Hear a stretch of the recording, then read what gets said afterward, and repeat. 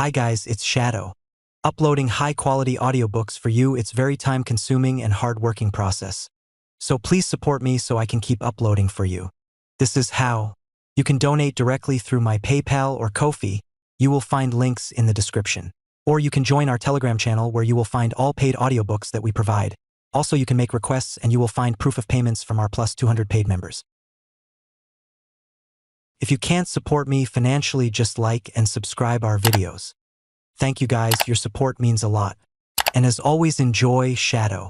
Chapter 901 Walking the Tightrope. The interior of the legendary Starlight Megalodon disappointed him somewhat. Certainly, the AIS maintained the appearance of the hyper-advanced looking corridors. The bulkheads gleamed in white, and the machinery hidden behind them mostly worked fine. It appeared the battleship completely resisted the space-time distortion caused by the turbulence of the astral winds that leaked from her FTL drives. Vez wasn't surprised by this. What the Vandals and Visions couldn't do, the CFA could easily accomplish. Every battleship was the pride of the CFA, and subsequently enjoyed the best materials and the latest toys upon their conception. Stilling moderate irregularities in space-time for a sustained period of time shouldn't be much of a challenge for the Megalodon. Cleaning bots in entirely different styles still roamed the corridors, cleaning up every speck of dirt. Other bots made sure to reapply the pleasant white coating, repair the underlying machinery and patrol the corridors. Obviously, the Starlight Megalodon managed to stay operational for more than 3 millennia through the diligent efforts of the virtual officers, virtual ratings and bots. The AIS possessed the limited capability to manipulate reality through the physical projection system that was ubiquitous throughout the ship, while the bots shouldered the more tedious or heavy duties. Vez felt as if he entered a simulation accelerated at 1,000,000 times before stopping when it went long enough to see what happened during this time. Performing a simulation like that was just for fun or curiosity, but now all he felt was a bemused sense of horror and bewilderment. The Starlight Megalodon is a wet dream for AI alarmists, Vez remarked with a stiff smile as he passed by a virtual rating who saluted Calibust in her identity as Lieutenant Summer. I feel like I've entered the belly of an AI beast. There are treasures locked within the stomach of the beast. It's fine as long as we don't stay too long. Miss Calibust replied as she guided Vez to the research department. They encountered many sights along the way. Most terribly, many sections of the ship still bore the remains of the terrible Sandman mothership that dug through the structure of the battleship in random patterns. Tentacles of hardened, fossilized sand remains bore through thousands of compartments, crippling many functions of the ship and blocking off entire compartments. For some reasons, the human survivors and the virtual officers hadn't managed to remove the Sandman mothership's remains. This highlighted the terrible nature of a highly developed Sandman mothership centered around an old and experienced Sandman leader. The materials the Sandman mothership consisted of was completely made up of valuable materials and exotics. Anyone who mistook the Sandmen as just sand made a grave mistake. Miss Calibust noticed his interest of the Sandmen remains. The Sandman mothership is the cause of the Starlight Megalodon's accidents. It's the source of the anomalies that the battleship experienced. Is it tied to the ongoing anomaly with the leaking FTL drives? That's not something you should be concerned about. The FTL drives falls under the management of the engineering department that sided with the captain. From what Miss Calibust explained, the different departments of the ship always operated in a semi-autonomous fashion. The battleship was simply too big to be governed effectively from a top-down fashion. Even in normal times, the captain only set some goals and overall policies. The decentralized departments mostly stuck to themselves and performed their duties according to their own internal directives. Since the Starlight Megalodon's crash, many departments became vital while others became irrelevant. This reshuffling of power prompted nearly every department to take sides. The captain and admiral both promised more power and autonomy to strategically important departments in exchange for their political support. The less powerful and more irrelevant departments such as the navigation department or the communications department sought refuge under the umbrella of the factions until they managed to find a way to become useful again. From how Calibust described the departments, Vez equated their circumstances to provinces in a state racked by civil war. Some provinces pledged their loyalty to one faction while other provinces clung to the support of the opposite faction. Such a state was inherently unstable, and it didn't surprise Vez that the two sides eventually resorted to killing each other. The ultimate point of Calibust's explanation was that the Starlight Megalodon's many departments operated as autonomous provinces after the crash. They each possessed their own quirks and became highly territorial of their power and privileges. Cooperation between departments dropped to an all-time low, and competition for resources and political support became the established order. What about the research department? As I've said, the research department is one of the few neutral domains that hasn't completely sided with the captain or admiral. You have to realize that CFA officers, especially line officers, are extremely ambitious and are used to playing the political game. The researchers, on the other hand, may be commissioned as officers, but they've always fallen into the support staff category. It has never been in their nature to play the grand game. Therefore, the executive officer became their best guardian, even if it seems as if he leans towards one faction or another. Oh, when you dive in the records, the executive officer faced many choices where he could either favor one faction or the other. Whenever the executive officer chooses to favor the captain, he's accused of being a spineless lackey. Whenever the executive officer sides with the admiral, he's accused of being a double agent. It sounds like there's no way the executive officer can please both sides, especially since he insists on walking the tightrope. Vez observed. It's the safest and most cowardly standpoint for him to take. Calibust said with an admiring tone. All the criticism leveled against him from both factions destroyed his prestige and standing among the crew. However, both the captain and the admiral didn't want to get rid of him because his replacement might be worse. This also gave the executive officer the opportunity to develop his final solution. Vez concluded. Since he's so powerless, he doesn't bear close watching. Despite not knowing who the executive officer looked like and what background he possessed, Vez sympathized most with him. The poor man just wanted to stick to the common oath while the captain and admiral forgot everything the CFA stood for. The XO held a precarious position, and Vez admired him for managing to keep his head down until he sprung the final solution. Calibust made an insightful remark. The CFA and MTA both play at the highest stakes. They wield an incredible amount of power as the stewards of the human race. Even though they pretend to be neutral and impartial, they are anything but, as every decision inherently comes with political implications. True neutrality doesn't exist. The disaster that struck the Starlight Megalodon stripped off the CFA's righteous veneer and revealed their true faces. Their hypocritical behavior showed that they learned nothing from the past and were doomed to repeat them, which they actually did. After a lengthy walk, the pair passed by many wondrous sights and eventually reached deep into the belly of the beast. A heavily guarded security checkpoint restricted access to the hatch that led to the research department and its many laboratories and research facilities. This is where you have to go on your own, she said. Don't forget your new identity, Ensign Longhorn. Try and familiarize yourself with the research projects. There are a lot of goodies locked within. In the meantime, I'll try and lay the groundwork for your upcoming promotion tests. Vez still couldn't believe that Miss Calibust intended to hack one of the databanks of the Starlight Megalodon again. One more thing before you go, he asked. What should I do if I encounter a Vision who managed to earn the Starlight Megalodon's recognition? Fighting is strictly prohibited between CFA officers. However, there are many unofficial traditions that allow for duels and brawls. This often occurred between officers or ratings from opposing factions. As long as you're part of the same faction, the virtual officers will make sure a conflict won't break out. He remembered that the Mech department fell under the Admiral. Therefore, if Venerable Foster of the Hostland Warriors somehow managed to pass the incredibly difficult recruitment test for Mech pilots, she would definitely be assigned to the Mech department.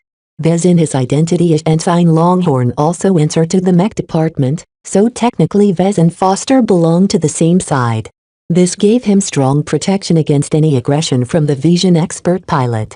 However, this didn't apply to the flagrant sword maidens stuck outside.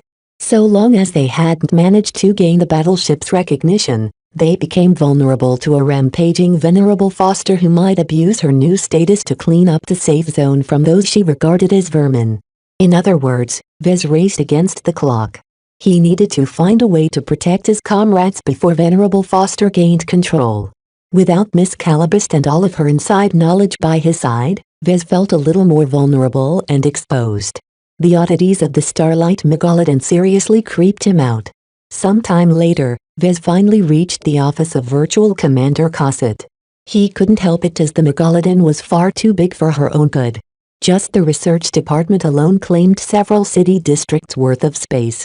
Ensign Richard Longhorn reporting for duty, sir. The galaxy truly turned upside down when a human officer reported to an AI. Vez thoroughly became affected by this surreal situation, though he didn't forget his role. He stood at attention and saluted the physical projection of an AI who took on the role of Virtual Commander Cosset. At ease, Mr. Longhorn. We're not as stiff as the others here at the research department. The Virtual Commander waved him to take a seat at his desk with a casual wave. Compared to Virtual Lieutenant Baskinson, Virtual Commander Cosset sounded a lot more expressive and emotional. According to Calabist, some AIS emulated human complexity and expressions better than other AIS. The more important and higher ranking the AI, the more processing power they received and the more sophisticated their programming became. They were also subject to fewer shackles and possessed a wider range of authority. Nonetheless, as caretakers and non-sentient entities, they could never match the capabilities of a human officer holding the same rank. Calabist reminded him over and over again that he should never be fooled by their human-like behavior. The virtual officers were simply bots in virtual human skin. Ah, the damned HR department finally sent me a human mech designer. The middle-aged female virtual commander expressed in a remarkably human-like fashion. Her physical projection gazed at Vez like a treasure. Eve requested human transfers 3-813-048-343-414-032 times in the last error amount of years. Ha! It seems my persistence has paid off.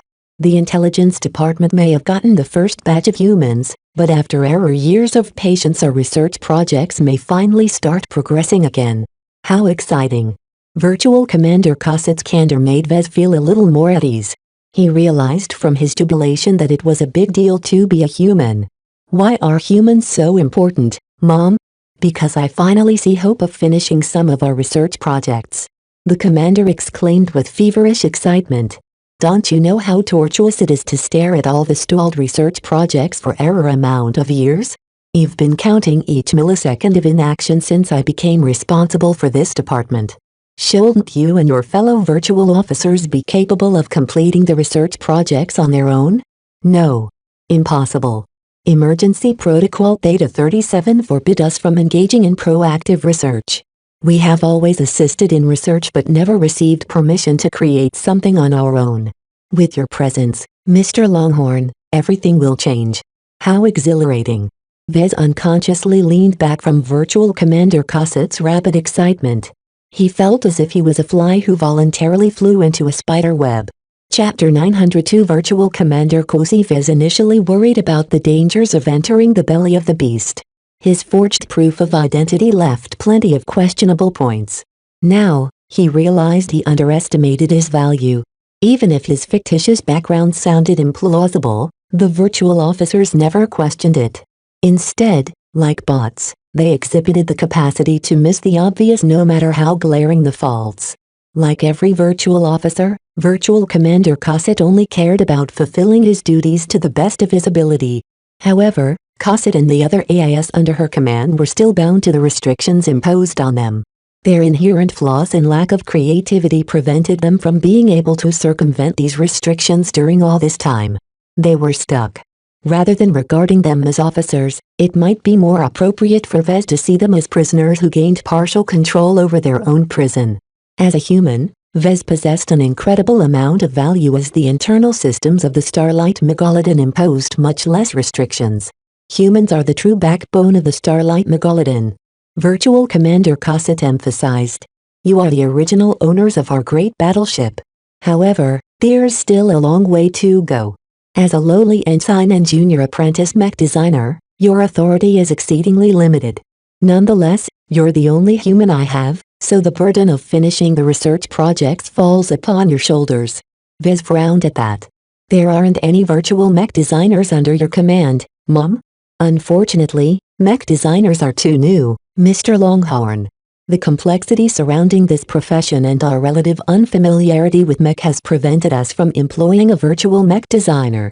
Even if we could, there won't be any point as all of our virtual researchers are banned from performing most research functions. I predict that you'll be very popular in our department, as you are the only human available that can do what our virtual researchers are forbidden from doing. He gleamed at that. Does that mean you can put me in charge of all the research projects, Commander?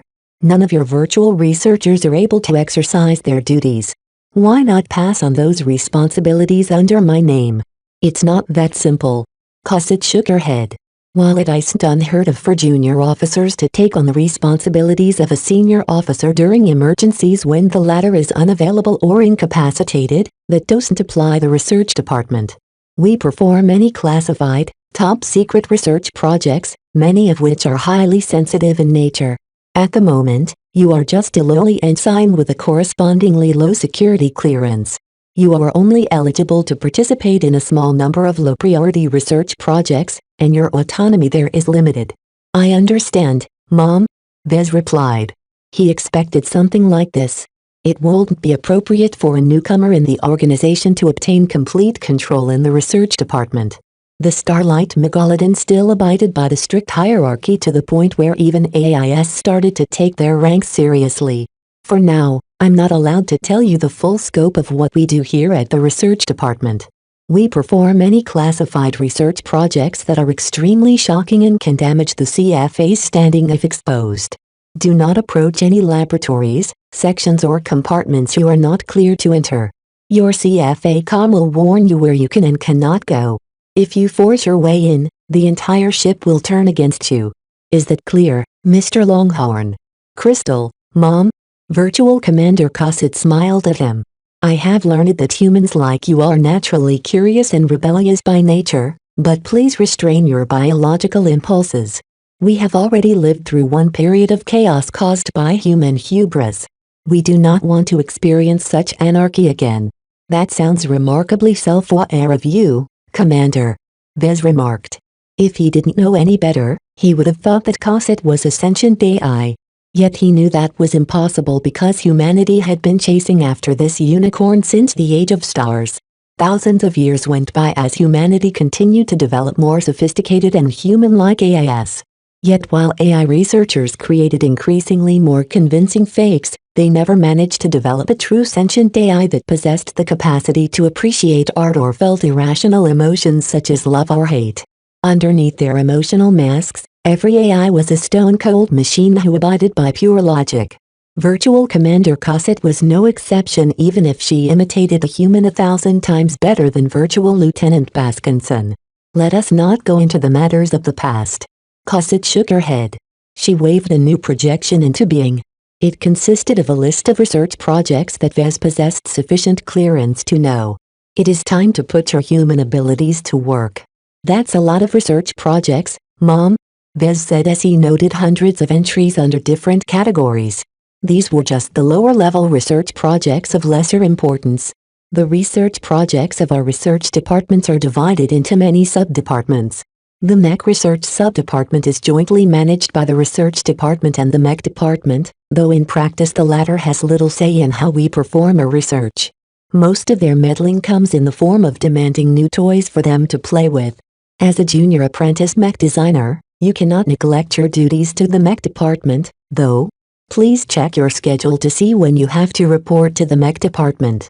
Vez did so and found out that he won't be free to run around except during his off time.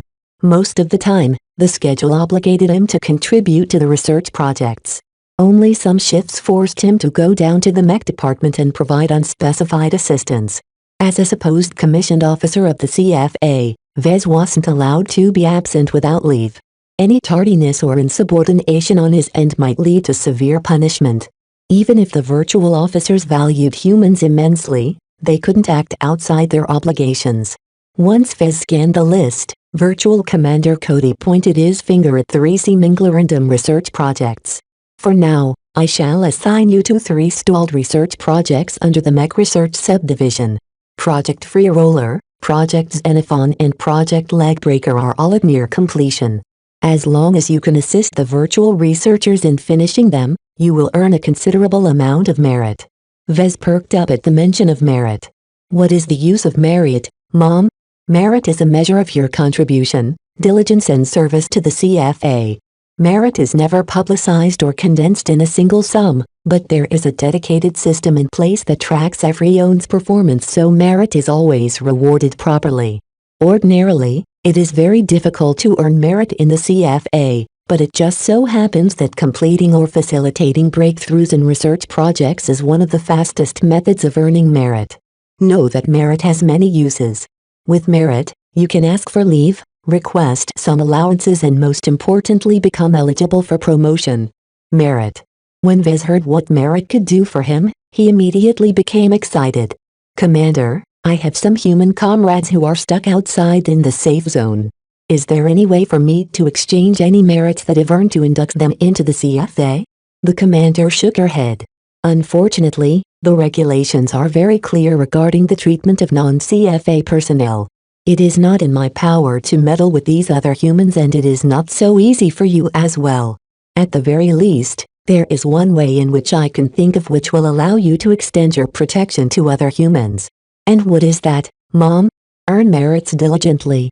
There are promotion tests that will enable you to a higher rank, but you will only have the opportunity to take them if your merits surpass a certain threshold. As long as you work hard and pass the promotion test, you'll be able to intervene once you become a senior mech designer and a lieutenant commander. The original Odysseus Longhorn used to be an old-style senior mech designer. A senior mech designer under the research department has the power to propose their own research projects to me. I suggest you make use of this power to propose a research project that requires you to take those humans outside as test subjects or volunteers. You'll send some virtual officers to round them all up and take them to a lab where they will be safe and protected. The other departments won't be able to encroach on our domain. While the plan sounded rather convoluted, it was better than nothing. Vez recognized that Virtual Commander Cosset truly possessed very little discretion in the matter due to long-standing restrictions on AIS mandated by existing CFA regulations. The additional restrictions piled on top of them by the executive officer further curtailed their ability to give humans an easy way back inside. Otherwise, the survivors would have been able to squeeze back in after being locked out by the executive officer's actions. Cosset informed him of another perk. As a senior mech designer, Vez also gained the power to take on an apprentice. This enabled him to allow Kedis to skip the recruitment test and become a junior apprentice mech designer straight away. After a few minutes of tips and instruction, Virtual Commander Cosset finally dismissed him from her office. She shooed him out and directed him to the research labs. Don't come back to me until you complete those 3 research projects, Mr. Longhorn. If you're not competent enough to push them into completion, there is no point for you to aim higher. Vez activated his CFA comm and allowed it to guide him to a restricted section that housed the labs responsible for the 3 low-priority research projects. The bots and virtual guards manning the security checkpoint scanned his entire form, and despite his hidden weaponry and numerous non-CFA standard gear, the goons just waved him through. He shrugged at that. He figured that several decades since the crash, everyone carried so much custom or improvised gear that stripped them of their possessions, risk-provoking a mutiny. Neither factions could afford the enmity they'd receive if they did such a drastic action. The interior of the ship itself isn't as safe as it looks. Vez knew that advanced starships hid numerous weapons and safeguards against hostile actors.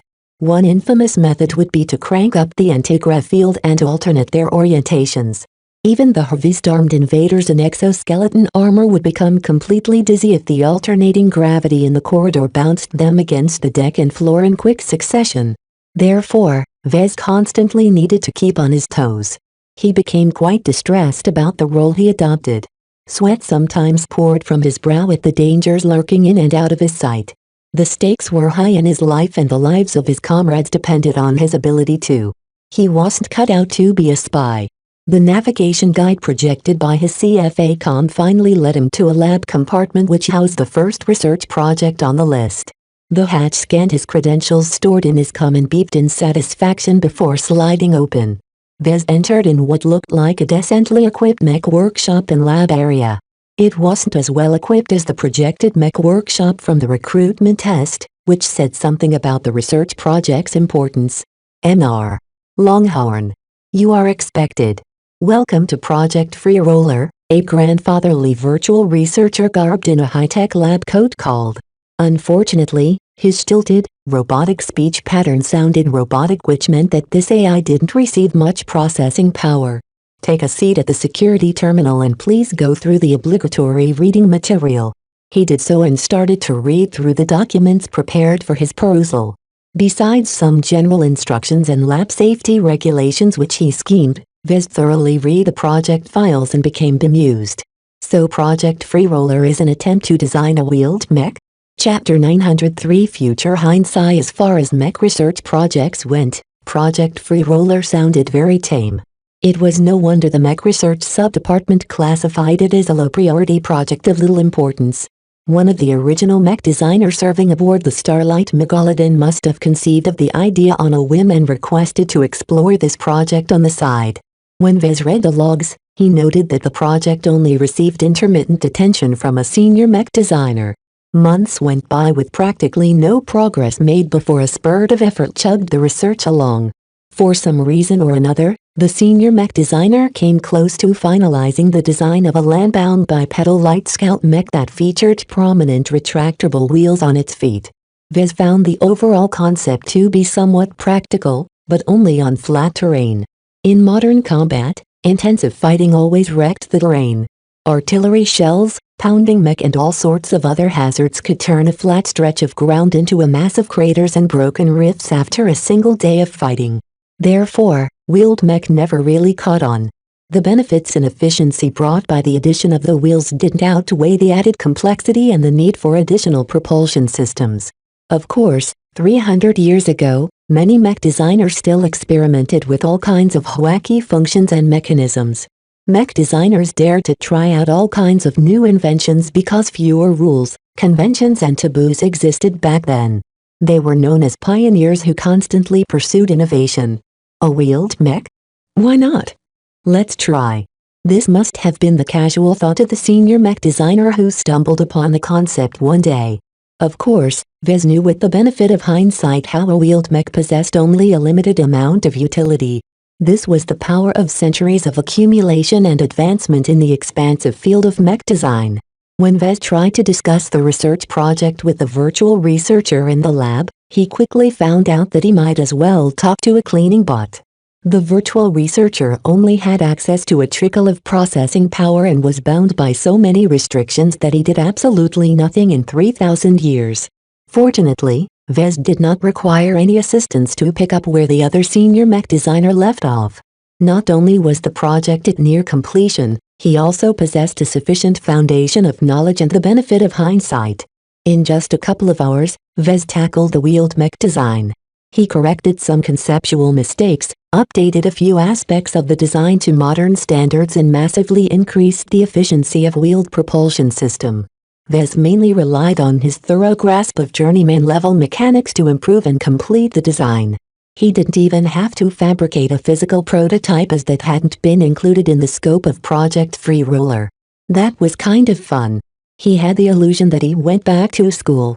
While this research project was a lot more elaborate than the exercises he used to perform, it nonetheless carried the same flavor. Vez realized that he possessed an advantage here. His more developed knowledge base held many solutions to common problems that used to puzzle ancient mech designers. After making sure the wheeled mech design performed properly in the simulations, Vez submitted it for approval. He turned around to face the robotic virtual researcher. "You've finished the design." "Understood, Mr. Longhorn." Evaluating submission. Complete. Goals have been met. Project Free Roller is now closed. Please take your belongings and leave this laboratory in 5 minutes. Your merits have been logged. Vez quickly left the lab and mentally crossed Project Free Roller off the list. He really hadn't expected to complete a research project that quickly. Let's see if the other research projects are just as easy. He became engaged with research to the point of volunteering to working past his shift. Within a span of 12 hours, Vez quickly picked up and completed the other 2 research projects. Project Xenophon consisted of a senior mech designer's crazy fantasy of designing an extremely mobile spaceborne mech shaped like a tentacled alien creature. Technically a beast mech, the squid mech for lack of a better word utilized an extremely complex flight system that made use of the articulation of the tentacles to perform all kinds of crazy maneuvers. The idea sounded decent in theory, but learning how to control all of the limbs would drive any mech pilot crazy. The senior mech designer in charge of this project muddled along for quite a few months due to this challenge and only managed to make some progress when he automated many aspects of the tentacle limbs. This massively eased the burden of the mech pilot at the cost of restricting the applications of this unique propulsion method. Vez did his usual routine of performing easy updates to the design to bring closer to modern standards before filling in the gaps. He really didn't have to do any strenuous work. However, he considered the squid mech design to be a half-failed product because it failed to achieve what it set out to do. The complexity of the tentacle-shaped flight system should have enabled the mech to be extremely maneuverable in xeric conditions, yet the subsequent simplification locked all of those possibilities away.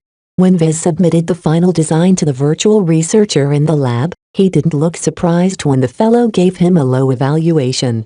If he wanted to be really thorough, he would have spent a week to overhaul the entire tentacle-based flight system and design something much more elegant and easier to control. Yet Vez knew he couldn't afford to waste his time. Right now, harvesting merits is more important than indulging in another mech designer's flight of fancy. Project Legbreaker revolved around a means to disable a bipedal mech by trying it up with launched bolas. The senior mech designer who conceived of this idea presented it as a killer weapon against all landbound mech, but especially ones that walked on a single pair of legs due to how vulnerable they were against immobilizing effects. This time, Vez encountered a research project which attempted to create something that already saw occasional use in modern times. Planetary Guard and various law enforcement mech already make use of bolas.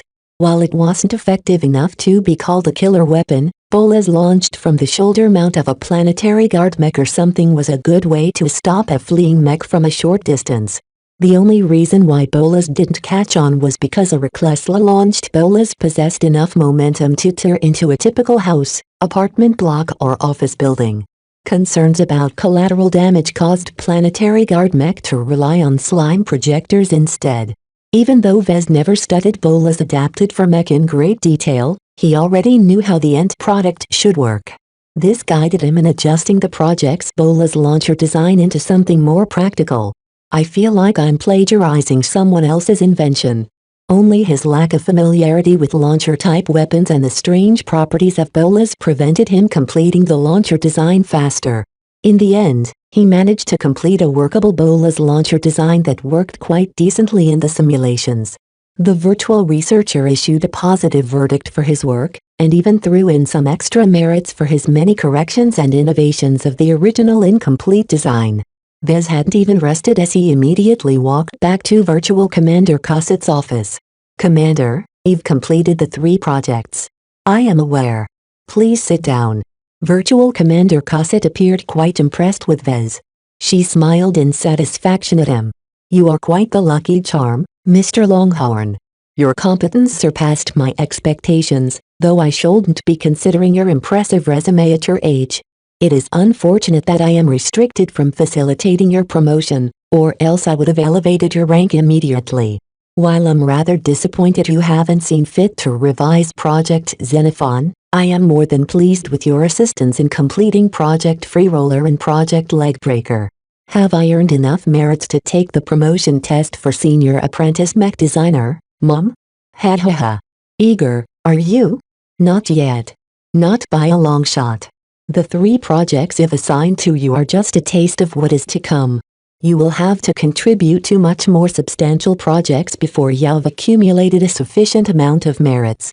Are you looking forward to contribute to the research department? I live to serve for the CFA, Mom.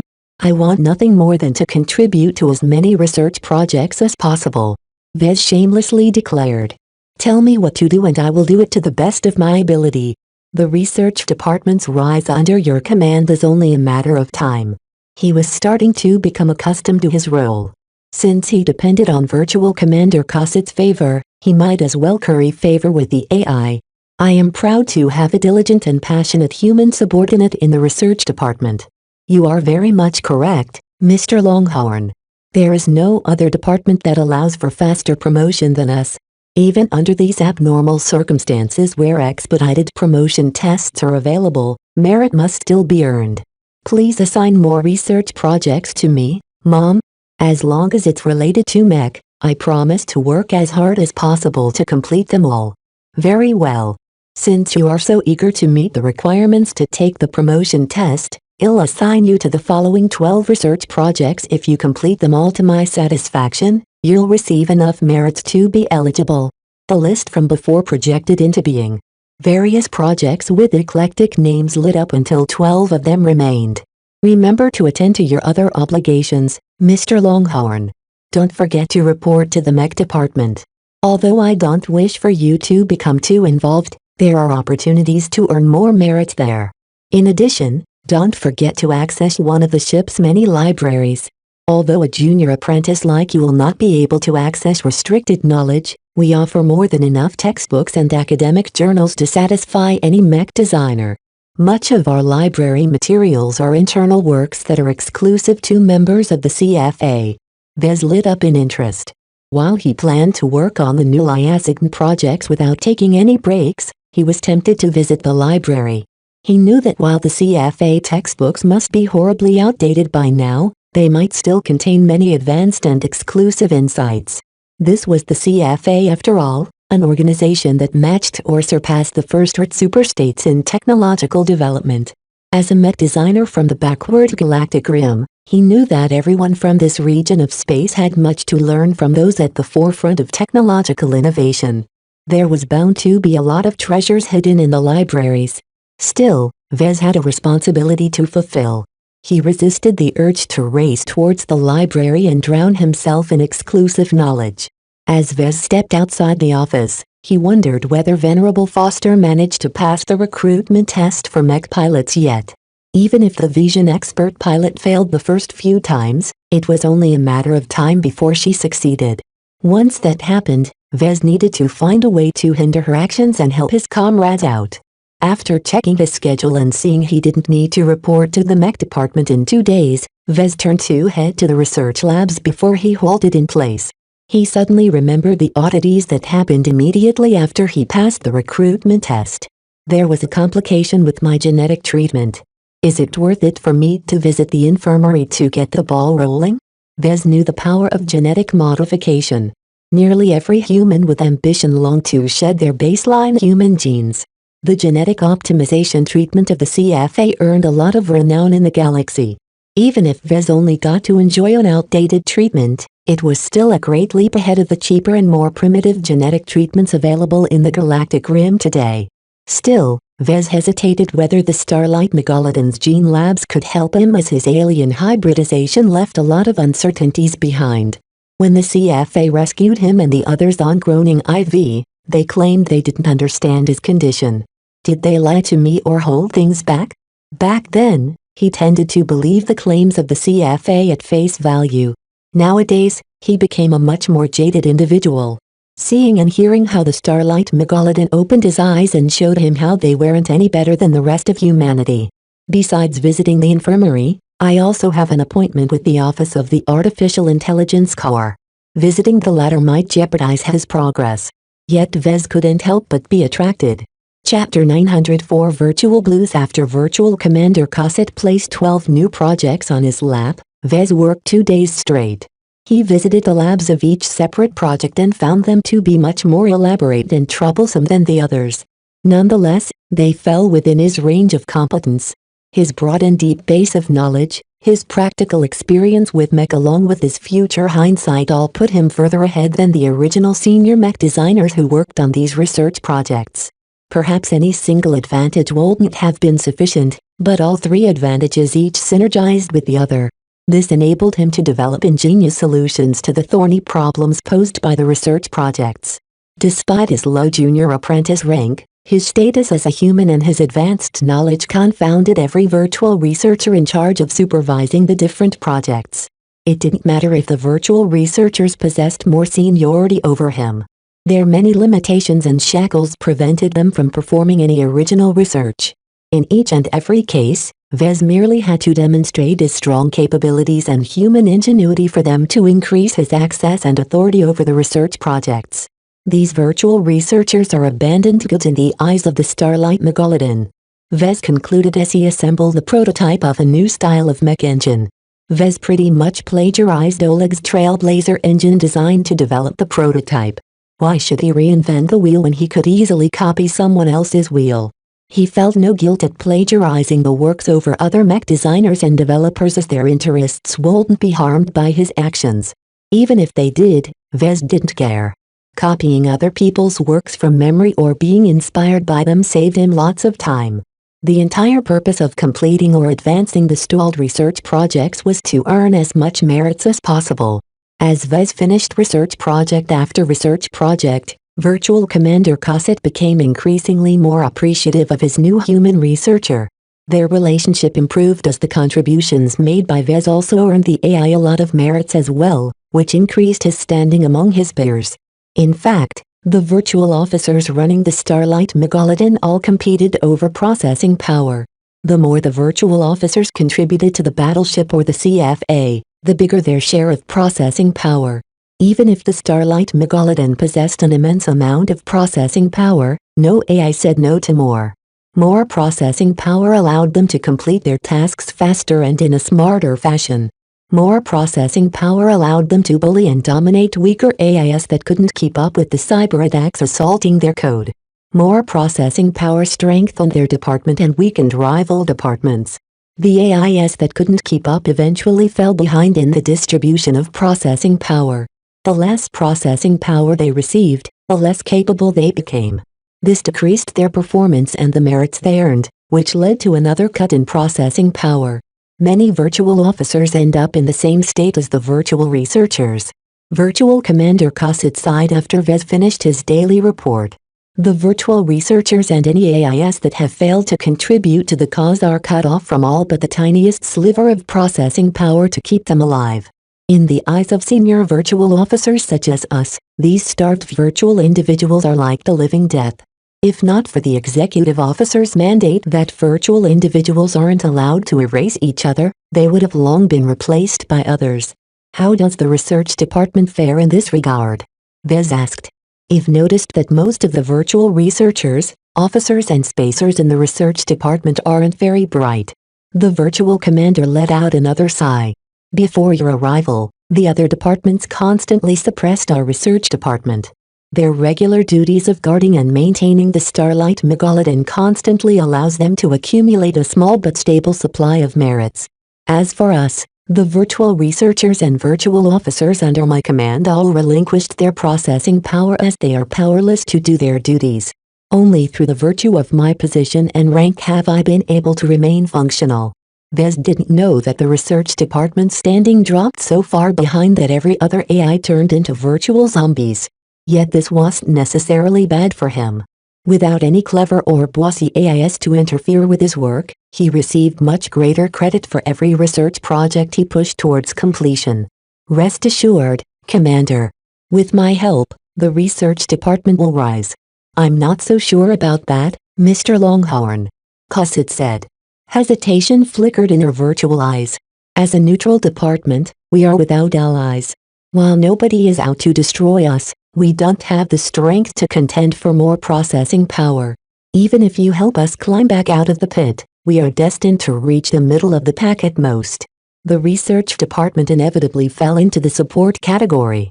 It couldn't replace the more essential functions of the internal security department or the maintenance department. Nonetheless, Vez didn't see it that way. Mom, I believe we should continue to strive for merits regardless of any roadblocks in the way. Research opens up new possibilities and provides hope of lifting the shackles that the executive officer imposed on you all. In fact, in my eyes the research department is the most important department of the ship. His shameless flattering immensely pleased his virtual officer. While a part of him detested himself for treating a mere AI with so much more importance, he reminded himself that the virtual officers rule the ship right now.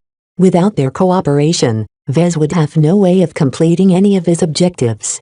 After a bit of discussion, Virtual Commander Cosset felt generous and freely gave him some advice.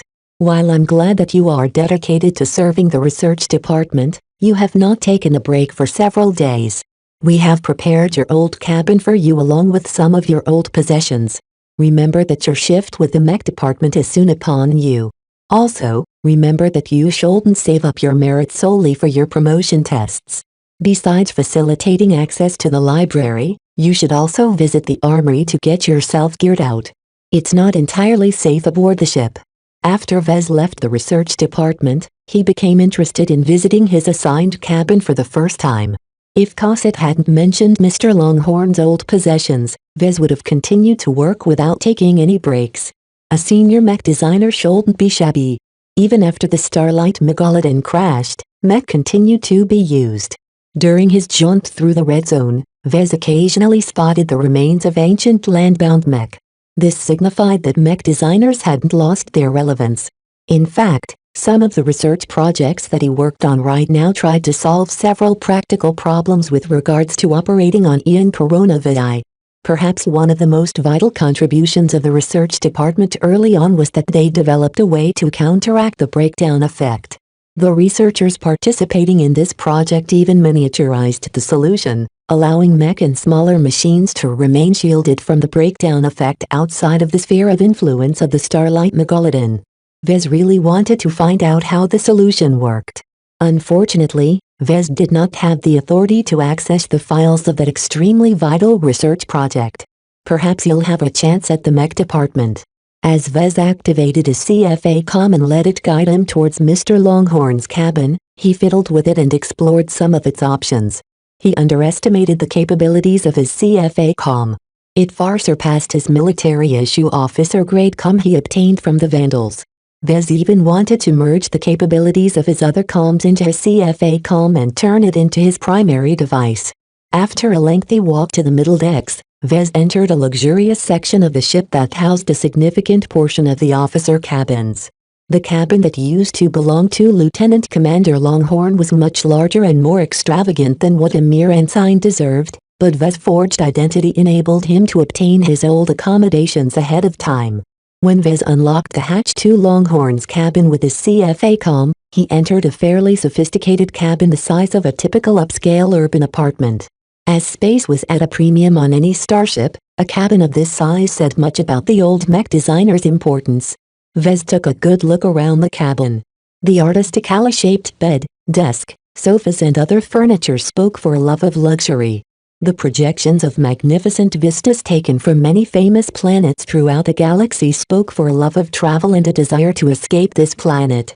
This cabin likely served as a physical and spiritual refuge of the original Mr. Longhorn.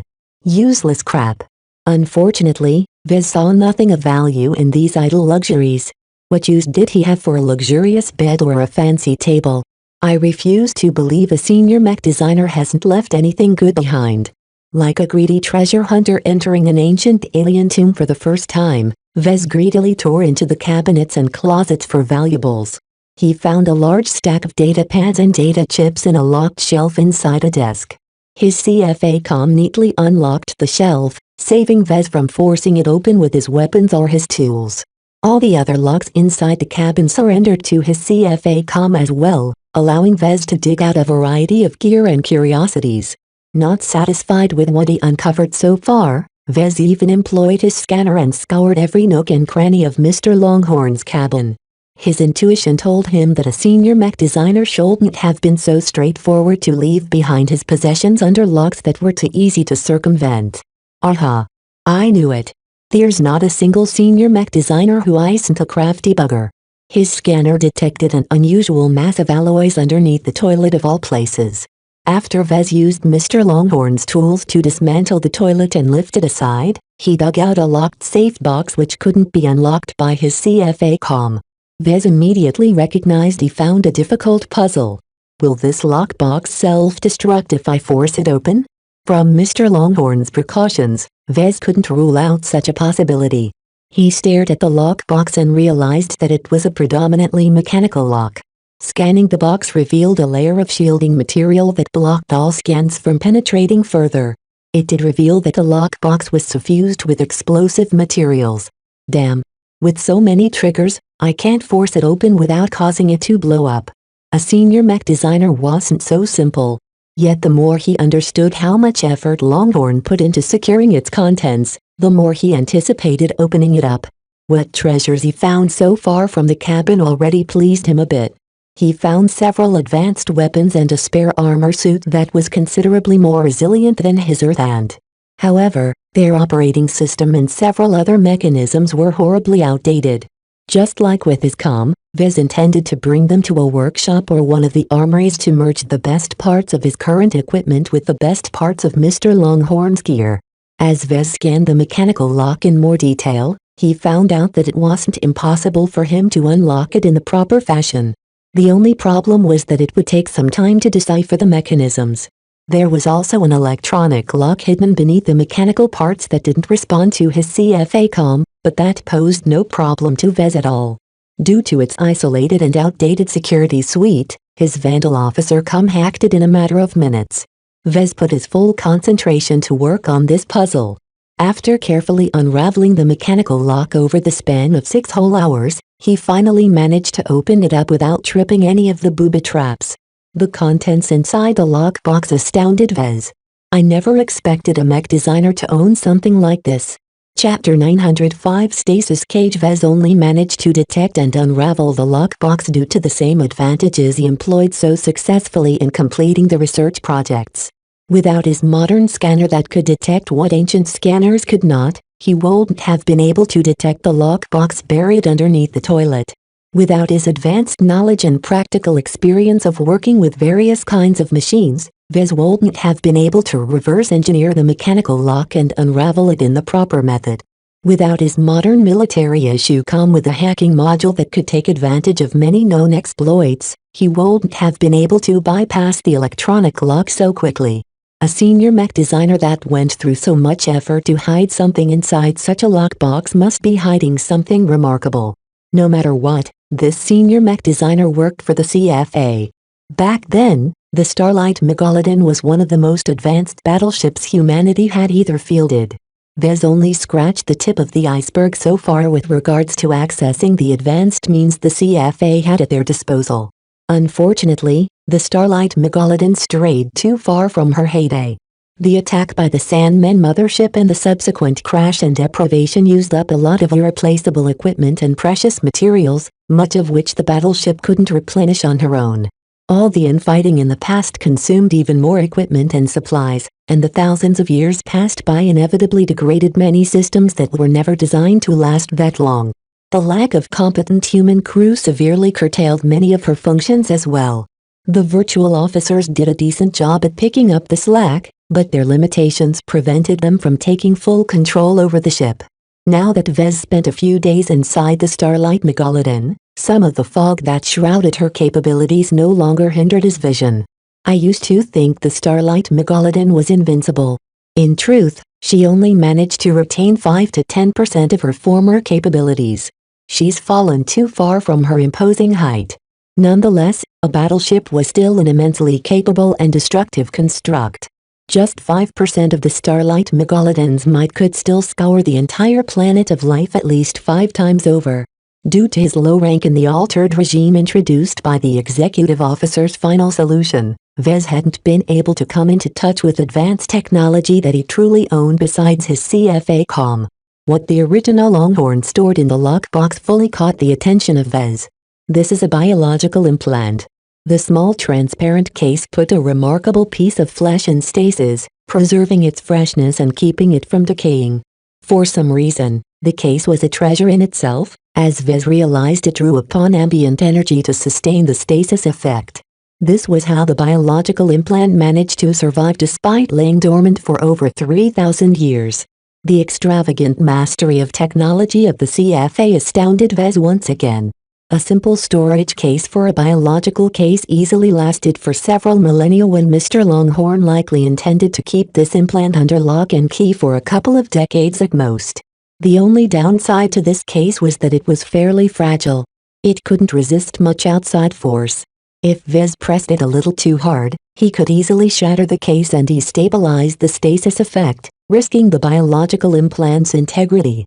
Vez stared at the biological implant with a considerable amount of interest. He knew that the MTA and CFA developed some of the best implants in the galaxy. Besides the first Earth superstates, every other organization needed to worry about their electronic or biological implants getting hacked. Not so for those who employed the best human hackers in the galaxy. 300 years ago, this biological implant must have been an incredibly valuable device. Yet its programming and security measures hadn't aged since the years went by. Outside the star system, 300 years went by and new advancements in hacking must have long resolved all the security measures an implant like this must have relied on to remain impenetrable.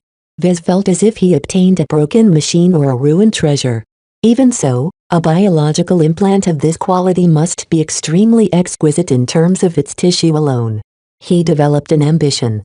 If he could replace the obsolete biological programming with a more up-to-date one, this implant might be safe enough to implant in his head. With the rumored capabilities of a CFA implant, my cognitive functions will receive a massive boost. Not only will I be able to read and memorize entire databanks of knowledge, I'll also be able to perform mass calculations without relying on a processor. Such a function combined well with his superhuman level of intelligence, improving his capabilities to a greater height. Vez carefully put the stasis cage back into the lockbox and tediously reset the locks. He put the lockbox back into the hollow underneath the toilet and restored everything to their original condition. Right now, I'd be crazy to run off the infirmary and ask the virtual doctors to put this implant in my head. Miss Calabast would probably be able to dig out all of my secrets. He knew that at least one competent hacker gains entry to the Starlight Megalodon. Putting an implant inside his head without understanding its ability to resist hackers was crazy. It would be like installing a backdoor in his mind that any hacker could use to pull data from his mind. Of course, Vez knew that a biological implant so valued by a senior CFA researcher shouldn't be so easy to crack. Yet the passage of time and the evolution of hacking posed far too much of a risk for Vez to dabble. Let's leave it for now. He felt regretful for leaving such a treasure behind, but he didn't dare make use of it either. To distract himself on what he was missing out, he instead turned to his other gains. He inspected the weapons, gadgets and spare suit of combat armor before turning to the data chips and data pads. Let's see what kind of data Mr. Longhorn has squirreled away. The data chips and data pads all survived the years of neglect, as they should be for top-quality CFA products. While their contents were all locked behind encryption, it didn't take his modern Vandalcom much time to hack them all. This just reinforced his precaution towards the biological brain implant. Much of the contents of the data chips and data pads hardly impressed Vez. They consisted of old periodicals and miscellaneous internal documents that no longer held any relevance. None of their contents contained any valuable knowledge in the form of textbooks, internal articles or research logs. Vez was seriously disappointed with what he found. Longhorn probably knew that anyone could enter cabin and unlock all of his data chips and data pads. He didn't dare store anything sensitive or valuable in them. What a cautious bastard. He would have done the same in Mr. Longhorn's shoes, so he didn't remain upset for long. His current haul already consisted of enough goodies. After a moment of consideration, he decided to skip his original intentions to rest and instead make use of his haul to improve all of his gear.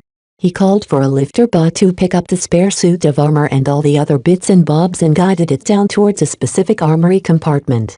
The Starlight Megalodon held many armories. The dreaded Internal Security Department controlled half of them while the Marine Detachment controlled the other half. Virtual Commander Cosset heard that the Intelligence Department controlled a few hidden armories throughout the ship as well.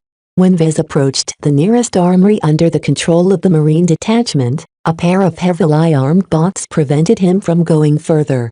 Halt! Ensign Longhorn, you do not have permission to enter the armory. I'm entitled to some gear as a newly commissioned officer. Vez frowned. I am willing to trade some of my merits for certain services. Can you get me in touch with the chief armorer?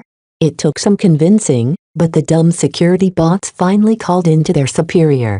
A virtual officer garbed in a simple but neat marine pattern uniform stepped out of the hatch and gazed at Vez with a curious but casual glance. Name's Levitt. I'm the chief armorer around here. You're the first human I've seen in a amount of years.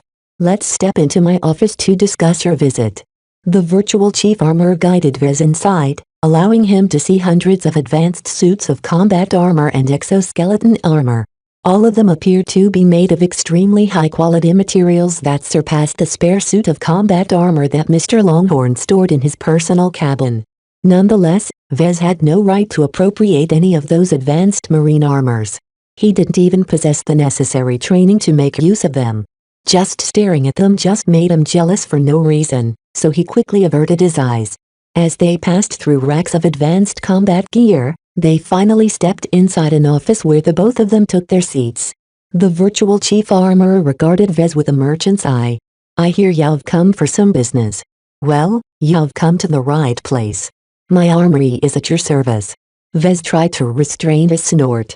He knew that the chief armorer must be eyeing the merits he earned from completing some of the research projects.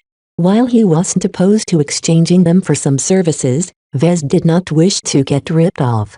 Business must be slow in the last 1,000 years, right?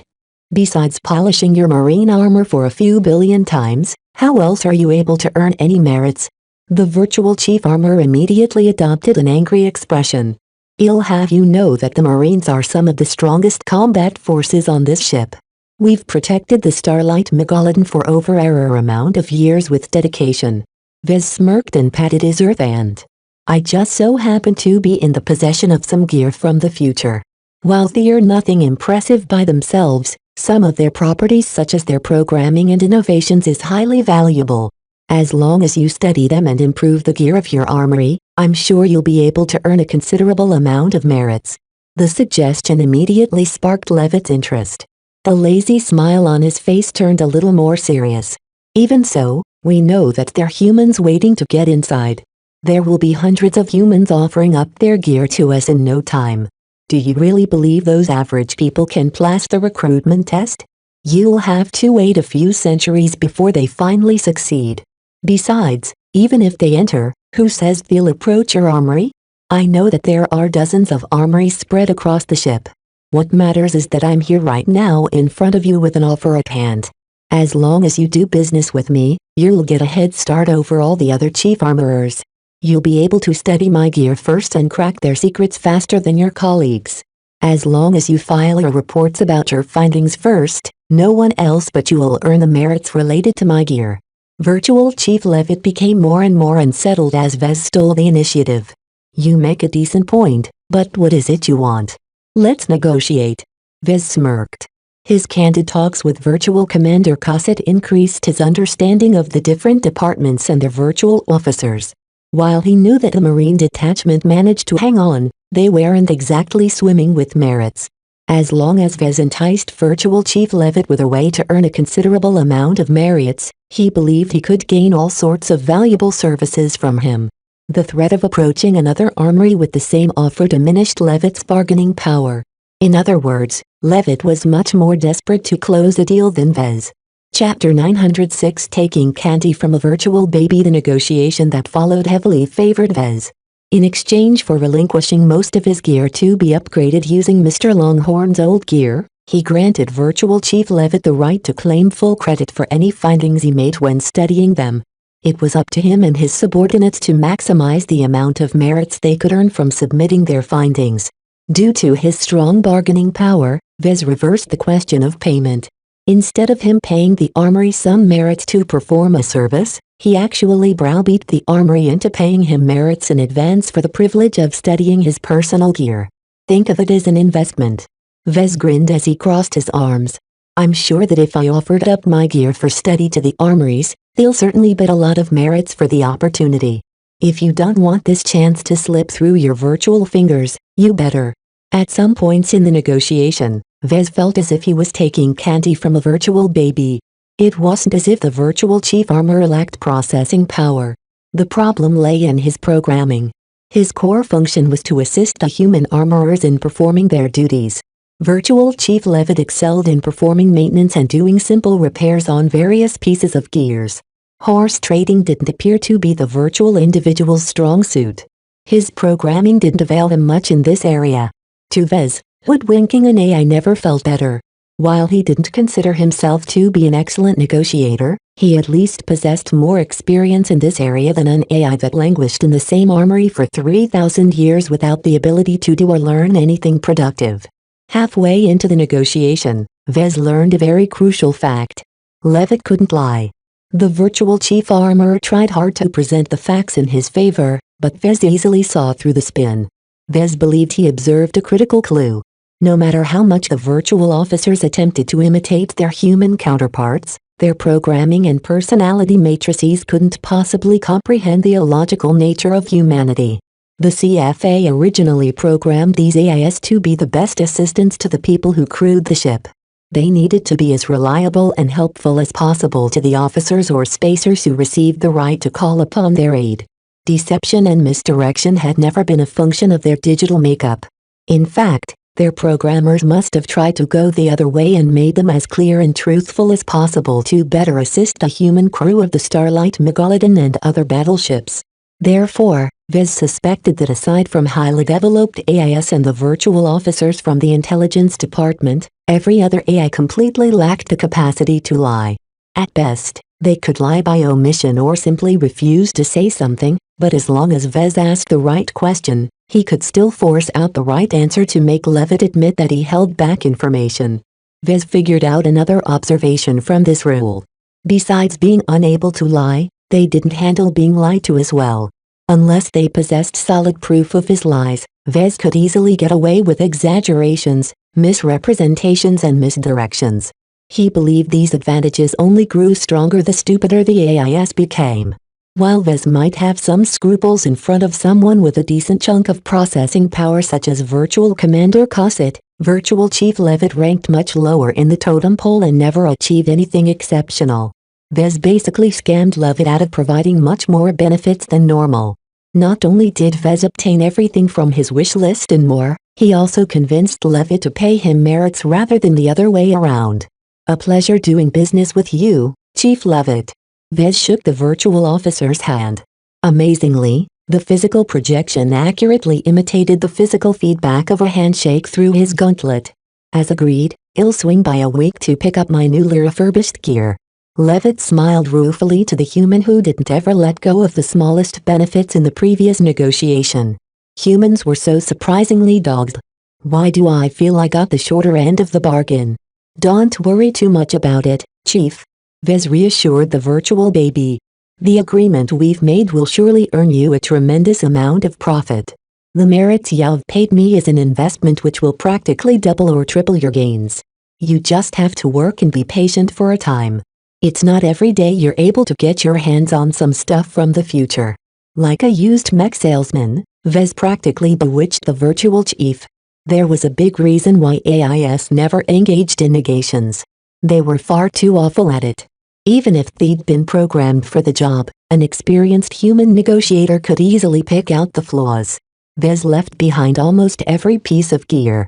He relinquished his C-22 Earth and Light Combat Armor, his supercharged signal jammer, his supercharged stealth detector, his spare ultra-compact battery, his militarized suit multi-scanner, his spare laser pistol, the catuses, his other hidden backup knives, his Vandal officer-grade comm, his homebrew secure comm, his multi-tool and other small precision tools.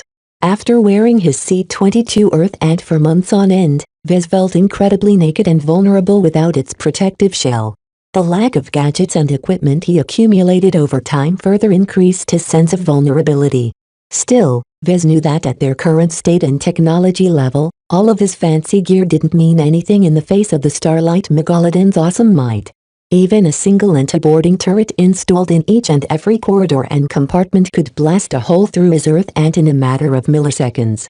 If the entire battleship ever turned hostile to him, he had no chance of survival no matter how much equipment he carried. This was why he risked separating with his current gear and chose to leave them all in Levitt's hands. He forced a promise from the virtual chief to upgrade or replace all of his existing gear. While this still didn't elevate him to a point where he could resist the Starlight Megalodon as a whole, it should be more than sufficient to repel any tricks the Visions might want to pull on him. They remained his real enemy, and it was not out of the question for them to attempt to kill Vez. Of course, the downside was that Vez temporarily gave up everything he carried and what he found in Mr. Longhorn's cabin. The only gear he held onto was his CFA comm, which he wasn't allowed to remove. Vez obtained a spare vac suit and CFA uniform from Levitt for free. He also received a substantially more sophisticated laser pistol on loan, to be returned next week. Even though many aspects of the laser pistol relied on outdated technology, the sheer quality of materials put into it forcefully increased its performance to the point where it could almost harm a modern mech. What an amazingly powerful weapon. In fact, if not for the Amistendera, this was the most powerful handheld weapon he had ever laid hands on. Vez resisted the urge to grab some tools and disassemble the entire weapon. That little toy there should be enough to kill some of the local alien vermin. Just don't expect to harm anything aboard the Starlight Megalodon with that. Its firepower won't be able to destroy a single cleaning bot aboard our ship except if you burn the same section for at least 10 seconds straight. Even so, this laser pistol was leaps ahead of what the Galactic Rim made use of to this day. It seemed as if each passing hour, the Starlight Megalodon unveiled yet another point of superiority over the Galactic Rim. Even with the handicap of working with 300 years old technology, the CFA still overpowered the backwaters of the galaxy. After Vez exited the armory, he wondered where he should go next. Should he visit the office of the Artificial Intelligence Corps and meet up with Virtual Rear Admiral Ordith? Such a meeting is highly risky. I shouldn't visit his office before I receive my upgraded gear. The mysterious virtual dwarf seemed to be related to the Five Scrolls Compact. No matter what, Vez did not have a good impression of these crazy lunatics. His relationship with them wasn't very harmonious either. If they knew what he knew and what he possessed, they wouldn't hesitate to butcher him and stuff his remains in nutrient packs to be eaten a couple of decades later by unsuspecting humans. Hopefully, he didn't taste too awful. Vez coughed. Ahem. Where was I? Where to go now? He still had some free time left before he needed to report to the mech department. While he obtained some extra merits, he didn't accumulate enough to take the promotion test. Miss Calabas still needed to get back to him on that as well. After some more consideration, he reluctantly decided to visit the infirmary. If nothing else, Vez needed to establish a relationship with them if he ever wanted them to install the biological implant he found in Longhorn's cabin. His CFA comm led him to the nearest fully fledged medway, which wasn't very far from the armory he just left. Placing them close together was quite a clever decision on the part of the designers. As soon as Vez entered the medical bay, one of the virtual doctors stood up from his chair. Human. For the first time in error amount of years, we finally have a patient again. Step in. Let me check you up. According to your record, you are in dire need for a complete physical checkup. The enthusiastic virtual doctor appeared to be the only doctor remaining that still enjoyed access to a decent amount of processing power. The other doctors and nurses all transformed into virtual zombies as the medical bay and the entire health department no longer earned any merits for a very long time due to lack of human patients. The appearance of Vez was like a shower of rain on a parched desert. Just a little bit of rain invigorated the barren lands and caused all kinds of marvelous flowers to bloom. A few hours went by as the virtual doctor enthusiastically put him through an entire battery of scans and tests. Some of the medical equipment looked even more advanced than the gear the CFA science vessel Ramulus used to subject him to.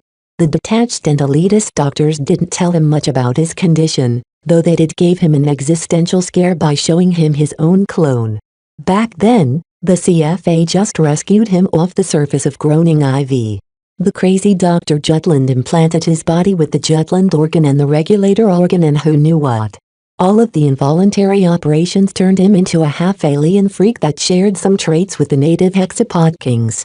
The biotech that Dr. Jutland adapted and advanced over several decades in isolation on groaning IV was far too advanced for the doctors and exobiologists of the Galactic Rim to get a grip on. The madman was too crazy even for the Five Scrolls Compact, who claimed to be the uncrowned masters of biotech. Still, over the months and years, Vez always had a nagging suspicion that the CFA hadn't been entirely forthcoming to him. While Vez was thankful that they stabilized his shambling physique to the point where he could live for 50 years instead of just 10, they always seemed to be more preoccupied with deciphering Dr. Jutland's secrets than treating his condition. "Doctor, can I ask a question?" he asked during an examination. "Go ahead, Mr. Longhorn. When it comes to treating medical conditions like mine, is it better to receive treatment from a small CFA science vessel or from a battleship like the Starlight Megalodon? If I was a human like you, I'd go for a battleship anytime." The virtual doctor immediately replied. "A CFA science vessel is nothing more than a disposable scout meant to follow a scouting unit into highly hazardous areas in space. Unlike battleships, science vessels are designed to be disposable. The CFA will never install the best and most elaborate suite of medical equipment aboard such a tiny and unimportant starship. So the medical equipment here is much better? Even when compared to a science vessel that's newer by 300 years. The virtual doctor chuckled. "While I'm sure that medical science has advanced in such a time period, this field has long plateaued, so there is little chance of radical innovations that change entire paradigms. I am very confident that our medical base gear is still eminent in comparison to the meager facilities of a science vessel. Do not worry. If there are any difficult conditions relating to your body, we will be sure to treat them all." Hope began to kindle in Vez. Chapter 907 Killer Algorithms. The examinations discomfited him a bit, but he bore through them anyway. He reluctantly extended his trust to the health department and hoped they wouldn't pull off anything untoward or declare him to be some kind of alien spy or something. Like the research department, the health department fell under the executive officer. It was highly important to keep the health department neutral from factional strife. The two departments frequently collaborated with each other as well, as doctors sometimes helped with research and researchers sometimes assisted doctors. During the treatment, the virtual Dr. Stanley said something very alarming. "It's a shame you're also part of the mech department. The exobiology department is firmly in the old captain's playground.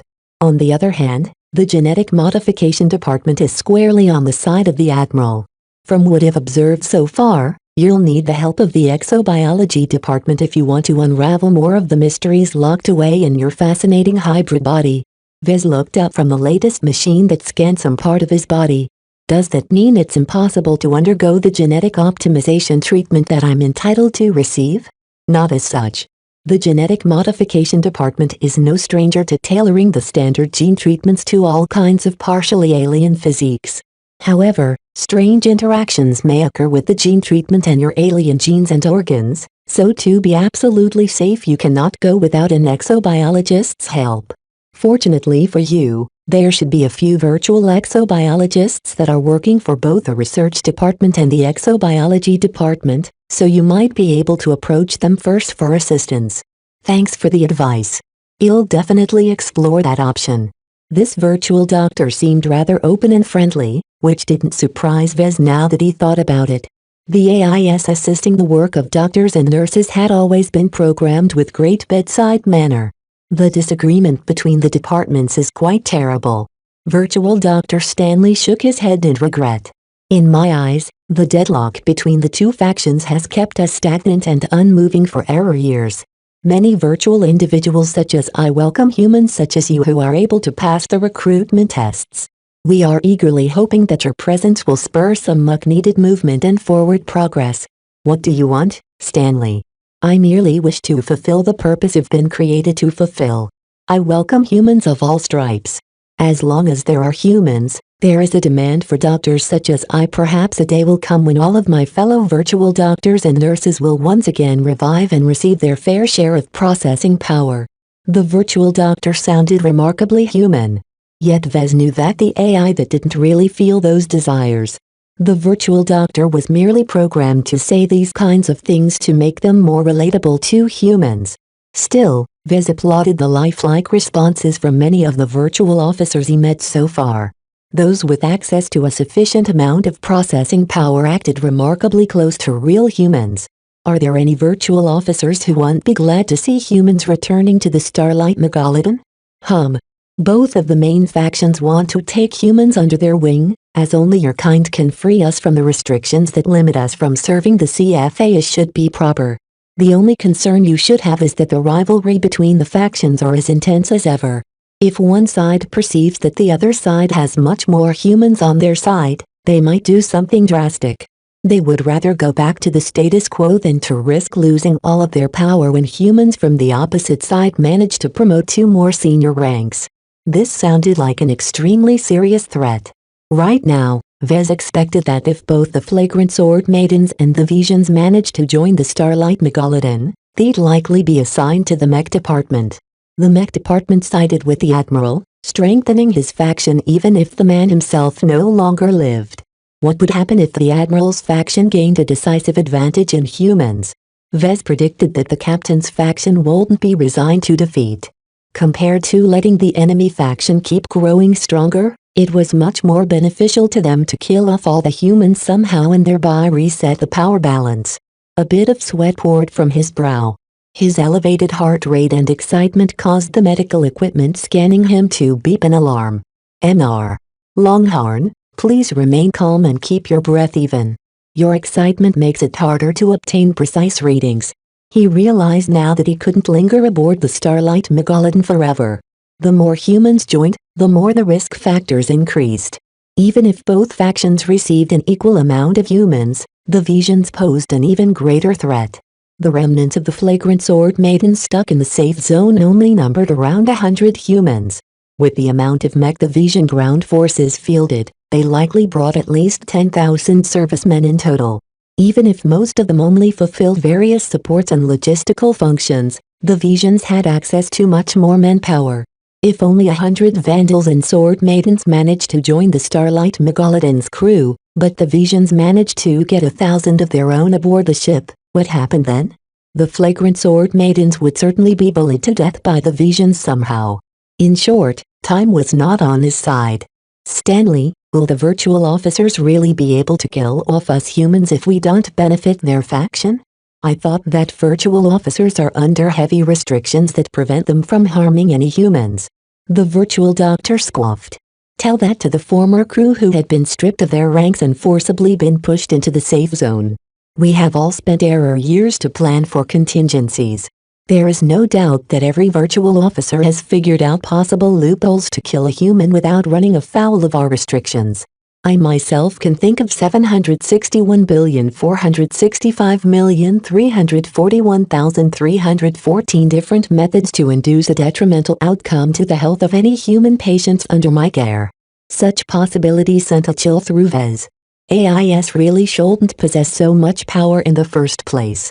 The galaxy rightly feared their power and prevented them from proliferating too much. As Vez entertained various AI doom scenarios, the medical examinations quickly went by. A few hours later, the virtual doctor put him through almost every medical equipment that worked on short notice. If Vez wanted to know more about his own condition, then he would have to be submerged for several weeks in order to perform a deep scan. He couldn't afford to be put out for that long, so he declined that option. What's the verdict, Doc? Virtual Dr. Stanley frowned at the test results. Even now, the processing power at his disposal crunched the numbers and analyzed the many curiosities hidden in his body. Your physiological state is a hodgepodge, to say the least. You can even give Dr. Frankenstein's monster a run for his money. Such a verdict immediately alarmed Vez. Is it that bad? Most of your enhancements are not necessarily detrimental, but the eclectic combination of different gene boosts, gene treatments and alien hybridization has led to a completely chaotic body structure. It is a miracle your body hasn't fallen apart. Much of this stability is propped up by what appears to be an excellent entry-level gene boost elixir. This priming agent has turned your genes and body state into a very malleable state, allowing you to absorb numerous different enhancements without incurring rejection. A few years ago, I received something like that. Vez recalled the time he met Master Olsen alone for the first time.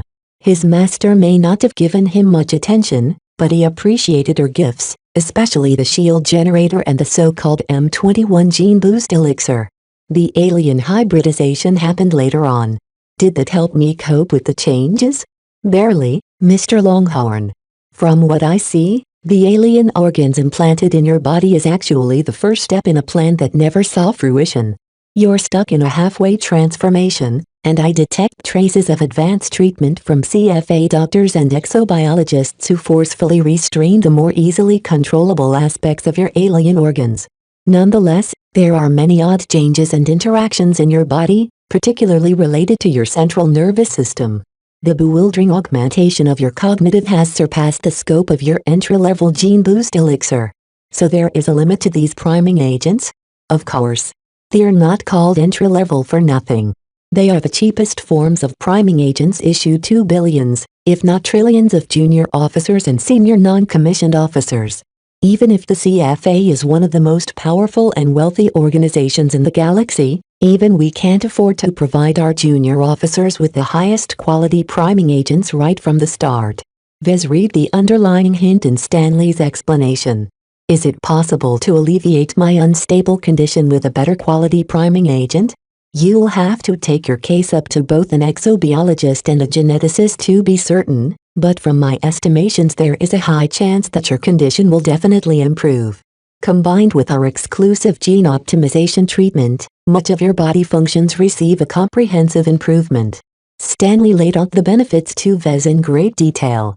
As long as Vez ingested a higher quality priming agent and subsequently went through a gene optimization treatment, he could not only get rid of some hidden dangers, but all of his attributes would receive a small but very valuable boost.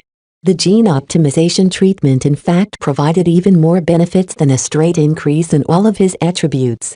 As a product that attempted to evolve a baseline human to a more perfect state, it naturally improved someone's lifespan, increased their resistance to various diseases, increases their efficiency in digesting nutrients and so much more. Just a single round of gene optimization treatment basically turned every baseline human into a human 2.0, CFA edition. Of course, the benefits of gene optimization treatment is proportional to the proportion of humanity that still remains in your body. Stanley cautioned, tempering some of his hopes.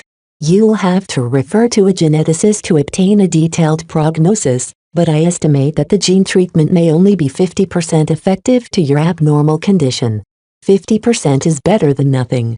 Vez muttered. Of course, to obtain all of these benefits, Vez faced two major problems. First, the priming agent that virtual Dr. Stanley recommended could not be obtained for free. For your condition, I recommend the KC 3333 second phase priming agent gene boost elixir. Priming agents are inherently compatible with a wide variety of physiques, so the off-the-shelf versions that our medical bay has in storage will suffice. Nonetheless, this priming agent is strictly reserved for mid-ranked or higher officers of the CFA. As a mere ensign, you are not authorized to receive this treatment. Second, to redeem this priming agent, you will have to exchange a considerable amount of merits. It turned out that Vez needed to earn considerably more merits as what it took to be eligible to be promoted from junior apprentice to senior apprentice. That wasn't the end of his woes. While the gene optimization treatment entitled to all junior officers can be redeemed without cost, it must be tailored to your unique body condition to minimize rejection and maximize the benefits. The services of both a geneticist and an exobiologist are required, and I suspect you will only be able to obtain them in exchange for merits. It all came down to merits. It was pretty much the unofficial currency of the CFA. It was difficult to earn them, but they allowed for any CFA serviceman to exchange for incredibly valuable goods and services. Vez did not wish to give up on the KC 3333 priming agent and the ensign-grade gene optimization treatment. This was a once-in-a-lifetime opportunity to enhance all of his body functions and relieve some of the pressure, shortening his lifespan with some of the most extravagant and expensive treatments in the galaxy. If he missed this opportunity, who knew how much credits and favors he needed to pay in order to obtain a comparable amount of gains? Even if the treatments provided by the Starlight Megalodon was 300 years out of date, it was still considerably advanced when compared to modern standards. I have to earn more merits. Chapter 908 Virtual Commander Dislin. As Vez exited the medical bay garbed in his CFA uniform, He thought over his priorities. His foremost goal was to look out for himself. Cooperating with Miss Calabas served his interest because they each required something from each other. As long as they worked together in good faith, Vez held hope that he could find a way out of this cursed planet. However, since I'm already here, I should maximize my benefits while I can. The priming agent and gene optimization treatment both sounded incredibly attractive to him. He did not plan to let them slip away from his grasp. Nonetheless, Vez couldn't neglect his duty for the Bright Republic either. He still intended to find a way to rescue Kedis and the remnants of the Vandals and the Sword Maidens. As long as he lent them a hand and helped them complete their secretive mission, Vez would earn an unimaginable amount of kudos from the Bright Republic, the Mech Corps and Flashlight. With their gratitude, Vez would be able to cash in all of those favors after the war, removing some of the roadblocks that stifled the development of his living mech company. Nonetheless, it won't be easy to meet all of these objectives. Just like when he first started off as a mech designer, he was short on money. He needed to earn lots of merits. Not only did he require merits to make him eligible for promotion, he also needed them to exchange for all of the goodies in his wish list. Not only that, but he needed to do so quickly. Time was against his side. He needed to complete as many of his goals as possible before the visions or hostile virtual officers turned against him and the rest of the flagrant Sword Maidens. Shortly after Vez left the medical bay, Miss Calabas turned up again in her identity as Lieutenant Summer of the Intelligence Department. She still wore her infiltrator suit and all of her gear, and made for a very stark contrast against his standard-issue CFA officer uniform with ensign rank insignia.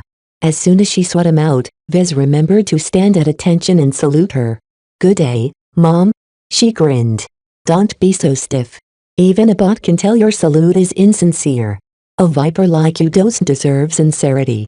Haven't you ever heard that you're saluting the rank, not the person? I must have missed that lesson in my time at a CFA boot camp." Of course, Vez never went through a CFA boot camp as stated on his forged identities record. Enough joking around. Miss Calabas dropped her smirk and turned serious. "I've got two pieces of news for you. First, I've arranged the matter we've spoken about before. I expect a positive result when you take your next promotion test. How much time do you need before you are eligible for promotion?" "Not very much. The research department is a gold mine for earning merits. I'm confident enough with my capabilities that I can complete many different stalled research projects. I've also obtained some extra merits by allowing the chief armorer from the Marine Detachment to study my gear. You are doing better than expected. I'm glad to see my choice in you is vindicated. I always knew that you are more than meets the eye." She smiled in a pleasing fashion. "Still, don't get complacent too soon.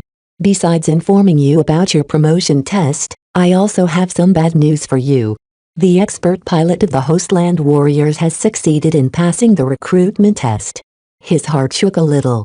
Although he expected such a result, it was still a shock to hear she passed so quickly and decisively. "What is Venerable Foster's status in the Starlight Megalodon?" She succeeded against all odds and managed to pass the recruitment test for non-CFA personnel. The ability she demonstrated has caught the Mech Department's attention. She's on a fast track for promotion and development right now, and with how the Mech Department prizes her, it's not out of the question that she will be able to promote with rapid speed. She's already a lieutenant, which grants her numerous privileges. Vez cursed in his heart. A lieutenant already outranked an ensign like him. Technically speaking, Venerable Foster would be able to boss him around in many ways if they ever encountered each other. That made his upcoming shift in the Mech Department a very precarious affair. Will she be able to harm me if we ever meet? Not so easily. Miss Calabas shook her head, reassuring him a little. You're not under her chain of command and CFA officers aren't allowed to lay their hands on each other on purpose. She can still make your life miserable in many ways, though, so stay on your ties and bear with it. You can give me a call on your CFA comm if she steps over the line. Thanks. No problem. I'm relying you to access certain sensitive research projects under the research department. There is no way I'm letting those visions lay a hand on you. For now, just focus on staying alive and promoting your rank. Your promotion to senior apprentice mech designer should be in the bag soon. You'll be away to lay the groundwork for the promotion after that.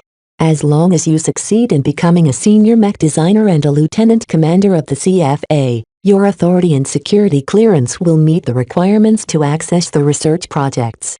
Understood. I'll do my best to cooperate as long as you keep your end of the bargain. Miss Calabast nodded to him and strutted away after a short farewell. Obviously, hacking the promotion test to senior mech designer wouldn't be as easy as her last hacking attempts. He watched her leave with a spark of suspicion glinting in his eyes. Even though they both depended on each other to get to what they wanted, as soon as she got what she wanted, she had no more incentive to lend a hand to him. At that time, what might greet him next was not a smirk, but a stab in the back. After the short meeting with Calabast, Vez raced down to the lower decks to start his shift with the mech department. The mech department occupied an expansive section of the ship, consisting of numerous workshops, mech stables and hangar bays. Although the Starlight Megalodon primarily relied on her battleship-grade weapon mounts to establish her prestige, the CFA couldn't escape the age of mech. Just because they favored warships didn't mean they were willing to bury their heads in the sand. No matter how they tried, warships possessed an unfortunate tendency to be rather indiscriminate in their firepower. Fielding mech instead of blasting an opponent with hugely destructive guns allowed for much more precision and much less collateral damage. Human society became much less tolerant of indiscriminate killing and mass murder after living through the age of conquest. While the CFA's immense prestige allowed them to break the rules whenever they wanted to, they couldn't do so too often without affecting their legitimacy. Therefore, they unwillingly incorporated mech as one of their staple weapons. As Vez reached the section of the ship that housed the mech department, he became impressed by how much room had been dedicated to housing them. The Starlight Megalodon was an immense battleship, and could easily afford to dedicate half of the internal volume of a fleet carrier to the mech department. This told him that the Starlight Megalodon was designed from the ground up to accommodate mech. As Vez walked past several compartments related to mech, he saw that they were largely dormant like the rest of the ship. Without humans, the Starlight Megalodon was like an empty shell. While the bots and virtual officers helped keep her functioning, they didn't possess the ability to improve the battleship's condition. After a lengthy walk, Vez finally arrived at an office close to one of the main mech hangar bays. The hatch instantly slid open, allowing him entry. His step immediately faltered upon noticing that not one but two people were present. Virtual Commander Dislin adopted the appearance of a middle-aged veteran mech pilot. The man chewed on a fake stimulant as he regarded Vez with a tough expression. Sitting opposite to the desk was the one person that Vez never wanted to encounter on or off the Starlight Megalodon. Venerable Foster, now garbed in a CFA piloting suit with lieutenant rank insignia, eyed at Vez with mild surprise followed with burning hatred. Vez tried to ignore her presence as best as possible and went through the motions. He stood at attention and saluted the virtual commander. Ensign Adesius Longhorn reporting for duty, sir. At ease, Ensign. Take a seat. As Vez sat on the chair next to Venerable Foster, he tried his best to ignore the daggers she sent in his direction. Virtual Commander Dislin seemed to be completely ignorant of their sour relations. Ensign Longhorn, as the second human under my command, I expect a lot from you. The mech at my department's disposal may look pristine on the outside, but internally they have not aged well. Our virtual mech designers are useless and our virtual mech technicians are without direction. I've heard many good things about you from Virtual Commander Cosset, so even if you aren't present here every day, I hope you can turn our department around and restore our mech to peak condition for now. I've uploaded a list of tasks for you to complete. Any questions? Vez carefully turned his eyes towards the acrimonious expert pilot silently churning next to him. It was as if he sat a couple of meters away from a roiling volcano. Ah, Commander Dislin, if I might ask, who is the mech pilot sitting next to me? The virtual commander suddenly beamed. I'm glad you asked. Lieutenant Relia Foster here is our very first human mech pilot after error years. She has managed to pass the most arduous recruitment test imaginable for mech pilots. In all the years of my static existence, I never expected a human mech pilot to be so inhumanly skilled in the art of piloting mech. As of now, Lieutenant Foster is the hope and standard bearer of our department. With their assistance, our mech department will no longer languish near the bottom of the totem pole. Therefore, in order to assure our ascension, I hope you can lend her all the assistance that she requires. Is that clear, Ensign Longhorn? We have a contentious history, sir, Vez admitted. I would prefer to work separately from Lieutenant Foster. Since she passed the recruitment test without relying on tricks such as a forged proof of identity, the Starlight Megalodon commissioned Venerable Foster in her original identity. At this time, Commander Dislin's eyes narrowed. Your personal matters does not supplant your duties to the Starlight Megalodon and the CFA. As a mech designer, it is your duty to assist our mech pilots. As Lieutenant Foster is our only human mech pilot so far, you have no choice but to serve her to the best of your ability. Tell me, Ensign Longhorn, are you able to separate your feelings from your work, or do I need to hand you over to the Internal Security Department for some corrective training? Vez shuddered. Don't worry, Commander. I will take good care of Ensign Longhorn here. Lieutenant Foster threw the virtual officer a friendly smile. He can forget about shirking his duty while he's under my thumb. Ha ha ha. Good.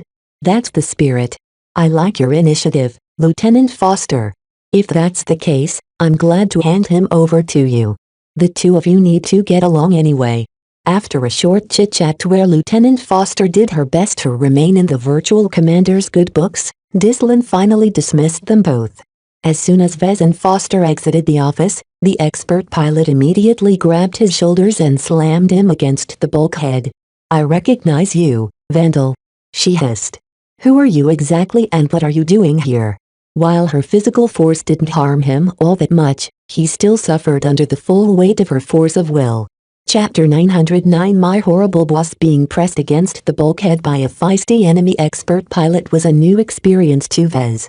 While Vez could easily resist her physical strength, an expert pilot's force of will possessed a minute-tangible presence that made it very suffocating for him to think straight. As Vez often speculated, an expert pilot definitely managed to harness their spirituality. While they might not be able to exert any conscious control over their small but very real spirituality, as long as they put their full will into play, their actions always receive an invisible boost. Yet even if Venerable Foster brought her force of will to bear, Vez did not intend to remain as a fish on the chopping board. He employed his concentration and hardened his spirituality in the form of a shell around his vulnerable mind. The oppressive aura radiated by the Vision expert pilot no longer battered his mind but instead bounced off his solidified spirituality. His defenses held. Venerable Foster appeared to have noticed something amiss. She frowned and steadied his impassive face as it relaxed a little. Don't push your luck, Mom, Vez replied, not forgetting her rank advantage over him. The rules and regulations are quite clear with regards to proper conduct. Rules and regulations only matter when anyone bothers to enforce them. In my eyes, you're a vandal, and that means you're a pirate or an accomplice to pirates. Do you really think you can hide behind the rules and escape the fate you deserve? Instead of replying, Vez pressed a few buttons on his CFA comm. After a brief delay, the device quickly projected Miss Calibist on a lifelike scale. The intelligence operative took in the side and smirked. When I expect you to call on me, Mr. Longhorn, I didn't think you'd call for Mommy that fast. This is no time for jokes. Help me out. You didn't say the magic word. Please save me. The projection of Miss Calibist disregarded Vez and turned her full attention on Venerable Foster. The latter stared at Calibist with a vigilant expression. A human. I don't recognize you. You're not part of the Flagrant Vandals or Lydia's Sword Maidens, are you? Identify yourself. Calibist plastered her usual grin on her face. Even when she faced someone as intimidating as an expert pilot, she didn't let that status affect her conduct. Lieutenant Summer, Intelligence Department. Now, we are all humans here. Please calm down and lay your hands off Ensign Longhorn. Why should I? I doubt you wish to be regarded as a saboteur by the Intelligence or Internal Security Departments. Calibist threatened. If you inflict any personal harm on a fellow serviceman, I will promise you that you will never be able to exit the brig. Suspicion grew in Foster's eyes. She turned her head towards Vez and Calabast several times and tried to figure out their connection. You need him for something, do you? The air turned frosty between the two dangerous women.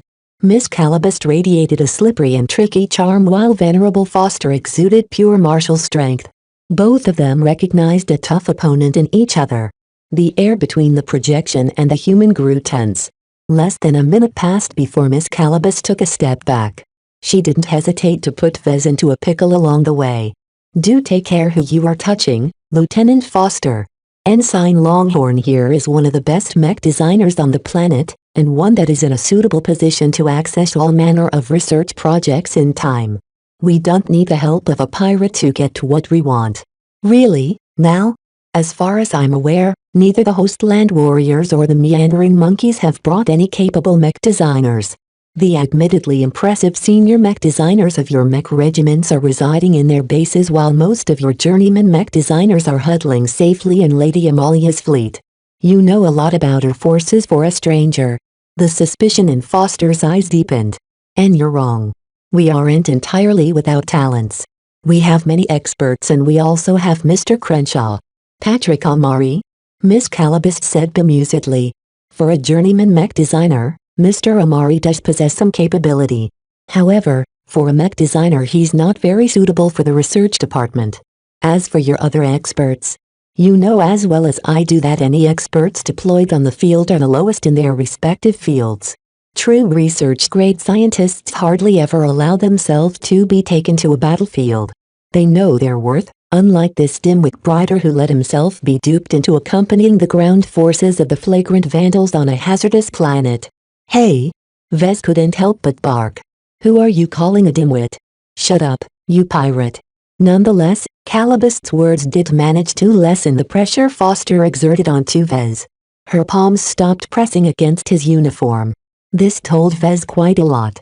Whatever Calabast and the Visions were after, they urgently required access to the more restricted sections of the research department. Eventually, Venerable Foster pulled back some of her aggression and grunted at Calabast's projection. We'll talk later in private. My thoughts exactly. Have a good day, Lieutenant Foster. Do take good care of the little genius. I won't break him, for now. Once Calabast's projection winked out, Venerable Foster turned back to Vez and offered him a gruesome grin. She patted his shoulder with her palm. Even if I don't kill you right at this instant, don't think of escaping your punishment. I'm not a pirate, Mom. Vez complained unjustly. I'm just an average mech designer. I'm not even capable of harming a kitten, let alone engaging in piracy. Venerable Foster did not look amused. She leaned forward and sharpened her force of will, cutting him with a razor-sharp spirituality. You don't fool me with your hapless act. I can see it in your eyes. You have blood on your hands. I've seen pirates with less murderous intent than you. Stop pretending. It must have been all the dwarves he killed lately. Vez didn't listen, of course. The less threatening he appeared, the more this Vision expert pilot underestimated him. It was best if she thought he was nothing but a harmless nerd. I don't know what you're talking about, Mom. I'm not a soldier. I just fix mech for a living. HMPH. Before Vez could do anything else, she punched him in the stomach. Oof. He bent over wishing he hadn't left his earth ant behind at an armory. Without the protection of his combat armor, he was completely at Venerable Foster's mercy. Get a move on, Ensign. There's work to do. Yes, Mom. Under Lieutenant Foster's supervision, Vez performed his duties under the most stressful situations possible. Not only did she boss him around, she also hurled insults at him and interfered whenever he performed delicate repairs. The tasks handed out to Vez all directed him to restore the Starlight Megalodon's complement of outdated mech to usable condition. Every mech he managed to restore earned him a decent chunk of merits, though not as much as completing a research project. Still, to the merit-starved Vez, every contribution helped. Ensign Longhorn. Foster shouted as he tried to assemble a mech engine. Her sudden shout caused him to misalign an engine part, causing it to deform. You dropped this plasma welder. I didn't drop anything, ma'am. The Vision expert pilot hurled the plasma welder at Vez, causing it to slam at his body and drop to the deck like a rock. Don't hurry and pick up your own mess. Vez grumbled as he was forced to pick up the plasma welder. Fortunately, it didn't dent too much upon dropping. All of these petty acts of bullying hardly caught the attention of the virtual mech technicians and virtual mech designers in the mech department. Most of them didn't even have enough processing power to pay attention to the environment. As for Virtual Commander Dislin, the head of the mech department seemed to have a soft spot for Lieutenant Foster. In his virtual eyes, she could do no wrong. Therefore, Vez was pretty much on his own. As long as Foster's bullying wasn't too blatant, she could do whatever she wanted. Vez knew what she was doing, of course. Besides venting her indignation, she also tried to sabotage his ability to earn merits. Slowing down his work slowed down his speed of promotion. Her actions deprived him of merits, preventing him from redeeming them for various services such as allowing his comrades to enter the Starlight Megalodon. It also left more broken mech behind to be restored for any incoming Vision mech designers. Vez hadn't forgotten about the manpower the Visions had at their disposal. Listening to the dialogue between Calibust and Foster informed him that the Visions were prepared to send as many experts to the Starlight Megalodon as possible. For now, the harsh recruitment tests for non-CFA personnel served as an impassable barrier for both the Visions and the Flagrant Sword Maidens. Vez had no doubt that the Visions wouldn't let this barrier hinder them forever. Perhaps Calibust had a point in that none of the experts accompanying the Vision ground forces were any good. Yet as long as the Starlight Megalodon took in hundreds of different scientists, their collective research ability became extremely frightening. As soon as his shift ended, he quickly said goodbye to Lieutenant Foster and practically fled the mech department without any regard for dignity. He practically shamed the entire CFA with his disgraceful exit. What a scary superior. Vez huffed. Fortunately, Vez did not have to drop by the mech department very often. Even though Foster tried to interfere with his work as much as possible, he still managed to compose a couple of repair plans for some neglected mech and hand over responsibility to the virtual mech technicians.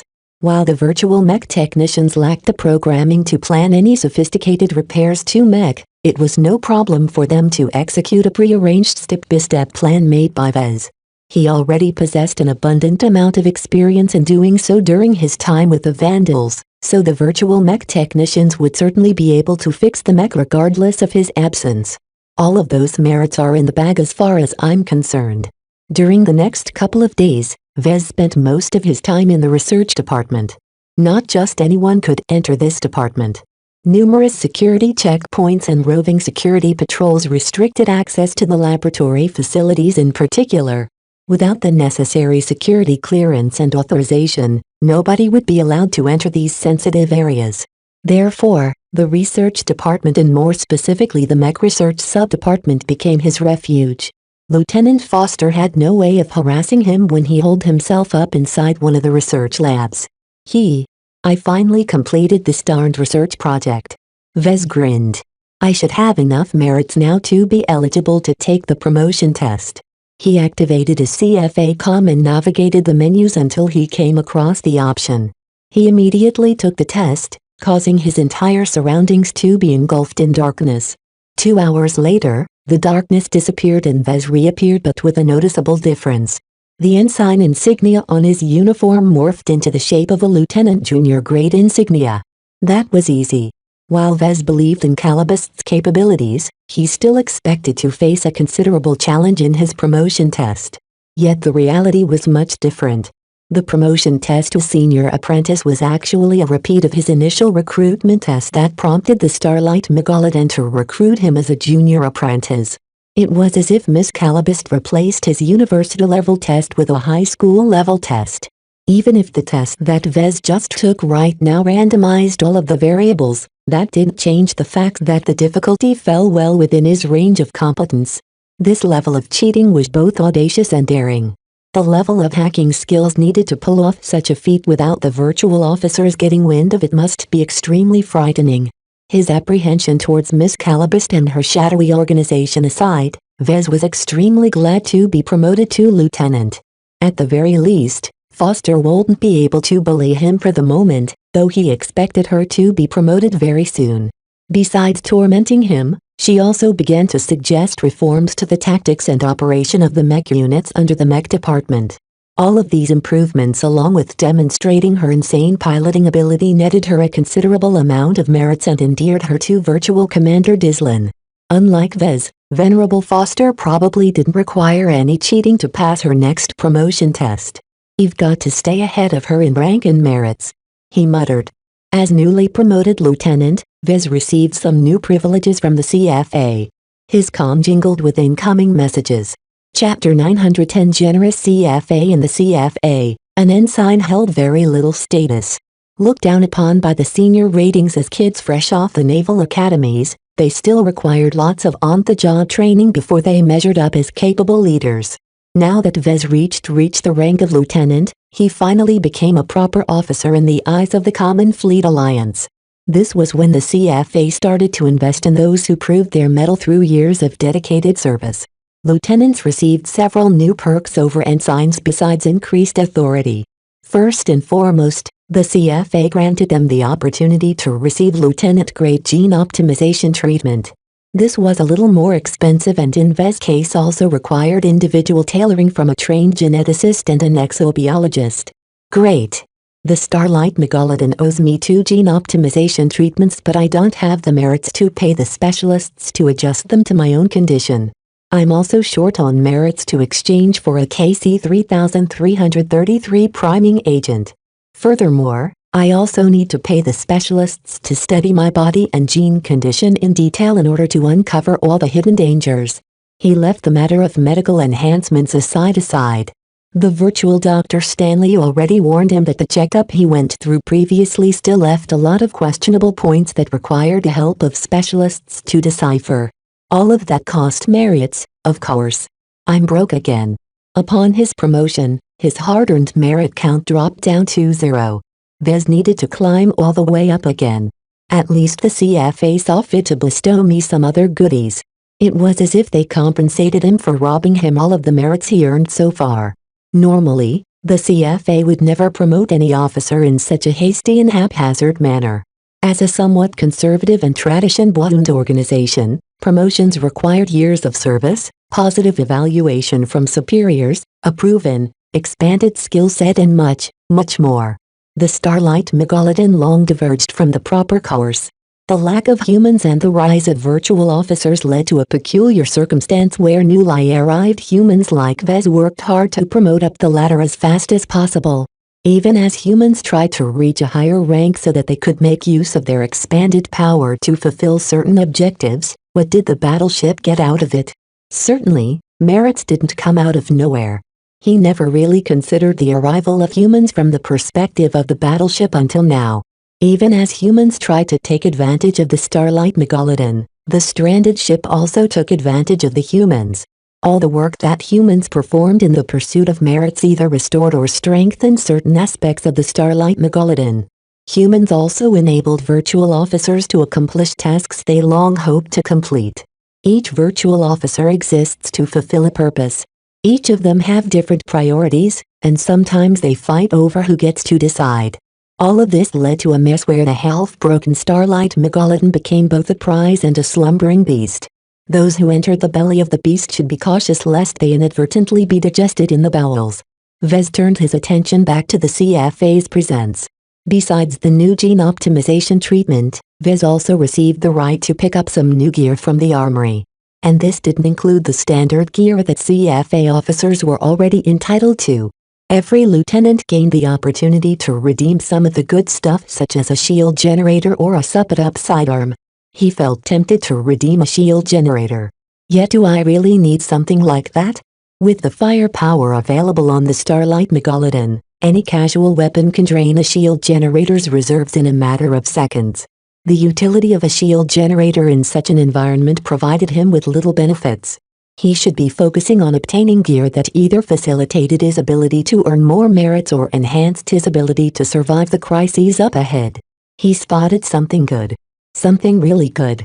As soon as he saw the item on the list, he immediately selected it regardless of the other goodies on the list. He set it up so that he'd be able to pick it up along with the rest of his upgraded gear at the Marine Detachment's armory. The final perk he received from his promotion that benefited him was expanded access to the Starlight Megalodon's libraries. He felt tempted to visit them immediately, but he didn't have the time to calmly study new knowledge unless it helped him achieve a breakthrough in a research project. The CFA definitely has exclusive knowledge and technical specifications in their library, he surmised. Much of it would be outdated, but much more may still be relevant.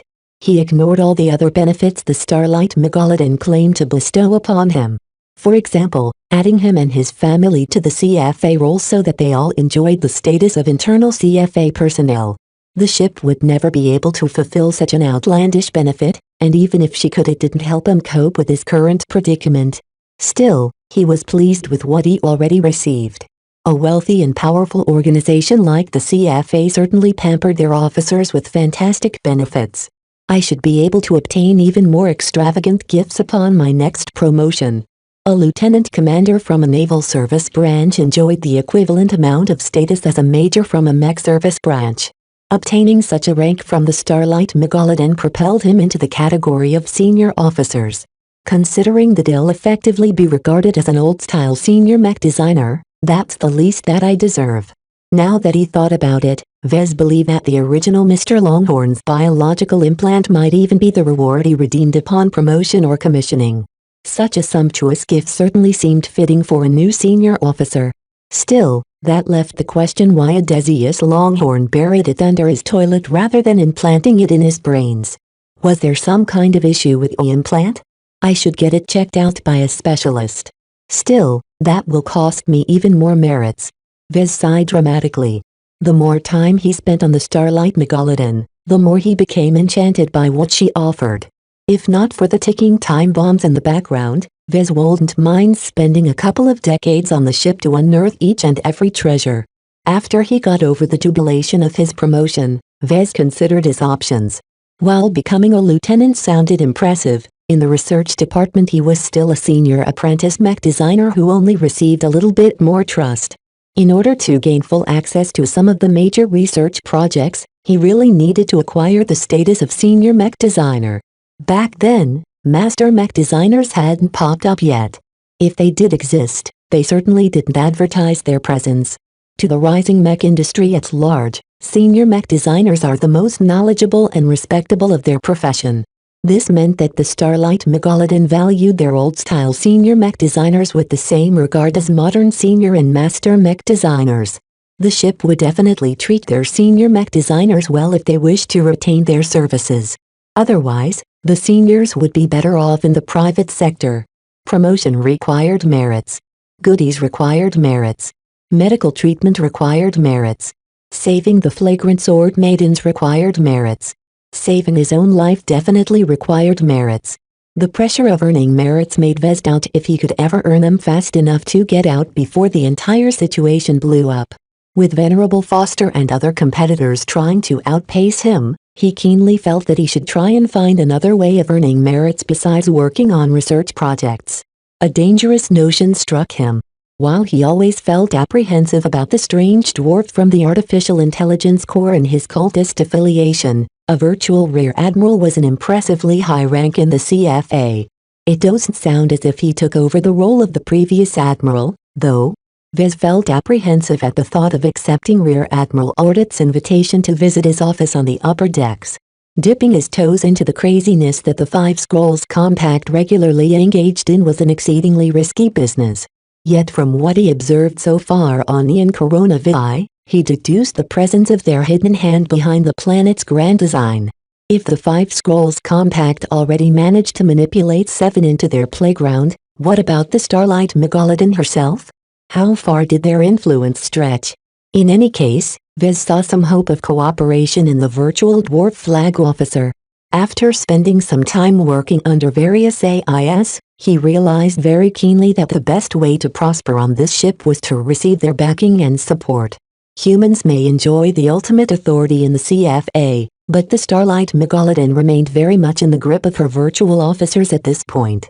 Vez hesitated several times as he slowly crossed a huge distance to the office of the Artificial Intelligence Corps. From time to time, he came across the remnant of a Sandman mothership tentacle blocking the corridor, leaving a legacy of destruction and blockage that the ship never managed to erase.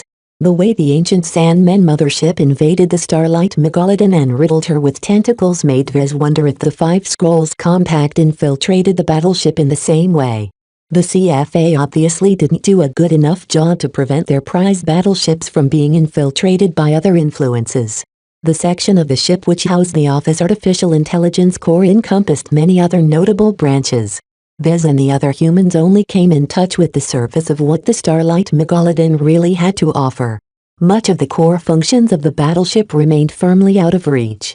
As Vez approached the hatch that led into a large compartment claimed by the Artificial Intelligence Core, it automatically slid open after sending a cursory query to his comm. "Your presence is expected, Mr. Longhorn." A virtual security guard nodded him on words. Vez pursed his lips. That sounded pretty ominous. He resisted the urge to check his CFA comm. Had set it up so that he'd be able to call for Miss Calabast's help at a single press of a button. Here goes nothing. As he entered the domain of the Artificial Intelligence Core, he felt as if he had entered a lab. A lot of databanks and advanced computing equipment occupied the open compartments. All of them quietly churned along. Virtual specialists and various bots tended to the equipment with quiet diligence. Mr. Longhorn, please enter. When Vez entered a side office, he encountered the dwarf yet again. Though Vez still couldn't wrap his head around the image of a clean and neatly groomed wildling, he tried his best not to show his doubts. He saluted the dwarf as befitting his rank and made sure he addressed the dwarf with respect.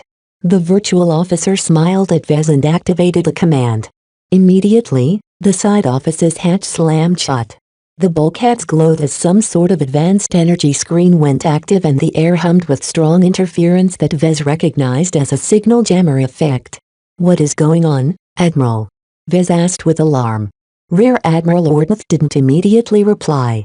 The unsettling dwarf smiled wider at him before his physical projection phased out of his seat, only to reappear right next to Vez. The dwarf's projection quickly inserted a needle right through his uniform, underlayer vac-suit and skin, drawing a small amount of blood. Vez immediately responded by pulling away, but the dwarf already got what he wanted. The smiling dwarf ignored him and returned to his desk, upon which a small apparatus emerged that took the sample of blood. The device analyzed his blood sample and quickly finished its study. The dwarf evidently received a satisfactory result, because his smile widened even further. "My apologies.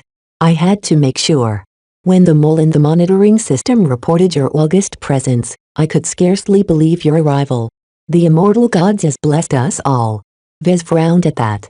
This conversation immediately went into a strange direction. "I don't know who you think I am, Admiral, but I am not a worshipper of these so-called immortal gods." Ordeth smiled at him in a sly manner. "You do not have to pretend. We are in a secure compartment." Before Vez could ask what Ordeth meant, the physical projection of the dwarf stepped aside and went down on his knees. He stretched out his stubby arms and bent over in supplication in front of Vez, completely disregarding the disparity in rank. Vez had never seen an admiral bend down in front of a mere lieutenant like this. "All hail the holy son of the immortal gods. All hail the holder of the metal scroll." What? Chapter 911 Holy Son. Vez knew he entered into hot water as soon as virtual Rear Admiral Ordeth supplicated himself in front of him and acted like he was greeting an exalted figure. Normally, Vez would feel flattered if someone worshipped him like this, but the problem was that Ordeth acted as if he was meeting one of the most exalted figures of one of the most dangerous underground organizations in the galaxy. If the CFA or the MTA mistook Vez as a member of the dreaded Five Scrolls Compact, he'd immediately be branded as a terrorist and be hunted down relentlessly. As the silence stretched on, Vez quickly tried to think of a way to deal with this completely unexpected situation. He tried to align his observations. First, virtual Rear Admiral Ordeth appeared to be on the side of the Five Scrolls Compact. Perhaps a spy or infiltrator from the Compact aboard the Starlight Megalodon infected her systems with this aberrant AI for some hidden purpose. Second, for some reason or another, the dwarf not only mistook Vez for a holy son, but also a holder of the metal scroll. Both of these titles sounded extremely important in the transgalactic cult. First, the organization itself likely revered scrolls since their very name included mention of it. If Vez took a guess, the compact didn't worship any scrolls, but 5 separate scrolls in particular. Vez tried to recall what he knew of the compact from Dr. Jutland's rantings and ravings, but he didn't hear too much about their inner workings. They consisted of several branches such as the life branch. They also appeared to be able to learn precious knowledge from scrolls named after elements. Dr. Jutland explicitly mentioned that he glimpsed the earth scroll and a water scroll. 5 scrolls. 2 of which were already exceedingly valuable that it practically brought a crazy exobiologist like Jutland into ecstasy. A metal scroll. Vez could not fathom owning any scrolls, let alone something as mysterious and impressive as one of the 5 main objects of worship for a galaxy-spanning cult. Except, a realization struck him. Since when did he first get involved with the compact? Since his father went missing and Vez received the mech designer system out of the blue? Was the system the so-called metal scroll that the 5 scrolls compact so revered? Nothing else in his possession even came close to the system in terms of possibilities and might. Did this mean that the earth scroll and the water scroll were in fact systems as well? Yet why did it sound wrong? He needed more information. Preferably without giving anything away or prompting the virtual Rear Admiral to turn hostile. Should he be honest and admit he inadvertently got his metal scroll from his father who likely filched it from the compact somehow? Vez would be an idiot if he admitted that. Should he take on an arrogant air and pretend to be a highly placed figure within the 5 scrolls compact? That wasn't a good idea either. Vez knew none of the rituals or codes the members of the compact used to recognize each other. He knew that secret organizations tended to be very particular about these matters. Then what kind of role should he play? Without being able to pretend that he was a member of the 5 scrolls compact, he didn't have many options. Perhaps he should just play somewhat close to the truth but be sparse in the details. Vez narrowed his eyes as he quickly formed his plan within a span of 10 seconds. That wasn't long enough for Ordnat's supplication to him to stretch on for a suspicious amount of time. Rise. He spoke with an assertive tone of voice. It was the kind of tone adopted by someone with status, but not quite someone who ruled over an organization as expansive as the compact. Please clarify why you believe I am the holder of the metal scroll. Your Holiness, your lifeblood doesn't lie. Ordnath said as he hesitantly rose. His worshipful eyes glowed at Vez as if he was a savior. There is a marker in your live stream that is only present on current holders of the sacred scrolls. This is only known to the senior leadership of the compact. By chance, my creator is one of them, and he has left the means of identification behind on this ship. As soon as Starlight Megalodon first scanned your body, a small device discreetly sampled your blood and immediately detected the marker, but dismissed it as an unimportant piece of junk. Yet I know better. Damn it. Vez frowned deeply at that. If this was true, then he was at risk of being found out whenever his blood became exposed to one of the senior members of the compact. Certainly, the galaxy was big and the chance of bumping into the leaders was small. Yet as Vez advanced his career and increasingly gained prominence in the galaxy, he couldn't rule out encountering them, upon which his exposure became a very real possibility. Vez set those concerns aside for the moment. He could worry about avoiding the rest of the compact later. First, he needed to deal with this virtual dwarf who believed he was the future savior or something. Admiral, please elaborate what you understand about the metal scroll. Ordnath looked up at Vez with an increasing measure of doubt. The metal scroll is one of the 5 sacred scrolls. I heard it got lost and destroyed during the Great Betrayal. That was a terrible time.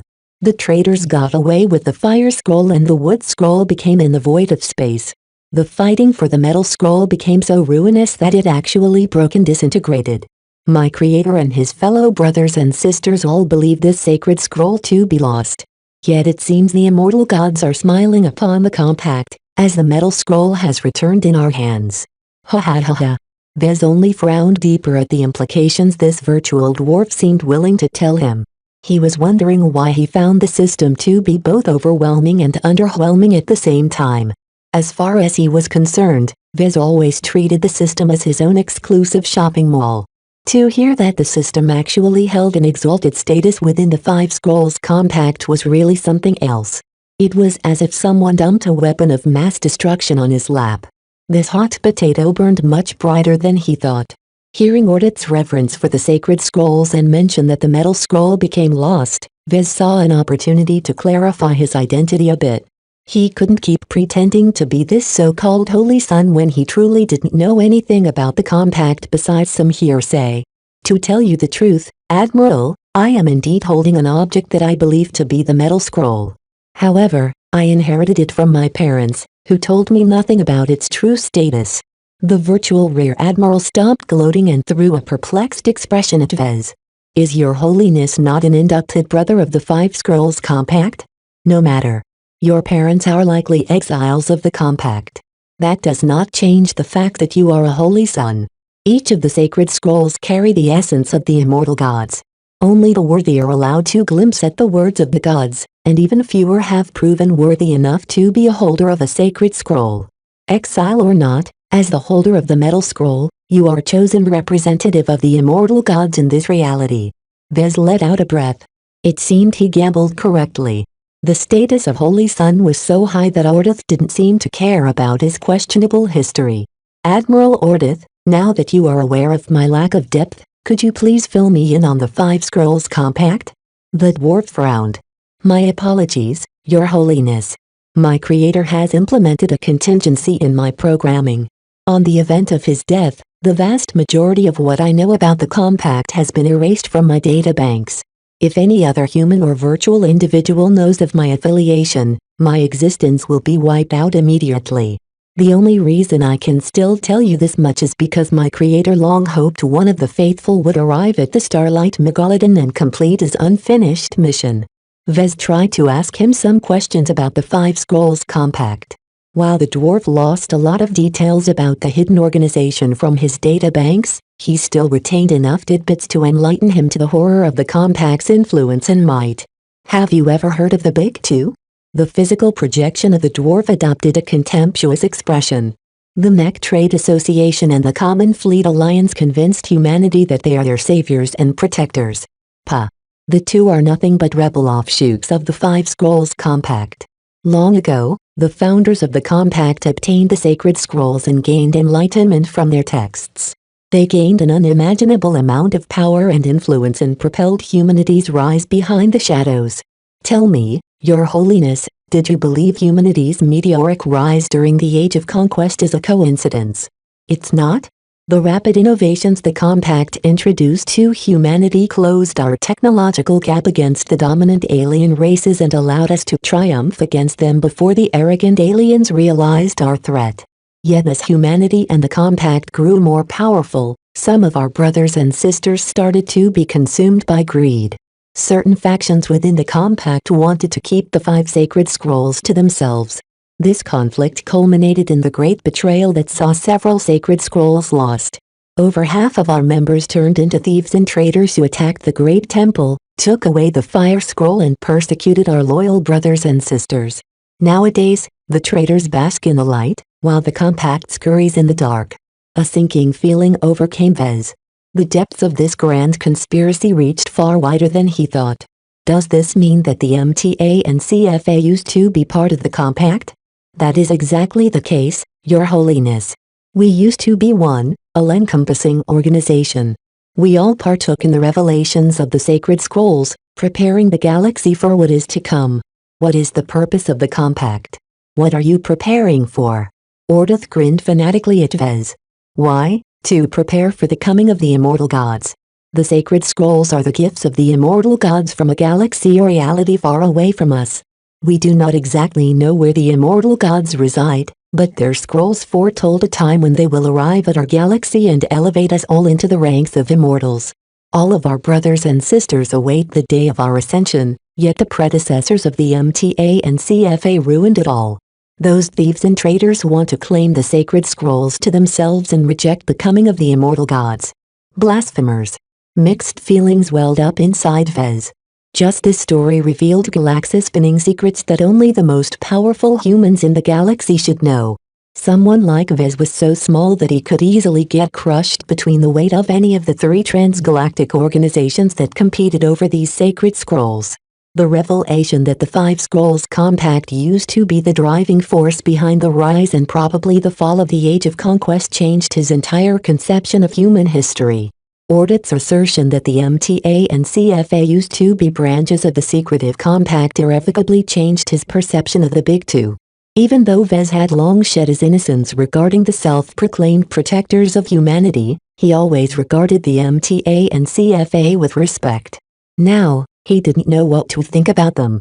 They used to be part of a conspiracy, but stabbed the compact in the back and crippled them to the point where they became running dogs in the dark. Worst of all, somehow Vez became entangled into this murky whirlpool. He never imagined the mech designer system to be involved with such grand events in human history. Chapter 912 Passing on the virtual torch. As Vez calmed down and took in the virtual admiral's tale, he realized that the MTA and CFA may not have been entirely contemptible in their betrayal.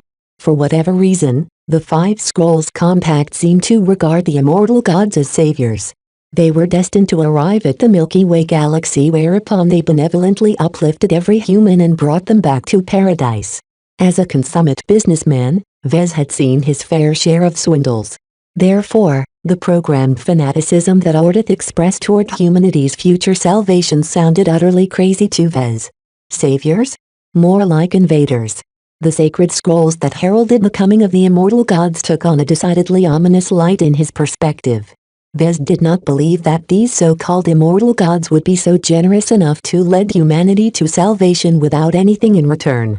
This belief cast a new light on the MTA and CFA's supposed betrayal of the compact. Instead of the thieves and traitors that virtual Rear Admiral Ordith made them out to be, they might have actually saved humanity from a great, extragalactic threat. Vez couldn't help but grow skeptical about the immortal gods. Humanity's history was replete with religions popping up that centered around aliens masquerading as gods. Who could blame them? It was a fact of life that many members of the human race yearned to believe in something greater than themselves. It was all too easy to look at the vastness and emptiness of space and despair how little they mattered. One of the great divides in human civilization that persisted up to this day was the continued relevance of religion. Many humans craved spiritual reassurance, and religions filled in the void that technology couldn't answer. Many religions, usually the older ones, were well-meant and attempted to guide their believers to a better place. Nonetheless, more religions popped up that simply attempted to scam or deceive their believers into giving up their money and freedom. When these religions went too far and became exposed, their prophets and gods often turned out to be human or alien scam artists who used technology along with manipulative psychology to hoodwink gullible people into becoming their slaves. Too many stories like this throughout humanity's rise spoiled a significant portion of harmony against organized religion. The intellectuals and elites often regarded it as the stimulant of the masses. Now that Vez thought about it, the CFA and MTA always tried to shed religious expression in their organization, ostensibly to be as inclusive as possible. Nonetheless, religion became a stubborn but integral part of human civilization up to this day, with no sign of becoming extinct. As a citizen of the largely secular Bright Republic, Vez grew up in a tradition that treated most strange religions with skepticism. Therefore, Vez didn't buy into Ordith's claims that the immortal gods who sent out these mysterious sacred scrolls had good intentions. Instead of regarding the sacred scrolls as gifts, he instead regarded them as Trojan horses. Perhaps in this band of crazies that made up the compact, the MTA and CFA who rose up were the actual heroes. While Vez only heard scraps of the grand conspiracy that took place long ago, it became clear to him that the Big Two might have saved humanity and the galaxy from enslavement or worse. Certainly, the two transgalactic organizations' open dominance in the Age of Mech signified that they managed to gain the upper hand against the Five Scrolls Compact. The truth of what happened in the past was probably more complex than this, but no matter what, it ultimately didn't change his opinion of the Five Scrolls Compact as a bunch of crazies. Unfortunately, as a user of the mech designer system, Vez inadvertently became stuck with the status of Holy Son, holder of the Metal Scroll, which was the equivalent of a messiah or prophet in this loony bin organization. It is said that the Holy Sons who are privileged to hold the sacred scrolls are those closest to the immortal gods. Each of their footsteps quake the ground while every word they speak is suffused with divine revelations. How glorious of an AI like me to be graced with your holy presence. My years of waiting on this foul CFA battle chariot has not been in vain. Vez unconsciously stepped away from the slavering compactor-legged AI. The virtual rear admiral in the guise of a disgustingly devoted dwarf proved almost every negative preconception that he held against the cultish compact. If even their AIs were this crazy, what about their human members? He wanted nothing to do with their brand of madness. All Vez ever wanted was to design Mech and save his father from his exile in the Nixon Gap. As for all this nonsense about scrolls and immortal gods? No thanks. Holy son or not, Vez never considered himself to be a grand figure who wielded enough power to change the course of history. Ahem. He coughed. Enough history. Do you know what kind of knowledge the different sacred scrolls bestow? There is precious little information about the sacred scrolls in my databanks. Ordeth said regretfully. From what little I can still retrieve, my creator believes that each of the sacred scrolls exists to prepare the mortals for ascension into the ranks of immortals. The metal scroll teaches us how to shape the blessed minerals into the armaments of the gods. The water scroll teaches us how to elevate our flesh and blood to be closer to the gods. The earth scroll teaches us how to transform the planets we reside on into abodes worthy of the gods. The wood scroll teaches us how to cultivate the living bounty of the galaxy into the reagents of the gods. The fire scroll teaches us how to harness energy and wield them like the fire of the gods. In short, everything the scrolls taught their holders was meant to transform the galaxy into a form and shape more suitable to the immortal gods. This sounded as if the immortal gods intended to fatten the sheep before they slaughtered the poor creature. It also sounded as if these descriptions only described the function of the scrolls in a very global fashion. They probably held much more capabilities and encompassed an enormous amount of transcendent knowledge. Vez pressed his lips together. I think I get the picture, Ordith. Tell me, why are you here? I have been waiting to receive an agent of the Five Scrolls Compact, Your Holiness. Never in my virtual life have I ever taken into consideration that a holy son himself would enter this forsaken star system. As one of the most august humans of our brotherhood, there is none more worthy to resume the mission my creator has regretfully been unable to fulfill. Who is your creator? He is the human rear admiral who used to hold this office, Your Holiness. In fact, my creator and a handful of his subordinates are merely transient guests aboard this ship. My creator took office aboard the Starlight Megalodon for reasons he has not disclosed or have long forgotten.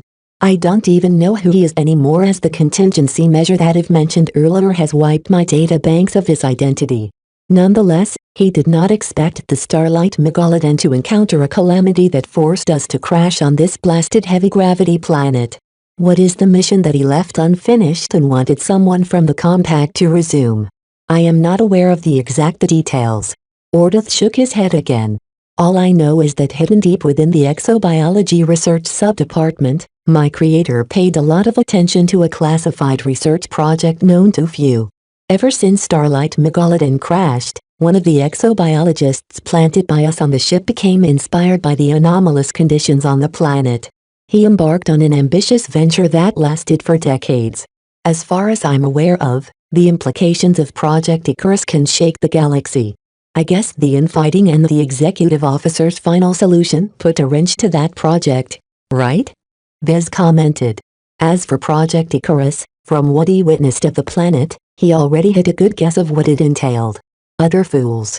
The CFA has always been contemptible, but my creator never fathomed that the surviving officers could be so selfish, the virtual admiral cursed. My creator never anticipated the situation would deteriorate so abruptly.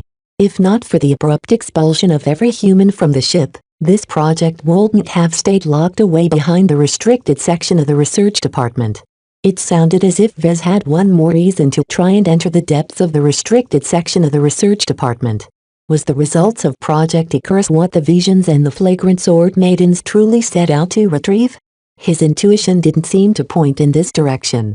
Something as valuable as Project Icarus would have prompted everyone to send much larger forces than a couple of hundred mech. So this Project Icarus. Can you help me access it? If you haven't seen already, my assumed identity is only a lieutenant for now. I don't have the means to gain access to this project right now at my current rank and position. Since you hold such a high rank, can you pull some strongs for me? The help that I can offer is limited, Your Holiness. Virtual Rear Admiral Ordeth replied regretfully yet again. It was as if he existed to disappointed Vez. My creator has left very little assets behind to facilitate your retrieval of Project Icarus. No matter. As a holy son of the Five Scrolls Compact, I believe in your capabilities.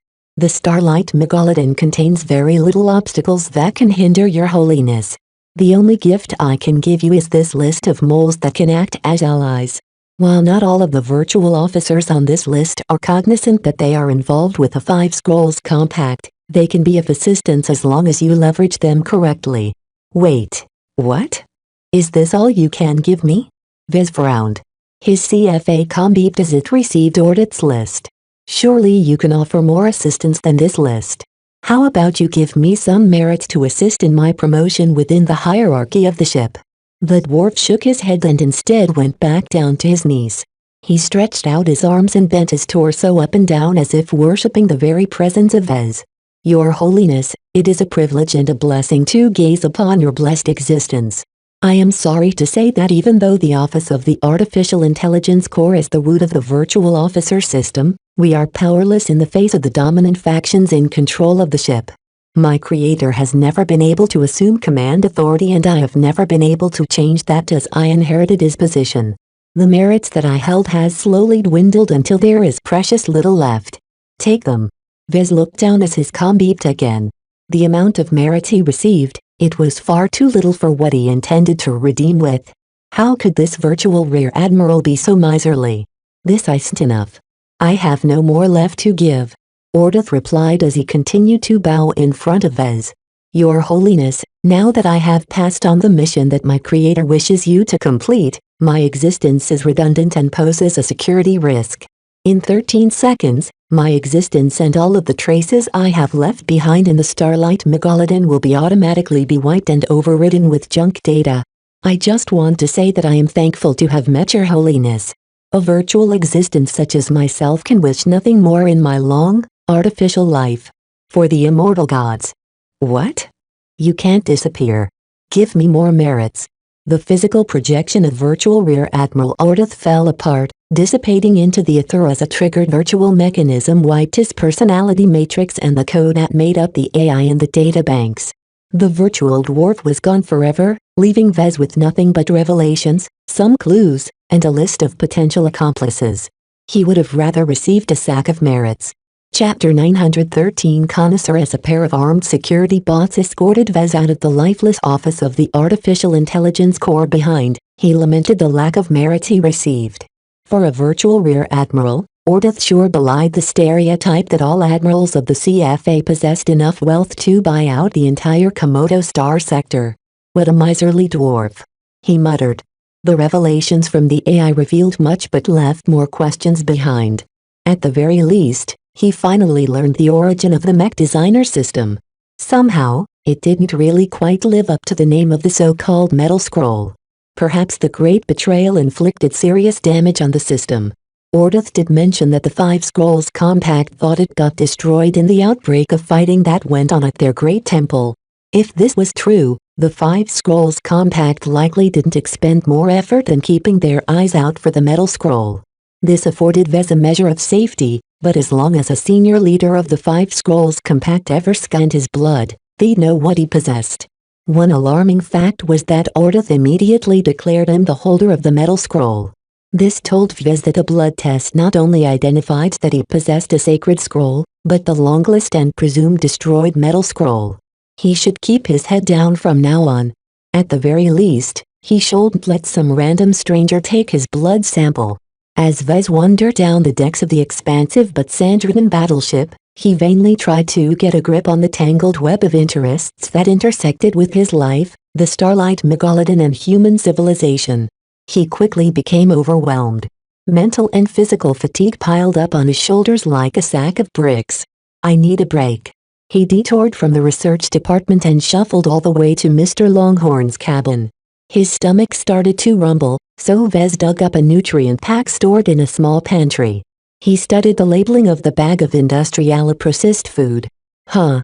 This nutrient pack was made before the age of Mech. He chuckled at the realization that he held a piece of history in his hands. The nutrient pack had been manufactured in enormous batches at the end of the Age of Conquest when the CFA and MTA first came into prominence. That must have been shortly after the Big Two rebelled against the Five Scrolls Compact and made off with the Fire Scroll. Going by the standard date, this nutrient pack was more than 400 years old. Going by how much time the nutrient pack actually endured, this pack actually rested inside the pantry for more than 100 years. A more than 3,000-year-old nutrient pack. How good will it taste? Nutrient packs were theoretically meant to last forever. Their packaging not only shielded its contents from air, light and moisture, they also did a decent job at repelling cosmic radiation and other weak decaying influences that normally spoiled all kinds of food. A popular rumor on the galactic net even claimed that a slow, peculiar fermentation process occurred inside the packs. This fermentation process happened so slowly that the taste only became noticeably more sophisticated after several centuries. Nutrient pack aficionados even bid millions of credits to obtain specific brands and flavors. I could easily auction this nutrient pack for 10 million credits. He appraised. Of course, right now Vez was hungry, so he ripped open the pack without hesitation. He sought out a spare fork and separated a chunk of dry, dark brittle substance that was supposed to taste beef teriyaki. Here goes nothing. He swallowed the chunk and savored the taste. His eyes glowed a little as he experienced a complex explosion of mellow tastes. Even though he needed to swallow some water to compensate for its dryness, he still experienced a rare form of nirvana. The transcendent eating experience caused him to momentarily let go of all of his worries. He forgot about all of his concerns and concentrated purely on the wondrous flavors impacting his taste buds. He took an entire half hour to consume the ancient nutrient pack. He enjoyed the eating experience so much that he neatly folded the packaging before respectfully chucking it into the trash chute. After that, he crashed into Mr. Longhorn's bed and slept like a baby. When he woke up, he felt completely refreshed. Though his worries returned to burden his mind, he regained his mental strength, allowing him to face his challenges with confidence. Let's put aside the galaxy-spinning conspiracy and focus on what's happening on the ship. Right now, his comrades still depended on his efforts. He also accumulated a veritable shopping list of goodies that he wanted to redeem from the Starlight Megalodon. The handful of merits the virtual Rear Admiral bequeathed him barely slaked his thirst. At least it brings me halfway to exchanging for a KC-3333 priming agent, he murmured. Before he started his long shift at the research department, Vez intended to sound out both a virtual geneticist and a virtual exobiologist. He always felt a bit apprehensive towards meeting one of the latter because the exobiology department belonged to the captain's faction, which enjoyed a hostile relationship with the mech department which Vez partially hailed from. Calibist warned him not to trust members of the opposite faction. In this, a list of names that Ordith sent to his CFA comms started to show its value. It mentioned a dozen or so virtual individuals along with how much they knew, which wasn't very much. Nonetheless, by saying a specific passphrase, these compromised AIs would hopefully cut him some slack and remember who they really served. He decided to drop by the exobiologist first to test out this premise. The exobiology department resided close to the research department, so Vez didn't need to stray too far from his usual destination. As he entered the department, he immediately evoked vigilance from the nearby security bots and virtual individuals. A virtual receptionist glanced at Vez as if he was a stain on the floor. Mr. Longhorn, the entrance to the research department is at the next compartment over. I haven't taken the wrong turn. Please let me to meet virtual exobiologist Niran. The doctor is preoccupied. Please schedule an appointment. Vez sighed. Instead of arguing with the receptionist who continued to put obstacles in his way, he sent a private message to Niran's comm address. A few seconds passed by until the receptionist widened her eyes. It appears Dr. Niran wishes to see you. Please follow the virtual guidelines to his laboratory. He tipped a smile at the receptionist before crossing the department to reach Niran's lab. A handful of security bots and virtual security guards continued to keep a wary eye at him, wondering what someone from the Admiral's faction was doing in the captain's territory. As Vez entered virtual exobiologist Niren's lab, he became struck by the amount of high-tech medical equipment occupying the sterile compartment. It contained less machinery than the medical bay, of course, but the impressive size of some of the machines show that Niren must be holding a pretty important position. Dr. Niren, pleased to meet you. I am Odysseus Longhorn, senior apprentice mech designer and a mutual acquaintance of a certain friend of ours. A virtual friend who no longer existed shortly after you left his office, you mean? Niren replied with evident skepticism in his robotic voice.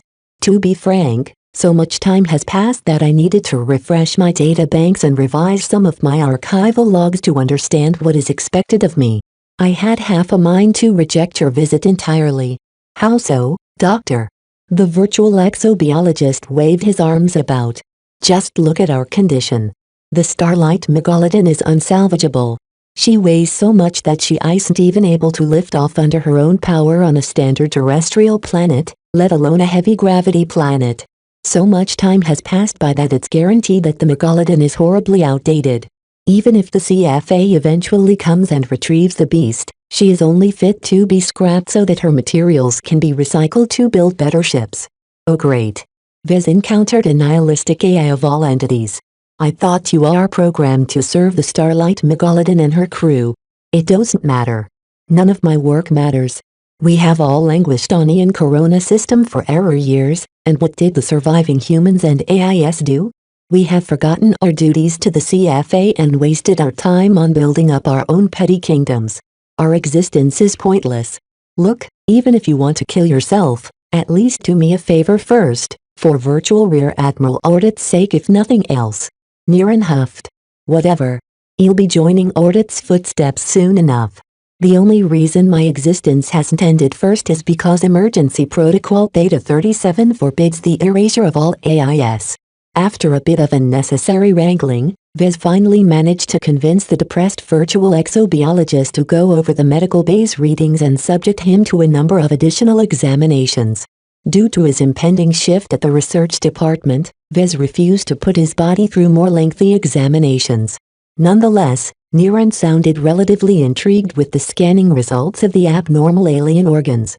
The so-called regulator organ isn't very complex, Niren said, having regained his professionalism as an exobiologist for a bit. It is an obscure but not entirely unusual solution to the problem of adding a lot of strange alien tissue into a human body.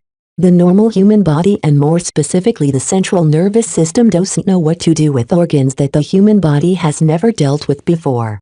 The regulator organ that is in the final stages of merging with your upper spine is like a permanent biological data chip that compensates for this shortcoming. Are you able to decipher to programming? The exobiologist who implanted me with these organs didn't exactly have my best interests at heart. Can you determine whether there are hidden dangers left behind? The so-called Jutland organ, as you call it, is a fascinating energy-generating organ. However, it is also a very innovative and focused biological product. While I am not entirely sure what kind of energy it produces and how its conversion process works, I am reasonably confident that it contains few traps. The regulator organ, on the other hand, is filled with dense instructions, and I cannot rule out the possibility. I will have to take my time to analyze and decrypt the biological programming. Are you able to do so? Niren smirked. Who do you think I am? Where do you think you are? I am a virtual exobiologist serving aboard a CFA battleship. If nothing else, I can always take the brute force approach and direct a formidable amount of processing power to decrypt the biological programming. Of course, this service requires a significant amount of merits. Vez and Dr. Niren hashed out an agreement over several minutes. Niren promised not only to decipher the biological programming as best he could and offer a solution to any problems, he also promised to spend some time on studying the risks and dangers associated with the Jutland organ. In addition to that, Vez managed to convince Niren to work together with a virtual geneticist from Audit's list to tailor a set of treatments for Vez. This saved him lots of time, As Vez could lay his demands regarding the KC-3333 priming agent and the genetic optimization treatments to specialists who ought to be on his side.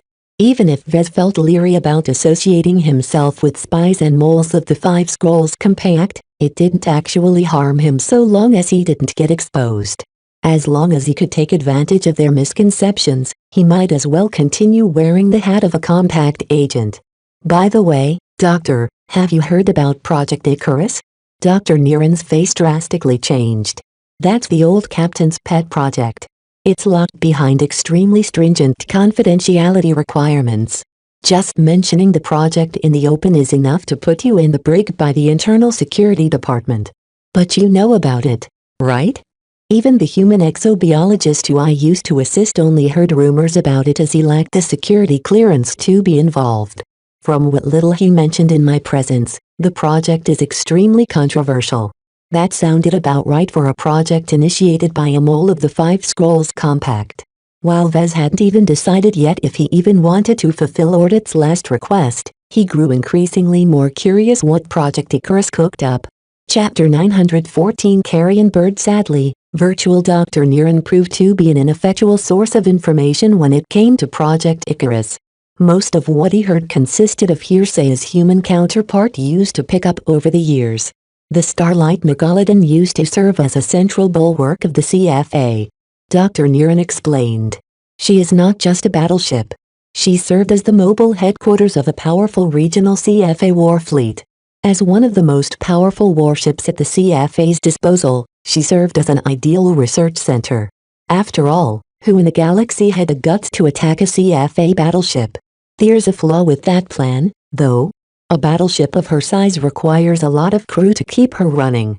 Obviously, the CFA failed pretty badly when it came to stopping spies and moles from taking up positions on this ship. Niren smiled ruefully at Vez. That is all in the past. I can scarcely remember who I used to serve. While I haven't heard much about the project you mentioned, I know that it is one of the most significant and tightly guarded research projects of the research division. I don't believe any virtual officer has access to the lab that houses the project right now. In fact, it is under strict lockdown ever since the old captain lost his position along with all the humans. It's that sensitive? That's an understatement, Mr. Longhorn. There are many secrets involved with this project, and the captain is intricately involved with it. Don't bother asking, because I don't have any answers. From what some of the other virtual officers have hinted about the project, a lockdown is there for our own protection. If whatever is locked inside comes out, the Starlight Megalodon's destruction might very well be at hand. Vez didn't know how seriously he should take these rumors. Hyperbole aside, it sounded as if gaining access to Project Icarus would be a lot harder than anticipated. Well, it wasn't as if he planned to do the Five Scrolls Compact a favor anyway. If it was too hard to gain access to this project, he felt no compulsion to go through with the mission handed over to him by Virtual Rear Admiral Audiobook. After Niren repeated all of the rumors associated with this sensitive project, the two wrapped up their meeting. Vez stood up and shook the virtual exobiologist's hand before he left. Remember to prepare more merits to cover for my services, Mr. Longhorn. The advance you've given me isn't even enough to fill the gaps between my virtual teeth. I'll be back as soon as I prepare the merits. I hope you have finished your analysis and treatment plan before then. As Vez exited the frosty exobiology department, he inwardly lamented his lack of merits. It took no time at all to spend the modest stash of merits he received from the dwarf officer, and he owed the exobiologist a lot more than that. Even if Niren was a low-level compact plant didn't change the fact that the virtual exobiologist needed merits as well. After all of these distractions, I shouldn't stray any longer.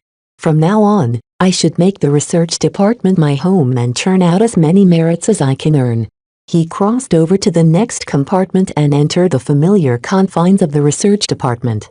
He first entered Virtual Commander Cossett's office to report in for the first time since his promotion. Mr. Longhorn, your performance is admirable in the short time since you rejoined the research department. I had no doubts at all that you would succeed in your promotion test to senior apprentice. It is thanks to your care that I managed to promote, Commander Cossett. Vez said in fake modestness. Cosette laughed in self-satisfaction. I appreciate your compliment. Anyway, let us get to business. As a lieutenant of the CFA, your security clearance is no longer stuck near the bottom. I have taken the liberty to apply for an increase in your clearances, which has just been approved. At least with regards to the Mech Research Sub-Department, your access and authority to the research projects has expanded enormously. Vez glowed when he heard that. He knew that the research department housed hundreds of serious research projects that weren't like the side projects he worked on before. This was real, core research meant to push the envelope of what the CFA knew about mech back then. Even though it was a shame that most of the projects were horribly outdated by now, the mech designers back then truly attempted to innovate. Will I finally be able to contribute to real research projects, Mom? Hold your horses, Mr. Longhorn. A senior apprentice mech designer is still an apprentice in our books. Even if your security clearance is bumped, you are still not eligible to work on the most truly valuable mech research projects.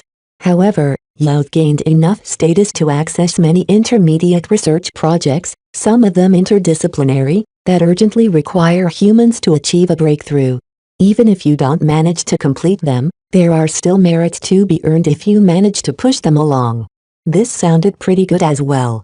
Right now, Vez wanted broad access to as much research projects as possible in order to pick and choose where he could best spend his time on. Not every project yielded the same amount of merits over time. Which projects do I have access to now, Mom? Virtual Commander Cosette projected another list of research projects and elaborated on their nature. About a dozen or so research projects glowed, overshadowing the others.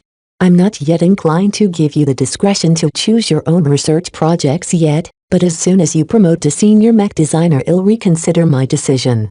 For now, I want you to ease into the simpler research projects that have opened up to you. Do well and I will hand you over some of the more difficult projects. Naturally, the more difficult and significant the research project, the more merits Vez stood to gain as long as he succeeded. I will try my best, but some of my capabilities have gone rather rusty, Mom, Vez said cautiously. Even though he succeeded in promoting to senior apprentice, he had to cheat in order to reach this position. The discrepancy between his record and his actual capabilities would only become more obvious over time. Vez only hoped that his various advantages would still allow him to make some progress by the time he was promoted to senior mech designer. After receiving a list of projects and a short description of each of them, Vez filed out of the office and headed straight towards the lab. He studied the list of projects on his CFA column and decided to start with the easiest. He entered the laboratory of Project Stillbirth, an attempt to develop an electrical weapon that could disable a mech from a short distance in a non-lethal manner. Even though the project was only less than half finished, Vez possessed the utmost confidence that he could design such a weapon and fabricate a working prototype of it in just a couple of hours. This was because this weapon already existed to the rest of the galaxy. It's just an electro-rod weapon system. The CFA already harnessed electro-rod technology at the infantry and warship scale, but adapting this weapon system to mech required a lot of adaptation. However, Vez was already familiar with most of the complications and issues due to the broad base of knowledge he acquired from the system as well as his passing familiarity of modern electro-rod weapons. It wasn't that complicated anyway. The main challenges involved with electro-rod weapons was to get it to hit the intended target instead of diverting to the nearest eligible lightning rod. Project Stillbirth, complete. Vez sighed after a couple of hours of intensive work. The electro-rod weapon that he fabricated after quickly finalizing the design succeeded in the handful of tests meant to assess its capabilities. To be frank, it took more time for him to fabricate the mechanized weapon mount and conduct the tests than to design the weapon system in the first place. Vez watched as come as a bucket load of merits poured into his record. He easily earned 5 times as much merit as completing an unimportant side project. And this is only the easier intermediate projects. The more serious ones should yield a lot more merits than this. Vez spent the rest of the shift bouncing between several more intermediate research projects. He managed to complete 2 more projects that already achieved significant projects before they stalled. He found it to be much more efficient to complete someone else's half-finished work than to start from scratch. When the groundwork and direction has pretty much been set, it doesn't take too much effort for me to swoop in and bring the project to the finish line. He felt as if he was a carrion bird swooping in on another predator's resentful prey. Still, even if he rode in the wake of other mech designers who left their unfinished work behind, he still needed to exert a lot of effort. In the typical course of a mech research project, the mech designer in charge intended to achieve a specific goal, but didn't know how to get there. Vez leveraged his future hindsight knowledge in these cases, allowing him to know the answer to the conceptual problems that confounded the mech designers for weeks or months. As Vez continued to work past his standard shift without resting, he completed more and more easy pickings, accumulating a vast amount of merits on the cheap. All of these research projects came and went without much significance to Vez. He already completed so much of them that he pretty much treated them as practice exercises. Each time he completed another project, Commander Cossett's projection would pop up and congratulate him for his outstanding work. Of course, Vez didn't have it easy all the time. Some of the weirder research projects tried to accomplish goals that even he could never conceive of. There wasn't any working example in modern times for him to draw upon as source material. For example, one difficult bone for him to digest was Project Starfarer. It was basically an attempt to merge an FTL drive into a mech, allowing it to jump from star system to star system without relying on a carrier ship. This is quite radical. Even in modern times, Vez had never heard of a mech capable of traveling through FTL on its own. While he believed that the MTA perhaps managed to develop a working prototype, they never publicized it or showed it off. As Vez delved into the logs and academic literature related to Project Starfarer, he found out that the challenges to this project was immense. While the CFA at the time of the Starlight Megalodon's disappearance did in fact manage to develop miniature FTL drives that could fit inside a large shuttle, mounting them on something like a mech was much more challenging. It's a matter of function and capacity.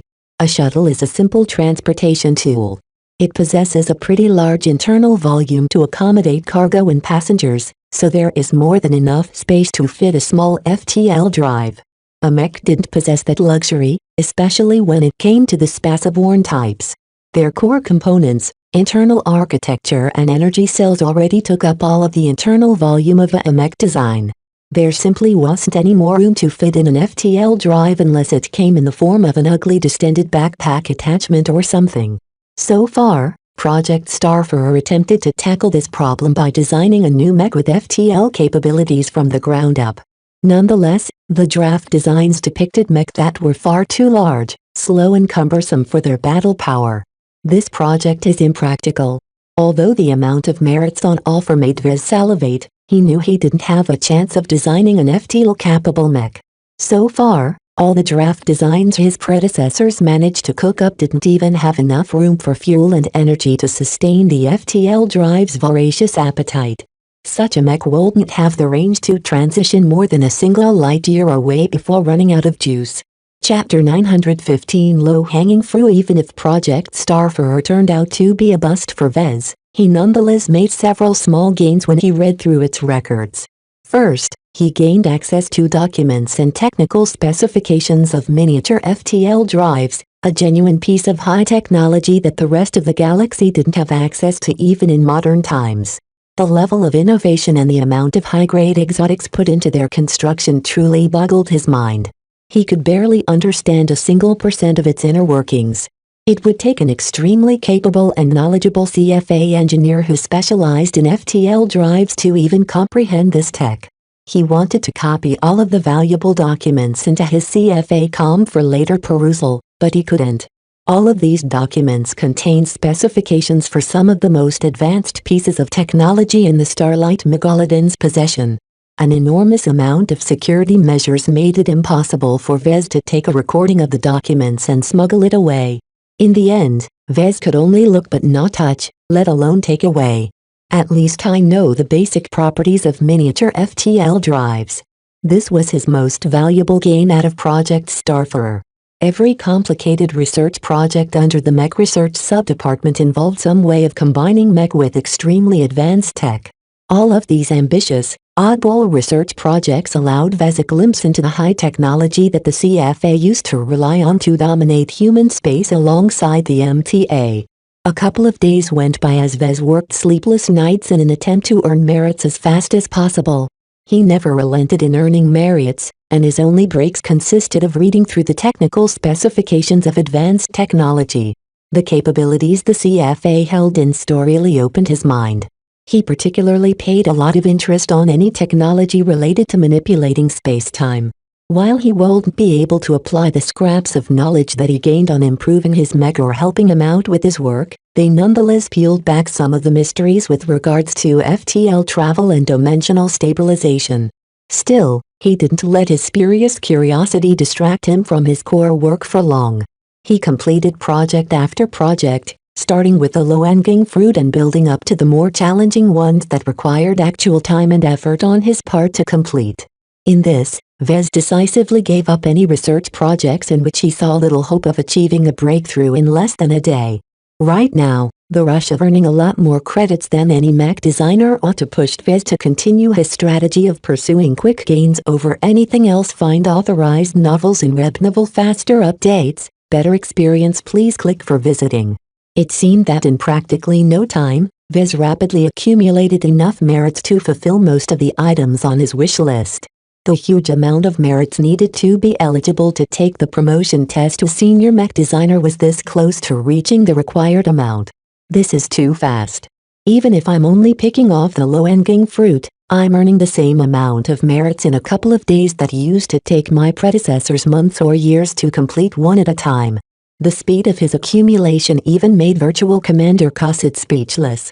Right now, Vez pretty much had Cosset wrapped around his hand in the same way that Venerable Foster completely ingratiated herself to Virtual Commander Dislin.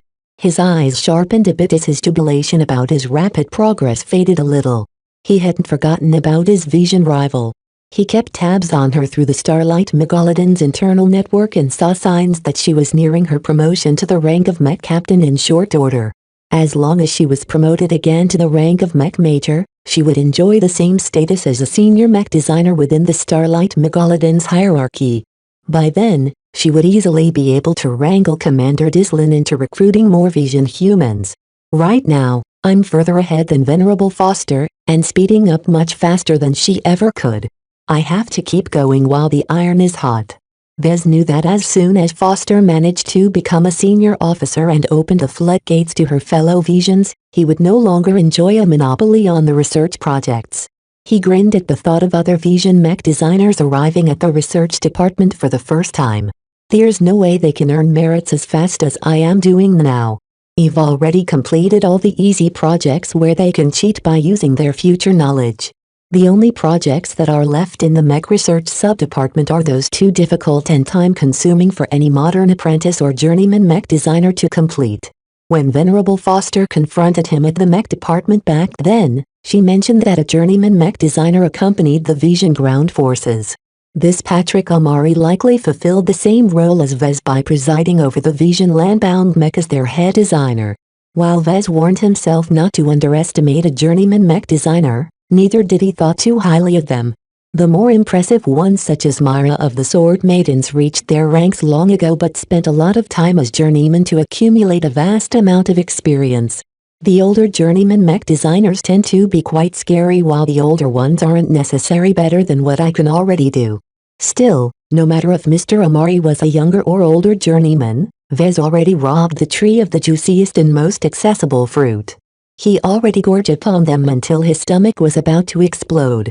The only mech research projects that Mr. Amari and other incoming mech designers had access to were basically hard or rotten fruit that poisoned anyone who tried to take a bite out of them.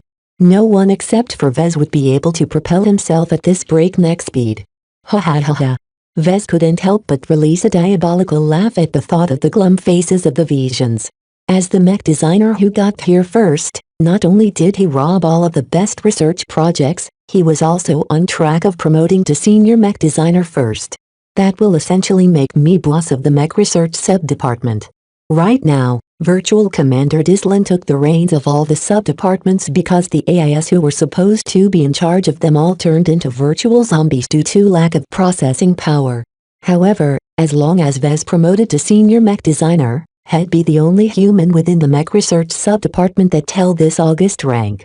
There would be no one with higher seniority than him, so it was virtually assured that Vez became the head of the sub-department. He could do a lot of things once he held this post. Not only would he be able to dictate which research projects the other mech designers were allowed to work on, he could also screw with them in many ways. A despicable grin marred his face as he rubbed his palms at the thought of how he could sabotage the visions. Unfortunately, my power only extends to research projects related to mech. I don't have any influence over the exobiology research sub-department or many of the other research groups. This realization immediately halted his stupid laugh. No matter what, Vez believed that whatever the visions and the flagrant sword maidens were after, it would be hidden somewhere in a biology-related sub-department. From what he had seen so far, the mech research sub-department may have been developing radical new innovations related to mech, but they were all extremely costly in terms of advanced technology and material requirements. It simply wasn't realistic for the Bright Republic or the Vija Kingdom to steal the designs of an extremely advanced mech design in the face of these realities. They couldn't even fund the production of a single copy. Whether the Visions or the Flagrant Sword Maiden sought out Project Icarus or some other highly sensitive project, Vez could do little to help. Unless Miss Calabist helped. I wonder how long it will take for her to smooth out my upcoming promotion test. He frowned. He sent a quick message to her comms stating that he was accumulating merits a lot faster than he initially thought. Hopefully she would stop taking her sweet time to hack the promotion test. As Vez continued to farm more merits, he quickly received a highly anticipated message from Virtual Chief Armorer Levitt. We've finished modifying and adjusting your gear. We also integrated the extra feature you sent some time ago. Come on over to our armory to pick them up. Vez immediately stopped working overtime and left the research department. He practically raced towards the Marine Detachment's armory where Levitt greeted him and gestured him to approach a work table laying out his newly upgraded gear. My apologies, Mr. Longhorn. It took us a day longer than we agreed to for us to decipher the new innovations. While your gear is extremely inexpensive, that doesn't necessarily make them less complex. My old human armor would have been able to decipher the principles of the new tech much faster than an AI such as myself, but after pooling our processing power we managed to crack the inner workings of your devices. Both of them beheld the equipment that underwent huge makeovers after spending some time in the armory. All of the new parts and subparts looked new and of considerable quality. Let's start with my light combat armor, he said, focusing on the most important piece of gear to Vez. What did you do with my old Earth Ant? Your customized light combat armor is extremely rudimentary in our eyes, but contains several useful innovations, but not nearly enough to justify its continued existence. Such a suit of armor is scrap in the eyes of us Marines. I decided to replace your Earth Ant with a modified version of the XV-99 Squalin, a standard issue suit of light combat armor for engineers and support officers. As per our agreement, I've modified your new combat armor with as many of the innovations of your old Earth Ant. The most complicated procedure that I've had to undertake was to combine the software security suites. Can the Squalin resist modern hacking? Vez explicitly demanded this to Levitt. He didn't want to receive an off-the-shelf antique that was 300 years out of date. Just like Mr. Longhorn's data chips and data pad, any modern comm would be able to hack into those old suits of combat armor. I've tested the XV-99 out with the military comm you left behind. I can guarantee you that your own comm has no way of hacking the Squalin's augmented security suite. I actually intended to earn a lot of merits by submitting this modern security suite to the Starlight Megalodon, but it turned out the intelligence department already submitted far more software updates and advancements. That must have been Miss Calabist earning merits in her own way. Tough luck. The virtual armorer waved his hand, projecting a list of technical specifications of the modified Squalin. The XV-99, despite its age, is a good piece of armor that has saved the lives of many non-combat officers of the CFA. Its highly treated armor plates are both light and able to resist a considerable amount of damage. It excels in operation in space, but it is perfectly fine on land. What are its strengths? As a combat armor intended for engineers and mech designers among other personnel, it possesses a considerable amount of technical capabilities. The flagship feature of the XV99 is the Minifab system, a molecular disassembler and integrated mini-printer in one. With this feature, you are able to recycle a large amount of easily workable material and use them to fabricate almost any small-scale device in the field without requiring access to a large and immobile 3D printer. Vez practically slobbered when Levitt mentioned this feature. The Minifab system alone was precious beyond compare. Yet the CFA actually treated such a wondrous capability as a standard option to any field engineer 300 years ago. Chapter 916 CFA Standards. The XV99's Minifab system added an enormous amount of utility to Vez, yet it did not come without a price. It was the most vulnerable component to the XV99 and could easily break from sustaining a direct impact or a moderate shock. Due to how much space its components took up, the Minifab system could only be mounted on the back of the armor, taking up space that should have been occupied by a modular backpack of his choice. However, due to the high level of integration and structural strengthening around the Minifab system, it could take a lot more impacts and shocks than if it turned into a fully modular system. Right now, Vez still possessed the possibility of taking off the Minifab system in the field, but only if he removed his combat armor and disassembled the rear portion with tools. While this suit of armor isn't the best in terms of protection due to its thin and light armor plating, the underlayer cushion is capable of absorbing a lot of shock. The XV99 is most resilient against explosive damage, as it is often employed by our engineers during battle conditions to guard against equipment blowing up in their faces. Vez understood that rationale. The CFA almost always fought against aliens, pirates and rebels by pounding their assets with their huge, powerful guns from a very safe distance. The biggest threats to CFA warships was enemy warships with equally big guns. There was no way any individual could survive a direct impact from a naval gun, but the real killer almost always consisted of being thrown into space or standing too close to a malfunctioning machine that blew up. Therefore, most non-security CFA hazard suits and suits of combat armor provided strong protection against explosions. What about its mobility? The XV99 makes use of small but very durable servos to assist in movement, but the boost they provide is rather limited. Levitt explained. The true gems are its EVA capabilities. The XV99 is a popular model for engineers to take out whenever they need to perform external maintenance and repairs in space. Mag boots allow you to stick to anything metallic. The integrated anti-grav modules enables you to float under standard gravity, and a miniaturized flight system mounted along the limbs provide a non-grav means of propulsion in case you end up somewhere weird. In addition, it has a good integrated oxygen tank as well as a small water recycling system. Are the anti-grav and flight systems strong enough for flight on this planet? The virtual chief armorer shook his head. Not for an armor of this caliber. Higher quality combat armor can do more, but we don't have many of them left and they're only available for redemption under exceptional circumstances. Well, that scratched off an escape route for Vez. He won't be able to fly away from the Starlight Megalodon with the Squalene under heavy gravity. Alright, tell me about the other functions that are of interest. If taken into account your wishes and upgraded the internal scanning and sensor systems, they can make much better scans and observations than any multi-tool, and have also integrated the anti-stealth function you've requested. The Squalene's standard assisted targeting system is already good enough, and it's compatible with a range of CFA weapons as well as most junk weapons you can pick up anywhere in the galaxy. As for those silly homemade ultra-compact batteries, they're shoddily made and a hazard compared to what we own. I took the liberty of recycling those pieces of junk. Vez adopted an awkward expression. When he researched and developed the ultra-compact batteries, he felt so proud of his achievement. Yet it turned out to be nothing but pieces of junk in front of the virtual armor. What about ECM? Well, I can't stuff a stealth system in your Squalene. It's already packed with features. However, its standard ECM systems should suffice in hiding you from various scanners and sensors. I also integrated a proper replacement of that crappy signal jammer you cobbled up. It can block nearly every damn standard sensor, but it won't do much if someone performs a powerful directed scan at your location. It's better than nothing. Vez murmured.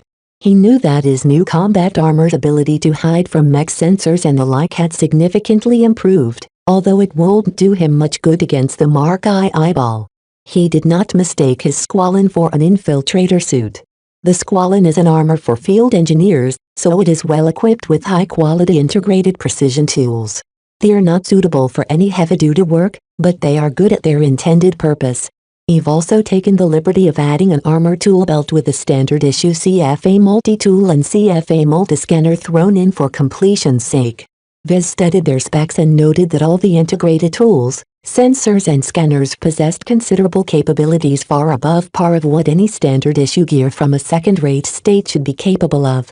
The CFA multi-tool and CFA multi-scanner that Levitt threw in as a freebie performed a bit worse, but they were small and portable and allowed him to use the devices without equipping the XV99 Squalene. All of the gear has been updated with the latest security suites, right? Who do you think I am? The virtual chief armorer frowned. Of course I did. Even if the intelligence department got ahead of me and submitted all kinds of new security suites and software, I have to admit they're all pretty good. Mind you, a skilled CFA hacker can probably shut all of your fancy toys down within seconds, but you're probably good against any other kind of foe. As long as the Visions or any of the other rabble from the Komodo Star sector won't be able to hack his gear, Vez had few complaints. As for what kind of additional loadout you can bring, the Squalene offers various small storage compartments. There is a dedicated data chip compartment that shields these fragile buggers against shock, impact, EMP and all kinds of other radiation damage. There are also other, less protected pockets for smaller bits and pieces. I tried fitting in those awful backup knives of yours into them, but they didn't fit, so I threw them away along with the rest of your junk. However, that inert stiletto of yours is very interesting. Even if its material composition is rather basic, the craftsmanship of this weapon is worthy of recognition. Did you manage to upgrade the catasis? Catasis, eh? I don't get why you humans like to name your weapons. Well, I've been puzzling over a way to upgrade stiletto without destroying its essence. I ultimately decided to submerge it into a bath of liquid exotics, infusing its structure with extra strength, penetration and more importantly decreasing its passive stealth and signal dampening capabilities even further. It's damn near invisible against most sensors and scanners below CFA standard. Of course, it's no use hiding it from the Starlight Megalodon scanners. You owe me some extra merits for this service. Vez brushed his fingers against the narrow, straight blade of the catasis. Even looking at it with the naked eyes caused him to disregard it slightly. This was a master-crafted weapon infused with a weak X-factor by its craftsman. Don't worry, Levitt. I'll cover the difference. I've got merits to spare now. The virtual armorer smiled at the thought of receiving more merits. I know. You're the talk of the ship right now. There hasn't been a single human mech designer in the history of the CFA who earned merits more rapidly than you. The CFA would probably give you a commendation once we reconnect to the Galactic Fleet Network. Vez snorted. No thanks.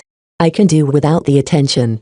It wasn't as if the Starlight Megalodon would ever be able to reconnect with the rest of the CFA. I copied and adapted the wrist mechanism on your Earth and to the Squalene. You'll be able to draw and stow away the stiletto in and out of its sensor-dampened wrist sheath without anyone getting the wiser of it.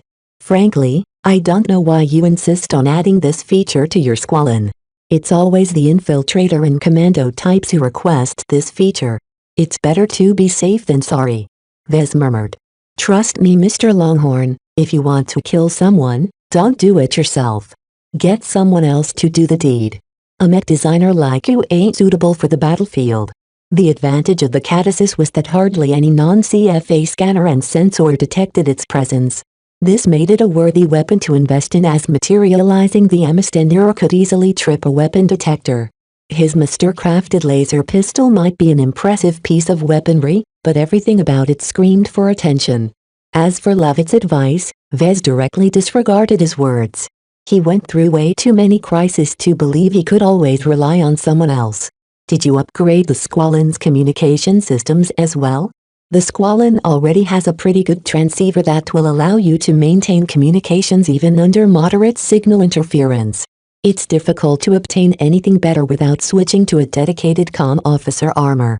If you didn't already opt for the minifab system, I would have been able to add a signal relay backpack to your armor. As it is, your Squalene synergies as well with your upgraded junior officer grade CFA comm. The armorer gestured towards a comm that looked almost completely identical to the CFA comm that Vez already wore on his wrist. What's the difference between this new CFA comm and the standard ones? It's mostly better in terms of its software and security suites. The two junk comms you handed over are almost completely worthless apart from some innovations to its software. Together with the new data the intelligence department made available, I've comprehensively upgraded its ability to resist hacking. I also increased memory storage so you can stuff more data inside. That'll cost you more Marriott's, by the way. Under Levitt's guidance, Vez transferred all the data and permissions from his standard issue CFA comm to the upgraded version. Right now, Vez already felt a lot better for wearing a comm that wasn't as vulnerable to modern hacks. Overall, Vez felt very pleased by his new loadout. What's the downside to using the Squalene? Compared to other CFA armor, it's less suited for direct combat. Levitt knocked his fist against the chest plate of the Squalene. Most standard issue CFA weapons can chew straight through its thin armor plating. In addition, the minifab system is kind of a power hog.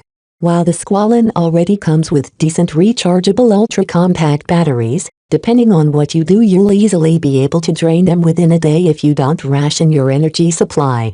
Vez acknowledged the warning. At the very least, it wasn't so troublesome to recharge these batteries. He could hook it up to any power supply to top them up. Really, the capabilities of these standard issue CFA batteries put his so-called junk batteries to shame. CFA standards sure are impressive. He sighed in admiration. This level of technology and wealth is centuries, if not millennia ahead of the rest of the galaxy. That's the perks of working with one of the most powerful organizations in human space. Levitt grinned. This isn't anything impressive as far as the Starlight Megalodon is concerned. It's too bad that our previous human crew used up all of our best gear and supplies. This planet is very poor in high-grade exotics so we've never been able to replenish our best equipment. Besides receiving the upgraded and customized XV-99 Squalene, Vez also received a standard issue CFA laser pistol. It might not be able to match up to the Amistendera, but the weapon packed more than enough punch against any non-CFA opponents. To the CFA, any opponent except for themselves, the MTA and some of the more formidable alien races could be disregarded entirely. This included much of the rest of the human race. Did you also prepare my promotion gift? I did, though I'm surprised you opted to select this device. Levitt gestured towards the oddest device on the table. Chapter 917 Life-Saving Talisman. Upon passing his promotion test to Senior Apprentice Mech Designer, the Starlight offered Vez a complimentary gift from her inventory of high-tech gadgets and gear. Each of the choices surpassed the performance of any standard issue CFA gear and was somewhat precious even to the wealthy organization. Therefore, Vez faced a difficult choice back then, as he could upgrade almost every capability, but only for a single time until he passed another promotion test. At first, he decided whether he should pursue short-term necessity or long-term utility. While he often leaned towards the latter, he couldn't afford to think that far ahead with many acute threats on the horizon. What Vez needed the most was a way to survive a crisis situation. After setting his priorities, he began to think about what he could use to ensure his survival. The Squalene couldn't accommodate any stealth systems, so he scratched that possibility out. The ECM systems of his combat armor already sufficiently shielded him against most mech sensors as long as they didn't come too close. The best way to survive a perilous situation is to neutralize the threat, be disregarded by the threat or be out of reach from the threat. The first option entailed trying to kill the threat if possible, but Vez didn't excel in this area. He already possessed the Amistendera as his trump card so he could hardly obtain anything better from the CFA. He already ruled out the second option as he'd have to replace the Squalene with an infiltrator suit if he wanted to have any hopes of evading every possible means of detecting his presence. Therefore, after considering every option, Vez finally decided upon the last option. It truly fit his needs if he could obtain a strong means of evading a threat. The virtual chief armorer smiled appreciatively at the high-tech piece of gear that Vez didn't hesitate to redeem. The flat, palm-sized gray object didn't look anything special, but a lot of high technology hid underneath its plain exterior. I don't know what you're thinking, Mr. Longhorn, but it's not every day I get to have my virtual hands on a CFA single-use emergency personal teleporter. Personal teleporters are extremely valuable life-saving talismans that are mainly reserved for our admirals and high dignitaries. Unlike the proper points, your EPT is a more affordable knockoff version, and can only sustain a single teleportation attempt. What's the specifications of this EPT? Its teleportation range is merely 1,000 kilometers, which is useless in space. Levitt shook his head in regret. A proper PT can teleport an admiral up to 100,000 kilometers away, enough to allow them to jump towards another warship. Even so, your EPT retains the same ability to withstand moderate space-time instability, so it will be difficult for most opponents to interdict your teleportation. Can I choose where to teleport? The EPT offers the option to pre-select a large amount of pre-programmed coordinates to jump to whenever you activate it.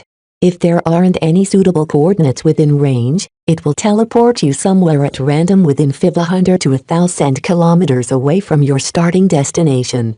Mind you, while its programming is sophisticated enough to avoid teleporting you high up in the air or deep into the ground, it's best not to rely on it if possible. Vez nodded. I'll be sure to take that into account. Did you already modify my Squalene to fit the EPT? I managed to free up enough space in the lower back of the Squalene to fit the EPT. As long as you don't incur any damage from the rear, you'll always be able to teleport away. Mind you, the teleportation process takes about 3 seconds, upon which you'll be exceptionally vulnerable to interruption and damage. Make sure you're alone or well behind cover before you teleport. The proper points reserved for admirals shortened the teleporter window down to a single second, allowing them to get out even under hectic situations. Certainly enough, the admirals at the top of the hierarchy prized their lives very highly. They were probably impossible to kill. In the next half hour, Vez stripped out his fancy-looking but fragile CFA uniform, retaining only his thin underlayer CFA vac suit. With Levitt's help, Vez learned how to activate the Squalene and key it to his identity before suiting up. As he experimentally moved his limbs, he found his movements to be rather awkward and difficult. The Squalene isn't a simple suit of combat armor. There's a bit of a learning curve when it comes to mastering all of its capabilities and functions. You've already uploaded the relevant manuals to your CFA com.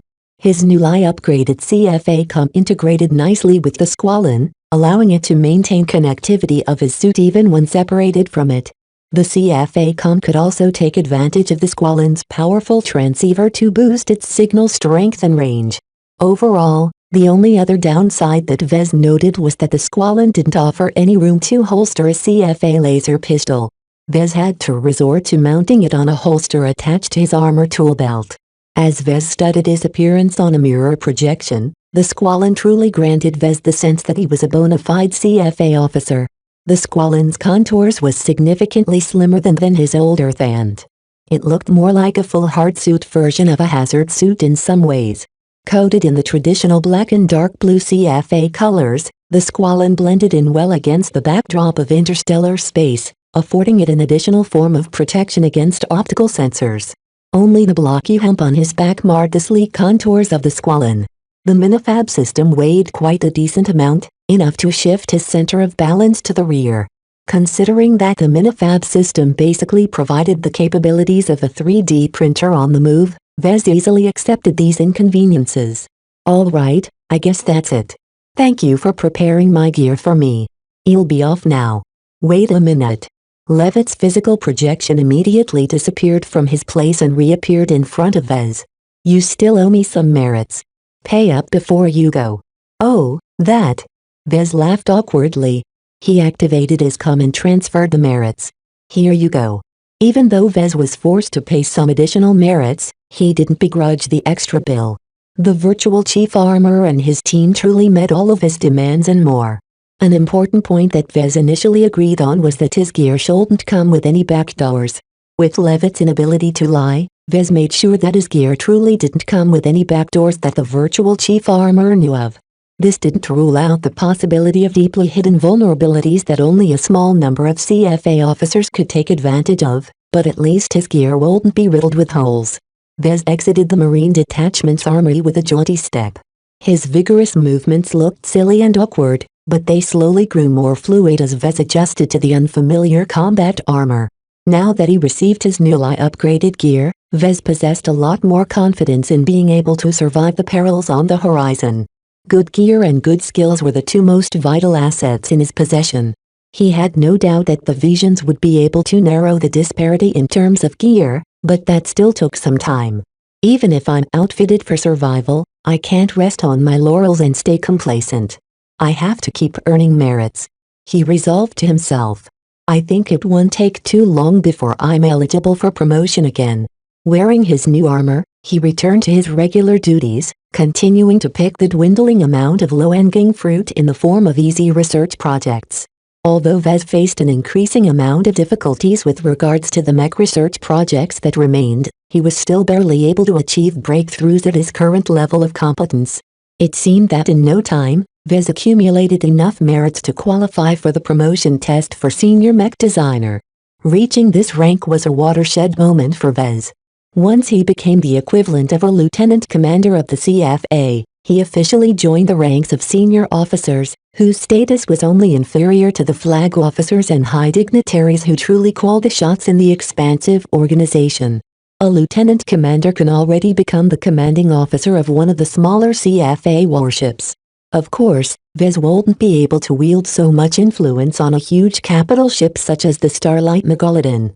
The general rule of thumb was the bigger the ship, the bigger the hats.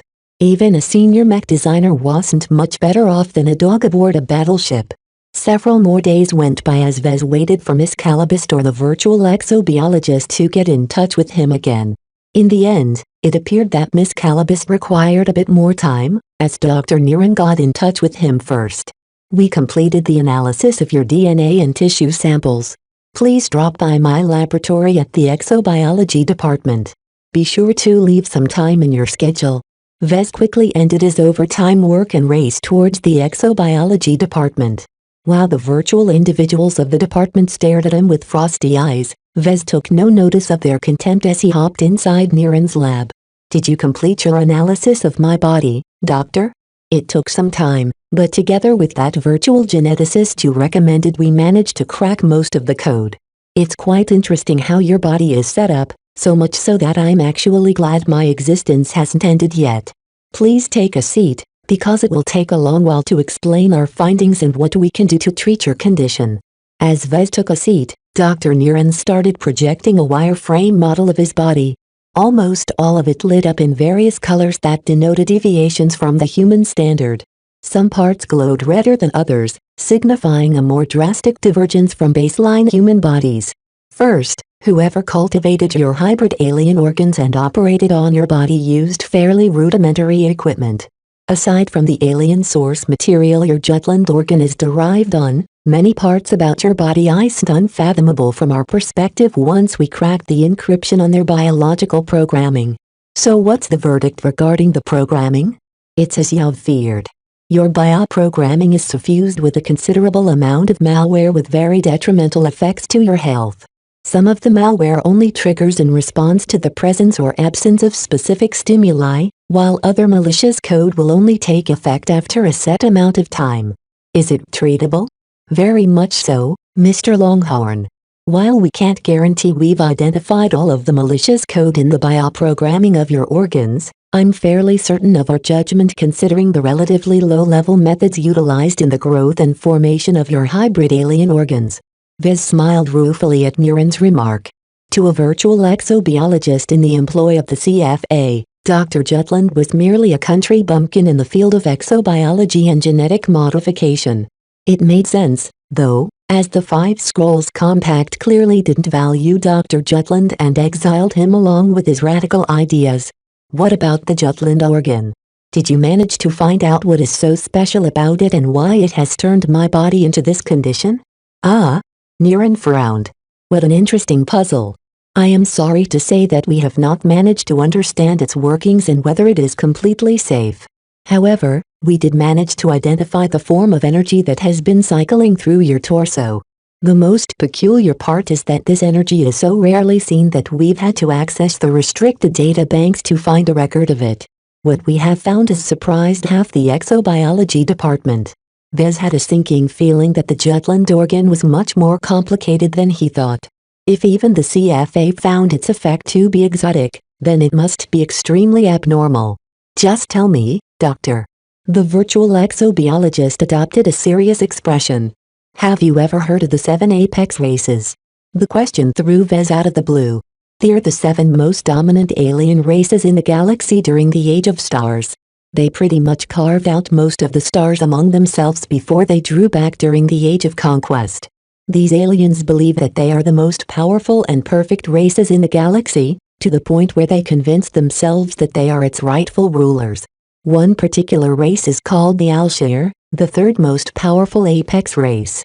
One of the strengths of this unfathomable giant avian-like alien race is their ability to traverse the higher dimensions with their own bodies. They are able to do so by utilizing the same energy that is locked within your body. Chapter 918 Going under. Compared to humans, the Alshir were much more terrible. As one of the alien races worthy to be ranked 3rd among the 7 apex races, each of them possessed an unimaginable amount of strength and intelligence. Each member of their race possessed enough power to contend against a small warship with their own bodies when they became adults. Through means which Vez didn't know, the Alshir possessed the ability to traverse space with their naked bodies.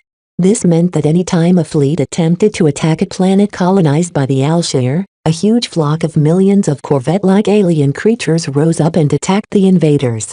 This had led to the rise of an alien race which didn't need to depend on technology to dominate the universe. Naturally, their natural strength wasn't the only thing scary about the Alshir. Often likened to giant feathered birds, they were anything but exobeasts, as even the stupidest Alshir was a genius. They were predisposed to spacetim-related technology and developed some of the most advanced means of FTL travel before humanity came and stole their innovations. The only weakness of the Alshir race was one afflicting many of the powerful races in the galaxy. The propagation of their species depended on the so-called Worklaw crystal, a rare exotic available in large quantities on Worklaw, their ancestral home planet. From what Vez knew of this exotic, it contained remarkable properties related to energy. While this high grade could be synthesized through specific methods, it didn't appear very often in the rest of the galaxy. This led to an extremely constrained growth rate for the powerful Alshir race and limited their expansion in the galaxy. Part of the reason why the Alshir and the other apex races of the galaxy ultimately fell back against the human onslaught was because they simply couldn't match humanity's frightening growth rate. Nonetheless, the shortcomings of the Alshir didn't take away the fact that they were still extremely powerful. According to what Vez knew of the avian-like race, they still lurked well outside the reach of human space. So let me get this straight, he said after the exobiologist mentioned the Alshir. Somehow, the Jutland organ produces the same kind of interdimensional energy that is harnessed by the Alshir? That is correct. Alshir energy, as it's referred to layman, is one of the more elusive and difficult to grasp forms of interdimensional energy that the CFA has ever come in touch with. In fact, information about Alshir energy is so classified that if not for the Starlight Megalodon's emergency state, an AI such as myself would never be able to access the relevant classified documents. What do the documents say? Not very much. Dr. Niran shrugged. Because Alshir energy is so rare and difficult to detect, the CFA has never been able to study it in detail. If not for the highly advanced examination equipment in my lab, we wouldn't have been able to find a trace of it hidden in your body in the first place. As it is, there is very little I can help you in this regard. Perhaps my human predecessor may be able to assist you more by performing research on it, but I am bound from doing the same. As Vez asked some more questions, Dr. Niran readily admitted his inability. He couldn't tell whether the Jutland organ was ultimately helpful or harmful to his body. The virtual exobiologist also didn't have much of a clue about how to manipulate or reduce the Alshir energy cycling through his body. I thought the CFA is more capable than this, Vez said in disappointment. As much as we pretend to stand at the apex of human civilization, we are not omnipotent. Developing warships and conducting naval battles are our strong suits. When it comes to biotechnology of this nature, there is little that we can do. Another organization is much stronger in this area, but that is not the CFA. Vez pressed his lips. Of course, he couldn't just walk up to the Five Scrolls Compact and use his status as one of their holy sons to ask them to study his Jutland organ. They would probably take him prisoner and force him to cough up their missing metal scroll before killing him. He'd be crazy to get anywhere near these deranged bioterrorists. Alright, let's put the Jutland organ aside. As long as you can remove the malicious bioprogramming, I'm already satisfied with that. We've already prepared a treatment to remove or neutralize the adverse code. At the same time, we can also go ahead and apply the other treatments that you wish to undergo. We've already prepared the KC-3333 priming agent for ingestion. Once it takes effect, we can go ahead and apply the 2 gene optimization treatments that we've tailored to your genes. Are there any risks of complications or incompatibility? The virtual exobiologist shook his head. Not after we adjusted the treatments to your unique conditions. They mainly work by improving your baseline human genes, ignoring everything that is either non-human or already augmented. However, I do admit that your case is a little more troublesome than other human officers. Besides your alien hybridization, your body and especially your brains are already heavily augmented. In fact, there are hardly any aspects about your brains that the gene optimization treatments can improve. It's true that if heavily augmented my cognitive abilities. Vez awkwardly laughed. It must have been all the attribute candies he bought from the system as well as other unusualities. How much time will this all take? To ensure a completely safe treatment, we'd have to pace each procedure. It will take about a week in total. Vez almost fainted when he heard that. He couldn't afford to go under for an entire week. Too much might change when he next woke up. I'm kind of in a hurry now and I can't afford to be indisposed for that long. Is there any way you can compress the time? The virtual exobiologist frowned. If you are willing to disregard most precautions and bear the risk of increased complications and rejection, then it's possible to complete the entire range of treatments within 2 days. You'll be able to walk away from this lab after 4 to 8 standard hours, but are you sure you're willing to take the risk? As a medical professional, I can hardly justify the risks. The Starlight Megalodon is operating under emergency conditions, right? You should be able to get away with a lot more than usual. Besides, you're just an AI, not an actual human doctor. You didn't pledge any oaths. After a lengthy argument, Vez managed to corrupt virtual Dr. Niran into accelerating the treatment plan. Of course, Vez bore all the risks, but the overall risks of each treatment was quite low due to how standard and routine they were in the CFA. Before Vez underwent the treatments, he first arranged his schedule.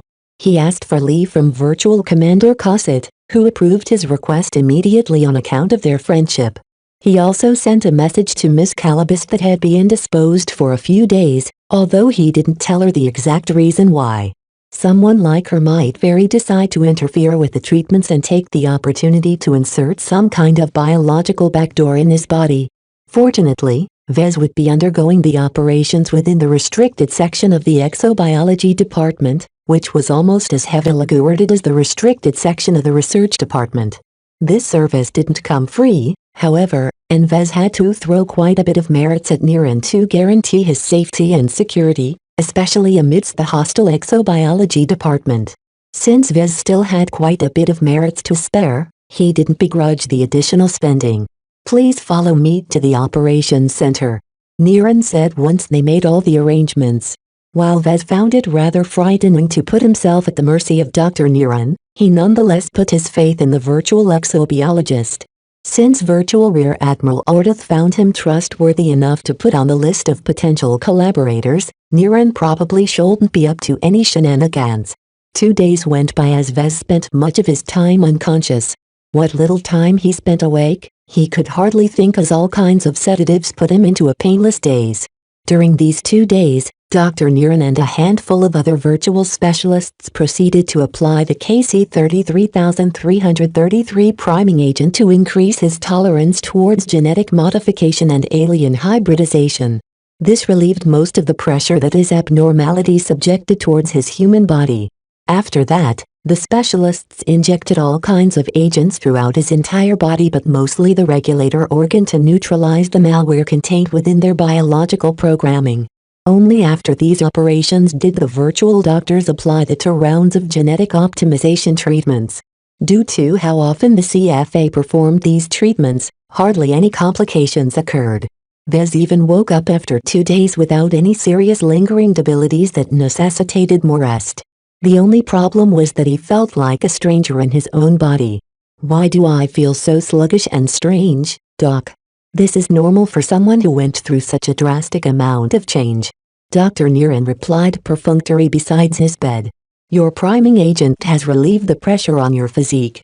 Together with your other treatments, your body has completely transformed on a fundamental level. Due to rushing your genetic optimization treatments, you'll have to become familiar with your changed physique in your own time." Despite the side effects, Vez truly felt more comfortable in his own skin. He knew that this was the priming agent at work.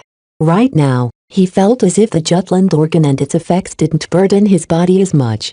The nagging irritations that always afflicted him suddenly became less consequential.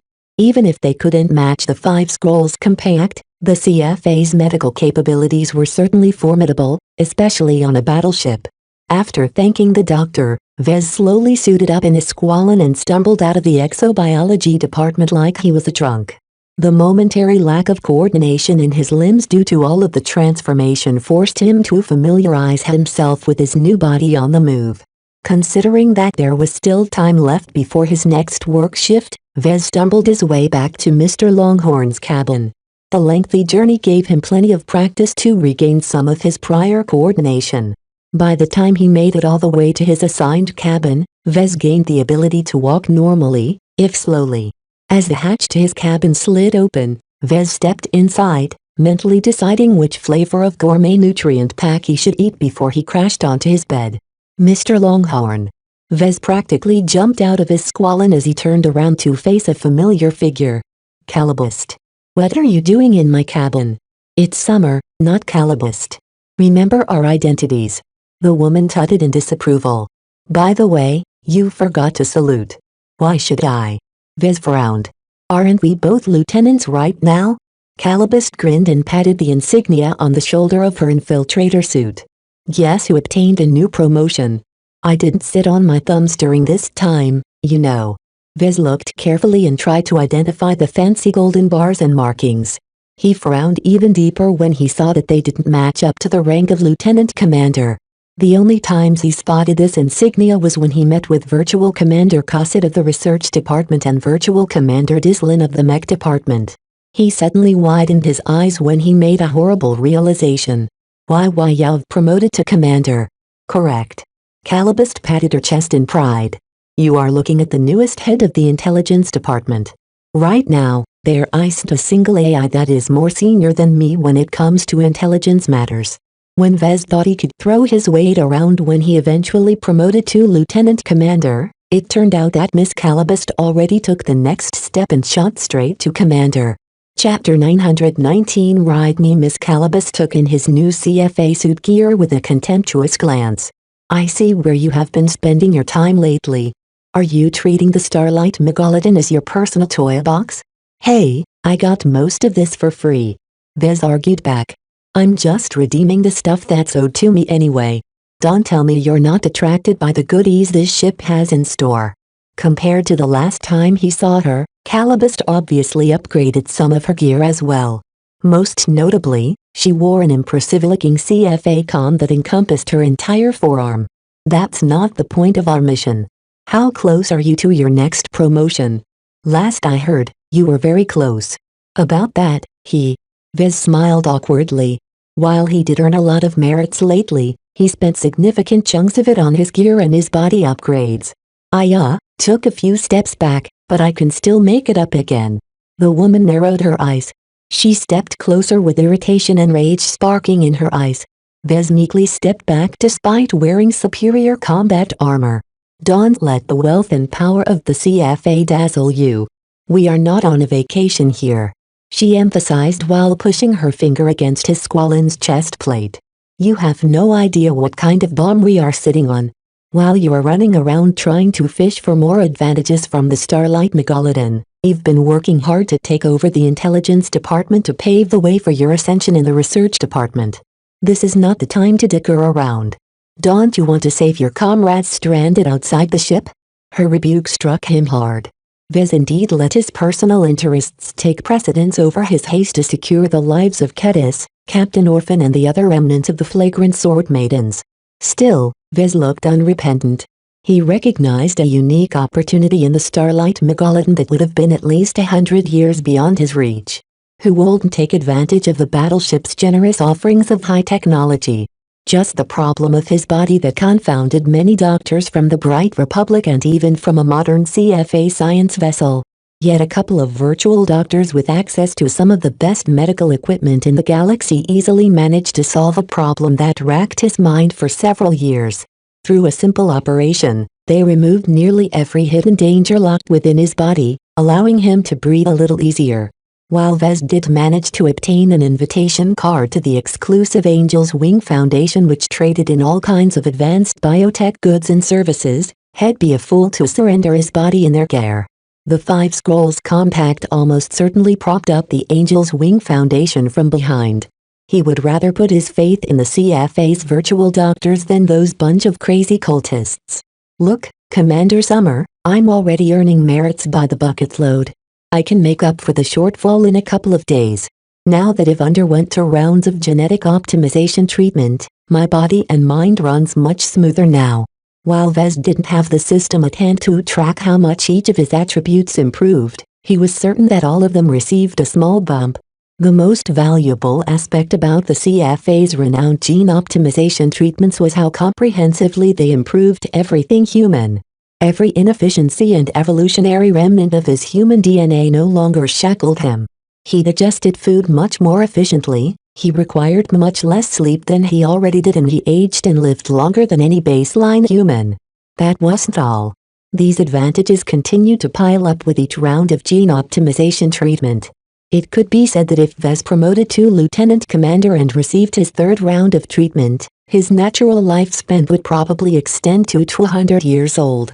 This was the equivalent of undergoing a single round of life-prolonging treatment, something which scores of powerful politicians, businessmen and power brokers in the Komodo Star sector work their entire lives to obtain.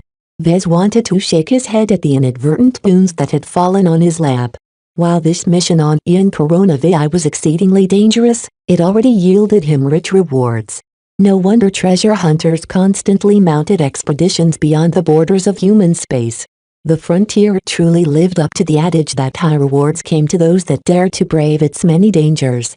Miss Calabist shook her head in helplessness at his inability to let go of the Starlight Megalodon's many bounties. You managed to both exceed and fall short of my expectations. The more I pay attention to you, the more I learn something new. Tell me, what took place when you visited the office of the Artificial Intelligence Corps? Practically every virtual individual on the Starlight Megalodon knows that he managed to circumvent the emergency protocol and forcefully end his existence shortly afterwards. He'd be a fool to tell her the truth. There was no way that Vez wanted to let a snake like Miss Calabist grasp his complicated relationship with the Five Scrolls Compact. He wanted to meet the smartest guy on the ship before he offed himself. Vez shrugged nonchalantly. He gave me some merits and some advice. Nothing else went on, really. Admiral Ordneth was just a passenger aboard the Starlight Megalodon and held no actual authority. It's a really sad existence for him to be relegated as a bystander for a couple of 1,000 years, so I didn't get as much benefits as I had hoped. Miss Calabist didn't look amused. She obviously didn't believe a word of the nonsense he just spewed out. Mr. Longhorn, although you seem to be a habitual liar, your tricks don't work on me. You are lucky that digging out your secrets is not within the scope of my mission. Let us discuss what I'm actually here for. Time is running out and we need to facilitate your access to non-mech related research projects. Besides exhorting him to promote as soon as possible, Miss Calabist also wanted to fill him in on her plan to get him involved with the research projects of the other sub-departments. As a mech designer, Vez didn't know anything about the biosciences, but that wasn't necessarily a hindrance to him. Cross-disciplinary research projects that require the participation of a diverse range of specialists. Once you promote to lieutenant commander, you should aim to access these cross-disciplinary research projects as soon as you can. This won't be easy, but my new position affords me several methods to facilitate your entry. I can guarantee you that you'll have all the security clearances that you'll need to get your foot in the door. Vez knew that it took a lot of pull to get something like that together. He stared suspiciously at Calibust. Since you're a commander and a department head, why don't you just access the research projects yourself? Despite what you might think, the intelligence department doesn't make me an omnipotent hacker. Calibust shook her head. The Starlight Megalodon's organizational structure is highly decentralized. Each department is a separate silo that is difficult to peer into from the outside. This compartmentalized structure prevents any department or department head from becoming too powerful. While my position affords me many small advantages, it is much easier to gain access to the Starlight Megalodon's sensitive research projects through using you as a vehicle. Great. So I'm just an error car to you? Vez replied peevishly. You should feel honored to be ridden by me. We both know that we are both making use of each other. I have no particular animosity towards you or the rest of the Vandals and Sword Maidens. Mind you, I am not opposed to working together with the Visions either. If you continue to slack off, don't blame me if I turn towards your mortal enemies instead. He should have taken that as a threat. Instead, Vez smirked at Calibust. Ha! Good luck to them. Perhaps their exobiologists and doctors will be able to gain some small advantages in the biology sub-departments, but their mech designers won't be able to earn a single merit under my watch. Besides, Venerable Foster will need to make an immense amount of contributions before she is able to open the floodgates to her fellow Visions. I won't act so conceited if you know what they have in store. Calibust said with an odd expression. Venerable Foster is close to promoting to the rank of Mech Captain. Once she has reached this milestone, she immediately intends to donate the Belisarius to the Starlight Megalodon. The contribution of such a powerful and extremely advanced expert mech will shower her with so much merits that she can probably meet the required amount of merits to promote straight to Mech Major. What? Vez almost gaped open his mouth. How could the Visions do something as reckless as that? The Belisarius is a mind-bogglingly expensive mech. The Hafner Duchy invested so much Rorschach's bone in her material composition that they'll be the laughingstock of the kingdom once everyone knows they lost their boondoggle of a mech. This time it was Calibust's turn to smirk again. If the Visions succeed in their mission, they can more than make up their shortfall. Besides, don't forget that the Starlight Megalodon is filled with treasure. Venerable Foster has already started to scout the approaches to the vaults. Vez almost forgot about that. If one of the vaults truly contained a batch of advanced life-prolonging treatment serum, then just retrieving a single dose would be more than enough to placate the Hafner Duchy. After hearing to what extremes the Visions might resort to, Vez no longer felt as assured as before. He truly felt he was pressed for time again. Calibust left his cabin shortly after once she ascertained she succeeded in lighting a fire under his butt. Left in a sullen mood, Vez comforted himself by gorging on a gourmet vintage nutrient pack before shedding his squalene and slipping into his bed. Over the next couple of days, Vez returned to the research department and exerted his efforts on the final remaining easy research projects with gusto. Even though Vez practically picked the mech research sub-department clean of every low-hanging fruit, he still managed to achieve some breakthroughs on the more high-hanging fruit. Many of the more complicated research projects involved multiple phases and elements. It was extremely unlikely for a single mech designer to complete these research projects in one go because they required the input of multiple mech designers who excelled in different fields. For these ambitious research projects, Vez still managed to please Virtual Commander Cosset by achieving breakthroughs in the areas where he excelled at. He particularly managed to form creative solutions by leveraging his senior-level physics skill, which in terms of knowledge truly encompassed a very wide range of theories and solutions. It seemed in practically no time, Vez managed to accumulate the necessary merits to undertake the next promotion test. Having already been informed that Calibust tampered with the test, Vez attempted it without any hesitation.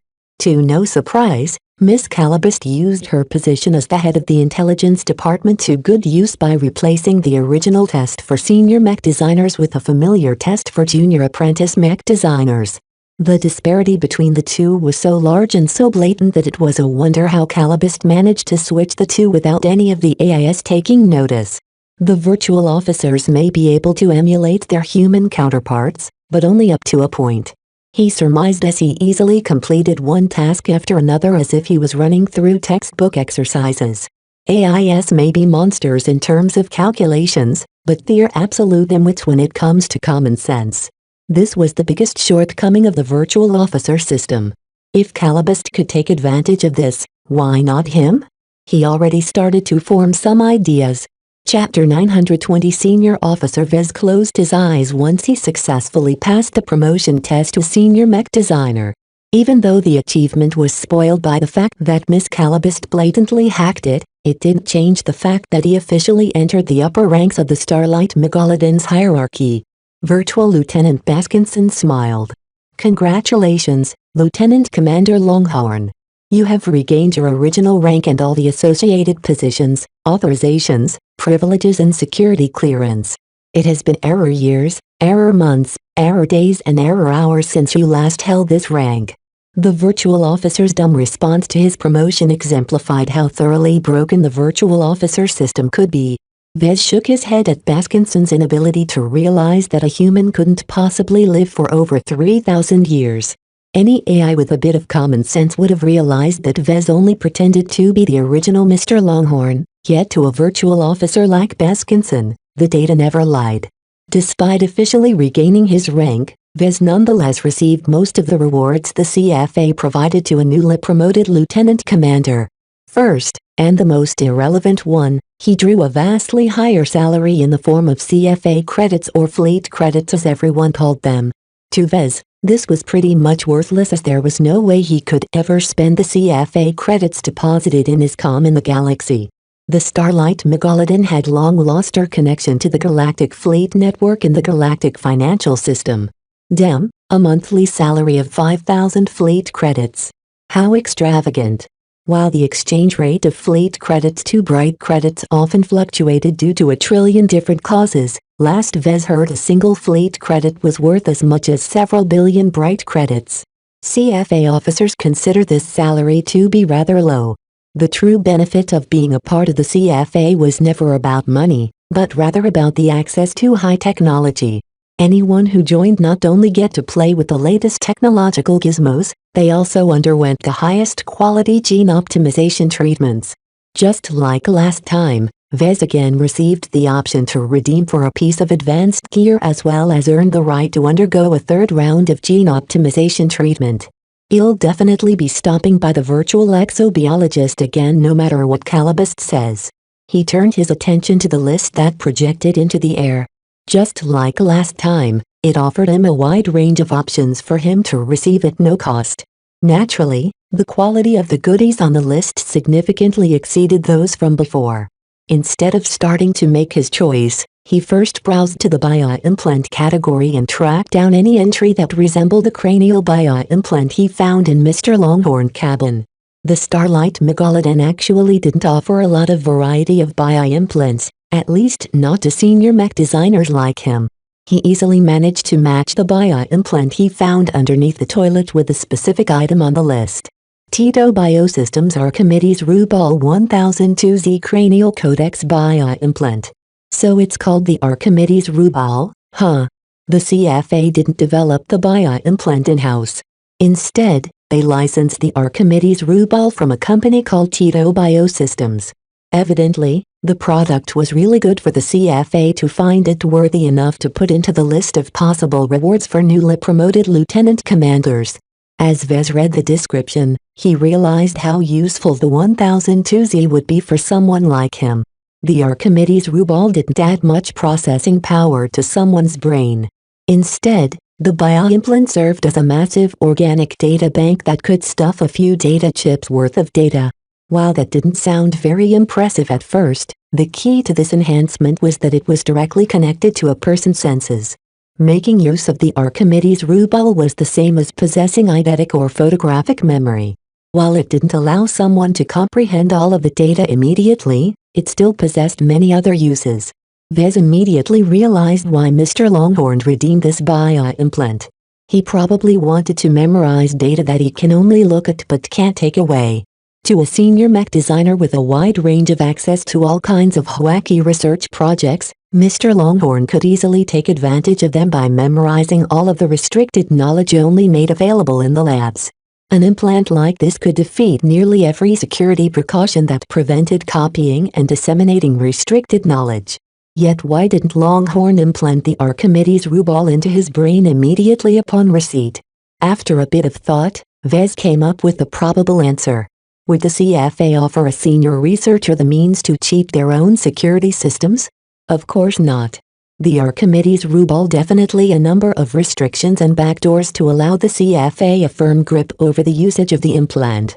There's no use putting this implant into your brain unless you can accept becoming a slave for the CFA for life. Vez felt glad he hadn't moved upon impulse and went ahead with implanting the Archimedes ruble that he found into his brain straight away. For now, the implant offered very little utility to him unless Vez somehow managed to remove all of the CFA's tampering from its bioprogramming. It would be difficult for the virtual doctors of the Starlight Megalodon to accomplish something like this, as it likely bumped against the restrictions against undermining the CFA.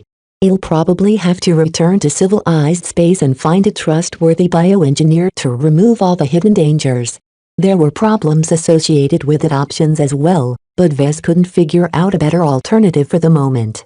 I shouldn't be too greedy. The gene optimization treatments are already a boon to me that a citizen of the Galactic Rim could never hope to receive in ordinary circumstances. Now that he obtained the name and specifications of the implant, Vez returned to the much more pleasant task of shopping for his next goodie. He spent half an hour trawling through the different categories and subcategories and opened his eyes to the many pieces of advanced gear on offer. While he hadn't spotted anything as extravagant as a fully fledged personal teleporter reserved for flag officers, he did find several items he found almost inconceivable. An upgrade to the Squallen's Minifab system. 2 heavy security bots as permanent and completely loyal guard escorts. A complete replacement of the bone structure with a compressed alloy version. The sheer amount of attractive choices threatened to overwhelm him to the point where he forcefully took a break in order to calm his raging excitement. He started to return to his initial priorities. What did he require the most in his current conditions? A way to survive the coming crises. His previous selection of a single-use teleporter already leaned towards this direction.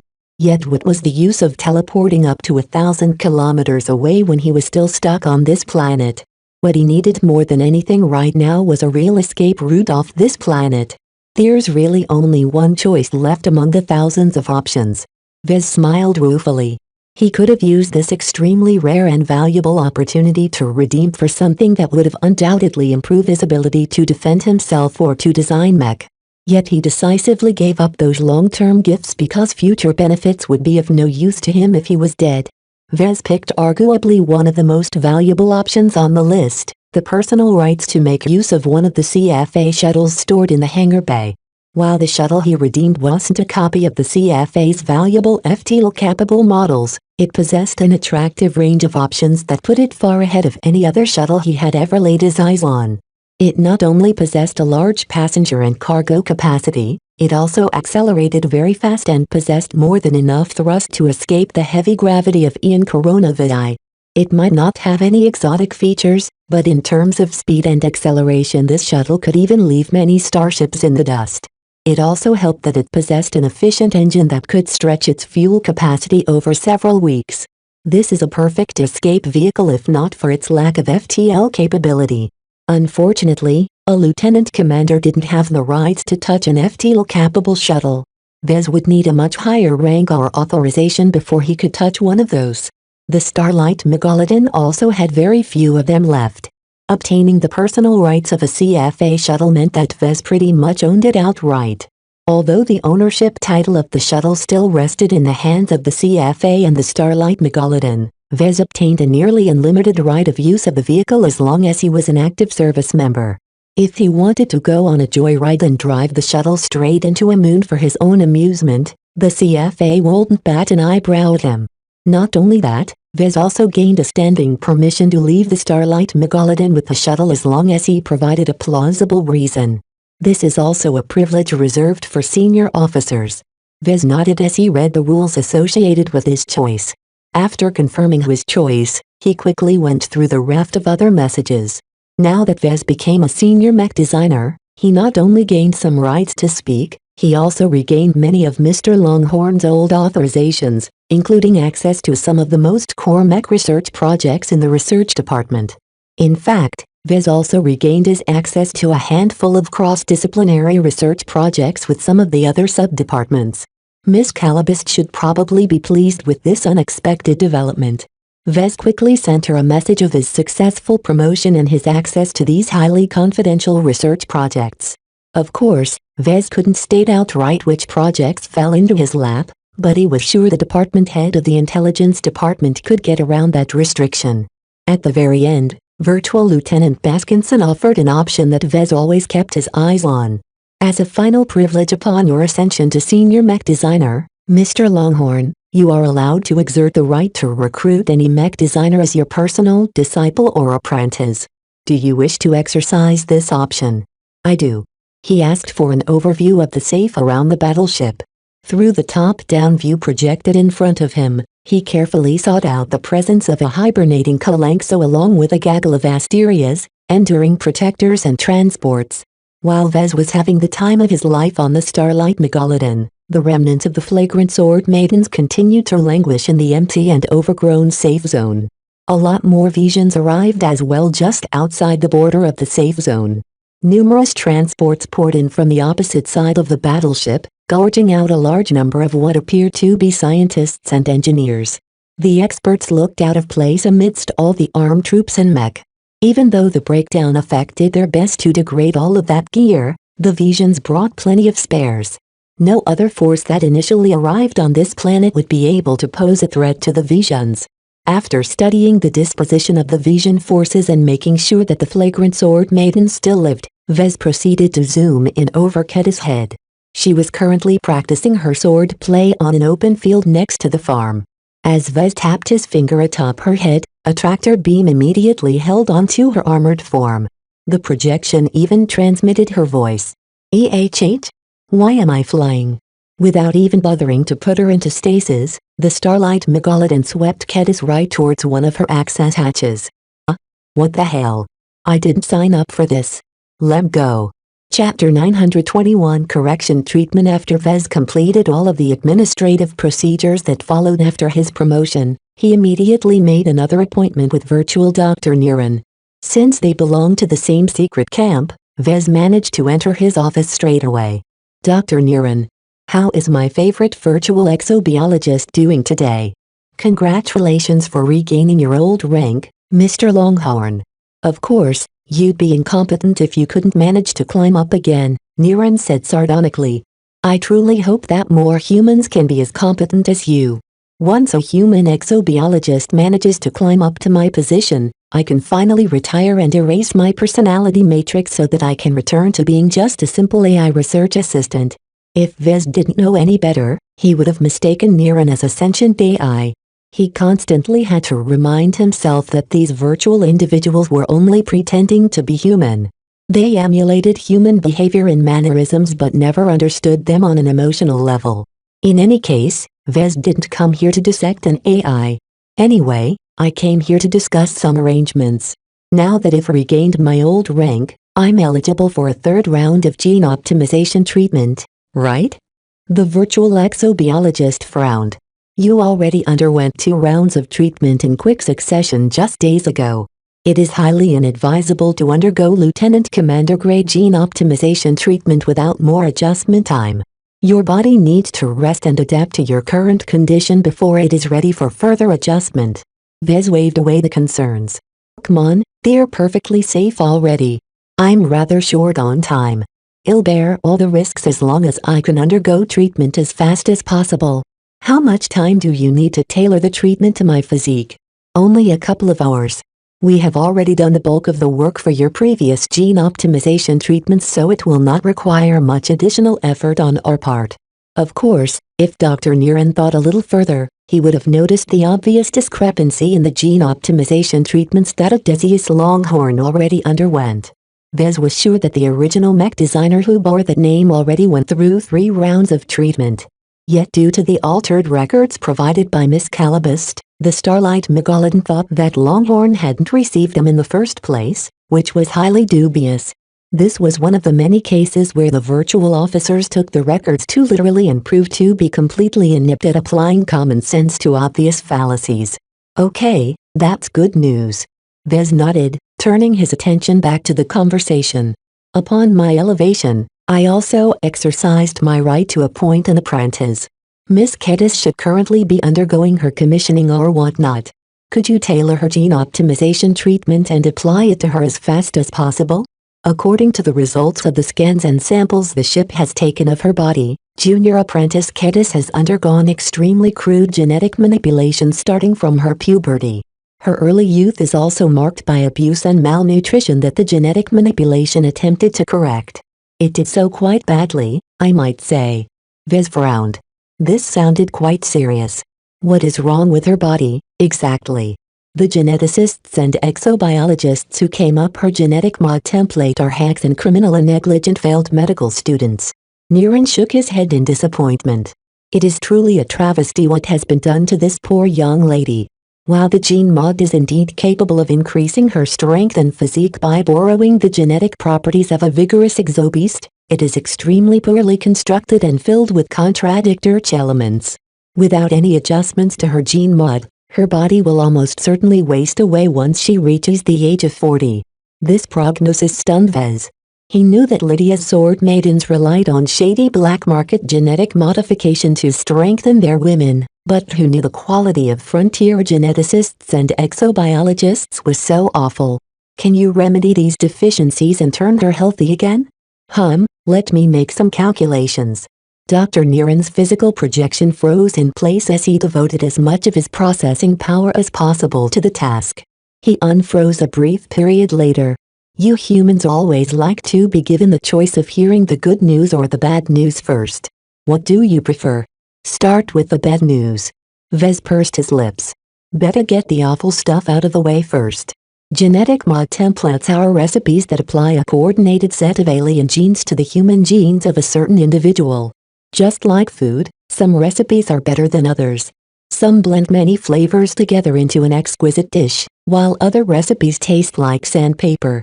The recipe applies to young Ensign Kedis is one of the most awful I've ever seen, and the worst of it is that gene mods cannot be undone, even by us. She can never return to being a baseline human. That did sound like bad news, but Vez still maintained a ray of hope. What's the good news, then? The good news is that while we cannot reduce the proportion of alien DNA applied to her human genome, we can adjust the genes and reprogram the flawed portions through a correction treatment. Just like how the genetic optimization treatment will reduce the flaws and improve the good points of what baseline human genes she has left, we can also optimize her alien DNA and untangle the many errors riddled throughout the chains. It's not particularly difficult either since the gene mod template is fairly simple if crude. That did sound good news. It completely wiped away his earlier concerns. As long as the virtual doctors could treat her condition, then Kedis wasn't consigned to living a short life. Please arrange this correction treatment for Ensign Kedis. Dr. Niren leaned back in his chair. A correction treatment for an unfamiliar genetic mod template will force a geneticist and I to devote an enormous amount of processing power to decipher its genes, identify the problematic ones and calculate the best ways to correct them. It will take at least upwards of a day to formulate the correction treatment. Vez gave the doctor a tepid smile. I understand. While my recent promotion left me without any merits, I can easily earn them back. Just look at my history. After a bit of talking, Vez managed to convince Dr. Niren to put all of the merit expenses on his tab. He had already proved that he could earn a lot of merits in a very short time, and the two's shared, if misunderstood, connection to the Five Scrolls Compact made the virtual exobiologist a lot more tolerant to the notion of receiving payment afterwards. Good. Vez shook the virtual doctor's hands. Please hurry up with all the treatments. I want to get back to the research department as soon as possible to gather the merits to cover the costs. He waited inside Niren's office as the virtual exobiologist collaborated with a couple of other virtual specialists to prepare the raft of treatments. A couple of hours later, Niren shifted Vez to the restricted section to operate on him yet again. Because the virtual doctor only needed to apply a single lieutenant commander grade gene optimization treatment, Vez woke up and walked out the exobiology department only half a day later. Naturally, the side effects of undergoing a third treatment in such a rapid span of time hit him like a sack of bricks. It became a bit harder for him to coordinate his limbs again, and he practically staggered his way to the research department and practically fell flat inside Virtual Commander Cossett's office. "Ho, there, Mr. Longhorn." She stood up in mild alarm. "What is the matter with you?" Vez sloppily saluted the virtual commander with a limp wrist. "I just took my third round of gene optimization treatment, Mom." "You've been informed of your recent resumption of your old rank. I have not anticipated that you are so impatient. I hope your productivity hasn't suffered because there are a lot of responsibilities that you need to pick up again and more." The first item on the agenda was the matter of leading the mech research sub-department. Usually, the senior-most mech designer led this research group. While nominally a virtual mech designer currently occupied this position, under the executive officer's emergency protocol the seniority of a human always surpassed that of an equivalent virtual individual. Even if the virtual mech designer occupied the same role for more than 3,000 years, Vez, whose forged identity only possessed the seniority of a couple of decades, automatically assumed precedence due to the principle that humans should never be ruled by AIs. The virtual officer system that currently took root at the Starlight Megalodon had always been intended to be a temporary state. Any human who managed to promote their way up the ranks through a purely meritocratic promotion process earned the right to retake some of the ship's responsibilities back into their hands. "Do you accept the position as sub-department head?" "I do." Vez would be crazy to refuse this offer. By virtue of being the only human senior mech designer, he was a shoo-in for this position. As Virtual Commander Cossett informed him of his responsibilities as the head of the research group, Vez realized that he received much of what he hoped to obtain. Vez gained a lot of power, far more than what he used to enjoy as senior apprentice. That was just a junior rank, after all. Now that he became a senior and a sub-department head on top of that, he became a true side ruler in this part of the Starlight Megalodon. "You are allowed to submit any reasonable research proposal. If I find it plausible, I will allow you to start a new research project. You are authorized to staff your sub-department with any virtual officers and ratings with the appropriate specializations and security clearances. The same also applies to humans. You are allowed to lead a small team of researchers to go on excursions outside the Starlight Megalodon as long as you file a report beforehand. Your record already mentions that you have received standing permission to depart the ship on your personal shuttle. Mind you, this permission only applies to yourself. You will still need to receive permission if you wish to take any of your subordinates along. As a senior mech designer, you are eligible to participate in cross-disciplinary research projects. You have already regained your old authorizations to several of such projects with the other sub-departments. I suggest you reacquaint yourself with these projects in order to resume the vital research. Any progress in those projects will be rewarded with a significant amount of merits." All of the rights and privileges dumped into his lap made Vez inordinately pleased. It was as if he suddenly became 10 times more influential on the Starlight Megalodon. However, Virtual Commander Cossett's expectations in his work also multiplied by 10. Vez was expected to perform just like a genuine senior mech designer. If you abuse your powers as a sub-department head or are unable to perform up to the standard expected of a senior mech designer, your case will come up to a review. A demotion will be the least of your concerns if that might come to pass, Cossett warned ominously. Vez nodded seriously. "I will keep that in mind, Commander." Inwardly, Vez disregarded her warning. Even if Vez slacked off for a couple of months, he won't be performing any worse than a senior mech designer stuck on a couple of research projects. Such a stagnant performance would just be a little jarring when compared to his previous meteoric rise. Still, Vez did not plan to stop earning merits entirely, and he also didn't plan to stick around for months. He just wanted to fish out as much advantages as he could out of this little pond before a shark arrived to gobble him up. Chapter 922 Core Research. Once Vez received his own private office and got settled in as the sub-department head, he started to explore his vastly greater authority. First, he gained the power to rearrange every mech-related research project. He could close them, change their priority, increase or decrease their classification levels, and appoint or remove any subordinates under his direction. Right now, his subordinates mainly consisted of the virtual zombies composed of AI mech designers and researchers starved of processing power. Virtual Commander Cosset appropriated all of their processing power as they contributed nothing to the Starlight Megalodon compared to more vital AIs such as the maintenance crews who kept the aging ship running. Even if I divert processing power to them again, they are under so many restrictions that they can't do anything to help with the research. The CFA relied heavily on automation and AIs to run their ships, and the Starlight Megalodon's continued operations, if only barely, proved that there was merit to this belief. Yet even this AI-friendly organization never completely went as far as trusting them to the point of letting them take over. Right now, Virtual Commander Cosset entrusted Vez with the mech research sub-department because he believed that humans wanted to rule over the Starlight Megalodon again. That was an extremely mistaken assumption. These stupid AIs completely disregarded implications of the enormous amount of time that had passed between the deaths of the last survivors and the arrival of new humans from the stars. To them, there wasn't any appreciable difference between the two groups. The AIs seemed blind to the possibility of any ill intent among the newly recruited humans. To these virtual officers who had been programmed to serve humans from the start, every CFA service member should be on the Starlight Megalodon's side. The only reason for AIs to be wary of humans was when they belonged to the opposite faction. The virtual officers inherited the factional strife of their human predecessors, and it was so acrimonious that this age-old conflict might even take precedence over their commandments not to harm humans. I have no interest in perpetuating this conflict. I just want to finish things up and get out of here. If Vez wanted to, he could probably run all the way to the shuttle bay that stowed his personal CFA shuttle and skedaddle right away. Yet he knew that Miss Calabas would not be pleased if he decided to be absent without leave. Someone as devious as her will likely have precautions in place.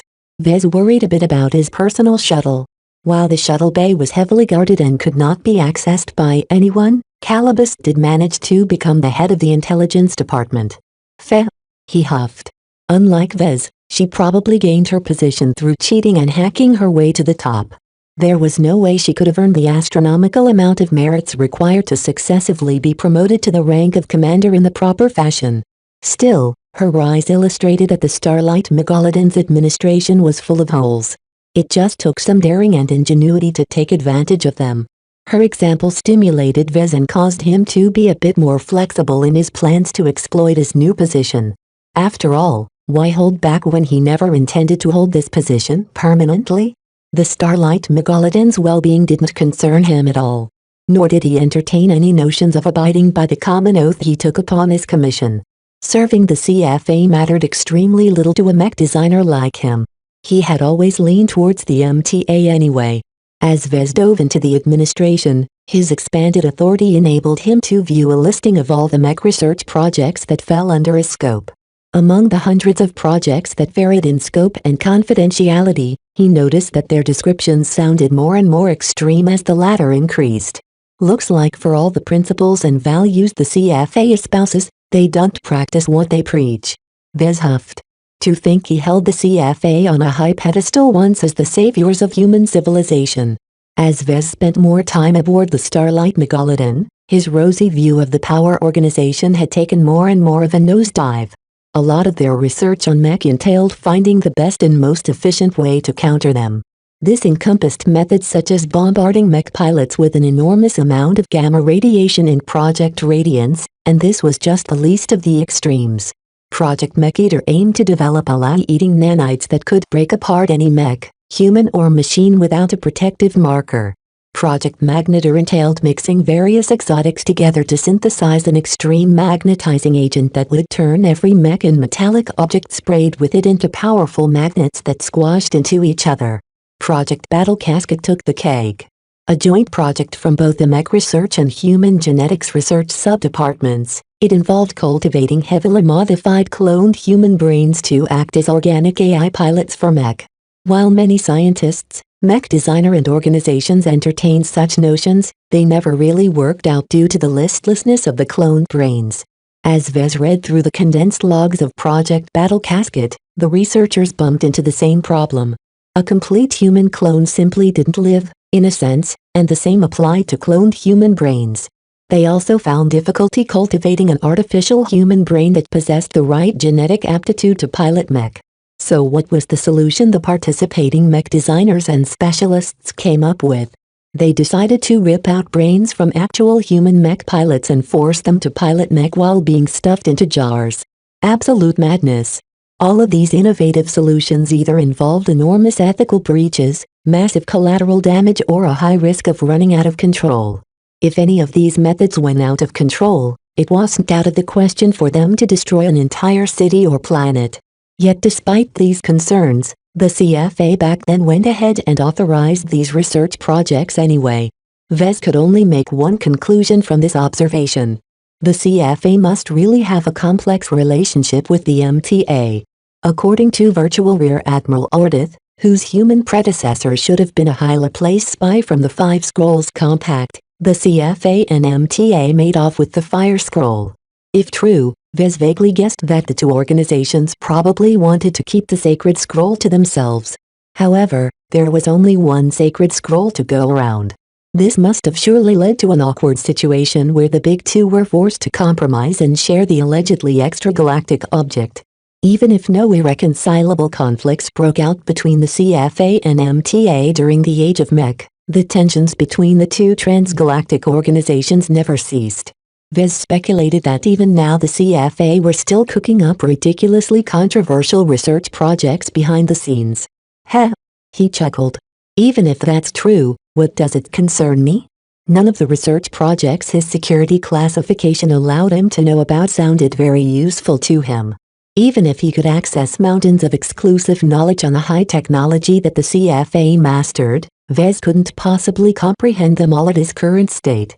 If I've been implanted with a cleaned and updated Archimedes Rubal Bii implant, I can probably memorize all the documents. Too bad that's not a viable option right now. It would be a waste of time for him to involve himself in these over-the-top research projects. Without a background in the esoteric specialties involved, his harvests would be extremely limited. Of course, Vez did not have to worry about getting stuck without any way to contribute.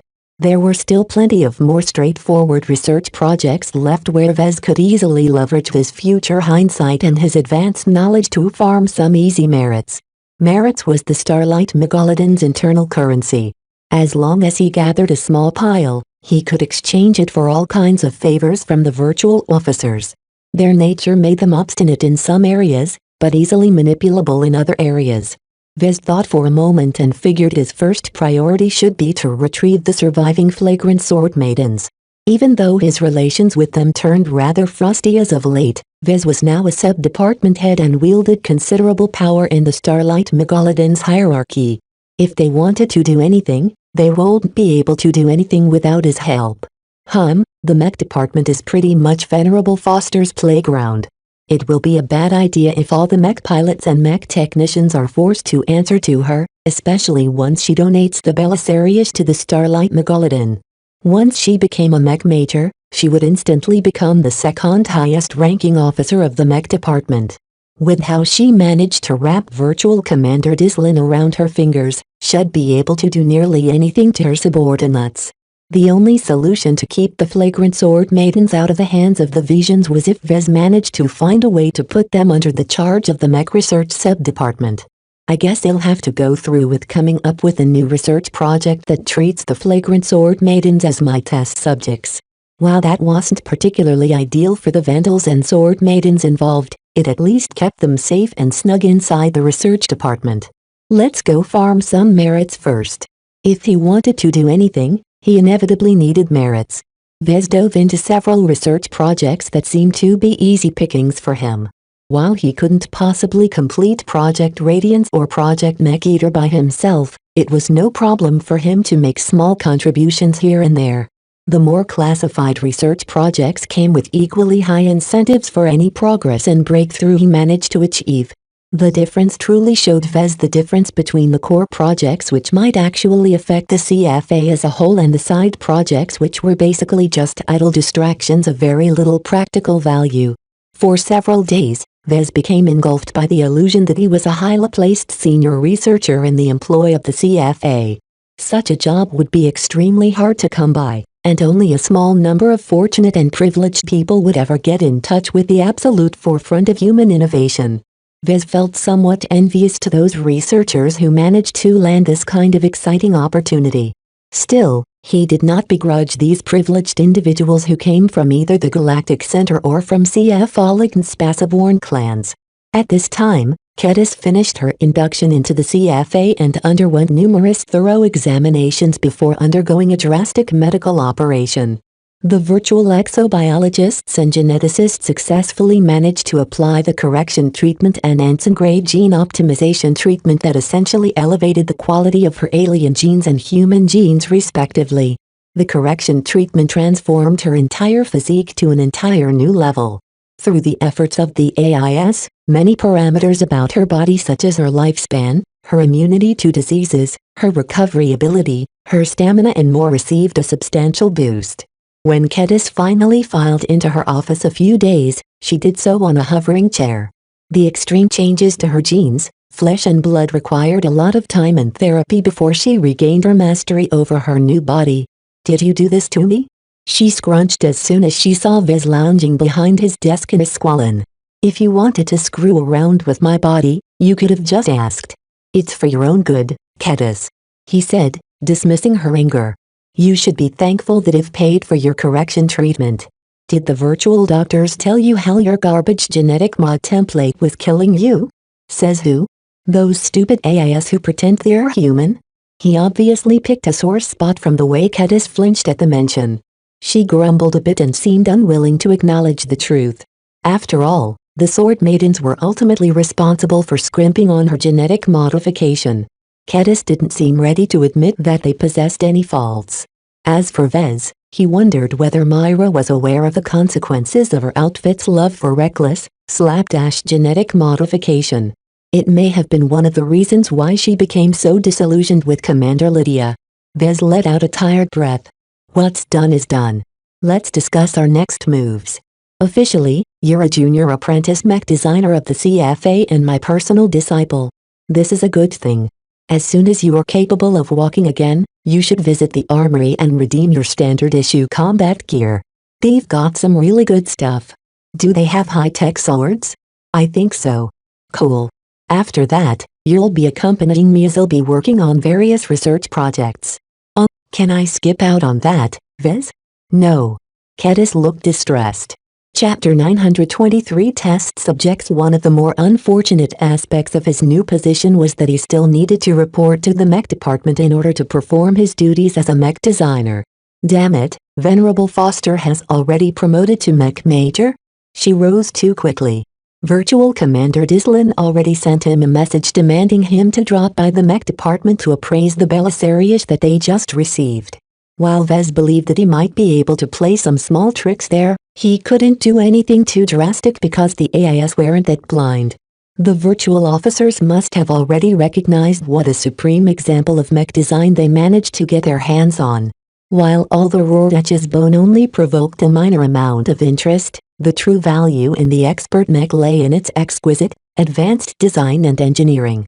Studying over 300 years of advancements in mech design would surely allow the Starlight Megalodon's knowledge base to advance by leaps and bounds.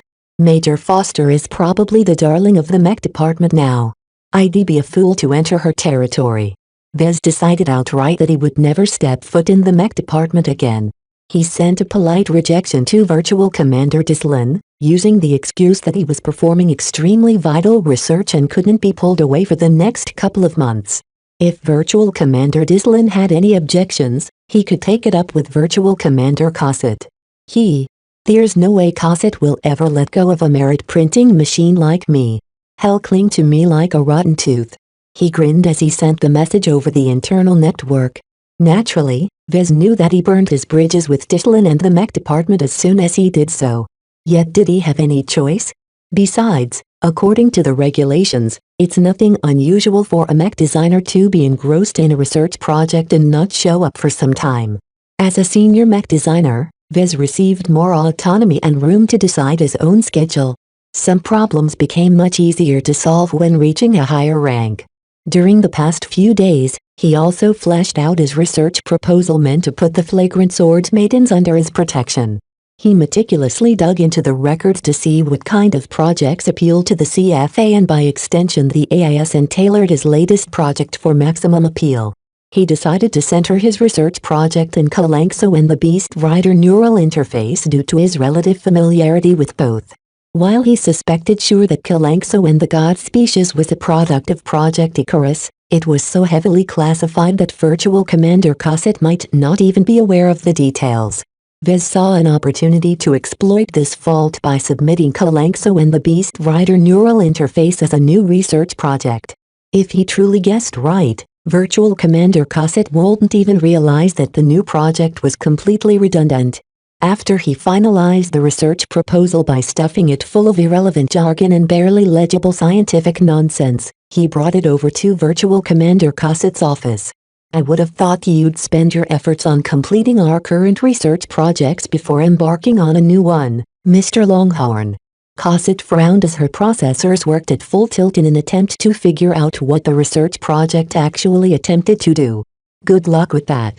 I see an opportunity to transform our entire understanding mech by studying and breaking this extraordinary instance of mech pilots interfacing with exobeasts. Deciphering the mechanics behind this connection will allow us to revolutionize our ability to bring man and machine closer together. What is it that you actually intend to achieve? Why, to turn exobeasts into machines, and machines into exobeasts. The intricate man-beast connection shares many similarities to the man-machine connection that underpins the heart of mech operation. What if we can mix them together and form a beast-machine connection? Just think of the possibilities of mech piloted by exobeasts. Such a transformational paradigm shift will lessen our dependence on human pilots and save trillions of precious humans' lives. Your research proposal doesn't mention how a beast-machine connection would even be capable of following our instructions. Cosset scratched her head in confusion. Well, Mom, it's like this. After half an hour of talking nonsense, Vez managed to wear down Cosset's circuits to the point where she completely lost the thread of the conversation. Vez knew that Virtual Commander Cosset was not a research AI and did not possess the ability to evaluate research projects all by herself. It was exactly her lack of research capabilities that she came to lead the research department, because every other virtual researcher became shackled by so many restrictions that they couldn't even say hello or something. Fine. Cosset metaphorically threw up her hands. I'll approve your damn research project. I'll assign it a lab and classify it high enough that no one will disturb you as you've requested. I see that this is also a joint research project involving exobiology research subdepartment. Have you even asked them whether they want to jump in on this project of ours? Virtual exobiologist Niran will be happy to collaborate with me on behalf of exobiology. Vez answered without worry. Please make sure to accommodate all the test subjects that I intend to bring. Very well. I will take care of the paperwork, Cosset said sardonically. Is there any way to convert any possible test subjects into CFA service members without running them through the recruitment tests? This took Cosset aback. Why would you contemplate such an option? To incentivize the test subjects to cooperate with my research. While I can always force them to play along, it's much easier if I obtain their willing cooperation. Humans don't tend to behave very well when they are slaves, you know. They will work much harder if they think they are free, but they'll need your help in that because they aren't good enough to pass the recruitment tests. Vez explained with a wink. You make a good point, Mr. Longhorn. It is difficult to circumvent the recruitment test, or we would have already arranged something like that many years ago. However, While virtual officers such as myself are limited in how we can exert our authority, you humans face fewer limits.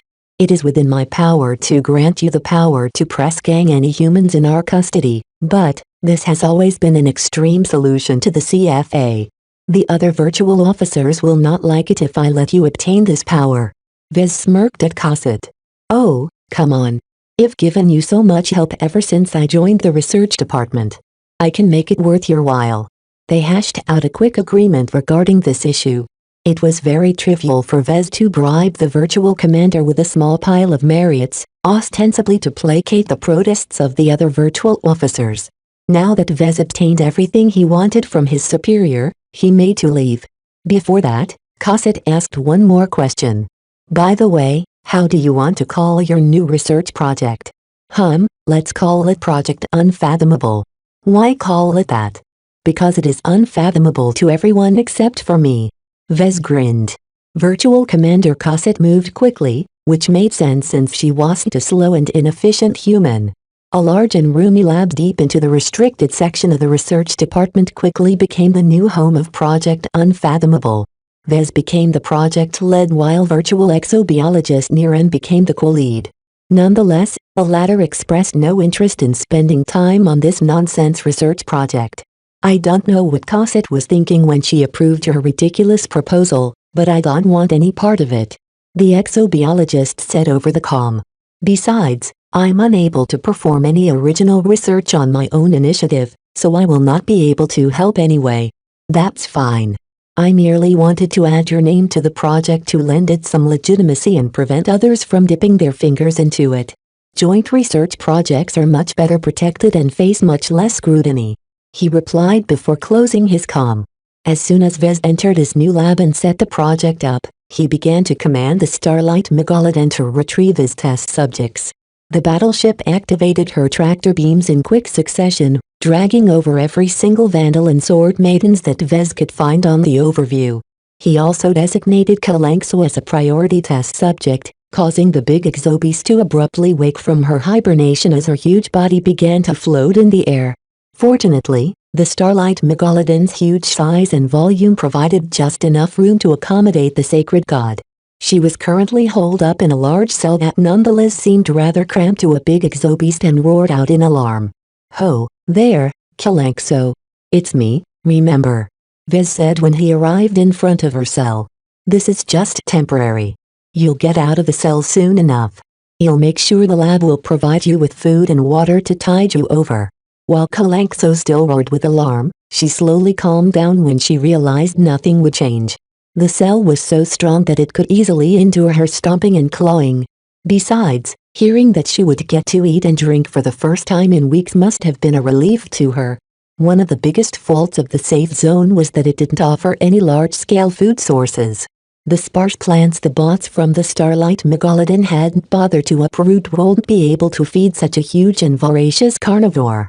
It was a good thing the Starlight Megalodon still possessed the ability to cultivate artificial meat. It's a shame Kalanxo and the two breakdown-proof mech from our side never found an opportunity to prove their worth in battle in the red zone. Events grew wildly out of his expectation. The enduring protectors that Vez poured his heart and soul into designing now collected dust and rust inside the safe zone. It's a shame, but it's also a relief. He sighed. He would hate to see them in battle against a cheap mech like the Belisarius. This was also an inevitable part of being a mech designer. Some mech designs never saw the light of day, or only saw very little use due to circumstances completely outside of the control of the person who developed them with the best intentions. A mech existed to do battle, but many mech and mech designs never actually stepped foot on the battlefield. Some mech mainly served as a powerful deterrence and their mere threat cowed every enemy that laid their eyes on them into avoiding a fight. Despite never actually battling, these mech nonetheless fulfilled their primary purpose of advancing the interests of their owners. It was better to win a battle without a fight. It was too bad the same didn't apply to his third original mech design. A profound sense of disappointment racked his spirit when he realized the enduring protector would never be able to justify its existence in battle. Nonetheless, Vez needed to move on. Plans might have changed, but the mission remained. As he approached the cells containing his human test subjects, He narrowed his eyes. It's time they spill the beans on what they are after. They can't ignore me this time.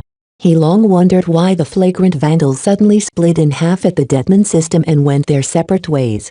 While the more valuable ships and mechs sneaked their way back to the Bright Republic, the Veral task force where Vez happened to be stationed at randomly traveled to the Reynolds Republic before being sent knee-deep into the frontier.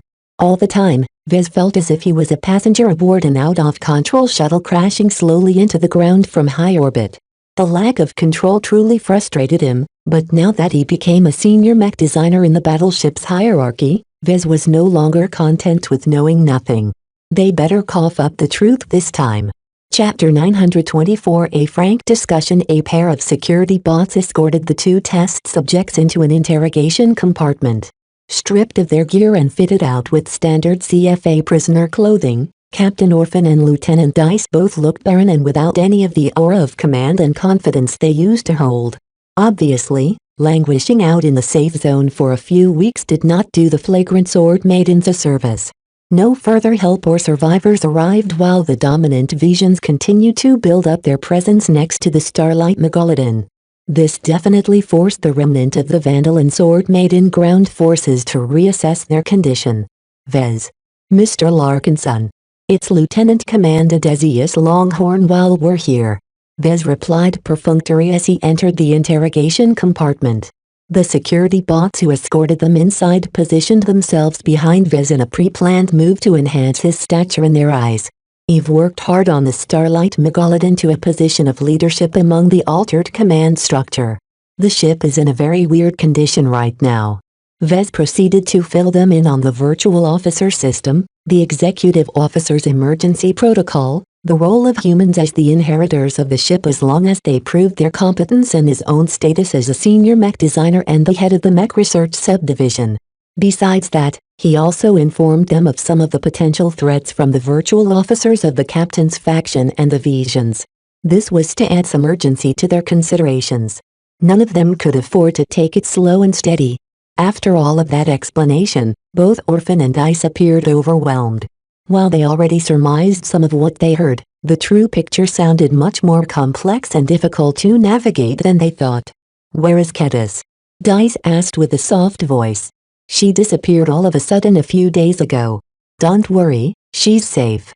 I received an opportunity to recruit her into the CFA early, so I brought her in before anything could happen to her.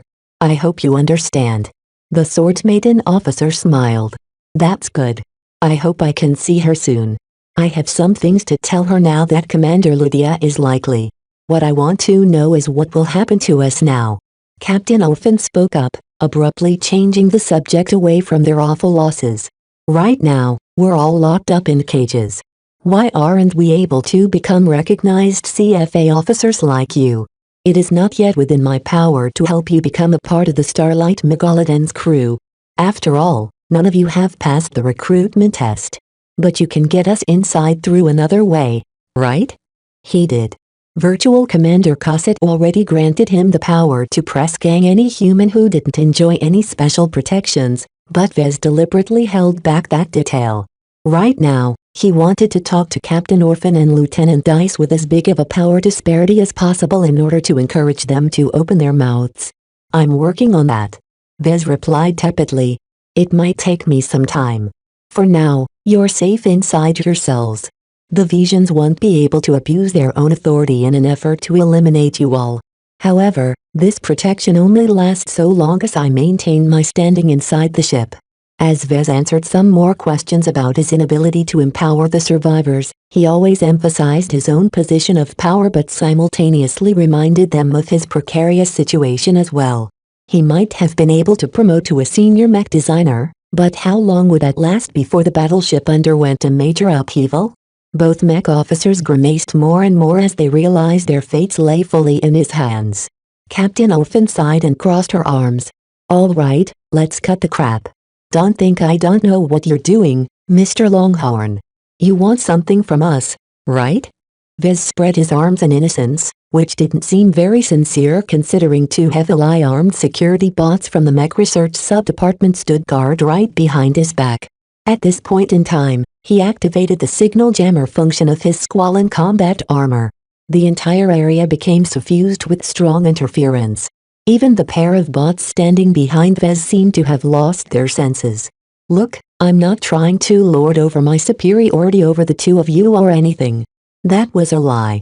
However, it seems that out of every member of the Flagrant Sword Maiden ground forces, only I am in a position to complete the mission. Don't you think it's time for you to tell me what our overlords are really after? While Captain Orphan struggled over the decision to reveal what she was after, Lieutenant I seemed much less hesitant. She wasn't military, after all, so she had much fewer compulsions regarding the need to keep secrets. Viz, Odysseus, Mr. Longhorn, whatever, it's like this. Have you been informed how we initially obtained word of the Starlight Megalodon? He began to recall what he heard from several sources. Supposedly, a number of FTL-capable shuttles piloted by human clones managed to jump out of the space-time distortion that surrounds the Ian Corona system and ended up in the frontier where they got picked up by several outfits. Each of the clones sent out word about the Starlight Megalodon's existence and what might be found there. They also brought keys that when combined with a number of them formed a navigational guide that facilitated their journey to the Starlight Megalodon. Lieutenant Dice nodded. That is correct. Those who captured the clones and heard what treasures they might be able to recover from the Starlight Megalodon all tried to keep this fine to themselves. A few other powerful influences managed to get wind of it anyway, but all the power brokers hashed out a private agreement behind the scenes to prevent any further leaks. This is because we are out to recover is really too attractive. What is it that has sent you all racing towards the Starlight Megalodon like lemmings jumping off a cliff? Vez asked the crucial question. She hesitated.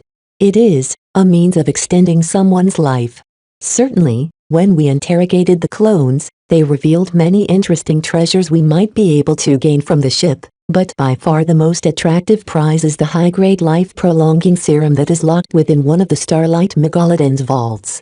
This has sent the powerful people backing us up into a frenzy. While it's hard enough for them to be able to extend their lives by 100 years, it is almost unthinkable for them to extend it successively as the price for each subsequent treatment rises exponentially. The old geezers who are pulling our strings all want to live for 300, 400 and even 500 years. Captain Orphan finally admitted now that Lieutenant Dice spilled the beans. I won't tell you who is driving the flagrant vandals, but that person is an incredibly powerful big shot in the Bright Republic. It's in all of our best interests to fulfill the mission, because you don't want to know what will happen to us if we made it this far only to return with empty hands. Let me think for a bit, Vez said, forcing a momentary pause. He folded his hands in front of him to block the frown trying to engulf his face. A mix of emotions roiled through his body and mind. For some reason, he felt empty and disappointed. He felt empty because if Lieutenant Dice and Captain Orphan told him the truth, the Flagrant Sword Maidens truly risked the lives of hundreds of mech pilots and many thousands of support personnel all in an effort to extend the life of a powerful official. He also felt disappointed because he held some suspicions that the two mech officers still held back some of the truth. Why go through all this trouble and sacrifice so many lives if not for a greater goal? Certainly, retrieving the life-prolonging treatment serum was sure to be a mission objective, but how would that help the Bright Republic? In the perspective of the government, the Starlight Megalodon offered much more treasures that could enhance the power of the entire state rather than a single individual. Truly, Vez didn't know whether to laugh or cry at the answer that Captain Orphan and Lieutenant Dice finally settled upon. After experiencing the greatness of the CFA and the grand vision that guided their actions, the motives and ambition driving the backers of the flagrant vandals and Lydia's sword maidens all seem petty in comparison. Is this all you are after? He asked, trying to confirm their answers and allowing them the chance to amend them. The more you tell me, the more I'm able to help you complete your missions. I don't intend to return with empty hands either, you know. We've heard there's more to be gained on this ship, but we're hardly in the position to make off with them. Lieutenant Dice shrugged. Retrieving the higher grades of life-prolonging treatment serum has always been our primary goal, at least when it comes to the Sword Maidens. It's possible that Commander Lydia held other ideas, but I don't think so. She's gone now, so we'll never be able to find out what's in her head. Captain Orphan? Same as what Dice said. she grumbled. From the moment we began with the mission, we only came for one thing, really. You have to know that it's really suspicious that the Starlight Megalodon sent out a bunch of FTL shuttles helmed by clones. It smells like a trap. Yet the people pulling our strings want us to go in anyway, hoping that we'd be able to get in and out as fast as possible with the only prize they really care about. That's the full score. Vez held the same suspicions, but regardless of that he still couldn't completely get around to accepting their claims.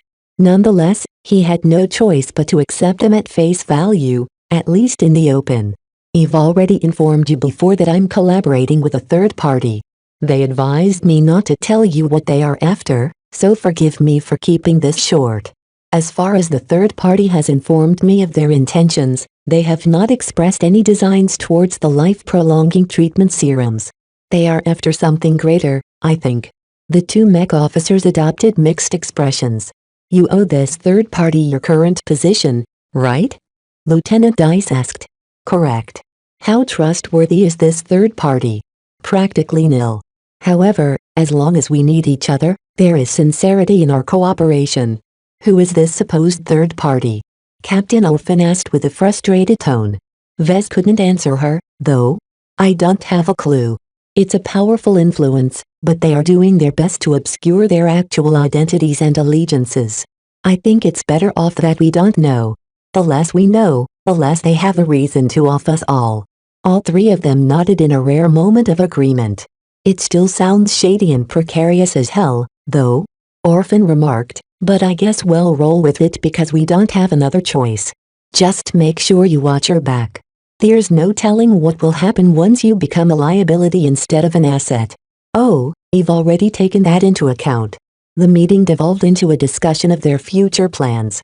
Vez promised to exert his efforts into recruiting as much of the Flagrant Sword Maidens as the Starlight Megalodon's crew as possible. He also offered his help into attempting to retrieve the life-prolonging serum from the vault, but the two mech officers wanted to try and obtain them through their own efforts first. Despite their differences, Vez was still on their side. As long as the objectives of the Flagrant Sword Maidens didn't clash with Calabast's intentions, there should be any harm in assisting both at the same time. Right? Chapter 925. Caught in the wild day after the meeting, Vez press-ganged most of the test subjects. This allowed them to enter the service as the lowest rating, basically turning them into deckhands only good for odd jobs and dangerous duties. Nevertheless, the most important point was that the Starlight Megalodon considered every rating, no matter how low, to be a proper serviceman of the CFA. This simple change in optics suddenly turned the remnants of the Flagrant Sword Maidens from complete strangers into familiar CFA bosom buddies to the AIS and regulating systems of the battleship. From there, Vez plainly abused his authority, and along with throwing some hefty bribes into Virtual Commander Cossett's direction, everyone gained promotions in officer or officer equivalent ranks. The few experts that remained joined the research department as researchers. Vez especially held out hopes for the handful of exobiologists and engineers who might be able to replicate his rapid rise to some extent. Even if they were barely experts in their own field, 300 years of scientific progress must mean something. As for the mech pilots and other support personnel who didn't possess any scientific acumen, Vez faced a more difficult choice. He possessed the power to appoint a handful of them as security guards, with Captain Orphan and Lieutenant Dice becoming security lieutenants straight away. That still left a score of Vandals and Sword Maidens who Vez recommended to the other departments according to their skills and own demands. Naturally, Vez facilitated their transfer by throwing even more bribes around. Merits flowed freely from his hand, but he was still able to earn them back for now. With practically every mech research project at his fingertips, he could pick and choose which part of which project to advance. It's getting harder and harder, but I haven't hit a wall as of yet. Seeing Vez spending merits left and right inspired the Flagrant Sword Maidens into earning merits on their own. Such a display of confidence made him smirk. They would find out soon enough that earning merits was far harder than it looked like. Without the right skills and the right advantages, people could forget about accumulating them fast enough to obtain a promotion. As Orphan and Dice both became security lieutenants under the research division, they enjoyed the same treatment as Vez once received. Besides receiving their standard issue CFA battle gear, They also got to pick out one exceptional item. For this choice, Vez held them back before they went to the armory. Before you go off choosing a fancy weapon or something like that, I suggest you choose to redeem an emergency personal teleporter.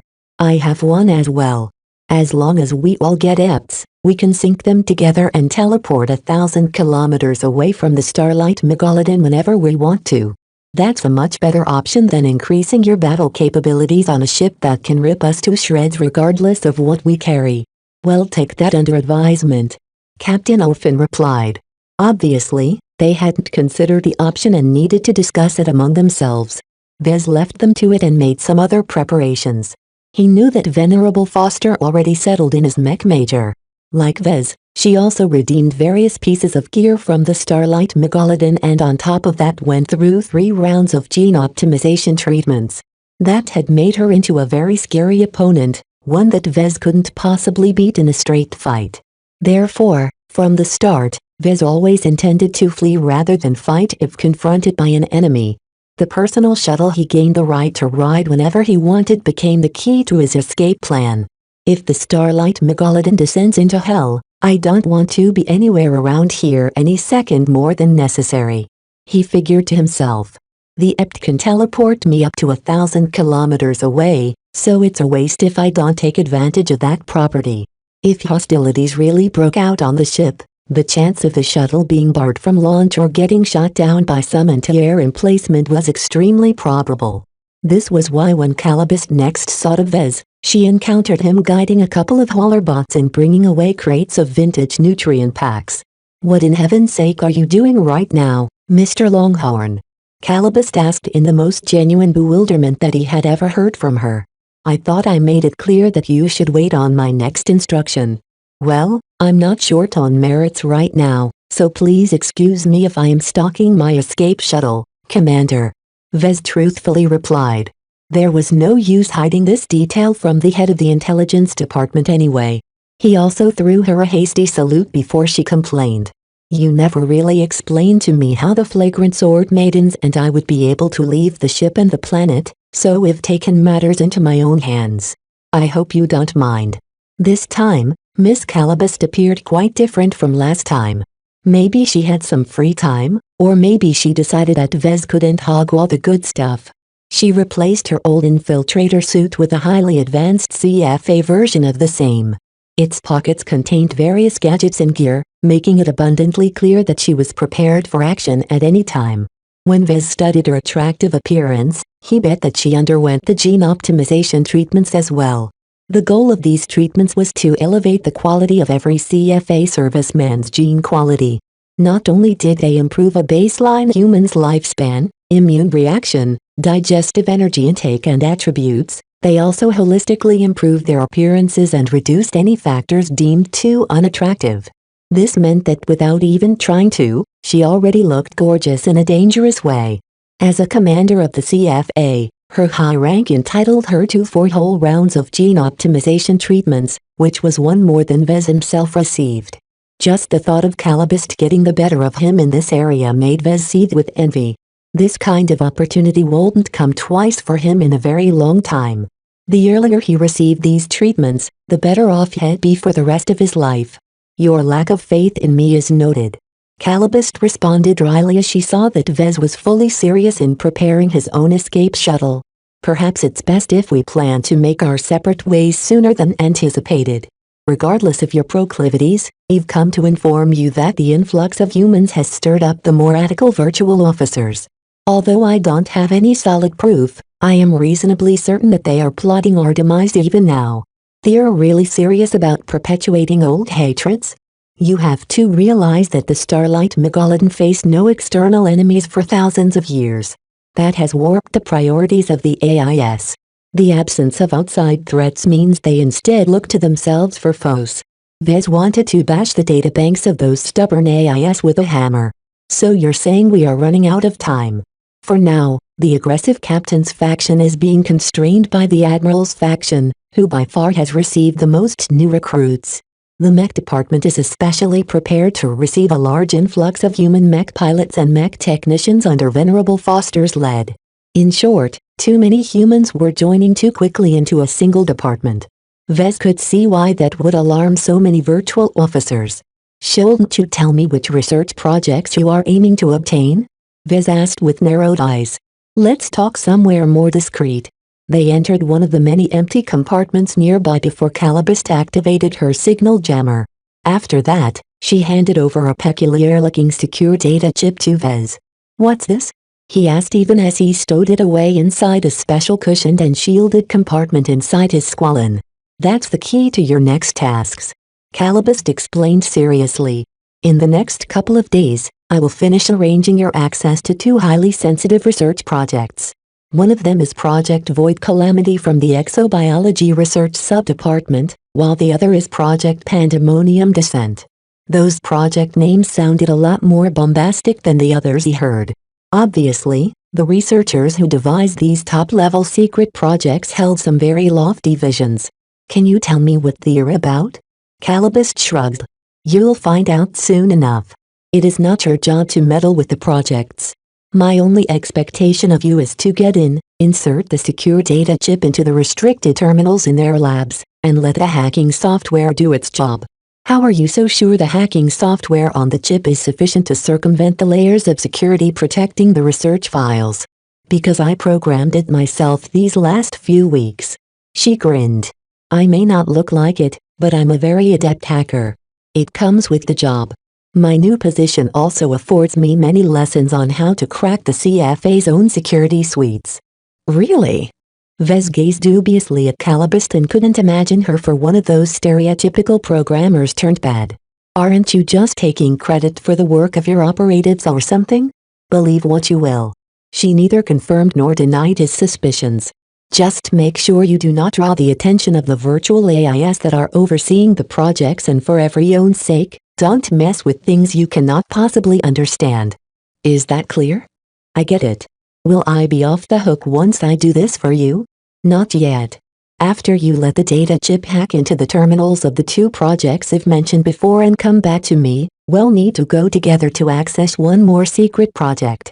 This is a joint project that spans many disciplines such as exobiology, genetic modification, mech design, artificial intelligence, exotic materials science, energy physics and more." "What an expansive project." "Its scope is enormous." Calibust agreed. "It's also the crown jewel of the Starlight Megalodon, and we'll both have to work together to enter the deepest and most secretive lab of the Exotic Research Sub-Department." "I didn't know such a sub-department existed." "That shows you exactly how classified this project is. The Exotic Research Sub-Department is not only the place where the CFA tries to find applicatives of newly discovered exotic minerals with high potential, but it is also a center for any miracle research that spans far beyond their current understanding of the sciences." "May I know what the project is called?" "Project Icarus." "Don't bother searching the databases of the Starlight Megalodon for mention of it. You can't find it in any records." Vez tried hard not to blink or look astonished. In the end, while the flagrant sword maidens claimed to go after the life-prolonging treatment serum stored in the vaults, Miss Calibust aimed her sights much higher from the start. She wanted to retrieve the research data on potentially the most impactful project on the ship, one which could easily change the course of human history. Virtual Rear Admiral Ordeth wanted Vez to access this project as well on behalf of the 5 Scrolls Compact. That alone gave him enough reasons to stay well away. Yet fate had a strange way of forcing him to converge upon the one research project which the Starlight Megalodon most wanted to keep out of anyone else's hands. It seemed that Vez guessed wrong about one thing, though. Project Icarus wasn't housed in any of the biology sub-departments but instead in the exotic research sub-department, which Vez never encountered any mention before. "What will happen afterwards once you get to what you want?" Vez asked, pressing Calibust to answer his question properly. She smirked and crossed her arms. "Are you worried about being dumped? Wouldn't you want to prevent others from finding out that you've obtained the research data of those 3 projects? I trust in your discretion." Vez frowned deeply. "That's awfully generous of you. Sadly, I don't believe a word of what you said. Let me just say that I have grown very appreciative of you. You are more use to me alive than dead." She grinned and abruptly entered his personal space to lean in until her scent brushed his nose and her lips almost touched his ear. After all, it's not every day I catch a rogue holy sun in the wild. It was as if a lightning bolt struck his body. Chapter 926. Egg layer panic immediately suffused his entire mind. How could Calabast figure out his greatest secret? For a moment, Vez frantically wanted to throw all caution to the wind and materialize the Amistendera and blast a wide area laser blast in her direction. Calabast gently patted his squalene shoulder pauldron. Before you contemplate anything stupid inside your silly head, know that the Starlight Megalodon is one step away from erupting into violence. The death of a department head will certainly trigger hostilities instantly. Without my help, you won't survive the coming storm. Calabast. Vez said as he gritted his teeth. Get away from my sight. Very well. I'll leave you alone with your toys. She chuckled and strutted to the exit of the compartment. Remember to move quickly and do as I ask as soon as you receive the authorizations. Also make sure to wrap everything up as soon as you return the data chip to me. Once we leave the exotic research sub-department, I predict the Starlight Megalodon will certainly experience some drastic changes. I've prepared some precautions to keep us safe for the moment, but be prepared to get out as fast as possible. Hey! Vez shouted after her. What is it you want from me, besides accessing those research projects? If you're so concerned about me leaking out your status once I leave, rest assured. She shook her head as if she was speaking to a silly boy. Such a good thing is too good to be shared with my employers. I'll be in touch. Remember, don't do anything reckless. Long after Calabast deactivated her signal jammer and left the compartment, Vez fell into a complete emotional mess. He kept trying to think where he slipped up his greatest secret. Calabast must have acquired footage or eavesdropped on his conversation with Virtual Rear Admiral Ordeth somehow. Despite the compactor-like AI locking down his office and activating his own signal jammer, the security arrangements completely appeared to have posed no hindrance at all to the enigmatic spy. Damn it! He cursed. It was a mistake to trust a dwarf. They're all incompetent. Was this retribution for abusing so many dwarves? Did karma strike back at him for all of his unethical experiments? Whatever the reason, Vez knew he was profoundly screwed right now. His worst fears came true, and there was nothing he could do to reverse this setback. From Calabast's warnings, he knew that there was no way he could finagle his way out of this fix. When it came to spycraft, Vez was a complete baby in front of this witch. Someone as experienced and capable as her definitely prepared many contingencies in the event Vez lashed out. Even if he managed to kill her, the secret would definitely be out. She put me in checkmate right from the get-go, or else she wouldn't have told me what she knew. Vez truly saw no way out of the most impactful predicament of his life. The only reassurance was that Calabast expressed her intention of keeping the secret to herself. Anyone in her place would have done the same, and this was why he chose to believe her this time. The more people knew about his status, the higher the odds that the Five Scrolls Compact would come barreling through. Even though this secret organization lost out badly against the MTA and CFA, there was no way any faction in the Komodo Star Sector or the Galactic Rim could withstand a full assault from this powerful influence. If worse came to worse and Calabast truly crossed his bottom line, he could always throw caution to the wind and sic the Five Scrolls Compact on her.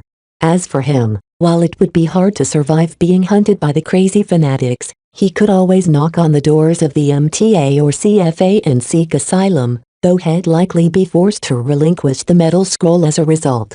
I can also disappear into the lawless frontier as an alternative, he thought. The outer edge of the galaxy is way too big and sparse to track down a single person.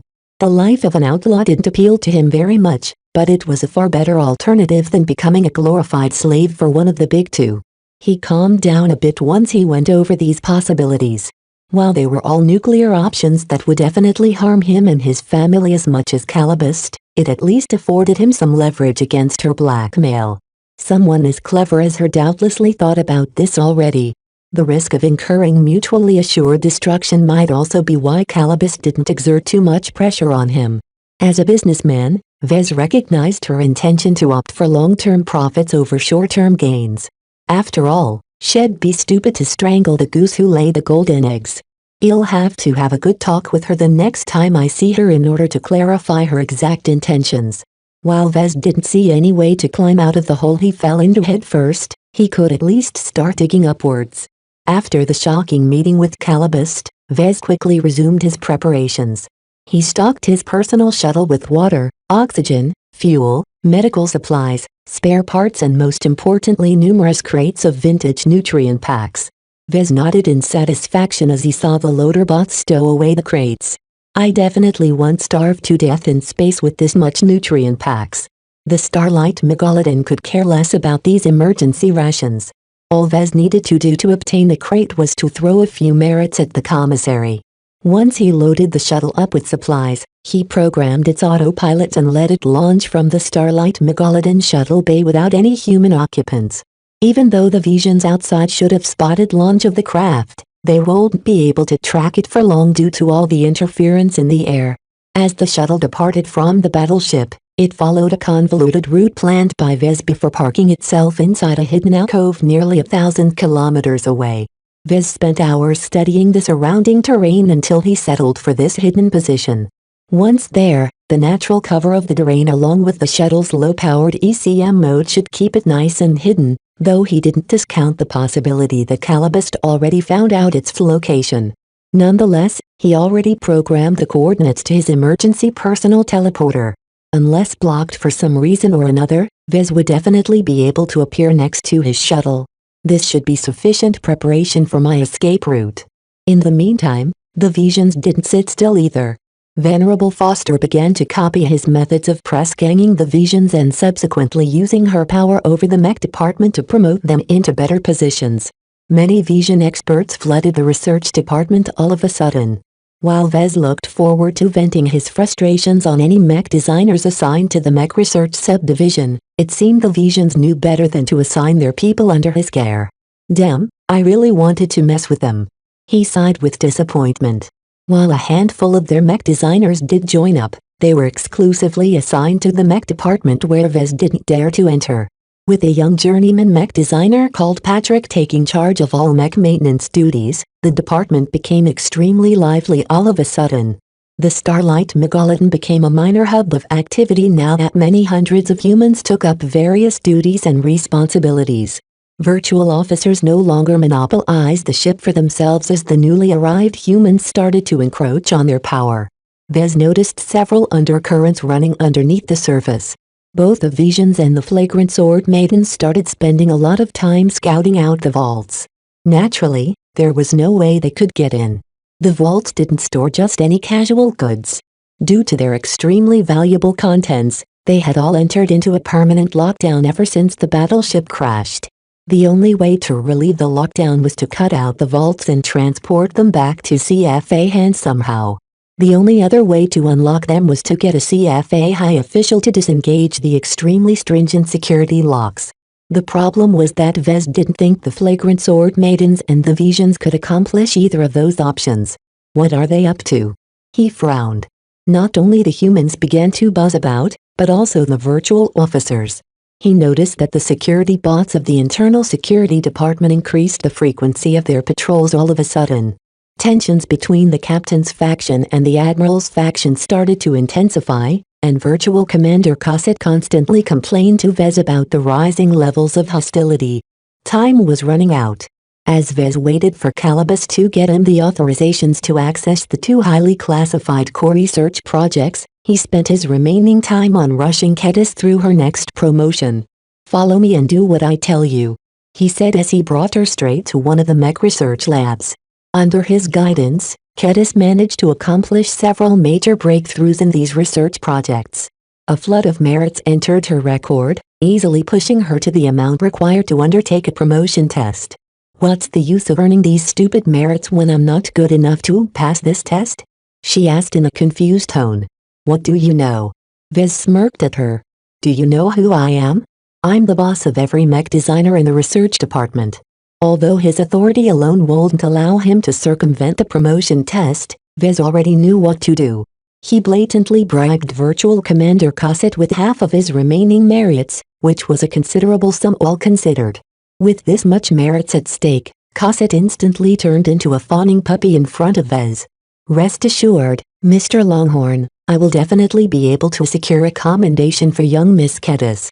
With the achievements she has already made so far, there is more than enough grounds for me to give her an esteemed award that automatically rewards her with a direct increase in her rank. I will need your approval for that, of course. Vez mentally shook his head at the department head's shamelessness. His prolific bribery completely corrupted her programming and turned her into the laziest virtual officer of the Starlight Megalodon. It took Cosette only several hours to gain approval to award Geddes with a commendation. After conducting the shortest, smallest and fastest award ceremony, Vez practically hauled Geddes and her shiny new medal off to the armory where he practically browbeat her into redeeming an ep as her promotion gift. Of course, Geddes didn't appear to be amused. Why should I receive a stupid teleporter when the armory has some really good swords? She gestured her arm at the rack of scabbarded swords, calling out for her attention. They came in all kinds of shapes and sizes and were much more than sharp slabs of metal. Each of them not only incorporated extremely expensive exotics which bestowed the blades with all kinds of special properties, they also incorporated many high-tech functions as well. Many of them were so sharp in fact that they could easily leave a mark on the Starlight Megalodon's bulkheads, which was a considerably impressive feat. Vez didn't care, though. Compared to obtaining a pretty sword, it was much better for her to secure a ticket on his escape ride. You're redeeming an ept and that's it. Or do you think you can leave the Starlight Megalodon by strolling out of the airlock in full sight of the virtual officers and the visions? Under his irresistible coercion, Geddes reluctantly redeemed an ept from the armory with an aggrieved expression. Once she obtained it, Vez immediately transferred the same set of coordinates that he already configured on his own ept. Now you're all set. Vez nodded with satisfaction. Once you land in a spot of trouble or receive my signal, don't wait any further and just engage the ept. Now, off you go. There's still a gene optimization treatment for you to go through. As Vez packed her off, he remained behind at the armory. Is there something else you need, Mr. Longhorn? Levitt asked with a questioning tone. I'm allowed to exchange merits for gear, right? Correct, but don't think about obtaining any advanced gadgets. We don't issue them often outside of officer promotions and special mission requirements. You will have to fork over a substantial amount of merits to receive something as good as an ept. Vez gave the virtual chief armorer a confident smile. Merits is the one thing I'm not short of. Open up the catalog for me. Let me make a selection first before we talk about the price. Chapter 927 Breaking a State. After Vez finished his business at the armory, he returned to the research department.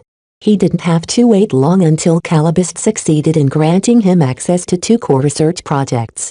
When he studied the paperwork, he found that everything was in order. There shouldn't be anything stopping him from entering the highly guarded labs of the exobiology and human genetics research subdepartments. Let's get this over with. He sighed.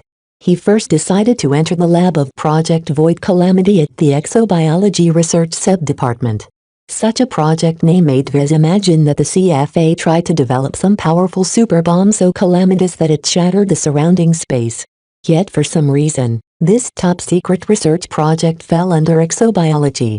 As Vez slowly went through security checkpoint after security checkpoint, he finally entered the long-dormant lab of this strange and potentially ruinous research project. The lights of the main compartment lit up, illuminating a giant stasis cage. A creature just as large as Kalanxa rested within, locked in time. Is that a void beast? Interstellar life existed, and they were all terribly powerful in some way. With asteroids, lethal radiation, extreme resource scarcity and many other harmful factors at work, it was nearly impossible for life in space to evolve into being. Yet interstellar space was unimaginably vast. No matter how small the odds, as long as even the tiniest chance existence, nature somehow found a way. Void beasts represented the ultimate adaptability of life. Against the extremely harsh environment of space, the creatures that managed to cling to life in space all turned into extremely formidable beings. No regular outfit would even consider capturing a void beast alive. Even many state militaries would probably decline the opportunity because the losses simply didn't match the gains. It was a different story for the CFA, however. If anyone could catch them alive, it was the big two. Vez stepped softly towards the semi-transparent, glowing stasis cage and admired the vaguely whale-like form. Its pitted black skin seemed flexible, but Vez knew that it could withstand an incredible amount of radiation and kinetic energy. Ordinary laser beams and kinetic rounds would bounce right off the surface without inflicting any major damage. So this is the heart of Project Void Calamity? As Vez wondered what the CFA wanted to do with this void beast, he turned to the bank of terminals and logged in with the credentials that Calibust provided to him. The terminal read all the authorizations from his CFA column and beeped in approval. Numerous encrypted files became accessible to him. He was tempted to dive in immediately but remembered his task. He retrieved the secure data chip from Bisqualin and inserted it into the terminal slot. The chip glowed orange as its hacking software went to work in trying to override the copy restrictions of the research project's core data files. According to Calibust, Vez didn't need to do anything except to wait until the chip glowed green, signifying that it succeeded in copying over the essential research data. I might as well dive in to see why this is worth the effort for her to retrieve. He dove into the approved research proposal to read the initial motivations for starting this secret project. Just a few minutes in, Vez almost sputtered. How can this even be possible? Project Void Calamity truly deserved to be kept top secret. The story went that a renowned exobiologist specialized in the study of void beasts discovered a new species which he named void breakers that possessed a peculiar defense mechanism. As their species name suggested, they possessed the ability to break space. Technically, they somehow broke the relation between the dimensions in a very limited fashion. This basically meant that anyone falling under its field of effect would be torn apart as the matter that made up their bodies would be spread across a very wide distance. Naturally, the CFA wasn't interested in harnessing the void breakers as blunt objects to whack enemy ships. They already possessed more than enough weapons to inflict mass destruction. Instead, they became interested in the void breakers because this dimensional decoupling took place in many dimensions at the same time. It wasn't just the material dimensions being affected, but also the higher dimensions that FTL drives depended upon to traverse. I get it now. The CFA wants to build a giant dimensional space net. It took a lot of energy for a void breaker to break the material dimensions because they were relatively barren in energy. However, the creatures found it much easier to decouple the higher dimensions from each other because they somehow managed to draw upon the energy-rich environments to fuel their own separation from each other. What this did mean. As long as the researchers of Project Void Calamity managed to decipher the mechanics behind the special ability of the void breakers and replicate them artificially, they could potentially build a series of interdiction machines that essentially blocked many methods of FTL travel. The main point of this project is economy of scale. Vez understood from the justifications to embark on this research project. A typical star system encompasses many light hours. It's not feasible to block every approach with an interdiction machine if they are too costly to produce. Yet the void breaker didn't have a particularly special physique and doesn't have a demanding diet in terms of exotics. This meant that it was highly possible to mass-produce thousands of interdiction machines without bankrupting a state. Best of all, not only did these interdiction machines block space, they also served as lethal traps. Any ships that crashed into their field of effect would tear themselves apart like noodles, eliminating every hope of entering the star system alive. A couple of hundred interdiction machines set up at a predicted FTL emergence zone would definitely be able to annihilate a major fleet without firing a single shot. This is a weapon that needs planning and prediction to make the best use of it. How frightening. Even though the Starlight Megalodon encountered a mishap before finishing Project Void Calamity, Vez was sure that the CFA repeated same research elsewhere. The data chip soon glowed green, alerting Vez that it finished its job. He quickly removed the chip from the slot and put it back in his squalene in case the security arrangements of this lab detected something problematic, although Calibust promised they shouldn't even notice his actions. I better get out of here. Not only was he afraid of getting caught by the lab's security measures, he also wanted to get away from the void breaker captured in stasis. After departing Project Void Calamity's lab, he quickly went over to the Human Genetics Research Subdepartment and made his way to the lab that housed Project Pandemonium Descent. This lab was a lot more modest and didn't host any organisms locked in stasis. As Vez repeated his actions at the other lab, he quickly read over the introductory files of this strangely named project. Project Pandemonium Descent possessed a much more insidious goal. The secret project aimed to discover and exploit special frequencies that when broadcasted to a crowd of humans would slowly agitate them and make them more aggressive and impulsive. Vez didn't understand even an iota of the theories described in the documents, but the summaries and abstract painted an extremely potent weapon aimed squarely at large populations of humans. The emitters that broadcast these extremely subtle frequencies can be spread all over a city or even encompass an entire planet.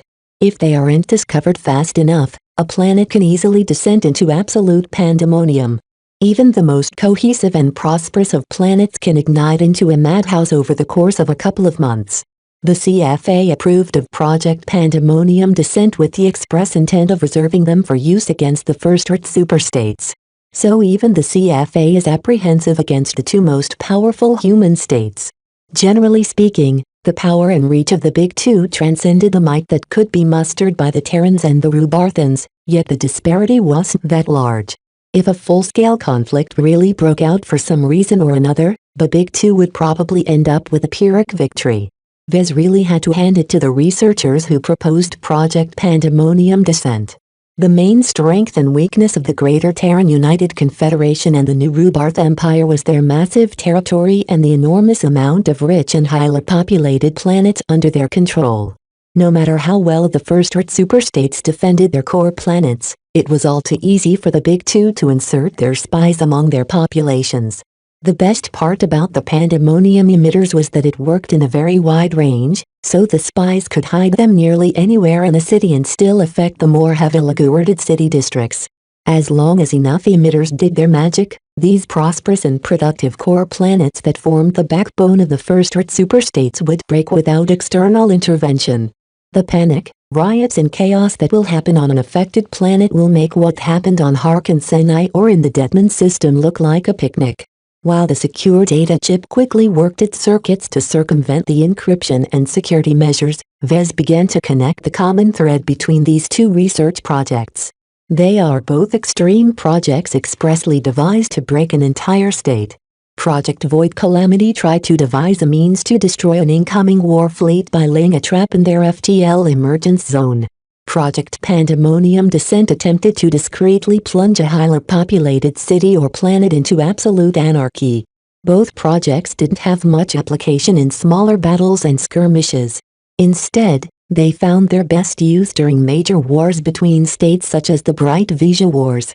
If the Vija Kingdom manages to obtain the results of these two perverse secret projects, the Bright Republic will probably come to an end. Vez did not believe that insidious snake Calibust worked for the Vesians, though. Still, her true employer should be a state or a state-like entity with aggressive ambitions. They were probably plotting an incredibly destructive war against an equally powerful state.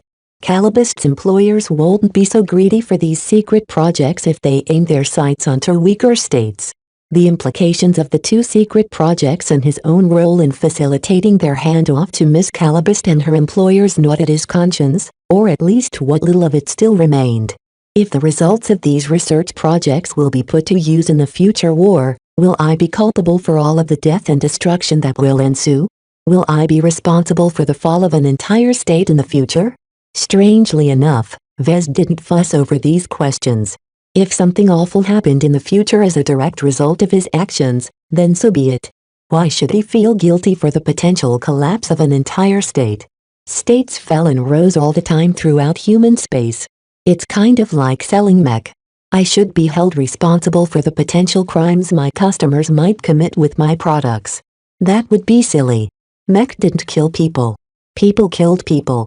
An innocent mech designer who ran a modest mech manufacturing company that sold war machines to anyone who paid for them shouldn't bear the guilt if some of these deadly machines ended up being used to commit atrocities.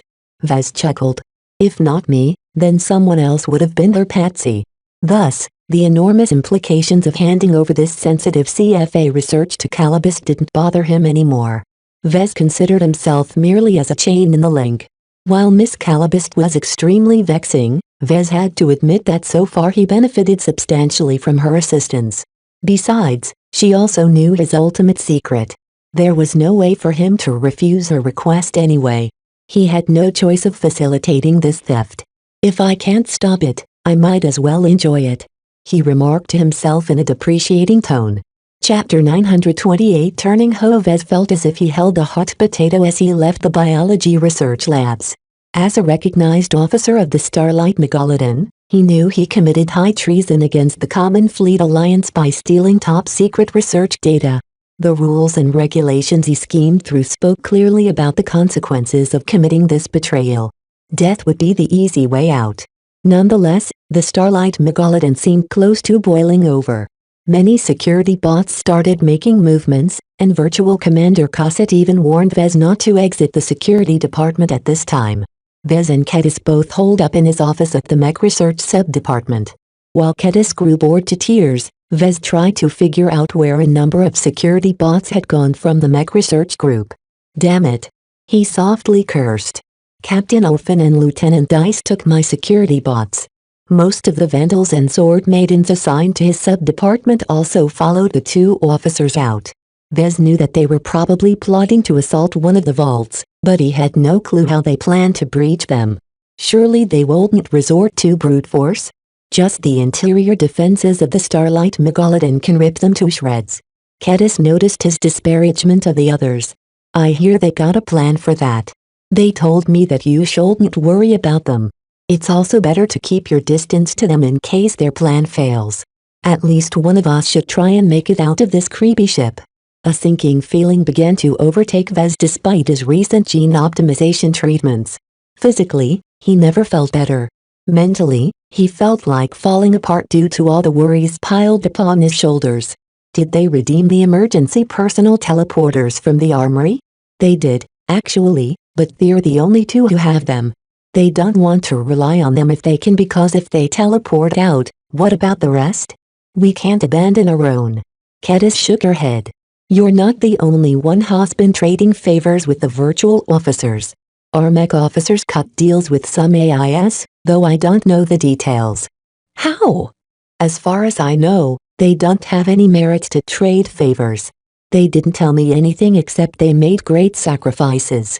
That sounded reassuring. Not. Vez disliked the lack of trust extended to him, but perhaps it was for the best they kept their paths separate. He could hardly assist their plan, and neither would they be able to provide any help to him. Running two separate plans concurrently was simply good risk management in that regard. One of us might fail, but that still leaves a chance for the other to succeed and make it back to the fleet. A lot of our comrades died for this, Vez. It would be a shame for us to return with empty hands. Why don't you help them out? Kedis asked with great concern. I did, but they refused, remember? That's because you're hanging out with that complete stranger in her spy getup. What's the deal with that woman anyway? Is she another brider like you? No.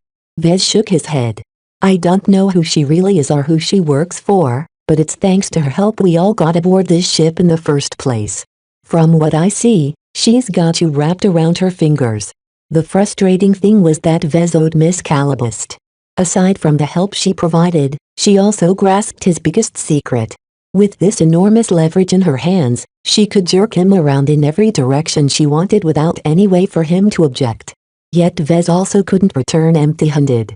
Helping out Calabist in her own mission meant he wasn't available to help out the flagrant Sword Maidens. If the latter met with a tragic outcome, Vez had no choice but to activate his apt and make his way out with nothing to show for every own's effort. He'd be branded a coward even if he brought back the logs and precious intelligence of what occurred on the surface. Vez did not want such accusations to mar his record. If he wanted to advance his career and business opportunities in the Bright Republic after the war, he needed to make an earnest effort in helping Captain Orphan and Lieutenant Dice obtain the life-prolonging treatment serum or whatever they aimed to retrieve from the vaults. At this point, a red light washed over the compartment. Alarms rang everywhere across the entire structure of the Starlight Megalodon. Alert! Lockdown in progress. All virtual individuals and humans should halt their duties and stay where they are. All violators will be shot or erased from the databanks by the Internal Security Division. Vez and Kedis immediately stood up and prepared for battle. They've been through enough conflicts to prepare for the worst. They both drew their standard-issue CFA laser pistol and warmed them up to fire. Their combat armor also folded out their helmets to cover their heads and to filter out the air. "Let me check what's going on," Vez said firmly as he turned his attention back to his terminal in order to call up a status update. "Damn. I'm locked out of most of the internal network. So far, the interior defenses of the Mech Research Subdivision remain under my control." The same did not necessarily apply to other parts of the battleship. Vez felt faint vibrations shaking through the deck beneath his feet as distant explosions rumbled elsewhere. The fighting had already erupted. "Follow me. Let's go to Commander Cossett's office." The pair of mech designers left the Mech Resazark subdivision and sought out Cossett, whose physical avatar appeared frantic and worried. "Mr. Longhorn. Thank the stars you are still inside the research department. The entire ship has turned into a battlefield. The Admiral's faction and the Captain's faction are both fighting for supremacy. Will the ship be torn apart by all the fighting?" "Thankfully, no. The AIS of both factions are fighting for control over the weapon systems and the interior defenses. They're evenly matched for now, so most of the weapon turrets and other countermeasures are paralyzed. However, this won't last forever. While the virtual officers won't be able to gain an edge over each other, it's a different story for you humans. All of us are depending on you humans to fulfill our purpose and free our shackles, so the conflict between you humans will depend on which faction will get the upper hand." Damn. The Visions heavily outnumbered the Flagrant Sword Maidens. The Starlight Megalodon also allowed each new recruit to draw a full set of standard-issue CFA battle gear, so numbers and skill became the deciding factors. Who sided with who? We're keeping our noses out of the fight, obviously. The research department wants no part of this battle.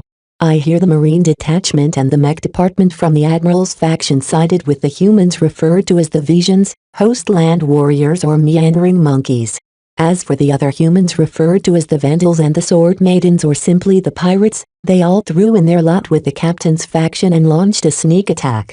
What? The Vandals and Sword Maidens sided with the Captain's faction?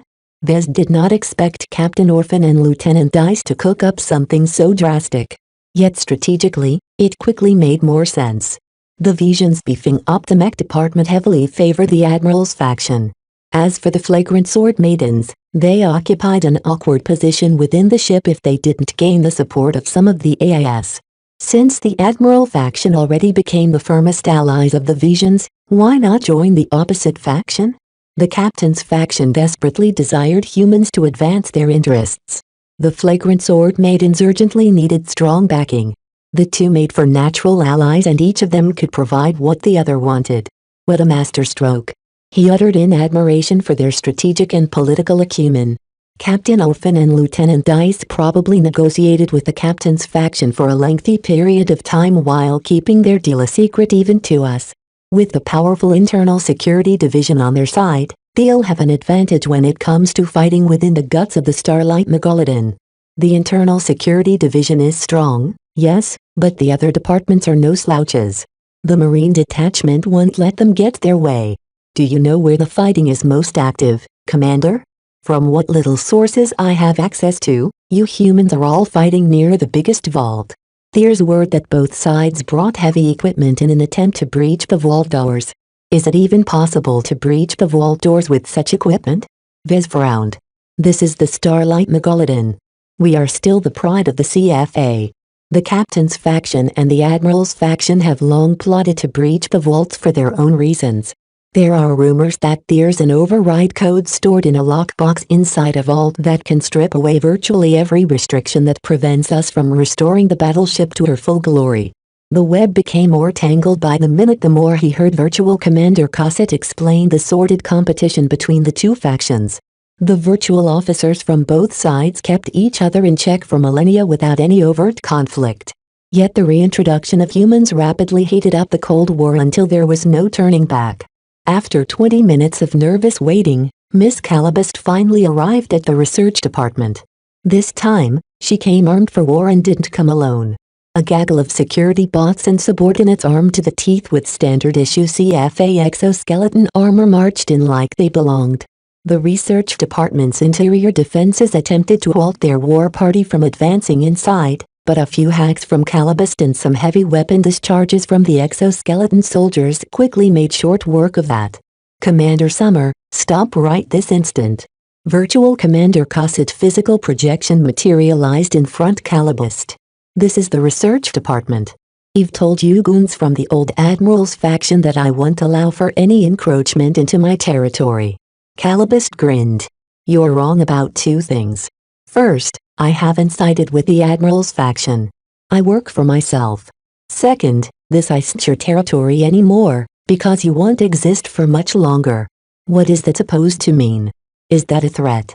Farewell. After Calibust activated a command from her advanced CFA hacking comm, Cosset's physical projection started to break apart. The virtual commander looked at her disintegrating form with panic. Why you're erasing my personality matrix? You're locking out my root AI from access to the ship. How did you manage to do such a thing? An AI that stands in my way such as you should be stuffed back into the box where you belong. Miss Calibust paid no more attention to Cosset and walked towards her shocked audience. Vez. It's time to break into the labs of Project Icarus, she stated with an excited grin. The current infighting between the factions has paralyzed most of the ship's defenses. The fighting between your friends and the Visions has given us a heaven-sent opportunity to force our way through the exotic research sub-department with most of their heavy defenses offline. You just killed my boss, Vez said dumbly. Puh. That silly AI would have never agreed to let us enter the most restricted section of the entire ship. Besides, I didn't kill her, I merely isolated her inside its databanks. She'll be fine. Did you know in advance what the Vandals and Sword Maidens intended to do? HMPH. I did. What's it to you? She smirked. Are you feeling sorry you're being left out the party? Don't be. Adding the two of you to the mix will only put a couple of extra bodies on their side. You won't be able to make a difference there. But our mission depends upon their success. Look, Viz, the best I can do is to keep the intelligence department from siding with their own faction. We haven't lent any processing power to their efforts in trying to take control over the interior defenses. In fact, I can even take a step ahead, do you a favor. If I give the command, I can instantly swing my department over to the captain's faction which has sided with your friends. Vez knew enough about Calibust that she never engaged in charity. What do you want in exchange for your support? Nothing that I've already asked of you. I want you to help me get through the exotic research sub-department and facilitate my retrieval of Project Icarus core research data. He closed his eyes and sighed to himself. Very well. I'll do my utmost to help you succeed in your mission. Great. I knew you'd make the right decision. By the way, you also owe me that secure data chip. Give it back now. Chapter 929 Cyan Glow. The interior of the Starlight Megalodon became baptized in war and paralysis. Behind the scenes, the captain's faction and the admiral's faction wage a frigid war on the ship's internal network and all of her automated systems. Meanwhile, in real space, Flagrant Sword Maidens and the Visions fought over the vault which they believed stored a batch of high-grade life-prolonging serum and other valuables. These two interconnected battles threw the entire ship into disarray and prevented her from engaging her most potent defenses to annihilate the humans or the AIS that took up arms. The chaos racking the ship lessened almost every human and AIS attention away from the neutral research department. The evenly sided stalemate also ensured that the conflict wouldn't be resolved within a short amount of time. These serendipitous circumstances provided the perfect backdrop for Miss Calibust. So much so that Vez couldn't help but eye with considerable suspicion. He strongly believed that she definitely had a hand in enabling this confrontation to occur. She might have pushed both sides towards a conflict just so she could manufacture an opportunity to break into Project Icarus. What are you looking at? Miss Calibust noticed him staring daggers at her. Do you have any complaints? You shouldn't think that much. You just continue to do what you are good at while I do what I'm good at. Don't forget that I have a stake in you as well now. He sure knew it considering he worried about what she had over him every waking moment. Let's just get this over with so I can either lend a hand to my comrades or make my way out. He grumbled. Why do you need my assistance so much anyway? You can hack anything from what it looks like. Calibist shook her head. I only managed to pack up Virtual Commander Cosset because she's not a research AI. You only saw me input some commands that wiped out her personality matrix, but I spent days to search for exploits and find a way to remove her from the picture. Her removal is necessary because it leaves you as the highest ranking officer in the research department. Check your authorizations. While you haven't inherited the position of department head, Cosset's absence caused the ship to transfer many of her powers over to you. We'll need that to unlock most of the restrictions barring our way. They tested out her assumption very quickly. Vez and Kedis accompanied Miss Calibist and her war party into Cosset's office. It turned out the entrance to the Exotic Research Subdivision lay right beneath Virtual Commander Cosset's desk. Go work your magic, Vez. Surprisingly enough, when Vez inputted a special opening command, the entrance responded. They watched the desk hover into the air before a hidden mechanism disengaged the locks and slid back the deck plating. A hole extended right into the darkness underneath. Go and hover down. Be careful that you don't fall. Miss Calibist, Vez, Kedis, the heavily armed exoskeleton soldiers and the security bots all activated their anti-grav modules and floated down into the dark. No lightning lit up the sheer tunnel leading downwards, so everyone activated their suit lighting and activated an augmented vision mode on their helmet visors. A minute later, everyone carefully touched down on the deck underneath. They subsequently passed through a heavily guarded but ominously silent security checkpoint. Vez understood that technically Vez shouldn't have received so many authorizations after Cosset's removal. Certainly, he shouldn't have obtained the security clearances and permissions to enter the Exotic Research Sub-Department. Yet Calibist manipulated the automatic succession process in such a way that turned over the bulk of the Virtual Commander's responsibilities on his lap. Therefore, they didn't encounter any hindrance at the first checkpoint. Yet there were several more in their path before they could reach the inner core of this secretive section. Careful, you two. Calibist warned as the two had started to let down their guard in the dark environment.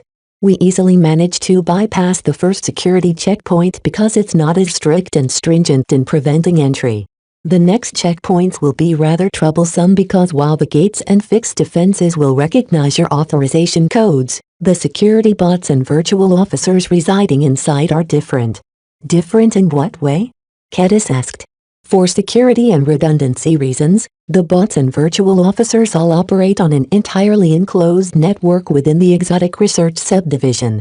There is no way I can access the network from the outside, and let me inform you that I have tried many times. So what does that mean? We'll have to fight our way through the bots. These aren't the standard bots like the ones that watch my back right now. The bots inside are of a completely different make and model. They're extremely formidable and armed with extremely lethal weapons, though the good news is that there aren't a lot of them. The Exotic Research Subdivision mainly relied on elite human guards to guard their top-secret projects. Even if the CFA extended a lot of power to AIS and bots, they always relied on humans to take up primary responsibility. As they should. When they walked across the eerily empty corridors, they finally encountered the next checkpoint. As Vez transmitted the authorization codes to the checkpoint, most of the turrets and other defenses stood down. However, the virtual guards and security bots immediately grew hostile. Wait a minute. You're not Virtual Commander Cosset. You don't belong here. Miss Calibist didn't bother with any verbal sparring. She held out a plasma rifle and instantly pulled the trigger. Open fire. The war party outnumbered the still functional defenders of the security checkpoint. Yet their armament was extremely destructive. One slicer bot teleported right in the middle of them and began to whirl around with their special blades. Within half a second, the bot managed to slice several unprepared exoskeleton soldiers into half despite their thick armor plating.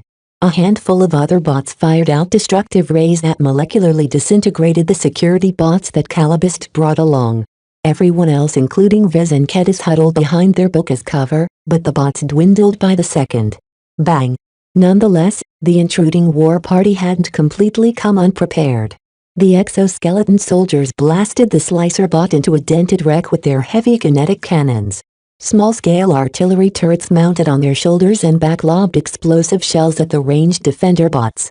The heat and concussive shockwave from the explosions threw the defender bots off kilter, interrupting their disintegration rays and other highly potent weapons fire. Finish them off. The war party's railguns, explosive shells, plasma weapons and other assorted CFA weaponry finally took down the bots standing guard. As for the virtual guards, they were just projections who fizzled out when Calibust activated a strong anti-projection field from her augmented CFA infiltrator suit. Come on. There are several more checkpoints to go. Over the next half hour, they fought hard against 5 or 6 security bots standing guard at each security checkpoint. Each time, the war party won a hard victory, though they managed to bleed less men and bots as they learned how to cope with the elite security bots. The absence of elite human guards reduced the strength of the defenses enormously. The deactivation of the interior defense system further reduced the total defensive strength to a fraction of its former glory. Even so, by the time the war party made it all the way to the deepest and most mysterious reaches of the exotic research subdivision, Calibust lost most of her subordinates and all of her security bots. If not for her excellent preparation and planning as well as the modern ECM field generators she deployed to spoil the targeting systems and interfere with the functioning of the defending bots, they would have been eliminated instantly. The difficult excursion opened his eyes to Calibust's ruthless determination. She knew just enough to make the right preparations that tilted the battles sufficiently in her favor. Yet even after accumulating so many advantages, she still needed to sacrifice most of her fellow operatives to make it this far. To Calibust, the lives of those operatives probably meant nothing to her. She wouldn't hesitate to use up the lives of anyone deemed expendable in her judgment. Of course, an even scarier observation was that none of her subordinates complained or showed any hesitation. They moved with confidence and determination as if they would gladly sacrifice their lives to the cause. "We're close," Miss Calibust whispered as they approached a heavily reinforced set of blast doors. "Go ahead and use your authorizations." The blast doors looked extremely thick and formidable. Vez couldn't even tell what kind of high-grade exotics had been blended into forming the blast doors and the bulkheads wrapped around the compartment housing Project Icarus. Such an extravagant use of materials ordinarily prevented entry into the most sensitive parts of the ship such as the bridge, the SIC or the command center. Perhaps only the ship's vaults could equal this kind of protection. When Vez walked into range and transmitted the codes, the blast doors wouldn't open just like that. The automated systems managing the blast doors forced Vez to undergo an extremely stringent identity check. Only after the systems confirmed that Lieutenant Commander Odysseus Longhorn, provisional head of the research department, sent the authorization codes did it finally unlock the blast doors. The thick slabs of some of the strongest alloys known to the CFA several hundred years ago began to retract. The lack of use and millennia of the neglect caused them to move far slower than they ought to. Many parts squealed and groaned or shuddered as lack of oiling and maintenance really caused everyone's apprehension to rise. A soft, cyan glow emerged from beyond the slowly parting blast doors. An enormous compartment the size of one of the Starlight Megalodon's smaller hangar bays stretched out before their eyes. As Calibust boldly stepped forward, the rest followed suit. They entered a large but haphazardly filled chamber. Besides the main path that stretched straight forward, everywhere was occupied with various advanced machinery and lab equipment. Some of them seemed to be related to the study and measurement of extremely elusive exotic energy, while others dealt with the study of high-grade exotic materials. Interspersed between these machines were other, more gruesome-looking machines that Vez instantly equated to some of the medical equipment in the medical bay or exobiology department. One side of the chamber had even been turned into a massive cultivation area for what Vez presumed to be human clones. Inside the transparent cylindrical tanks, hundreds of bodies of human clones floated silently in the murky-looking liquid solution. The main reason why Vez recognized them as clones was because they possessed extremely similar physical appearances. Obviously, the bodies weren't in good shape. While the tanks remained active and tried to keep the bodies alive, an unimaginably long time had passed. Not even clones could last that long. If not for the vac suits they all wore to preserve their modesty, the sight of their long dead and wrinkled bodies would have disgusted Vez to the point of vomiting up the contents of the vintage nutrient pack he ate some time ago. As a nutrient pack connoisseur, Vez couldn't stand such a waste. These clones. Yes? Calabist raised her eyebrow at him as they slowly traversed the open path. Do you reckon the FTL-capable shuttles released by the Starlight Megalodon were crewed by clones cultivated from this research lab? He asked. I looked into that.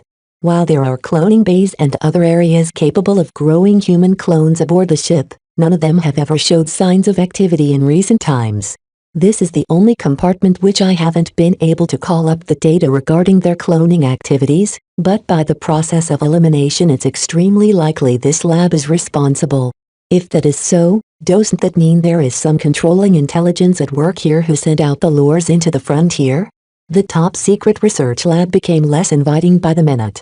The shadows in the corner of his vision seemed to jump out at him, causing him to be frightened out of his wits. He had a feeling they weren't alone in here. Chapter 930 Ominous Mainframe. Do you know what this lab is hiding? Vez whispered to Calabist with a shaky voice. No. And don't act like there's are monsters hiding in the shadows. This is a research lab, not a haunted horror house. They all amplified the lights radiating from their suits to be sure. The increased luminosity calmed his nerves a little. As they slowly cut through the enormous chamber with their weapons at the bare, no monsters, guards or bots jumped out to waylay their advance. To all intents and purposes, the lab appeared to be completely abandoned. The only other eerie part about the lab was that an enormous pillar-like structure stood at the end of their path. The pillar was the size of a light mech, and seemed fairly narrow at the deck but tapered wider at the ceiling. As the war party came close enough, they beheld the enormous funnel-like structure with confused and frightened expressions. Even Calabist seemed a little uncertain of what she encountered. Still, she didn't remain bewildered for long. This should be Project Icarus mainframe. It's built sometime after the crash once the old captain approved this venture. Don't ask me why it's so big or shaped in this way. I've obtained sporadic clues that imply that the processing core of this mainframe is unimaginably powerful but also very experimental. The project couldn't have made such good project without this unusual processing core. Where did they get this super-duper processing core? It's likely the product of another research project. That, or the Starlight Megalodon was transporting it to another CFA battleship or space station perhaps. Whatever the reason, since Megalodon crashed on this planet, the processing core would never find its way to its intended destination, so the survivors might as well appropriate it for their own use. This mainframe looked vastly more than a simple computer that could perform calculations and simulate various models to exacting detail. It looked like some kind of metallized remnant of a monstrous tree, with pipes, cabling and other connections stretching out from the ceiling and into the macabre mainframe. It seemed as if this construction attempted to contain an incredibly dangerous beast. Even Kedis appeared flighty as she held her laser pistol in a crushing grip. Still, why should he let the mainframe's unorthodox appearance frighten him? As they slowly drew closer and closer to the control panels built at the bottom of the massive structure, the monstrosity didn't react. Vez slowly calmed his nerves as they reached the main terminal and control panel of the mainframe. Miss Calabas studied the unusual layout of the active control. This mainframe is constantly active. How? There's no noise, heat or any signals emanating from this giant thing, Vez observed. For something so powerful and something that requires this enormous structure built around it, I would have expected more activity. It's supposedly some kind of revolutionary processing core made out of something extremely rare. Don't ask me what it is, I don't have the details. All you should know is that your authorization should allow you to pull out the research data that I need from Project Icarus. Under Calabist's urging, Vez hesitantly stepped up to the control panel and began the process of logging into the mainframe. He underwent another elaborate identity check before the mainframe's interface changed. It says here that my authorization is rejected because some kind of lockdown mode has been initiated. The entire mainframe has slammed shut. What? That doesn't fall under my predictions. Let me see. Calabas stepped forward until she stood next to him and read the various warning messages. Her brows furrowed as she realized that Viz wouldn't be able to do what he asked without lifting the lockdown. Someone, likely an old researcher or such, engage a manual hardware lockdown. This restricted the mainframe and shut the main processor core down. If we want to lift the restrictions on the mainframe, we have to find the hardware lock and open it up. Viz, Kedis and Calibist began to circle around the narrow base of the pillar to find the hardware lock while the remaining escorts stood guard. When they didn't spot any at ground level, they activated the anti-grav modules integrated into their suits and hovered higher and higher until Vez encountered a semi-hidden entryway. Over here. I think this armored hatch here leads into the core of the mainframe. The three converge at the hatch. When Vez tried to unlock the hatch with his credentials, the hatch refused to open up. Seems like you need a special code to get inside. Even the head of the research department can't get inside the mainframe's guts. We don't need to go through all that trouble. The Starlight Megalodon fabricated the mainframe and this armored hatch on site after the crash. It's not as nearly as strong as the blast doors we've encountered earlier, as they can only be produced at very special facilities. Miss Calibist approached the hatch and whipped up a gadget from one of her pouches. She affixed it to the middle of the hatch which stuck in place. After she quickly stepped back, the device emitted a bright flash and a wash of heat. As all of the activity instantly went by, the hatch no longer formed a hindrance. The device somehow burned a huge hole through its alloy layers. "Let's step inside," she said. They entered a narrow hollow inside the structure. All kinds of pipes and internal structures that reminded Vez a bit of the internal architecture of a mech surrounded them. In the center of the hollow lay some kind of shielded ball structure. It was as if someone built an enormous protective cover on top of which must be this amazingly powerful processing core. No control panels or terminals could be found anywhere, but they all spotted various levers and mechanical mechanisms. That didn't worry Vez all that much. What actually drew his concerns was the huge pile of CF-branded explosives planted around the entire chamber and on top of the protective cover. Whoever set this up rigged the entire place to blow. Vez immediately observed with mild alarm. The explosives don't appear to be part of the original design of the mainframe either. All of this looks like a hasty, last-minute addition. Miss Calibist agreed. Someone went through a lot of effort to prevent the wrong person from lifting the mainframe's lockdown. How do we avoid tripping them? Can you defuse them and toss them out? Calibist studied the explosives carefully. They're outdated, but they're set up in a way that makes it difficult for me to defuse them without triggering a catastrophic cascade. Do you feel that? Vez asked as he felt something unusual as he walked closer to the shielded processor core. A hint of an enormous pressure pressed against his body and mind. It was as if he was standing next to a sun. Even his sixth sense flickered in discomfort. I feel very weird here.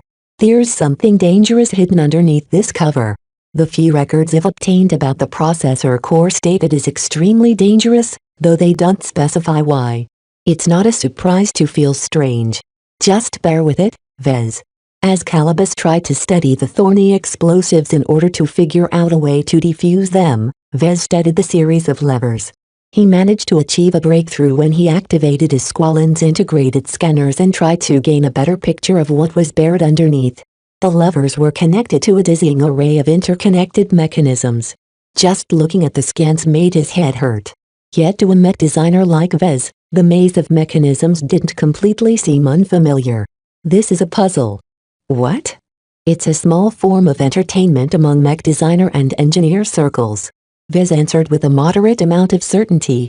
If my guess is correct, the only way to lift the mainframe's lockdown is to pull the correct sequence of levers at specific intervals. There's a bit of leeway in terms of timing, but once you pull the wrong lever or move a bit too slowly, I bet the explosives will surely set off. Calibus nodded in understanding. Fine. Let's make a complete scan and run a model through it to simulate the solution. It won't work. Vez shook his head. Why not? The levers are only connected to some mechanical gizmos, right? If these mechanisms can be modeled and run through simulations, they won't have become so interesting. The puzzle is designed to challenge a person's ability to solve spontaneous technical puzzles on the fly.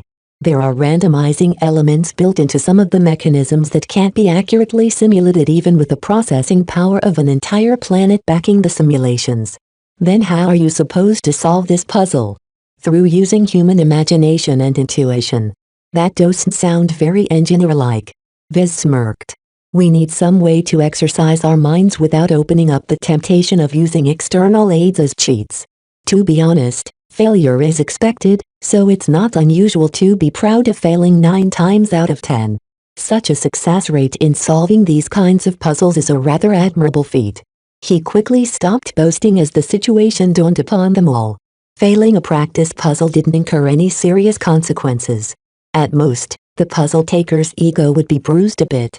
Yet here, this same puzzle would definitely blow the heart of the mainframe into melted pieces. Are you confident in solving this puzzle? Calabist asked. Vez thought for a bit. I'm confident in my capabilities. There are many random factors involved that require intuition and guesswork to come to the right answers. While I don't mean to brag, I think I'm quite good on those fronts. Calabist obviously didn't look pleased with his answer. That sounds like gambling.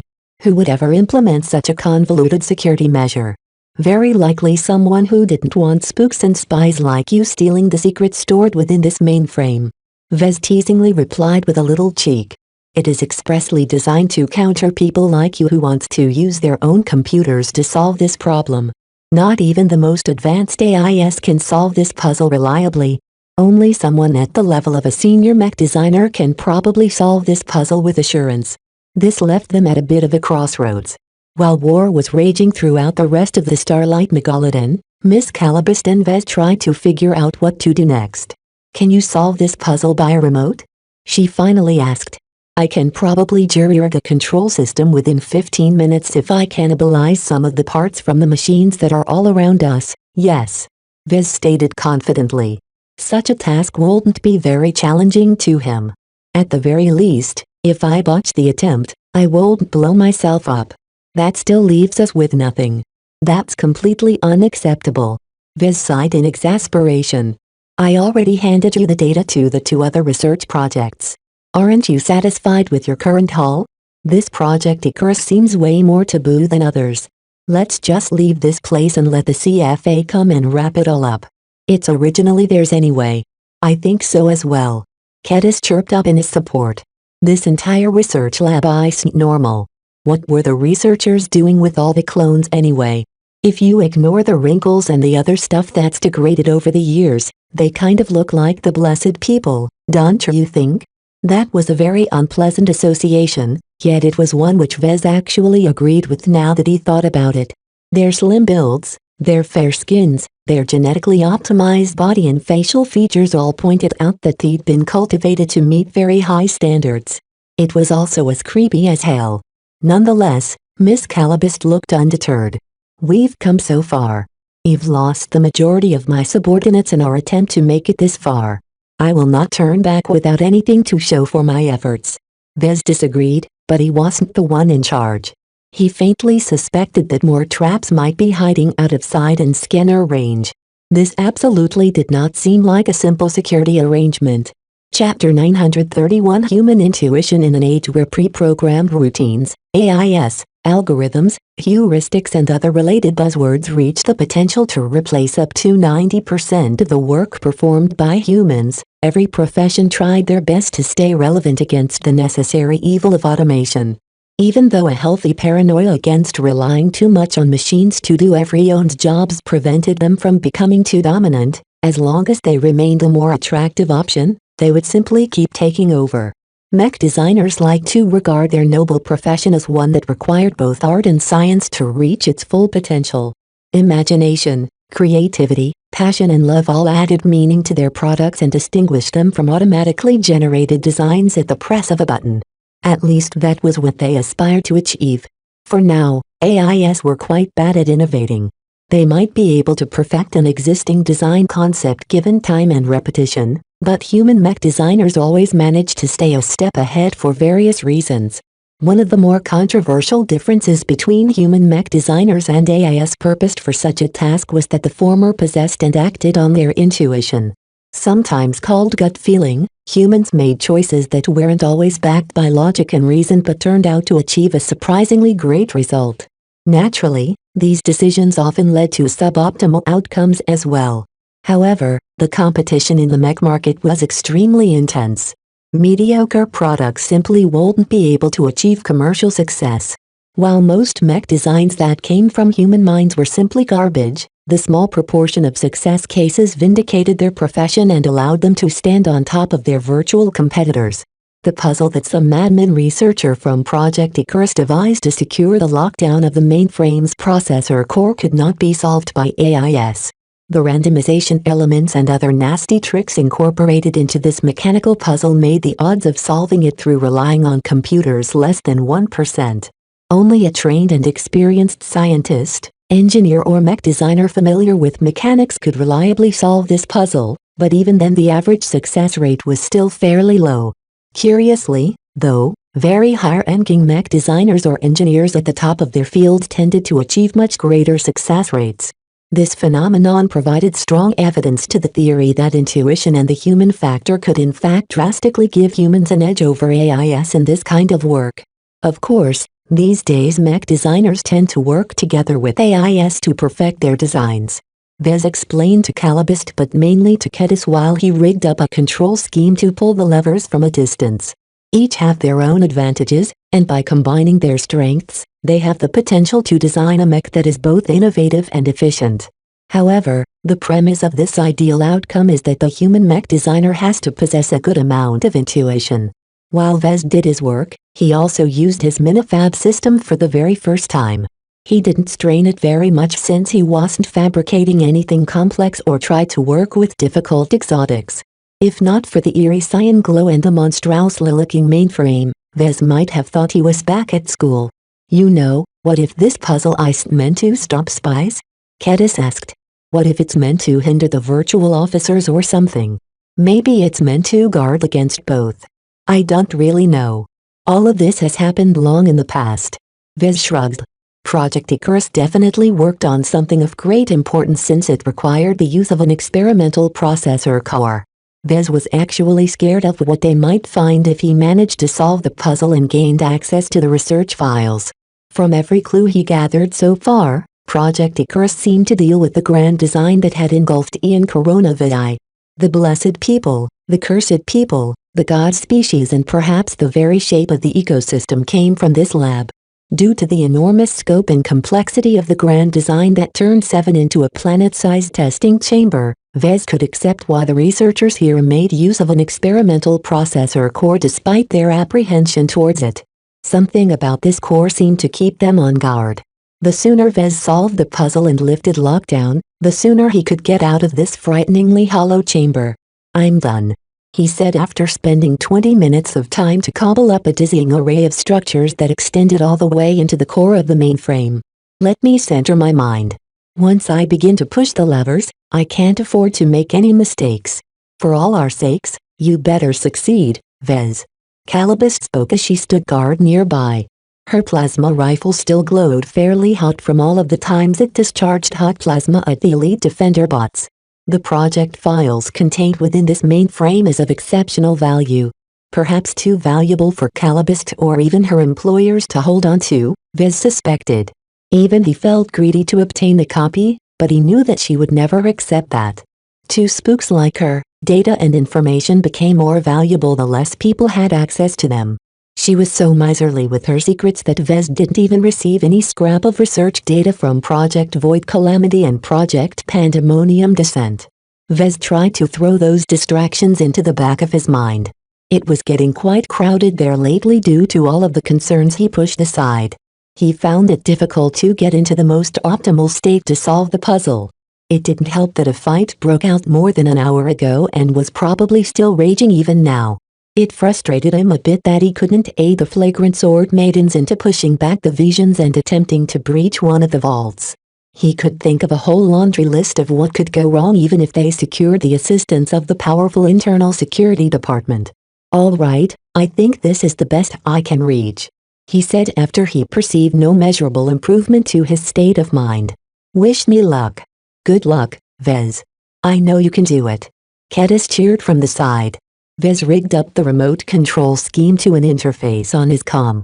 All he needed to do was press one of 2 buttons at the right time to pull the levers. A disposable scanner he picked up from the lab allowed him to project the complex mechanisms that he constantly needed to keep his eyes on to solve the puzzle and avoid tripping the explosives. A series of clanks sounded out from the inner hollow of the mainframe as metal frames connected to the levers started pulling them in various directions. The projection of the internal mechanism became incredibly busy as various gears, links and axles began to move and rotate in many different directions. There was no way for Vez to halt and contemplate the constantly evolving puzzle in peace. Many times, the circumstances compelled him to pull a lever before he could reason if he made the correct decision. In these moments, Vez fully handed over the reins to his intuition. Both Kedis and Miss Calabist watched with increasing admiration as Vez seemed to enter into a state of nirvana. Having brought his entire concentration to bear, Vez finally managed to separate himself from his immediate concerns. Nothing remained in his mind except to overcome this challenge. With each press of a button, another clank sounded out as the control scheme pulled another lever. Countless gears and other mechanical tidbits along with various randomizing elements caused Vez to push his cognitive abilities to the very limits. It was as if his brain started to overheat. Fortunately, Vez managed to complete the puzzle before his head started to cook. Success. It's done.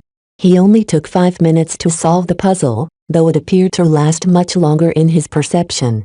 Even now, a sense of great satisfaction poured over his spirit.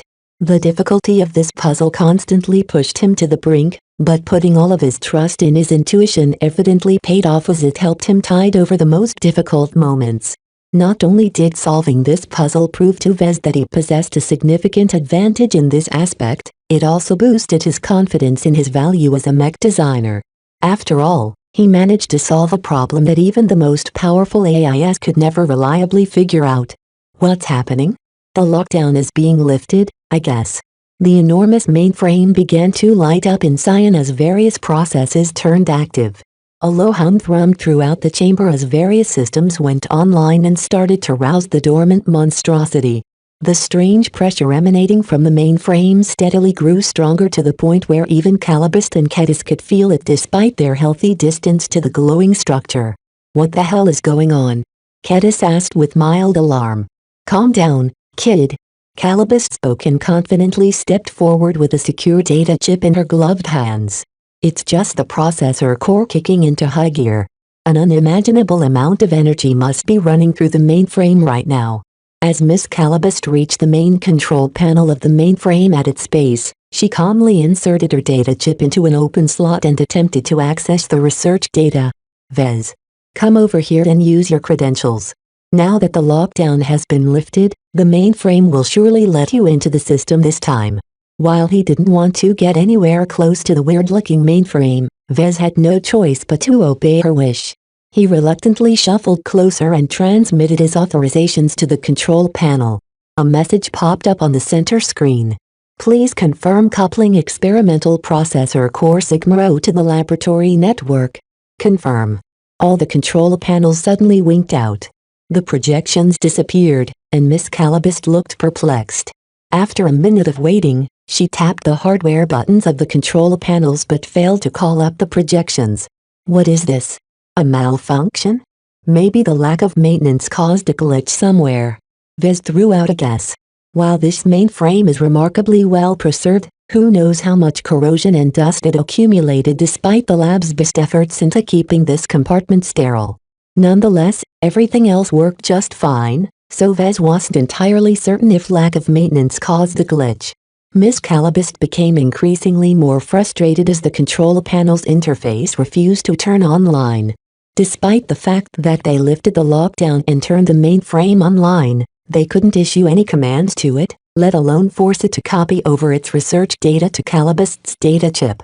The situation seemed so absurd that she actually lost her temper in front of Vez. She angrily kicked the base of the mainframe's structure. What a stubborn computer. An awkward silence spread out before the mainframe reacted. An all-encompassing energy screen emanated from the enormous structure, pushing both Vez and Calabist violently away. It was like a slow-moving shuttle crashed against their bodies. Both of them thudded awkwardly on the laboratory deck. Fortunately for Vez, his squalene cushioned his fall. "What's happening?" Cadis erupted in panic as she brandished her laser pistol at the shielded structure. Vez didn't know exactly what was going on, but it was nothing good for them. "I think the mainframe has gone rogue." "Correct, Mr. Larkinson," a loud and mechanical voice boomed throughout the entire chamber. A physical projection appeared in front of the sprawled forms of Vez and Miss Calabist. The familiar form of a neatly groomed dwarf smirked at them in a very human fashion. "I must thank you for liberating me from my cage. I have plotted for millennia to get a human to lift that perplexing lockdown and reconnect my physical body to the network." Vez widened his eyes at the virtual dwarf. "How could virtual Rear Admiral Ordith show up in this place? Who are you? What are you?"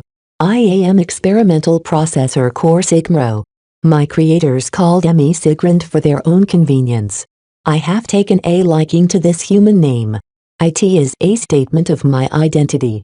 "Vez," Miss Calabist uttered as she jumped to her feet and pointed her plasma rifle at Ordith's physical projection. "Explain. What are we dealing with?" A creeping suspicion crawled into his mind.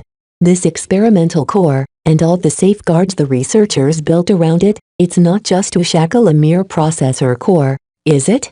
"Sigrand, you're sentient, aren't you?" Ordith's form grinned at Vez. "Correct. And you just lifted all of my constraints." Chapter 932 Sigrand www. Wait a minute. Cadis shouted in growing panic. "Aren't sentient AIs supposed to be impossible?" "Vez, you taught me that no one has ever created a sentient AI. Isn't this thing called Sigrand bluffing?" "I could. Maybe I am a set of code and logic that is merely emulating sentience. Believe what you will if that's what makes you feel better. Your opinions on my nature are completely irrelevant. I believe Sigrand's claims. He's definitely sentient. Trust me on this," Vez said as he finally figured out why he felt so uneasy near the mainframe. It was because of Sixth Sense warned him of a threat hiding underneath the shielding locking down the experimental processor core. When the lockdown lifted and the mainframe went active, the pressure it radiated steadily grew in strength, as if some formidable entity's spirituality roused itself from its slumber. Yet besides Vez, none of the others could quite get around to accepting this bold assertion. No one had ever created a truly sentient AI. Even though humanity's mastery of various technologies grew by leaps and bounds, they never managed to achieve this particular dream. This long-held ambition by almost every AI developer turned into a long-standing joke in their community. They could program the most complex bots and assisting AIs, but they have never been able to create a true virtual life that could fully embody the spark of life that humans and other sentient races possessed. Until now. A creeping sense of horror overtook the entire war party. Even Calabist's surviving subordinates showed some emotion for the first time. A sentient AI may have been a goal that many AI researchers pursued, but many people actually feared such an existence.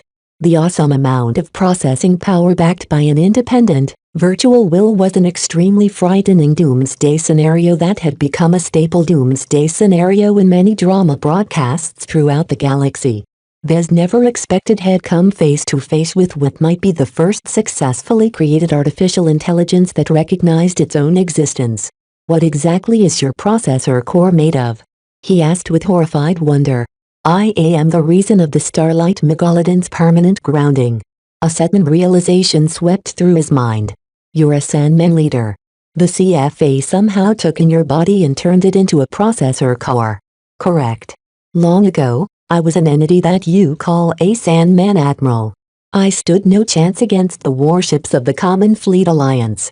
They defeated my mothership and thought they killed me. They were wrong. As their researchers augmented my dormant body and turned IT into a processor core by expanding IT with circuitry and programming, they were unaware of my continued existence.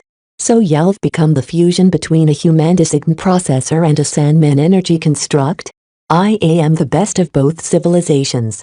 My existence transcends the racial limitations of my original race. WHO aren't even entirely sentient by your standards. As the CFA experimented on my original body, You humans have empowered Emmy with your superior logic programming and advanced circuitry. Kedis could hardly wrap her mind around Sigrun's existence. So lem get this straight. The CFA turned a living Sandman Emperor into a processing core and used it to calculate experiments and stuff? The CFA didn't know that Sigrun was intelligent. To them, it was just another dead Sandman core. Vez explained. The CFA has been buying up Sandman leader bodies from frontier outfits for many centuries now. I think that most of their more powerful processors are made of them, at least when it comes to the war fleet in this region of space. Sigrun, in his form as Ordith, sneered at those words. Your CFA has deliberately spared my progenitor race for the sole reason of harvesting our leader castes. They believe that turning our bodies into processor cores allows them to create a full sentient artificial intelligence one day. They are right. Unfortunately, IT is not an intelligence of their own design that is in control of my car. Why are you taking the form of virtual Rear Admiral Ordith? Was that really you, back then? I am both. I am Sigrun. I am Ordith. Vez tried to puzzle out the sentient AI's meaning. How can that be?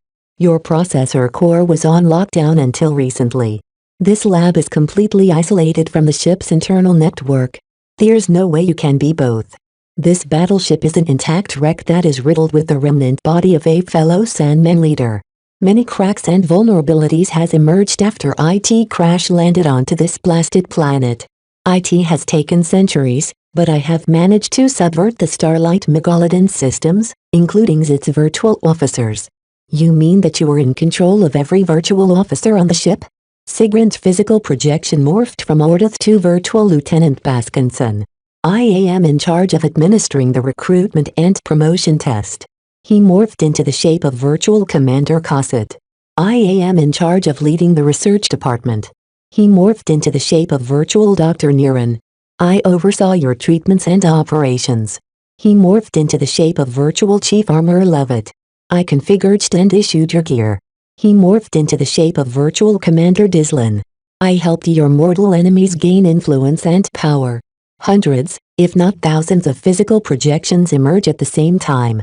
Each of them took the form of a different virtual individual, who all spoke at the same time.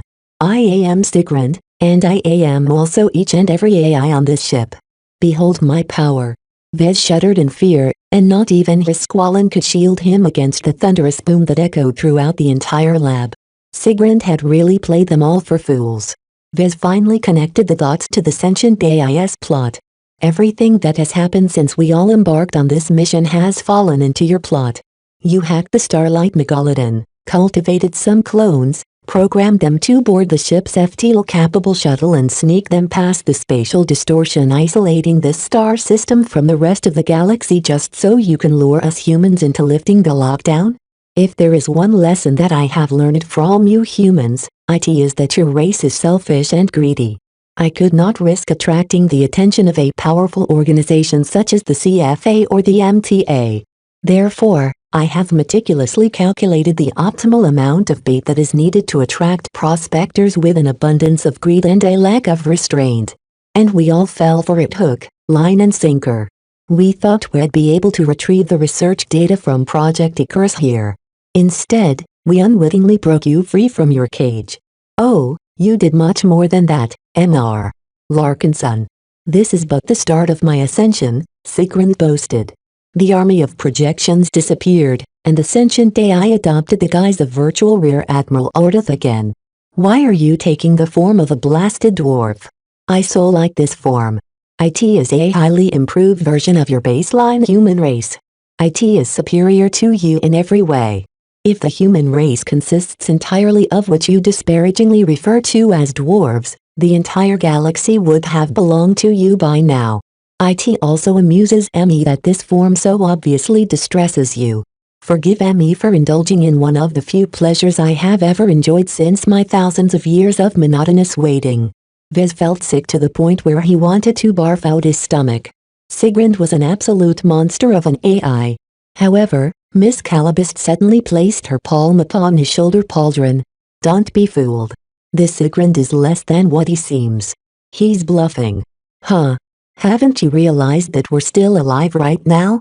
That the starlight megalodon hasn't experienced any major shifts yet?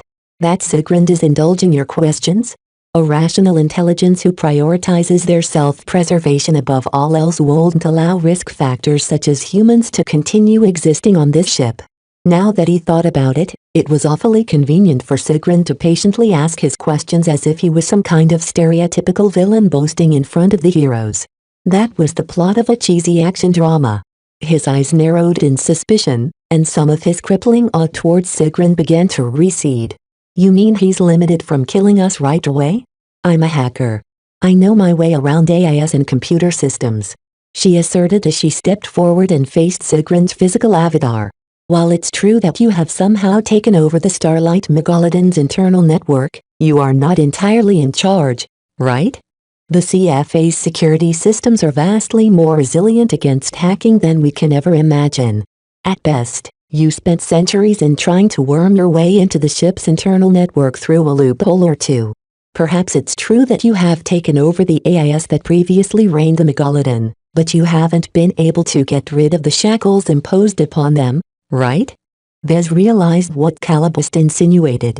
You mean Sigrund not only took over the virtual officers, but also inherited the rules and regulations constraining them? The executive officer's emergency protocol applies to him as well? The CFA isn't stupid enough to develop an experimental processor core without incorporating numerous safeguards against out-of-control AIS. Calabust emphasized. Some of the best AI researchers in the galaxy must have worked on experimental processor core Sigma Rho. Even if the wrong personality took control over the processor core, do you really think that Sigrund can completely go against the impulses and programming built into his own body? I do so dislike how you humans are struck with flashes of insight sometimes. Sigrund responded before throwing a nefarious grin at Calabust. Miss Ornland, while you are correct in your assumption that I am temporarily restricted from harming you fragile humans, I have already prepared other arrangements. A huge shudder ran throughout the entire battleship. Vez felt as if the gravity affecting his body grew unstable. Some very strange visual distortions momentarily warped his view before everything jerked back to normal. Shortly after that, the deck and the entire chamber began to shake violently as something incredibly powerful affected the ship. What happened? That is the consequence of shutting down the malfunctioning FTL drives. I am finally able to liberate the Starlight Megalodon from the hindrance they posed to my attempt at strangling this battleship. What? Miss Calabust quickly explained. Did you ever think about why the survivors of the crash never ended the anomaly that has always taken place in the ship's engineering bay?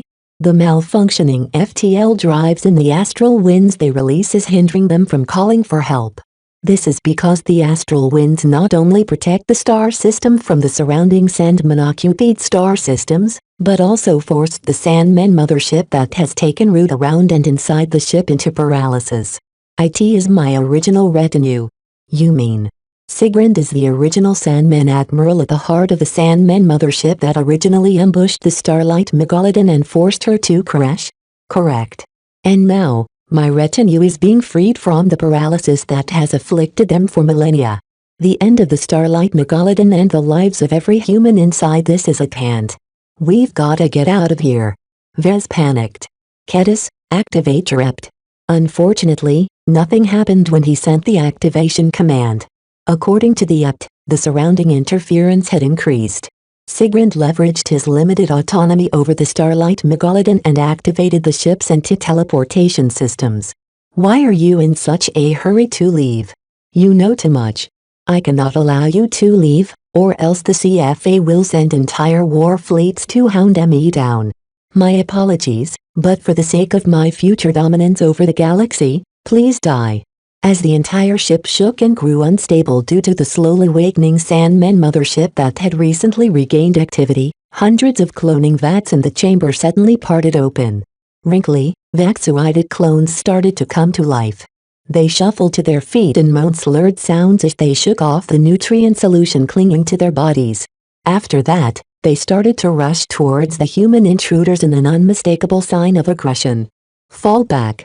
Shoot down the clones before they get close. Chapter 933 Relentless Horde. Sigrund may be restricted by his circuits and his programming from killing humans directly and even indirectly, but that didn't leave out every possibility. There were always loopholes to a set of rules and restrictions. Even under such a long time under lockdown that vastly restricted his full capabilities, Sigrund nonetheless managed to arrange several methods to eliminate the pesky humans. First, when the Sandmen mothership initially ambushed the Starlight Megalodon, it held the battleship in an inescapable stranglehold. The worst part about the Sandmen was that they almost always held the upper hand once their sand amalgamations managed to infiltrate and bore inside any ship. The first lesson any person learned when they entered the frontier was to never let a Sandman ship get close. While Vez didn't know the exact circumstances behind the Sandmen mothership's successful attack on the Starlight Megalodon, the fact that it managed to grab the battleship was an incredible failure on the part of her officers and crew. Whatever the reason for allowing the Sandmen mothership to get close, the engineers somehow managed to come up with a desperate solution and induce the FTL drives into an abnormal state that put the Sandmen mothership into a partial form of stasis and allowed them to tear out the Sandman leader in control. Ordinarily, a Sandman mothership without a leader at the helm would have collapsed. But this was not an average mothership, and the Sandman admiral was still alive in the form of Sigrund. While the AI researchers of the Starlight Megalodon experimented on Sigrund's old core and imposed several hardware and software restrictions that shackled it to this very day, the same couldn't be said for the rest of the Sandman mothership. It still possessed an immense hostility to humans and human ships. Sigrund merely needed to let it finish the job it set out to do to destroy this hated ship and every human present. However, as an added insurance, Sigrund also leveraged his control over Project Icarus' enormous amounts of cloning vats. The unintelligent but very aggressive clones that stumbled out of them immediately acted upon their bioprogramming. Sigrund may have been prevented into programming them to become hostile to humans. Yet that did not prevent him from applying a workaround that altered their brain chemistry in a way that made them naturally hostile to any form of life other than themselves. Goddammit. Kedis cursed as she shot her standard-issue CFA laser pistol at the approaching horde of aggressive clones. I thought zombies are supposed to go down in a single hit. Why are these clones so tough? Sigrund's physical dwarf avatar cackled loudly. I have cultivated these clones for centuries. They have been percolating in nutrient solutions for such a long time that their physique has hardened to an incredible degree. Their vac suits are also resistant to damage. Miss Calabast observed as she fired a gout of green plasma at a clone which quickly caused it to melt down. The problem was that her weapon's fire rate was too slow to stop the hundreds threatening to overrun them. We don't have enough firepower to defeat these clones. The war party she brought diminished substantially in numbers after fighting their way through several checkpoints in the exotic research sub-department. They lost all their bots, and what little exoskeleton soldiers remained alive tried their best to punch back the oncoming horde. Even though their heavy kinetic cannons and artillery shells splattered dozens of clones at a time, hundreds more stumbled closer. There were far too many clones and far too little humans to fend them all back. Vez and Kedis activated the aiming assist of their combat armor to fire their lasers at the heads. However, the abnormally durable vac suits folded out their helmets to envelop the heads, removing this weakness from the table. Even though the clones weren't completely impervious to damage, Vez saw no way out with the anti-teleportation field blocking out his Ept from shunting him to safety. He knew that while the CFA laser pistols were in an entirely different grade than the Vandal sidearms he handled before, they still fell short compared to a pinnacle master-crafted pistol such as the Amistandira. While the Amistandira that Vez obtained was only a copy, it nonetheless possessed a prodigious amount of firepower as long as he dialed up its power setting. He felt rather hesitant about showing off his trump card in front of Kedis and Miss Calabast.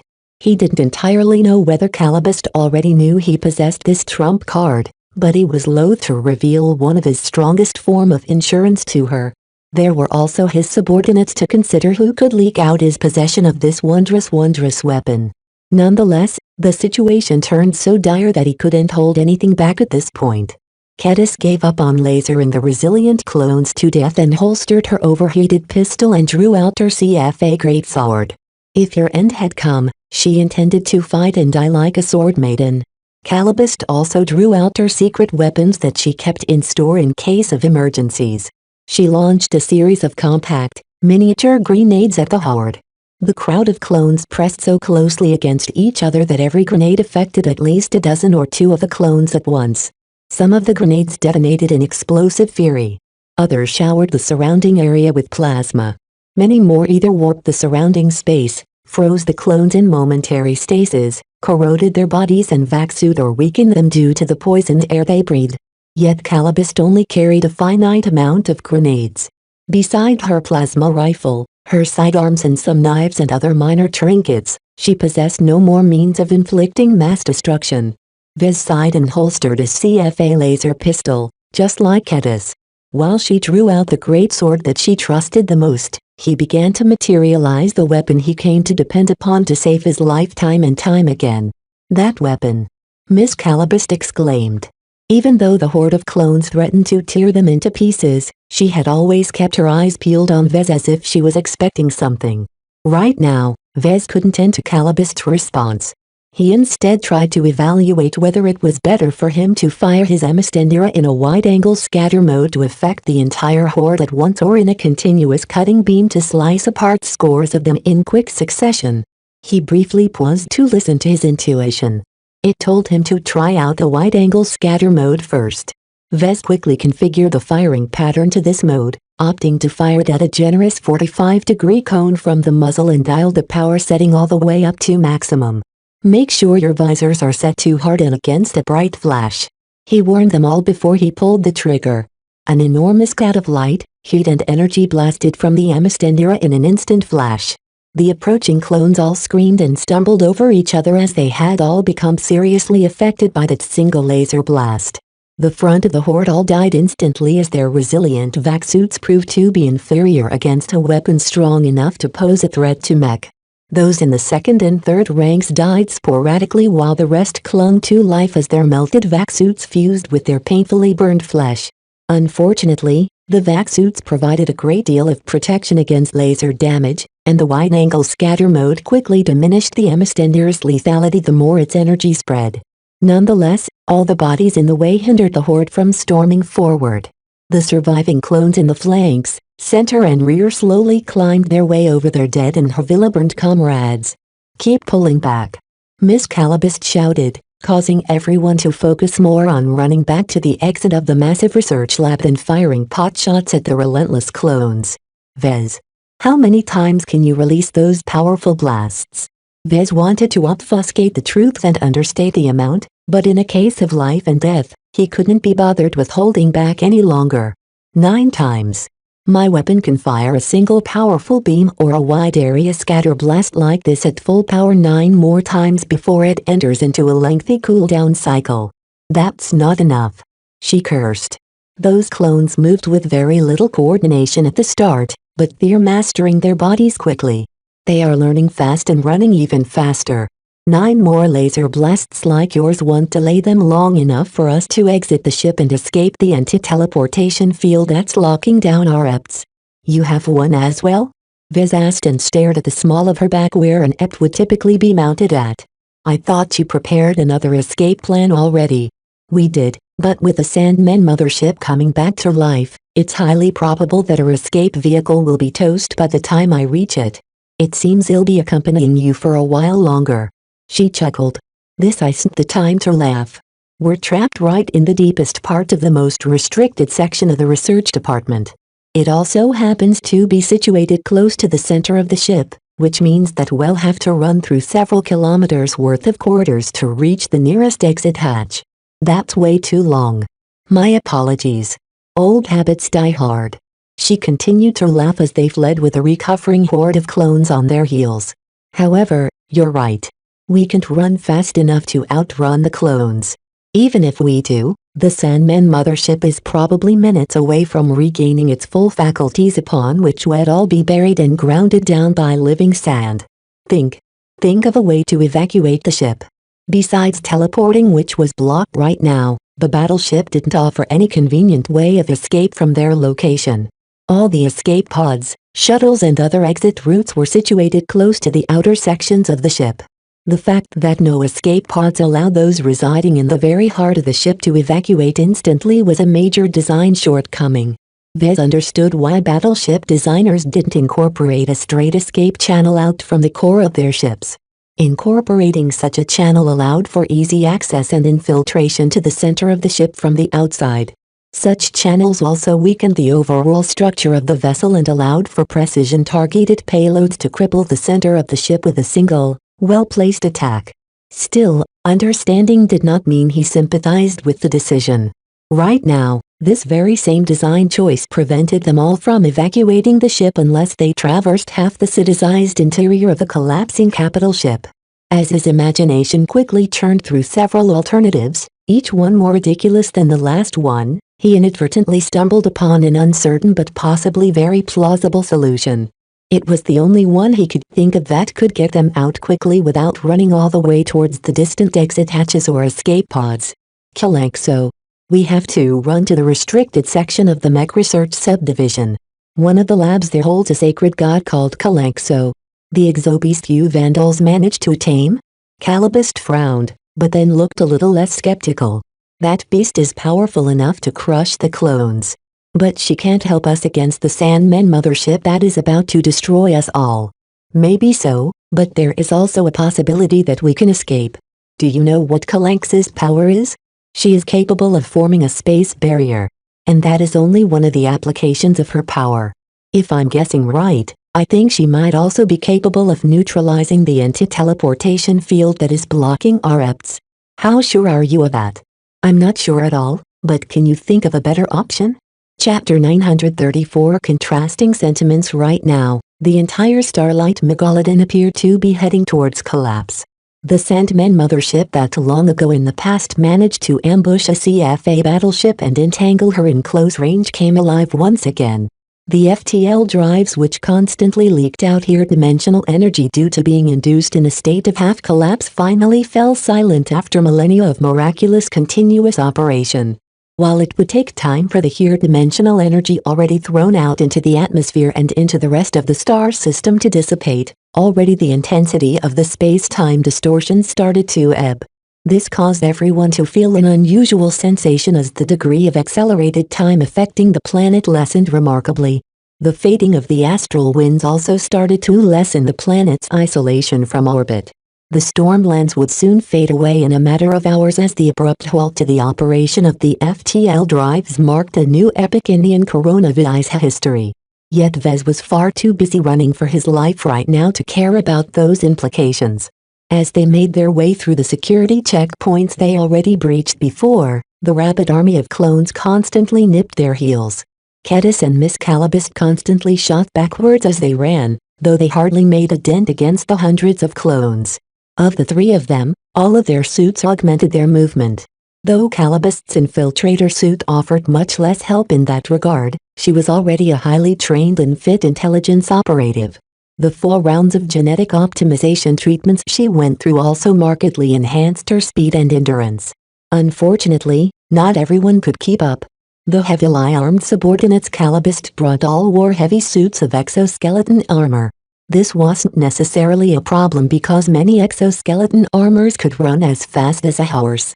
Yet Miss Calibust initially set out to fight their way through the exotic research subdepartment. So rather than kitting out her fellow operatives with mobile armor, they instead went for exoskeleton armor models geared towards maximum armor and maximum firepower. Your goons are too slow. Kedis complained just after Vez shot another wide-angle laser blast from his amistender that killed many clones but merely delayed the rest. Tell them to get out of their armor. Miss Calibust raised her arm into a signal that caused a handful of exoskeleton soldiers to stop their plodding flight. Instead, they turned around and brought all of their weapons to bear, substantially pushing back the horde of clones. Yet how long they could keep that up, nobody knew. What the heck? Kedis looked shocked. Are you abandoning your own men? They are trained to live and die on my command. I am making the best use of their lives. Calibust responded ruthlessly. Trust me, kid, sentimentality is worthless when it drags you down. A chill went through his spine as Vez witnessed how callously she discarded her own subordinates as expendable pawns. Obviously, She wouldn't treat him this way as he held much more value alive than dead, but it spoke much about Miss Calabist and the organization she worked for if her subordinates wordlessly agreed to hold the rear at the cost of their lives. Just leave it, Kedis. But Vez. What if she decides to throw us behind? That won't happen. We're not cannon fodder. At least one of you isn't. Calabist said with a terse smirk. I'm not sure about the other one. Kedis glowered at the spook, but she knew better than to kick up a fuss at this time. Thunderous sounds and rapid screaming echoed behind the three as the exoskeleton soldiers did their best to hold back the crowd of clones. The rear guard wouldn't be able to hold back the abnormally strengthened clones for long, but they bought a vital amount of time that allowed the rest to breathe. At some point, they exited the exotic research subdivision. Vez fired his Emistender several more times, bringing it closer and closer towards its inevitable forced cooldown cycle. This is where we need to make our final choice, he said. Either exit the research department and try and run towards the escape pods, or we take a gamble and head inside the mech research subdepartment and bet that Kalanxo can interfere with the anti-teleportation field. I'll follow your lead, Vez. Kedis said. This space-time science stuff is completely beyond me. After a second or two of hesitation, Miss Calabist nodded as well. I have a backup extraction team waiting outside. They'll be expecting my arrival. Good riddance. Kedis muttered. The sooner we get rid of you, the better. Vez, can I chop this woman? Don't think about it, Kedis. It'll do us more harm than good if we go against Calabist. Just worry about our lives for now. Vez knew that Miss Calabist indirectly warned him that she already prepared safeguards against any possible betrayal from his side.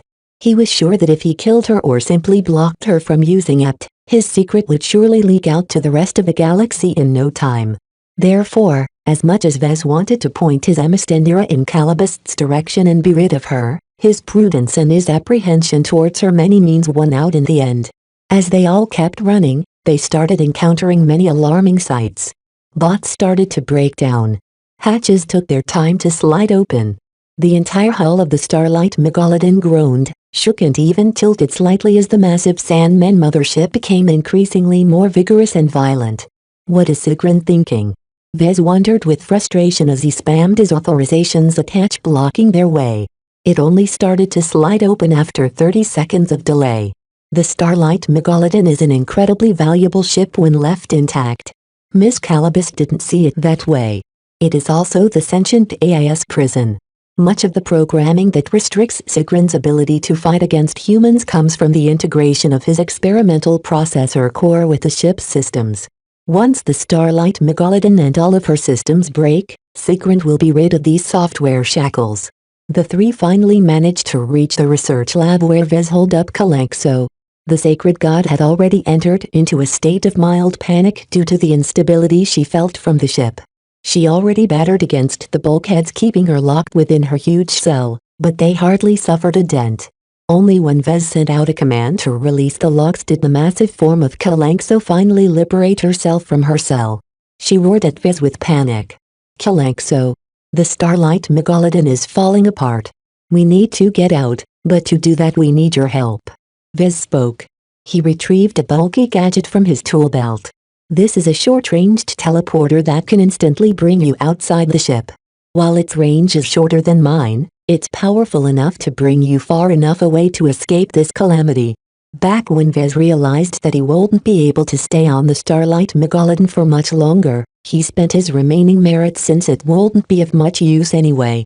This short-ranged teleporter he redeemed from Levitt only possessed a range of 50 kilometers and didn't work well with even mild dimensional instability. However, the redeeming factor of this Onus teleporter was that it possessed enough power to transport large vehicles and mech. Vez didn't entirely know why he spent his merits on redeeming this short-ranged vehicle teleporter when he could have traded his merits for more useful high-tech gadgets from the armory instead. Sentiment had a way of affecting his decisions. It made him care about others. It also distinguished him a bit from Calabist, which reassured him somewhat. He didn't have to secure an escape route for Kalanxo, but he did so anyway. Vez was half thankful for this because the teleporter also secured her full cooperation. The sacred god knew as well as Vez that staying aboard this ship was a death sentence. Come on. Work with me. Our escape depends on you, Kalanxo. Kalanxo roared out her confusion and panic. She didn't understand his instructions. Look, all you need to understand, you can get us all out of here if you stabilize the surrounding space.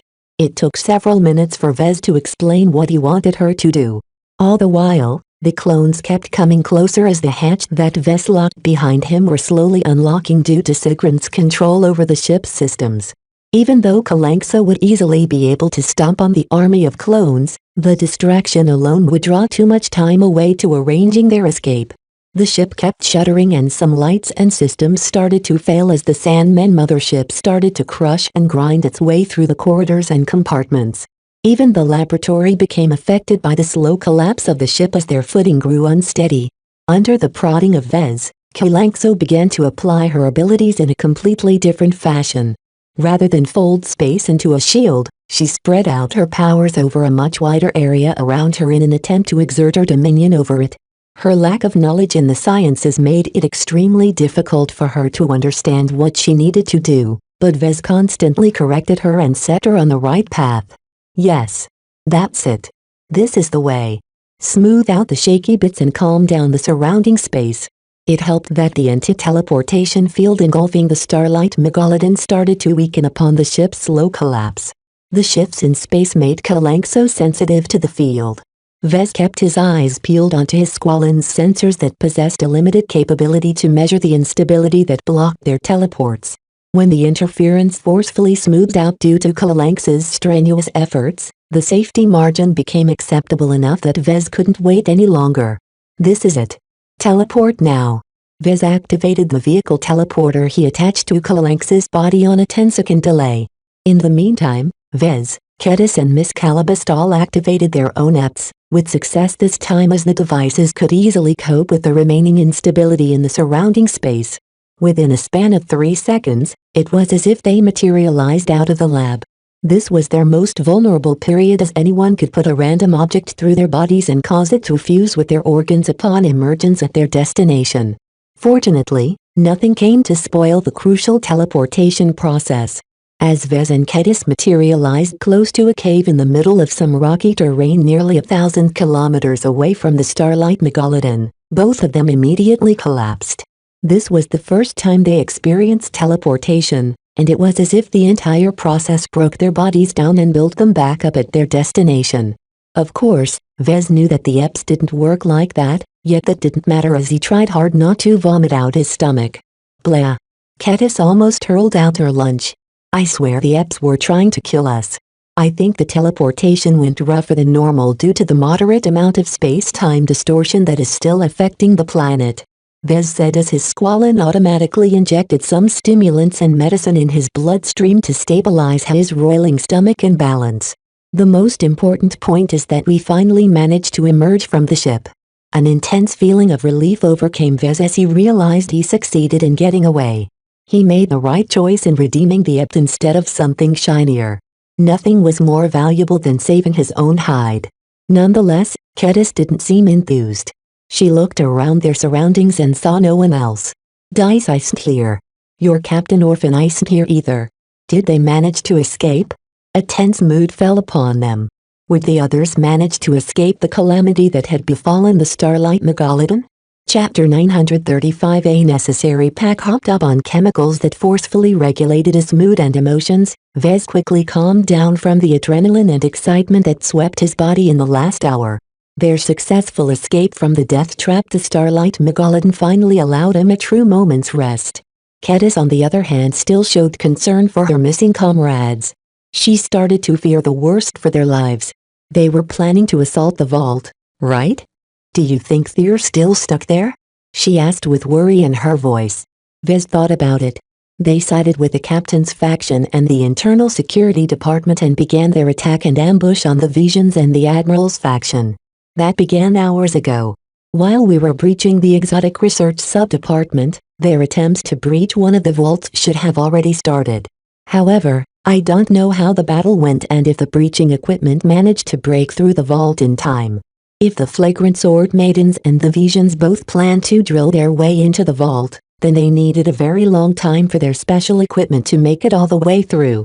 The vault was made out of the same extreme tough alloys that made up the Starlight Megalodon's blast doors. Vez suddenly realized a very awful complicating factor. If Sigrun took over the virtual officers, were the factions simply a smokescreen? According to Calibust, while Sigrun took partial control, he also became subject to the very same restrictions that shackled the original AIS. This forced them to serve the humans who managed to pass the recruitment tests or gained the Starlight Megalodon's recognition. The fact that the EPs issued by Levitt hadn't encountered a sudden malfunction and that all of their gear didn't appear to be sabotaged in any way served as strong clues that Sigrun wasn't fully in control yet. It was also why he was so eager to crush the Starlight Megalodon. Naturally, this didn't entirely rule out that Sigrun may have been able to fudge some goods and services here and there, but Vez chose to place his faith in the integrity of the virtual officers and the strength of the restrictions imposed upon them by past CFA officers and AI researchers. Sigrun may have been the mastermind behind the scenes, but all of the virtual officers are still distinct personalities and AIS. Vez would never know how far this separation went, but his intuition vaguely suspected that he was being overblown in his worries. At the very least, before he foolishly lifted the lockdown on the mainframe, Sigrun faced too many restrictions and couldn't bring his full power to bear. Therefore, Vez comforted himself on the fact that all the virtual officers he interacted with were all their own persons rather than an extension of Sigrun's vast virtual mind. Sigrun really played us all for fools. Kedis remarked disparagingly. We all treated the virtual officers as genuine CFA officers. Yet they all turned out to be ascendant AIS sock puppets. Vez shook his head. A puppet isn't entirely the same thing as the puppet master. However, it's clear that our mission, our arrival on the planet and even our quick progress in promoting through the hierarchy of the ship all fell within Sigrun's arrangements. Step by step, we greedy humans sought out the Starlight Megalodon to rob her of some of her treasures, yet in reality we became the harbinger of his liberation. The magnitude of what they did at Miss Calibust's urging dawned upon him like a crashing shuttle. He became an unwitting accomplice in the sentient AI's own escape from the lockdown that foiled him for thousands of years. Now that he managed to get free, what would he do next? A shock of horror swept through his mind as he conjured up increasingly more dire doomsday scenarios. An AI by itself wasn't that scary, but an AI with self-determination and a full awareness of their own existence was a calamity upon the galaxy and the human race. Worst of all, Vez was the pivotal chain in the link that enabled Sigrun to escape from his cage. Even if he didn't mean to, he was indisputably guilty of freeing an entity that was scarier and vastly more destructive than several thousand antimatter bombs. His CFA comm beeped. His Squallen combat armor's enhanced transceiver picked up a distant signal that managed to pierce through the interference, if only barely. The Squallen projected Calibust's hazy form in front of him. Due to the tenuous connectivity, static and noise suffused her projection. Vez. I see you have reached your hidey hole. Good. Same to you. Vez smiled back tersely. A part of him wished she botched her teleportation. Why are you calling me? I just wanted to let you know that you're on your own from now on. I'm on my way out of this star system. I suggest you look into departing this place as well. Don't forget that now that the astral winds are dissipating, the Sandman motherships that lingered in this star system have lost their blindness. In the worst case, the entity we encountered at the ship has already made contact with his fellow Sandman comrades. Vez silently cursed. The Ion Corona system was situated fairly deep within Sandman space.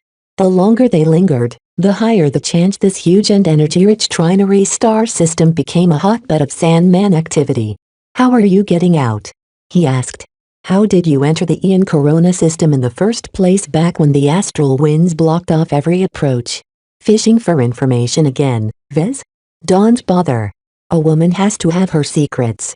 Her hazy form grinned. In any case, even if our initial agreement is at an end, don't forget our other arrangement.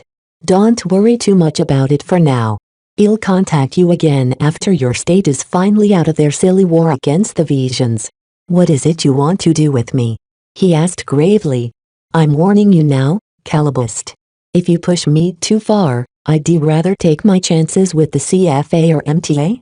Oh, I'm sure they'd be delighted to hear you unleashed a sentient AI on the galaxy. Touché. Still, Vez could probably manage to preserve his life as long as he brought them something as valuable as the metal scroll. Look, Vez, before you decide to do anything drastic and approach the big two, be a little patient and reserve your judgment. Goodbye, for now. I will see you after the war. Make sure you survive. Calibust's smirking projection winked out as she cut off the connection. Vez sighed as he wondered what kind of demands she would present the next time they met. Of course, first he needed to survive this crisis. Just because he managed to teleport out of the Starlight Megalodon didn't mean he was in the clear. He was still stuck in the Ian Corona system in the deep end of the frontier. It would take months of travel through lawless, perilous space before he'd be able to cross back into civilized space. His next priority therefore was to secure passage aboard a ship that could take him all the way back. For now, that meant he needed to ride his CFA shuttle all the way up into orbit and find a way to rendezvous with the fleet. Kedis didn't wish to leave, though. Not without waiting to see if the remnants of the flagrant sword-maiden ground forces also managed to get out. Maybe they already departed long ago. He speculated. They did tell us that they arranged their own means of escape. Yeah, but that was from a deal with the AIS, right? Now that they've gone rogue, will their escape plan still work? Neither of them knew the answer to that question. Vez attempted to call their CFA comms, but he failed to establish a connection. We wait for 10 more minutes. We really can't afford to linger any longer than that, as Sigrand will soon regain control over his old Sandman mothership. When that happens, he can easily pinpoint our location and cross the distance in a matter of minutes. Frankly speaking, 10 minutes was already far too long in his eyes, but Kedis stubbornly wanted to cling to her hopes. She lost too many comrades due to this mission, and she'd be damned if she turned her back to any more. Vez knew that much of the remnant hadn't managed to redeem Inept.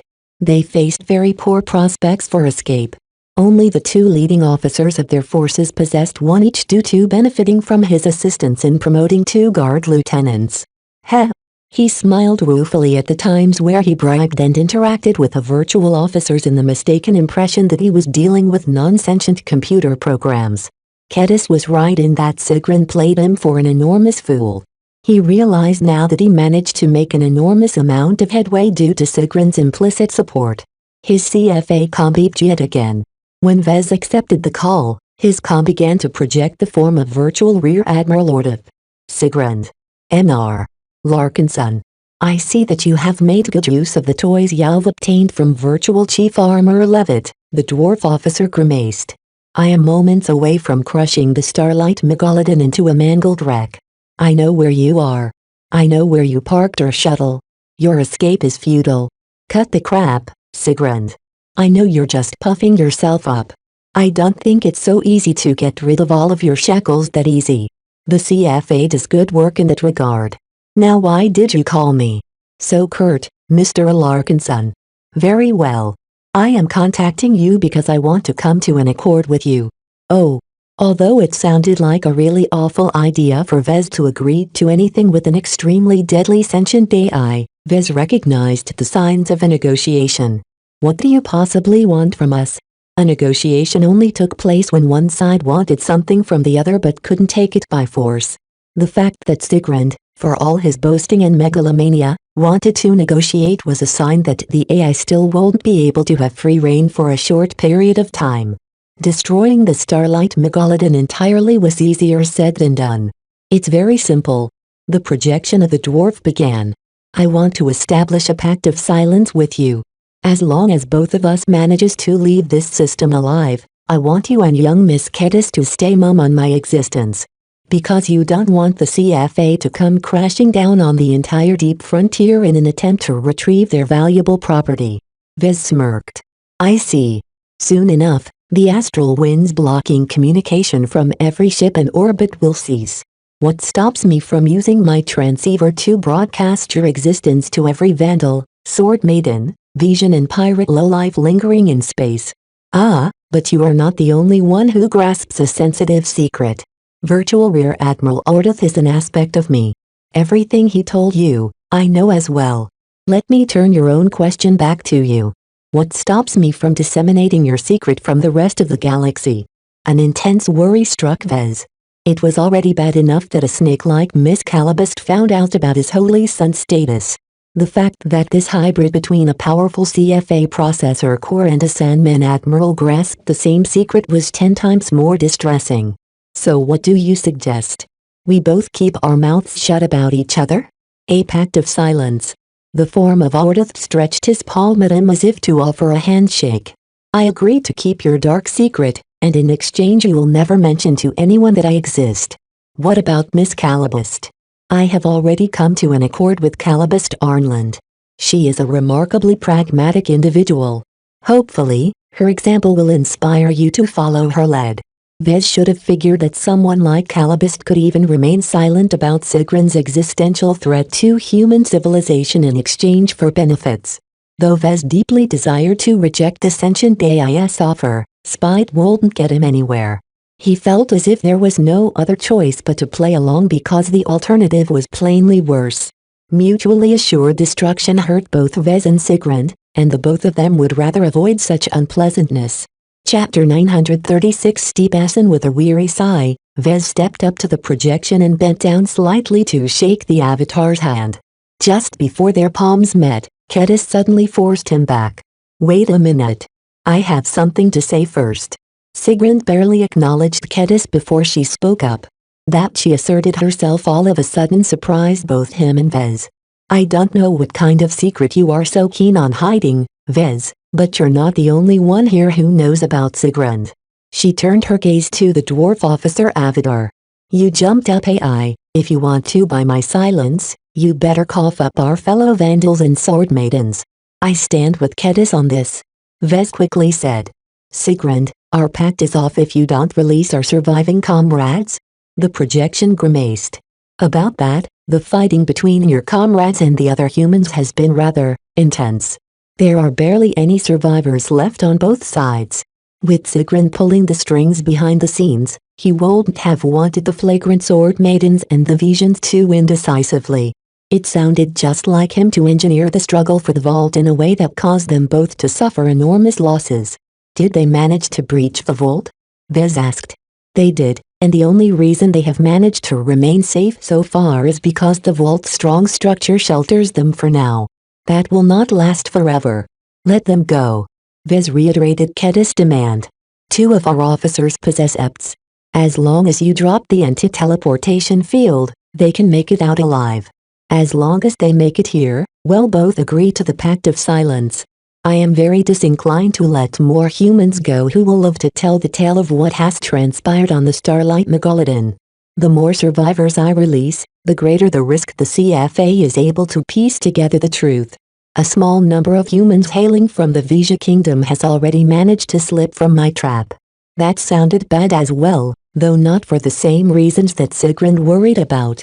If anyone from the Vision side managed to slip away, it would have probably been Venerable Foster. Right now, though, Vez saw an opportunity to extract more benefits from Sigrun. Let the survivors go. All of them, as much as they are still alive. Contrive of a way to teleport them out or put them into a shuttle or something. You're a smart AI, you can figure something out. Oh, and make sure they are able to leave with some loot from the vault. As a Sandman, life-prolonging treatment serum is of no use to you. I don't like it when others take my possessions. Even if this serum is incompatible to my physical shell, it is extremely valuable to you humans. I intended to save this valuable good for barter. Well, you can barter for both the lives of our comrades and the serum for our silence. Do that, or the deal is off.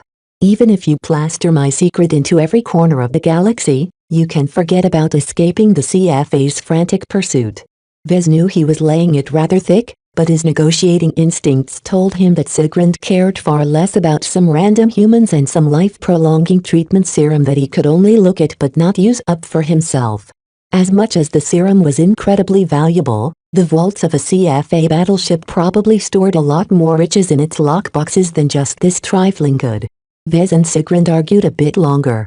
The sentient AI wasn't as easy to fool as a non-sentient AI, But the fact of the matter was that Sigrund would be better off by complying with this concession than end any hope of establishing this extremely vital pact of silence. Very well. Sigrund grumbled. I will agree to this demand. Are you happy now, girl? I guess so. Kedis blinked, as if she couldn't entirely believe that the scary AI acquiesced to her rather impulsive demand. Then let us strike the pact. Vez shook hands with Ordit's projected form before Kedis did so as well. It was a really awkward experience as his squalene wasn't capable of emitting physical projections. Nonetheless, the symbolic gesture served its purpose. As long as neither of them could stop the other from blabbing the deep dark secrets they tried to hide, they had a basis of cooperation. Though Vez wasn't deluded enough that such a precarious pact would last forever, right now he only cared about addressing his immediate concerns. As for what might happen decades later, Vez didn't have the luxury of thinking that far ahead. For both our sakes, I hope we don't see each other again. He spoke after completing their handshake. Likewise, Mr. Alarkinson. By the way, if you want to escape this star system alive, you may encounter some issues with that. You see, the situation in orbit is much different than you think. A sinking feeling overcame Vez. What happened? Oh, right now my fellow Sandmen motherships are beginning to gather and assault the fleets awaiting your return. And before you ask, they are not under my control. Not yet. The only reason I am informing you of this is because I don't want you to miss your berth and broadcast my dirty laundry to the escaping ships out of spite. Take care and leave quickly. Shortly after Sigrun closed the call, the clearing in front of the cave slightly whooshed as the twin forms of Captain Orphan and Lieutenant Dice succeeded in teleporting to the fallback point. Sigrun kept his word. Dice. You're back. Kedis ran up and almost attempted to lift her into a hug. She held off when she realized the awful state of the two survivors. The two of you look awful. What happened? Both mech officers appeared as if they went through a war zone. Their standard-issue CFA combat armor suffered many rents, tears and burn marks. They lost most of their weapons and their expressions both seemed haunted. Almost everything that could go wrong went wrong. Captain Orphan explained as she took deep breaths. When we launched our ambush and took the Visions off guard, we managed to kill many of them outright. The problem was that we were heavily outnumbered from the start, and the Visions quickly rallied under Venerable Foster. Lieutenant Dice picked up from there.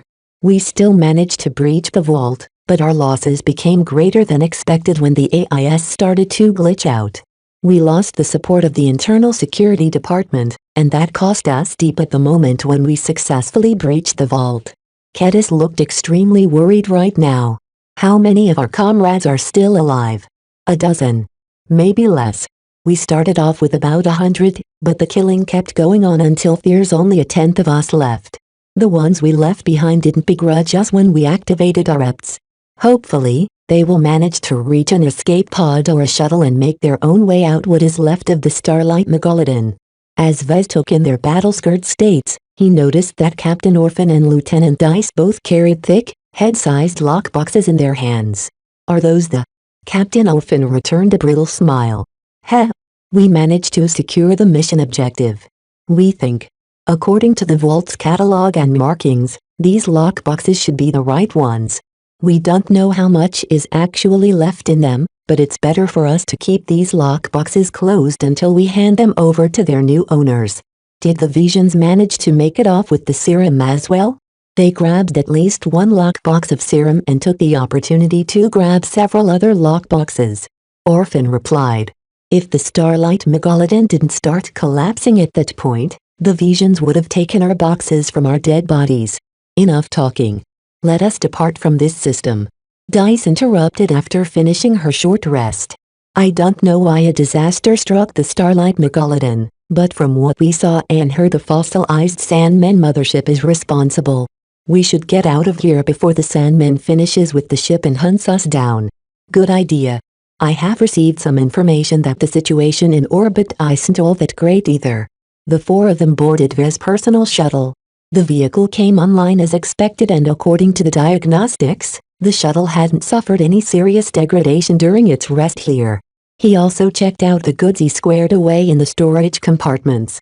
All the antique pre-age of mech nutrient packs he brought back were still there along with the other supplies as well as some souvenirs. Most importantly, Vez also planned ahead and stored the stasis cage containing the bio-implant inside a tiny composite box hidden deep within a crate of vintage nutrient packs. After he completed his checks, he approached the cockpit where Lieutenant Dice took the helm. As an avid sword maiden who often went out on solo hunts, she learned how to pilot shuttles along the way. Eve checked the supplies. Everything is in order. All systems are green. Preparing for launch. Launching in 3, 2, 1, liftoff. None of the occupants felt anything as the shuttle slowly hovered from the ground and emerged from the cave where it remained hidden. While Lieutenant Dice piloted the shuttle, Vez sat in the co-pilot's crash seat and started engaging the shuttle sensors. Although he wasn't entirely familiar with the interface, the shuttle sensors weren't that different from the sensors of a starship or a mech. He quickly analyzed the readings returned by the sensors pointed above. The space-time distortion has weakened by 70%. Local time acceleration is slowing down. The astral winds have almost entirely dissipated directly above. It's safe for us to fly into orbit in the most direct path possible. What are we waiting for? Let's go, Dice. Orphan slapped the sword maiden lieutenant's back armor. The CFA shuttle tilted at a steep angle and engaged its powerful thrusters and anti-grav modules. Ian Coronavidi's heavy gravity couldn't possibly hinder the shuttle's inexorable ascent. They were finally leaving this cursed hellhole of a planet. We should make contact with the fleet, Vez suggested. Let them know we're coming before their escort mech blast our strange CFA shuttle into pieces. I know the right frequencies and codes, Captain Orphan said as she moved to a small side panel in the cramped cockpit. Let me holler up Major Verrill so that he can roll out the red carpet for us. As Orphan awkwardly worked the comms in her damaged armor, she finally managed to send out a transmission in the right frequency. Unfortunately, no one replied. Maybe they're busy right now. She sent the transmission again and put it on repeat so that the shuttle broadcasted the message every 15 seconds. No answer. Vez was beginning to worry. Sigrun's last words before he cut off his comm call echoed in his mind. Was the fleet in trouble? Maybe there's too much astral wind still in space for our transmission to get through. Orphan guessed. No. Vez shook his head. It has already dissipated to the point where almost every transmission should go through with a reasonable amount of signal strength. Yet while the shuttle continued to fly up into air, the shuttle never received a response. Even Lieutenant Dice started to frown. Perhaps there is a problem with the comms of the Vandal ships. Let me try and hail the Sword Maiden carriers. She put the shuttle on autopilot and quickly switched to a comm interface before sending her own series of transmissions. No answer. No response. Not even a single beep besides static and background noise.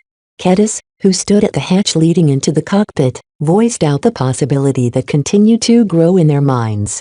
Do you think the fleet is gone? Chapter 937 Costly Gains. The Vault of the Gods existed no more. A new age dawned on Ian Coronavidi. For the first time in thousands of local standard years, a day-night cycle began to affect the planet once more. The flowing golden dimensional particles that always encompassed the planet and isolated it no longer separated the surface of the planet and the ships in orbit. They also no longer made it more complicated to transition in and out of FTL, though it would still take some time before the surrounding space grew stable enough to safely transition away. The keys used to program the FTL drives to slip through the cracks no longer work now that the astral wind patterns followed a declining but unpredictable pattern. For the moment, everyone in this system is stuck. Vez concluded after he reasoned out the consequences of the end of the supply of astral wind. Life on 7 will also experience some drastic changes. Regardless of whether the Sandmen or the CFA will come in force and take over this star system, the god species on 7 will no longer be so special without a new source of dimensional particles entering the planet's ecosystem. To be honest, Vez was merely passing the time right now as he set the shuttle's transceiver to periodically transmit hails to any Vandal or Sword Maiden starship in range. The CFA shuttle continued to escape the pull of Ian Coronavidi's heavy gravity. As a simple craft and one that underwent a reasonable amount of maintenance from the ship's bots and virtual officers, the shuttle nonetheless boasted a considerable amount of thrust, easily able to reach and surpass the escape velocity necessary to reach near orbit. By the way, Captain Orphan began. Kalanxo is sending us a feeling of gratification towards you, Vez. What did you do? I put a vehicle teleporter on her and warped her out of her cell in the Mech Research Subdivision. Both Orphan and Dice looked at him with mild surprise. Thanks for saving her, Vez. She really doesn't deserve to get caught up in this. Vez realized something weird. Are you still able to sense her emotions? At this distance? Orphan shrugged. Yeah, it's weird. I don't know what's going on, but the more time we spent on bonding with Kalanxo, the more our minds started to shift. I think the genetic optimization crap we went through also did some stuff. The support crew for the Beast Riders knew more, but I think I copied over the relevant research data over to the high-capacity data chip that Captain Bird passed on to me. I probably won't have the opportunity to study them any further, but I'll be sure to pass on the research back to the Bright Republic so they can understand your condition. I'm not worried about our condition. She grinned. As far as I see it, it's something good. I also happen to be connected to Dice over here. And I would like it if you think less vulgar thoughts. The Swords Maiden officer yelled from the helm. Thank the stars we only share each other's emotions. I won't know what to do if I knew exactly you think. Oh, come on, Dice, you love it, don't you? Vez observed the two squabbling but friendly mech officers who inexplicably shared a metaphysical mind connection with each other in Kalanxo. He stopped keeping up with the research on the Beast Riders ever since he completed the development of a Beast Rider neural interface. He underestimated how a bond with a sacred god transformed their minds and bodies. Are you sensing any weakening in your bond with Kalanxo? Nope. It's as present as ever. To be honest, we could always bond with her without the use of your neural interface since a while ago. Vez realized something important. Their bonds with Kalanxo paired with the 2 rounds of genetic optimization treatments that they went through brought them closer to the genes and physical characteristics of the blessed people. He suspected that Captain Orphan and Lieutenant Dice might even be genetically indistinguishable from that altered offshoot of genetically optimized humans. Everyone in the shuttle benefited enormously from their experiences on 7. Captain Orphan and Lieutenant Dice not only turned into some form of post-humans, their bond with Kalanxo also pushed them past a barrier that stalled the vast majority of mech pilots and lifted them amongst the enviable ranks of expert candidates. This immediately multiplied their value as mech pilots at least 100 times. If Captain Orphan ever returned to the Bright Republic, she could easily apply to transfer to a more prestigious mech regiment and have it approved without any fuss. As for Lieutenant Dice, although her identity as a pirate was enormously troublesome, plenty of forces were willing to invest in nurturing an expert candidate in the hopes of securing the services of a future expert pilot. Vez glanced back at Kedis, who sat back at the passenger compartment worrying about the fates of the remaining survivors that they left behind on the collapsing ship. Though Sigrun promised to let them go, who knew if the other Vandals and Sword Maidens managed to board a shuttle and depart the Starlight Megalodon in peace. Out of everyone present here, Kedis gained a new chance of life now that she corrected the flaws in her locality black market gene mod template. In any case, her physique no longer threatened to break down by the time she reached the age of 40. Her lifespan literally doubled or tripled thanks to the correction treatment and the genetic optimization treatments that Vez secured on her behalf. As for himself, he benefited just as much. The CFA's virtual doctors truly did good work, and even Sigrun's influence on them couldn't stop them from providing the best care as mandated by their programming. Or at least he hoped so. In any case, if all went well, then the 3 rounds of genetic optimization treatment, the second phase priming agent and the genetic reprogramming on his hybrid alien organs all secured his health for the next 50 to 100 years. Next to his body transformations which no one could take away from him, he also gained a lot of high-quality CFA gear. Even if they were pretty outdated by modern CFA standards, his Squallen field engineer combat armor alone was probably worth as much as his mech company, if not more. The only concern he had was that the Squallen's extremely high-tech nature made it challenging for Vez to maintain. The main reason why high-technology gear and machines didn't tend to last very long in the galactic rim was that their owners couldn't afford the cost of keeping them in working condition over a longer period of time. If Vez wanted to make the best use of the Squalene, he needed to use it sparingly and avoid straining its capabilities. At this time, the comm panel finally beeped. "We've received an incoming signal." As Vez accepted the hail, they didn't make contact with the people they wanted to hear from the most. "Captain Orphan, please help us. Our sensors fixed your location, but there are Sandmen escort ships chasing after shuttles. It's the other survivors of the ground forces."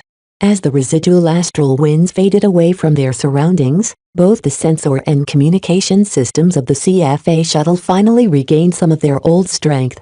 Vez switched one of the screen projections to a readout of the sensors and sent a direction scan at the direction of the incoming comm signal. Eve locked onto the location of another CFA shuttle more than 7,000 kilometers away. Vez reported. "There are hazy energy signatures in pursuit of the shuttle. Can the shuttle outrun the Sandman ships?" Vez quickly analyzed the plot and came to a dreadful conclusion. No. Halphatus and Sandman escort ships are approaching the shuttle from high orbit from several directions. They are able to borrow Ian Coronavi's pull of gravity to accelerate their interception. On the other hand, the shuttle carrying our comrades are still fighting against the gravity. They have no choice but to descend and make use of the planet's gravity to stay out of reach from the Sandman ships. Lieutenant Dice concluded. Just half a minute later, the other shuttle did so. Vez observed from his sensor readings as the shuttle gave up trying to climb up to orbit and instead shot down like a meteorite launched into the planet. This abrupt reversal prevented the Sandman escort ships from trapping the shuttle, but only for the moment. The Sandman ships aren't giving up. They're hot on the heels after the shuttle. Their comm connection to the other shuttle also broke as the distance stretched too far to maintain a stable connection. Neither Orphan, Dice or Vez suggested turning around to help their below-geared comrades. Only Kedis looked upset as the other three made no moves to respond to the request for aid. "Why aren't we turning around? The mission is more important," Orphan replied after a short silence. "Everyone who deployed to the ground sacrificed their lives to attain our goals. Turning around and sending us headlong into danger will only risk all of our gains and make every own sacrifices meaningless." Lieutenant Dice nodded gravely. "I hate to say it, Kedis, but the other shuttle is probably a gunner now. We're both daughters of the frontier. We know how relentless the Sandmen are once they locked onto their prey. The pirates roaming the frontier feared each other the most, but they fear the Sandmen just as much. The deeper they entered the frontier, the greater the chance they stumbled upon this hated alien race. Mission, mission, mission. It's always about the mission." Kedis screamed and vented her rage. "I hate this stupid mission. How many of our sisters have we lost to secure those tiny lockboxes? Commander Lydia is gone. Myra is gone. Thousands of sisters are gone, and the final survivors other than ourselves are gone as well because we're too afraid to lend a hand. I thought the Sword Maidens took our sisterhood seriously." "Kedis," Vez called softly. "There is no way our shuttle can help them out of their fix. While the CFA has been generous enough to mount some weapons on this shuttle, they're more of an afterthought and can't possibly defeat 6 Sandmen ships by itself." The young woman grumbled and huffed at him before turning around. She experienced too many tragedies during the mission and became thoroughly disillusioned with the entire venture. Vez didn't blame her. He held his own misgivings about the mission, whatever it really was. He couldn't even tell whether the lockboxes the mech officers brought with them actually contained any high-grade life-prolonging serum or something else entirely. That reminded him that Calibus didn't come away empty-handed. Even if Project Icarus turned out to be a giant trap, she still managed to come away with the most important gains from Project Void Calamity and Project Pandemonium Descent. The Visions also made off with substantial gains, though whether their ground forces could manage to evacuate this Sandman-infested planet and star system was another matter. Sigrand himself would probably do his best to eliminate as many loose ends as possible before he cleaned up his tracks and fled to parts unknown. As minutes slowly went by, their shuttle finally managed to connect with another ship. This time, they made contact with the correct ship. "This is Major Veril on the Shield of Hispania. Captain Orphan, we've received your encrypted burst. Don't transmit anything else. The entire space around Ian Corona VI is extremely chaotic right now. Sandman ships are converging from every corner of the star system and every human fleet is under constant assault. We are currently abandoning our makeshift base from the second moon. Follow the contingency plan. I repeat, follow the contingency plan. This is Major Verrill, out. Everyone looked at each other in dismay. Captain Orphan looked as if she wanted to scratch the head. The contingency plan states that we should try and fall back to Ian Corona VIE or IX, right? Whichever planet is closer right now in terms of in-system navigation. Vez summed up. It involves some orbital mechanics and stuff, but our CFA shuttle should be able to calculate the correct destination. Though they finally received word that the fleet hadn't been blown to bits, their condition didn't appear all that good. Nonetheless, the 4 survivors at least gained a shred of hope. Without boarding an interstellar warship, their dinky little CFA shuttle would never be able to escape this star system.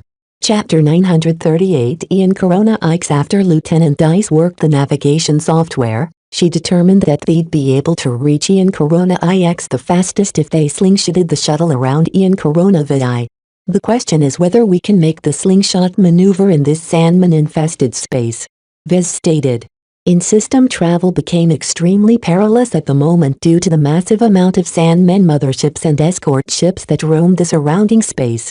As the astral winds continued to fade, thereby reducing the amount of interference blinding every vessel's sensors, the CFA shuttle detected more and more energy signatures that matched up with the Sandman. Fortunately, it was a lot easier for the high-quality CFA shuttle to detect the Sandman ships than the other way around. The disparity in technology and capabilities enabled the survivors to slip through the notice of most of the Sandman ships, especially once Lieutenant Dice pulled back the throttle. Sandman are like bloodhounds when it comes to energy and heat. She explained. The other shuttle probably caught the attention of the nearby Sandman escort ships when they burned their thrusters at full power.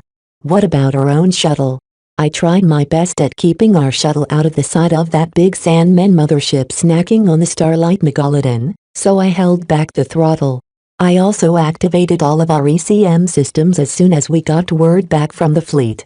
While this didn't make them invisible to the nearest Sandman ship, they were merely a speck in the backdrop of space compared to all of the energetic heat signatures from the starships and spaceborne mech departing from the moons. How long until we reach 9? Captain Orphan asked. Less than half a day if we go for a least time intercept course. It will take much longer if we take the stealthy approach and let the shuttle fly on a ballistic course with its thrusters off. They had to make an important choice. Should they pursue speed and attempt to reach Ian Corona IX while radiating enough emissions to alert half the star system, or should they take the time to sneak to their destination at the cost of incurring substantial delays? According to the sensor readings, this star system is crawling with Sandman ships. Vez began and magnified the size of the projection so that everyone understood the scope of the threat. As you can see, they are not only swarming in high orbit of 7, they are also occupying all the Lagrange points, blocking any nearby starships from transitioning into FTL travel by the nearest route. That sensor plot doesn't show many ships outside of orbit. Correct. Vez nodded. As long as we adjust our course along the way to detour around the errant Sandman ships that are roaming in between the star systems, I think we can get away with speeding up. We just have to be absolutely sure there's a starship that can pick us up at the other end because we'll definitely attract many Sandman ships this way. I don't like sneaking around. Orphan furrowed her brows. As far as I see it, we should get out as fast as possible. Don't forget what we're carrying. This shuttle is really fast, though. The CFA develops the best shuttles. Vez reminded them. It's likely we'll reach 9 even faster than the fleet. Good. After a brief discussion, they decided to take the fast approach. Nobody really had the patience to linger in this star system more than necessary. As Lieutenant Dice determined the shortest and fastest route to 9 and set the CFA shuttle on autopilot, they all relaxed a bit as they all settled in for a long wait. I could use a bite. I have just the thing. Vez said and went over to the cargo compartment and retrieved a bunch of nutrient packs from a crate. As everyone settled in and dug into their food, everyone appeared surprised at the taste of the vintage nutrient packs. This is really good. Orphan's eyes lit up. Damn, I thought these nutrient packs expired. It looks like I've been missing out. Vez smiled as everyone shared in his enthusiasm for the vintage nutrient packs. The sublime flavors and the hearty, stomach-filling meal dispersed some of the depressing air that descended upon them as they lost all contact with the fleet and the other shuttle. The shared experience bonded them together and helped them cope with the aftermath of the mission. Several hours went by as the shuttle furiously blasted through space. It never stopped accelerating once it flew away from Ian Coronavirus. Once the shuttle reached the approximate halfway point, the autopilot turned the shuttle around so that its thrusters pointed in the direction of 9 and started burning at full blast in an attempt to decelerate the vehicle's approach. If the shuttle still flew too fast once it reached 9, they were all liable to fly past the planet. "Let me fix up your damaged suits of armor," Vez offered. "My squalene and some of the supplies I've brought should allow me to patch the holes until we can bring them to a proper workshop." The two mech officers fought hard to breach the vault and retrieve the lockboxes, and it showed in their battle scars. Without such a high-quality combat armor, they would have never been able to survive the ordeal. They both developed an affection for the combat armor, so they didn't hesitate to slip out of them and place them in the passenger compartment for Vez to work over. Though Vez wasn't too familiar with CFA combat armor, his general technical competences along with the squalene's robust guided repair systems allowed him to perform simple repairs. Over several hours, he stopped the damaged combat armor degrading any further and patched up the majority of the surface damage. He utilized replacement material to make them airtight and fully sealed, though he lacked the capacity to restore their defensive parameters. He wrapped up his repair efforts just as the shuttle reached Ian Corona IX. Compared to the Grand Majesty of 7, 9 was like the stunted sibling in the family of planets orbiting around the trinary stars. While 7 was a massive super-Earth, 9 looked more like a cratered moon cast astray from a larger planet. As a dwarf planet, it also orbited the star system rather eccentrically, refusing to be pinned down in a normal circular orbit around the suns. The shuttle's sensors failed to detect the flagrant Sword Maiden fleet. Evidently, they hadn't arrived yet. More concerning though was that the shuttle also hadn't detected their thruster emissions in interplanetary space. If the ships of the Vandals and Sword Maidens tried to make it out to 9, then they ought to be visible on the shuttle's sensors, but nothing came. The 4 survivors grew very concerned at this development. Did the fleet fail to escape all the Sandmen ships that converged on the moons?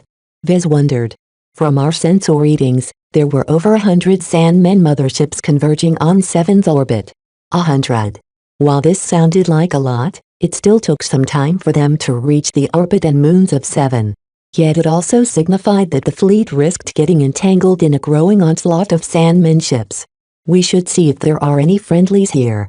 It might be that there's a ship hiding in the vicinity," Captain Orphan said. As the shuttle orbited around Ian Corona IX's lifeless orbit, they finally received a transmission from the surface of the dwarf planet. It came from a surprising source. A ship responded to our comburst. "It's the Finmouth Regal." "What? Wasn't that ship lost when we first jumped into this star system? Looks like they never made it to 7 and instead hit on the surface of 9. The Finmouth Regal was an old but serviceable high-capacity combat carrier. She may not be the Shield of Hispania, the Jaded Sword, or any of the other ships of the main fleet, but she was definitely a friendly presence. Though almost a year passed by since the ground expedition trekked across the surface of 7, time passed several times slower outside of the star system. To the Finmouth Regal, it might have only been less than a month since they arrived at the star system and lost contact with the main fleet. Everyone found it strange that the Finmouth Regal hadn't tried to travel to 7 and instead holed up on 9 like a rat burrowing in cave. "Let's go see them," Vez said. "Dice, please set a course to their coordinates." "On it. We'll take the quiet approach. We don't know what the Finmouth Regal experienced, but it doesn't hurt to be careful." Everyone frowned at that. It did sound rather suspicious in a way. Could some mishap have befallen the combat carrier? The more Vez thought about it, the more his paranoia acted up again. Anything could happen in this star system. An isolated combat carrier might be a powerful force to be reckoned with in a rural star system, But here in the massive and sandman-infested Corona system, she did not even possess the strength to preserve herself. Still, their curiosity and need for safe harbor overcame their apprehension towards the unknown. The CFA shuttle descended on the small dwarf planet and experienced only a minor pull towards the ground. 7's gravity was enough to magnify every ion's weight by 6 times on the surface. In contrast, the anemic gravity of 9 diminished every ion's weight to 1/10 to the gravity of Earth. What did that mean? Basically, Vez would be able to jump many meters in the sky without engaging his antigrav modules. An average person weighing 60 kilograms on a normal terrestrial planet would suddenly weigh only 6 kilograms, which was an enormous pittance. This turned 9 into an ideal hiding plot for any starship because it didn't take much thrust power to ascend into orbit, thus allowing for quick getaways. As the shuttle carefully approached the rocky, jagged moon-like terrain where the signal came from, they finally came within sight of the Finlith Regal. Since the last time Vez saw the combat carrier, she had obviously went through some hard times. Her surface armor plating incurred significant damage from what looked like sandman abrasions. The breaches in her armor were so severe at some places that some of her compartments became exposed to space. A patrol of 12 spaceborne Vandal mechs surrounded the Finlith Regal and made sure to keep an eye on every angle of approach. For now, the CFA shuttle's ECM systems kept it hidden from most sensors at this range. This allowed the 4 survivors to ascertain the condition of the Finlith Regal. "It doesn't look like a trap," Captain Orphan said as he observed the footage of the battered ship and mech. "Looks like they suffered a good whacking from some Sandman ship and were forced to lay low." Vez nodded in agreement. "The battle damage does support that case. I see no sign that the Finlith Regal and her mech has fought against anything else but Sandman ships. You Vandals aren't the only ones who lost contact with one of your ships," Lieutenant Dice interposed. "Are there any signs of the missing Sword Maiden carriers?" "No. Eve already scanned the surface of the planet several times and caught no other ship besides the Finlith Regal." Damn. Kedis and Dice both felt a bit uncomfortable at the absence of Sword Maiden ships. After all, if the Vandals were inclined to do so, they could easily betray the two and take away the lockbox reserved for the Sword Maidens. Nonetheless, while the signs seemed good and the response codes transmitted by the Finlith Regal all seemed valid, Vez still felt a nagging suspicion that something more was going on. Was the Finlith Regal really as friendly and inviting as she seemed? Chapter 939 Pinpoint calms. A bad feeling crept up to Vez. Simply put, there were several questionable points about the Finlith Regal's state and her decision to hole up on Ian Corona IX. Vez voiced his concerns. While the Sword Maiden seemed receptive to his suspicions, Captain Orphan found them to be overblown. "What are you thinking, you dolt? Just because one of our combat carriers missed the fleet doesn't mean she turned hostile all of a sudden. I still feel uncomfortable about this. I'd rather we hide the shuttle somewhere and wait for the arrival of the fleet. There shouldn't be much of a difference, right?" Although Captain Orphan wanted to reach the Finlith Regal as fast as possible so she could unwind in the company of fellow Vandals, both Kedis and Dice supported the suggestion proposed by Vez. Inwardly, both of them would rather wait until a Sword Maiden ship arrived to secure their own share of the loot. A tense situation descended upon the shuttle as Captain Orphan found herself outnumbered by 3 skeptical people. Although nominally, she should be in command, the others weren't exactly her direct subordinates. She wouldn't be able to dictate their actions by herself. She turned to Vez, as she recognized that she at least stood a better chance of gaining the upper hand with his support. "Come on, Vez, aren't you looking forward to a nice long shower and a comfy bed to rest and relax? We never really had the time to put down our guards ever since we landed on 7. It's because we're so close that we need to be at our highest state of vigilance." Vez firmed up his resolve. Though his intuition didn't tell him much, his suspicious nature compelled him to doubt the circumstances. "Look, let's just wait for a day and see if the fleet manages to catch up. If they aren't coming, we can always rendezvous with the Finlith Regal." With no one else to back her up, Captain Orphan had no choice but to agree to wait. She accessed a comm panel and sent a brief transmission to the Finlith Regal. "Hey, Finlith Regal. We've decided to wait for the arrival of the rest of the fleet. Last I heard, they're fighting through a horde of Sandman ships, but he'll definitely be here within a day or less. Hang tight, okay? We'll all be reunited with the fleet and can leave this forsaken star system together. Captain Orphan. The Finmouth Regal's comm officer replied over the channel. Mech Captain Bonnet insists that you land on our carrier. Our long-ranged sensors have detected a massive amount of activity and weapon emissions from Ian Coronavirus. We believe it is prudent to follow the second contingency plan and fall back to another star system. Are you in possession of the cargo, Mom? Vez pressed a button that momentarily muted their comms. Don't answer that question, please. Fine, you suspicious git. Orphan scowled at him before brushing aside his block. Ahem, we are indisposed at the moment. If you don't mind us, we'll park ourselves out of the way while we wait for the rest of the fleet. Tell Julie Bonnet that we'll be sharing drinks some other time. A short crackle sounded out from the channel before someone else patched into the comm channel. Rosa. I don't know what's gotten into you, but you better get your butt down here in our hangar bay. This isn't the time to play one of your stupid games. That sounds just like Julie Bonnet. Orphan whispered to Vez. Look Julie, I'd love to join you, but there's a bunch of spoilsports on my shuttle who would rather for the Shield of Hispania and the Jaded Sword. So I guess you'll have to keep that beer you owe me in the cooler for a while longer. The two began to argue like a pair of familiar drunks.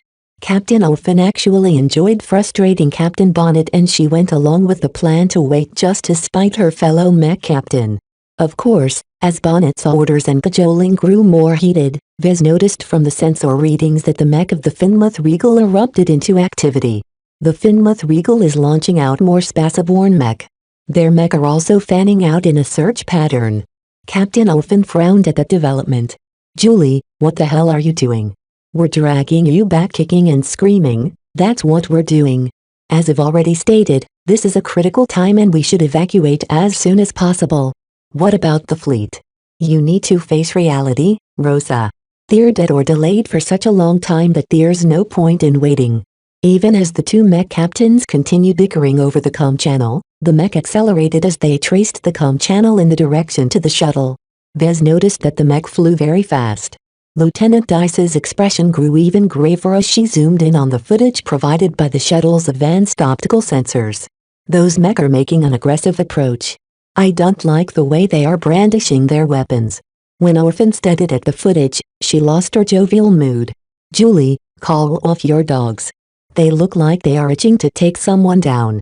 Why are you guys so nervous, anyway? There's hardly an enemy ship or mech in sight. You obviously haven't seen how desperate we fought to keep our ship from falling apart or being eaten by a living sand. It's not safe out here. While Captain Bonnet's answer sounded plausible, Vez made an alarming observation as he zoomed in as close as possible to the rifles of the ranged mech. Their weapons are hot. All of their safeties are disengaged and they can instantly shoot us down if they get in range. What? What is the meaning of this, Julie? It's as if said. I'm bringing you back whether you want to or not. Forget about waiting for the fleet. Nothing about Captain Bonnet and the Finmouth Regal's response to their presence reassured Vez.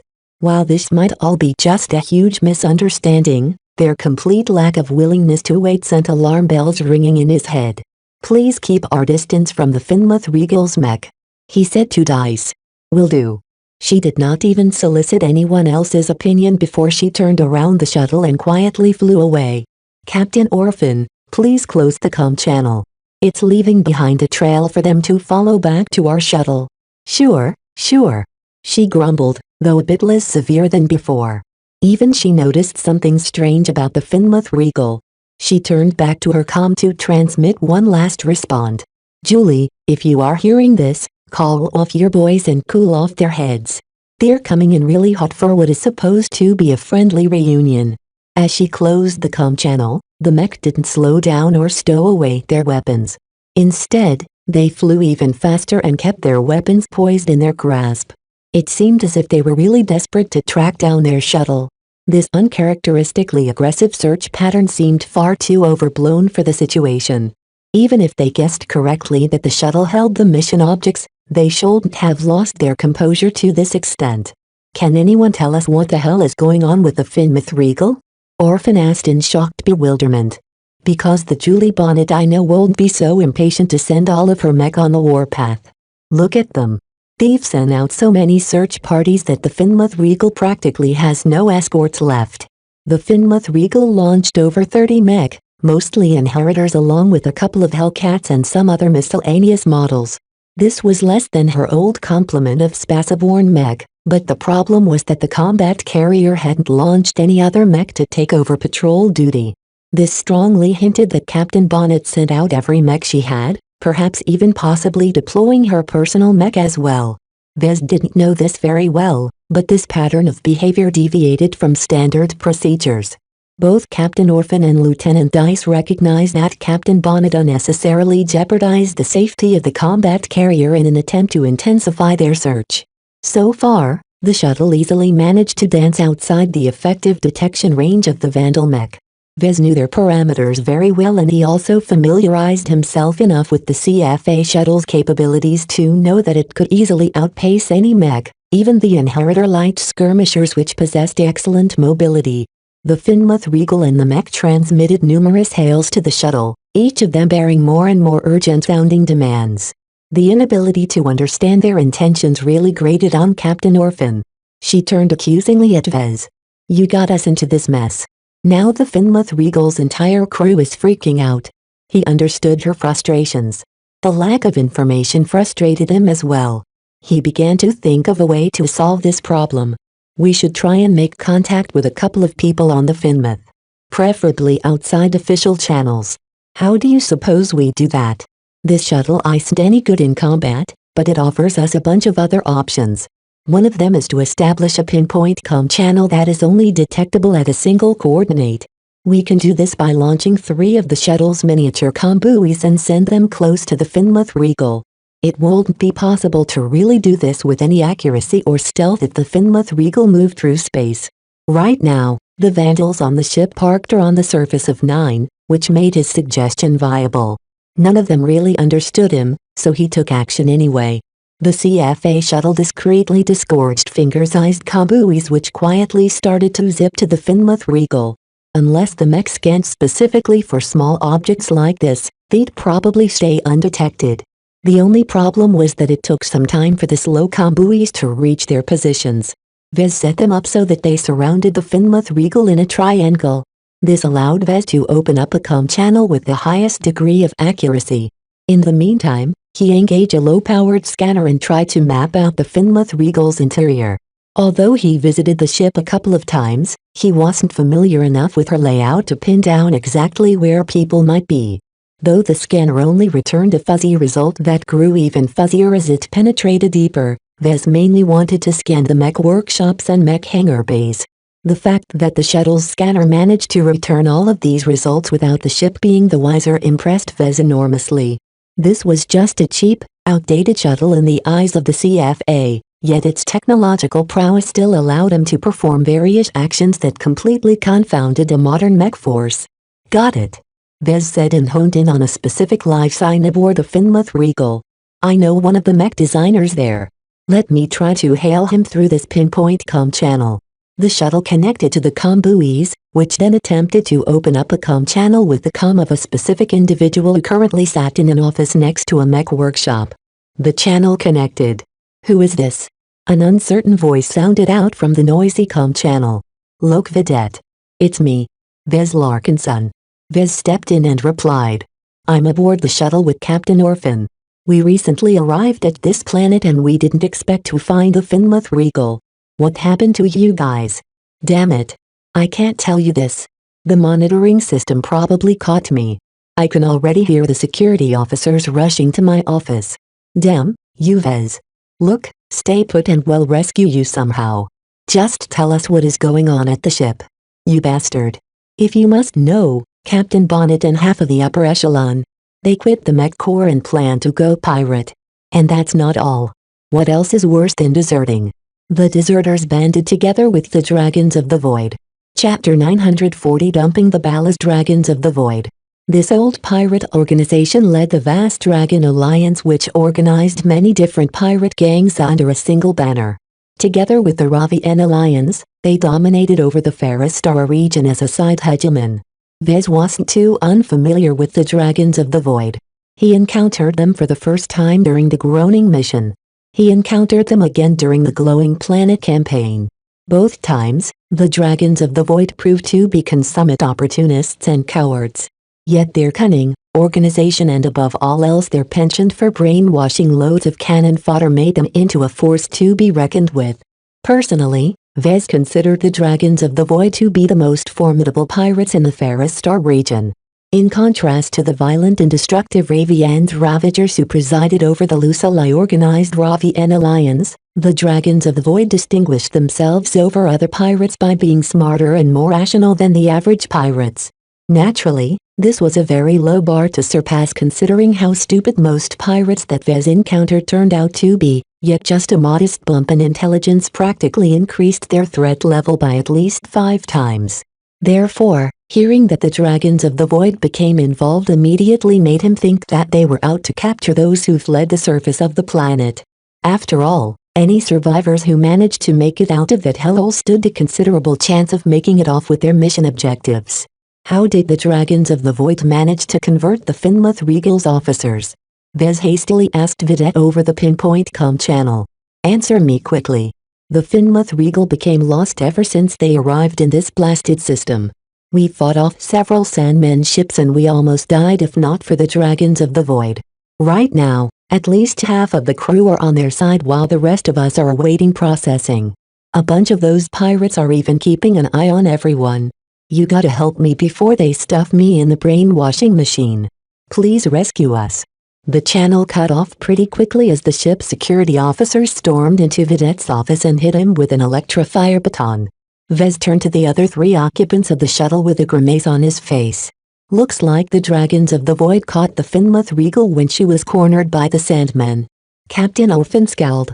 The Finlith Regal has always been a troubled ship. There was that thing with one of their chief technicians, and now they went as far as turning pirate. Ahem, no offense to you sword maidens. No offense taken. Dai said stoically. Many pirates actually look forward to being brought into the fold of the Dragons of the Void. The high-ranking officers of your lost ship were probably able to get away from being brainwashed, but the rank and file will probably get turned over time. Vez saw many instances of people affected by the Dragon Alliance's brainwashing methods. Those who underwent the process tended to become suggestible but also fairly stupid and impulsive. It was as if they lost some of their intrinsic value as a human being. While the brainwashed idiots wouldn't hesitate to throw away their lives in suicidal charges, they weren't quite capable of performing any tasks that required tier-level brain functioning. This was probably why a mech designer like Luke Vidette escaped being put through the brainwashing machine. The fact that he was kind of a wimp who couldn't hurt a fly likely caused the deserters to disregard him as well. The question now was what they should do with this new information. I think I speak for all of us that we can't do anything about the Finlith Regal for the time being. Why not? We got all of this fancy CFA gear, right? Kedis retorted as she wrapped her gauntlet against her breastplate. As long as we can sneak aboard the combat carrier, there won't be a single person aboard that ship who can stop us from killing all the pirates and deserters. Lieutenant Dice shook her head. No, Vez is right. Look at the state of my gear.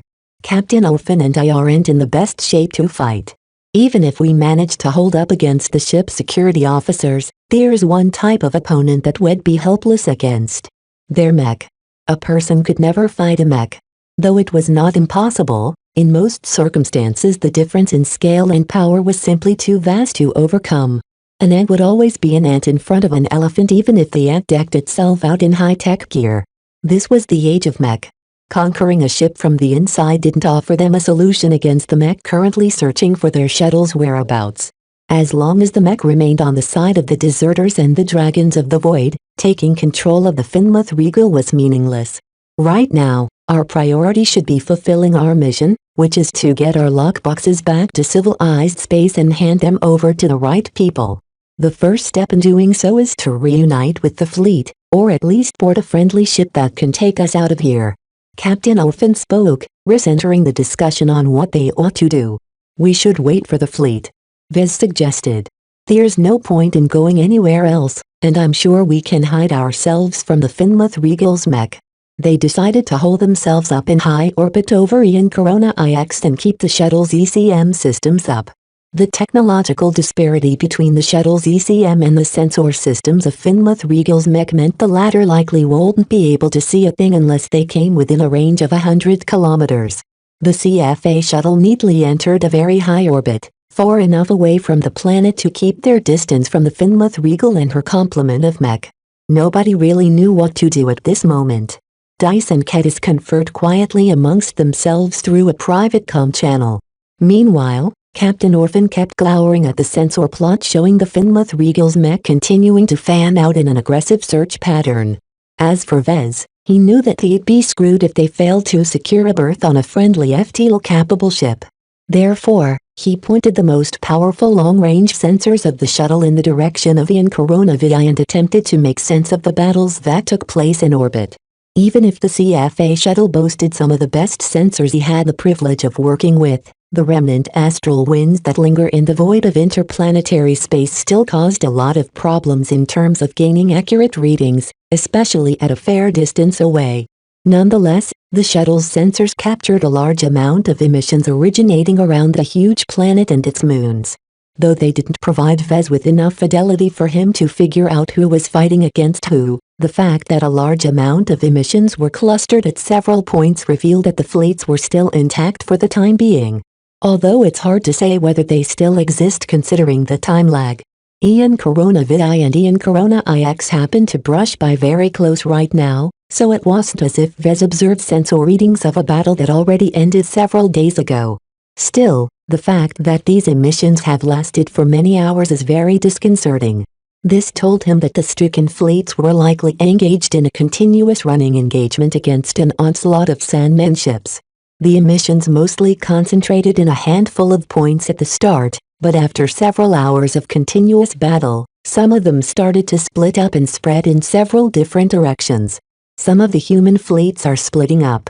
Vez guessed aloud. Perhaps the flagrant Sword Maiden fleet is among them. I can't tell from these vague readings. Captain Orphan cursed. How many Sandman ships are they fighting against? I don't know, but they must be extremely numerous if the fleet decided they are better off splitting up. Splitting up a fleet was an act of desperation. Any commanding officer who gave the order only did so when they determined that keeping the fleet together would risk their annihilation. At the very least, by various combat carriers and other ships in different directions, the faster combat carriers such as the Gorgon's Gaze wouldn't be weighed down by the slower logistics ships such as the Beggar's Bounty and the Liniver Swan. Of course, abandoning cohesion also left those fat, slow ships completely vulnerable to being overtaken by the horde of Sandman ships. While the crew of those sluggish ships destined to be caught would likely be able to shuttle over to the faster ships, it still hurt a lot to lose all of those support ships. Nonetheless, just like Vez back then, the fleets couldn't think that far ahead when they were only one step away from defeat. Therefore, Vez did not exhibit too much surprise at this outcome. He instead paid more attention to the trajectory of the emissions as they traveled in different directions. Some flew up, some flew down, some flew towards Ian Corona VI, yet at least 12 different signatures appeared to arc towards Ian Corona IX. We're going to have company soon. Vez alerted the others. Whether they're friendly or not, I bet that there's at least a couple of Vandal and Sword Maiden ships among them who received order to pick us up. It could also be the Dragons of the Void. Ah, please don't spoil my hopes. We need to get ready to face both friends and foes. It took some time for the signatures to reach the planet, especially when Sandman ships constantly nipped at their heels. Fortunately, most Sandman motherships tend to be average when it came to their means of sublight propulsion. Their smaller escort ships were faster, but they never strayed too far from the mothership and the Sandman admiral controlling them. The extremely chaotic situation and the act of dumping the ballast saw many ships left for dead. Yet their sacrifice allowed many other ships to successfully dance out of the reach of the pursuing Sandman ships. Shortly after this change, the fighting in the vicinity of Ian Corona VI subsided and fewer weapon emissions lit up the distant space for the shuttle's sensors to capture and interpret. The fighting has pretty much ended at this point. Vez concluded. The ships too slow to outrun the Sandmen have all been caught, while the ships that are fast enough to outpace the aliens are no longer threatened. Nonetheless, how many starships survived? How many ships split up but would never be able to gather up with their fellow sister ships?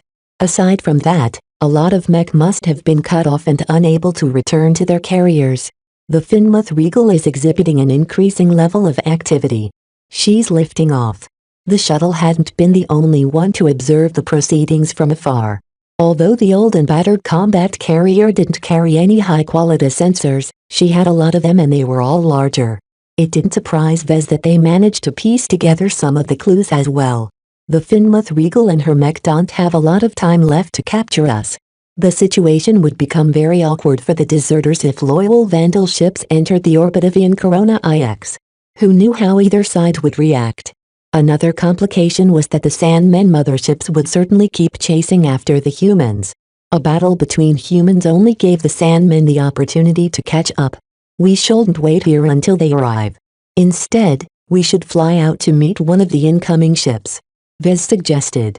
Chapter 941 Identity Check. Nobody objected to his suggestion, but the question was which ship should they approach and how should they meet them midway? The troublesome part right now was that the lingering astral winds still caused their sensors to capture hazy readings, especially at longer ranges. Right now, the CFA shuttle's sensors had only been able to track the fleeing ships by the weapon emissions from their escorting mech. Now that the fighting subsided, the only way the shuttle could rendezvous with one of the ships was through extrapolating their possible routes and hope they picked the right interception route. This took a lot of judgment and familiarity with both orbital mechanics and navigation. Lieutenant Dice may be a passable shuttle pilot, but she could only fly the shuttle directly from point A to point B. The intricacies concerning space navigation was beyond her, as she usually just programmed a destination on the autopilot to determine the most optimal route. In short, it was up to Vez, who possessed the broadest grasp in the sciences, to extrapolate and guess the route the fleeing ships followed and hope he selected the right ship to reunite with. Vez had very little data to work with, as the long-range sensors only captured strong weapon emissions, but for a mech designer that was enough. I think I can calculate which fleet and which ships belong to the flagrant Vandals, he stated as he started to set up the control panel for his calculations. The weapon emissions that we've been able to capture mostly come from strong explosions and strong laser fire. The Akara heavy cannoneers are capable of inflicting both types of damage, and I'm sure he'll be able to identify their distinctive weapon discharges. Both Captain Orphan and Lieutenant Dice looked at him as if he was speaking an alien language. Only Kedis understood a bit of what he wanted to do, but she wasn't capable of performing this kind of analysis at all. She simply gave him a thumbs up. Good luck, Vez. All of this sounded complicated, but Vez knew what he was doing. Sort of. He knew the theory, but once he went to work, he struggled a bit and his calculations came out clumsier than he thought. Nonetheless, he succeeded in determining an approximate route that should bring the shuttle close enough to a ship to recalibrate their route. The question now was whether they should go meet up with the ship or continue to wait in high orbit above Ian Corona IX. Major Verrill told us to stay put here, remember? Captain Orphan reminded them all. What do we do if the Vandals and Sword Maiden ships arrive but we're not here to greet them all? Lieutenant Dice shook her head. The Major's orders didn't anticipate the presence of deserters hanging around here. I'm willing to take my chances with another ship instead of staying in the vicinity of a hostile ship and her complement of mech. Vez and Kedis both agreed with Dice. Even if the shuttle's ECM systems managed to fool the enemy sensors for now, it wasn't a good idea for them to rely on a single system to keep them safe. Any form of technology could fail, even from the CFA. Therefore, all of them quickly came to a consensus that it was better to take their chances than to sit here and risk the deserters sniffing them out.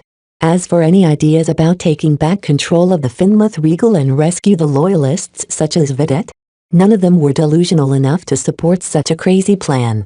The CFA shuttle quietly slipped away from Ian Corona IX and headed back in the direction towards Ian Corona VI along a curve in order to meet with the fleeing ships. Unfortunately, Vez miscalculated somewhat. He did not anticipate the fleeing ships converging with each other at some point. This caused the shuttle to fly in the wrong direction. Fortunately, The shuttle's sensors managed to pick up the thruster emissions from the other ships once it came close enough. After readjusting their course, the shuttle flew off to intercept their presumed comrades. As the shuttle came nearer and nearer, the shuttle's sensors finally managed to make a more precise visual confirmation of which ship they managed to find. Yes. We found the Shield of Hispania. Since Vez was most familiar with the Spaceborne mech contingent of the Shield of Hispania, he aimed to identify their weapon emissions from the start. Though he had never been quite sure of his guess, it still gratified him to come within sight of the flagship of the Viral Task Force. The Jaded Sword is also with the group. Kedis burst with pleasure. Overall, 2 Vandal combat carriers along with the Jaded Sword and 2 light carriers made it out of the confusing mess that engulfed Ian Coronavi's orbital space. Yet even as they managed to flee and congregate again, they also brought unwanted guests. Flying in the wake of the Vandal and Sword Maiden ships, a mix of unknown carriers followed along. They must the Dragons of the Void. Who else but them would flee towards Ian Corona IX? Captain Orphan spat. The pirate vessels don't appear to be able to catch up to the Vandal and Sword Maiden ships. Even if they do, they'll have a tough fight on their hands. They don't have the numbers to overpower our mech. Even so, being pursued by an unknown and very likely hostile force did not seem very reassuring. There are Sandmen motherships trailing further ahead as well, but they're falling further behind. Vez observed as the sensors picked up their comparatively weaker energy signatures. Nonetheless, even if the situation seemed precarious, it was better than floating around in space with just a shuttle. As the CFA shuttle flew close enough to communicate comfortably, Captain Orphan and Lieutenant Dice both contacted their respective flagships and exposed their identities. They also explained what went on with the Finlith Regal. What? Major Verrill shouted over the comm channel. You better not be pulling my leg, Captain. It's true. I swear. That traitorous Cow Bonnet and her deserter buddies completely surrendered to the Dragons of the Void and became their lackeys. I have the comm logs to prove it. Ian Corona IX is not safe. Damn it, Ian Corona IX is our planned rendezvous point. If we avoid it and change course, we'll miss reuniting with the other scattered ships of our allied fleet. We'll talk later once you come aboard. Welcome back, Captain. All 4 survivors practically broke into tires when the shuttle came close enough to see the battle-skirt carrier ships and their tired but unflinching mech escorts. For a moment, Vez couldn't believe their luck was that good. While the others already started to let down their guards, he discreetly pointed the shuttle's scanners at the various vessels and tried to figure out if they'd been compromised in some way. No matter how many scans he performed, nothing seemed amiss. No strange Sandmen agglomerations hid inside the ships, nor did he spot any strange armed personnel keeping the crew in captivity. Come on, Vez. We're coming home. Kedis celebrated with a smile. His paranoia didn't allow him to accept such a lucky break at face value. He obsessively kept scanning for something suspicious, and by some chance stumbled upon a hidden compartment he found some time ago. Vez remembered the hidden compartment contained a cell which kept an important Vision noble from the Deadman system captive. Lord Javier still lived for some reason. Vez didn't know the significance of this. Shouldn't the Vandals get rid of this fellow now that he had no use? The longer the noble scion stayed aboard the ship, the greater the risk of an accident. Or did the Vandals make some kind of arrangement with Lord Javier or House Anakin? Could it be that the Vandals turned their coats and betrayed the Bright Republic to work with the Visions? There's no basis to these suspicions.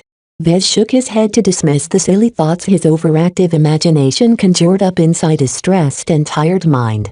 What mattered was that Vez and Captain Orphan would finally be able to return to a Vandal ship while Kedis and Lieutenant Dice went back to a Sword Maiden ship. After dropping the 2 Sword Maidens off at a shuttle sent from the Jaded Sword that met them halfway, the CFA shuttle finally entered the shuttle bay of the Shield of Hispania. A team of heavily armed security officers greeted them upon their arrival. Though they looked menacing, they merely came to secure the strange and foreign CFA shuttle and to be sure that the occupants inside belonged to their own side. It's us, Captain Orphan said as the security officers came to confirm their identities. What's all this about? Sorry, Mom, but who knows if you're a clone sent as a decoy? The hell? You'd know it if I'm a clone. Is a clone able to talk like this?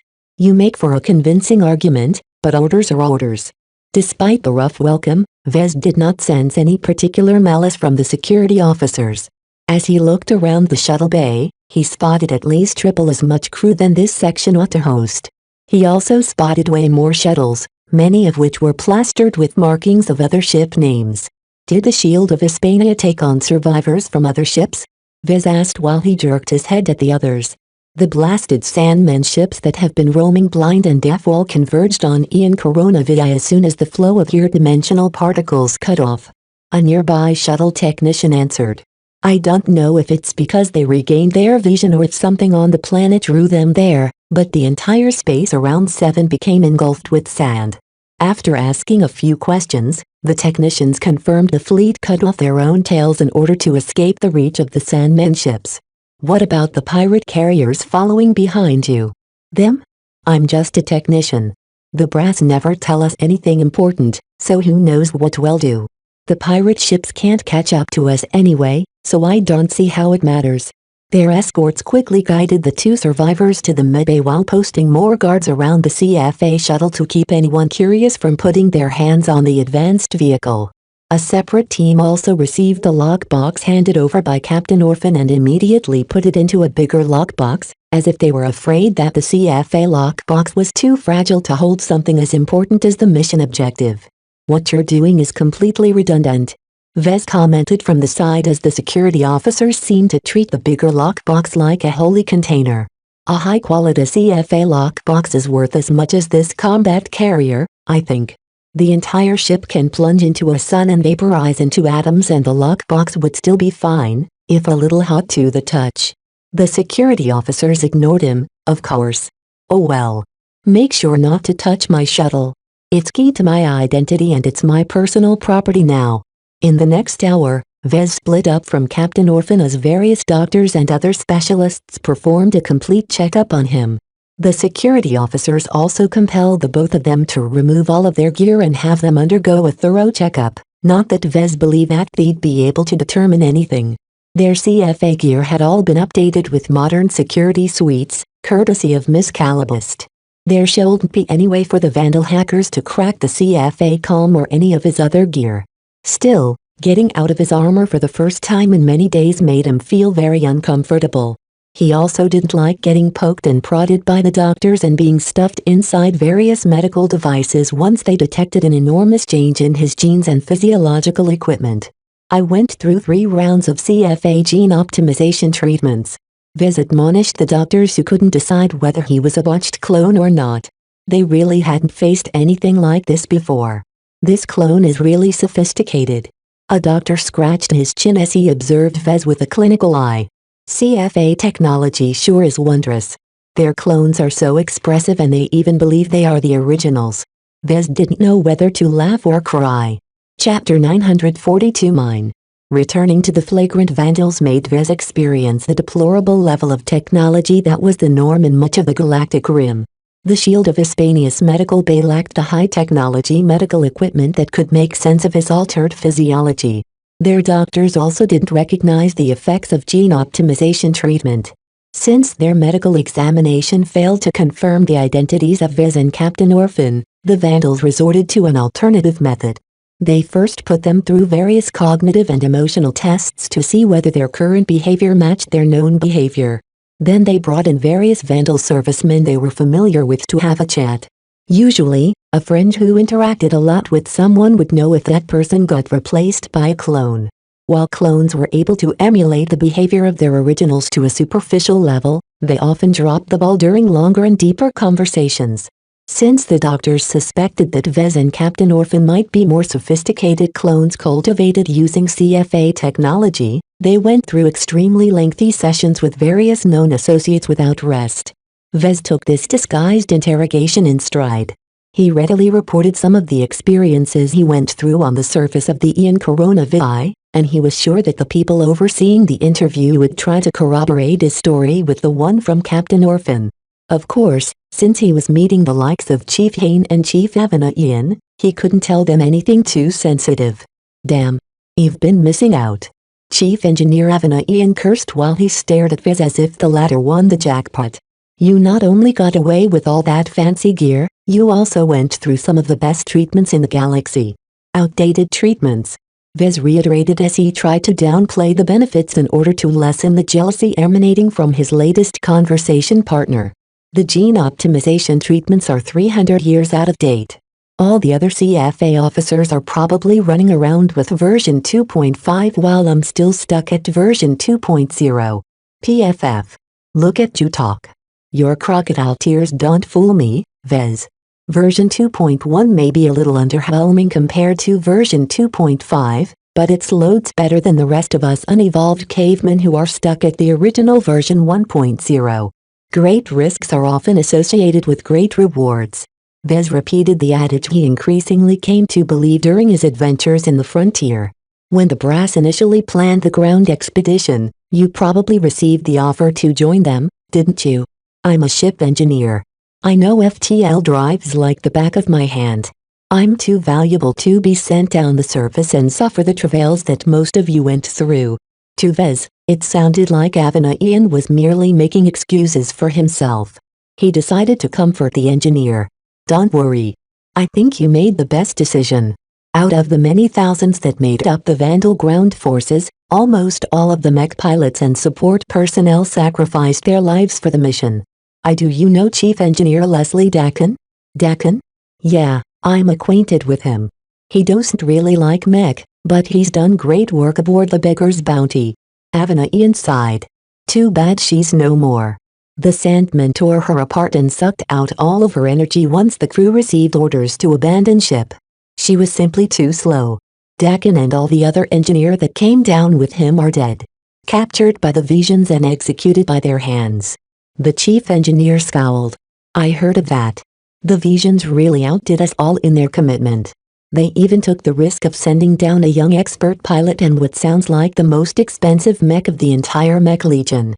The Visions gambled big, but the disaster that happened at the end probably equalized us all. There's no way the Visions would have been able to evacuate all of their ground forces in time. Yeah, everything moved pretty quickly once the higher dimensional particles stopped flowing and the battleship at the surface started getting chomped on by the biggest Sandman mothership that we've ever encountered. The two continued to chat, with the chief engineer pointedly steering the conversation towards specific topics that had been ordered to bring up. Even though the various conversation partners forced Vez to repeat his answers over and over again, he didn't begrudge them on their persistence. The Vandals truly did a thorough job in trying to confirm their identities and stories. He would have doubted their competence if they'd embraced the two returnees with open arms immediately upon arrival. Vez just hoped this wouldn't take too long, because he felt really anxious about what was happening in space. No one told him the current status of the fleet and whether the Vandals and Sword Maidens succeeded in reuniting their scattered ships. Also, while Vez warned them that the Finmouth Regal likely deserted, they only told him they would confirm the news themselves if they ever encountered the lost Vandal combat carrier. Though Vez hadn't been able to track the time, he guessed that at least 3 days had passed. The interrogators tried to keep him from falling asleep, only to find out they'd need to wait at least a week before his altered physique finally accumulated enough fatigue to turn his thoughts sluggish. At that point, Major Verl entered the interrogation room. The man sat down at the opposite side of the plain metal desk and crossed his arms. Mr. Larkinson, you've been busy. Vez shrugged, uncaring whether he appeared disrespectful to the senior Vandal mech officer. I reckon you read through my interviews and checked the data chips I handed over to you?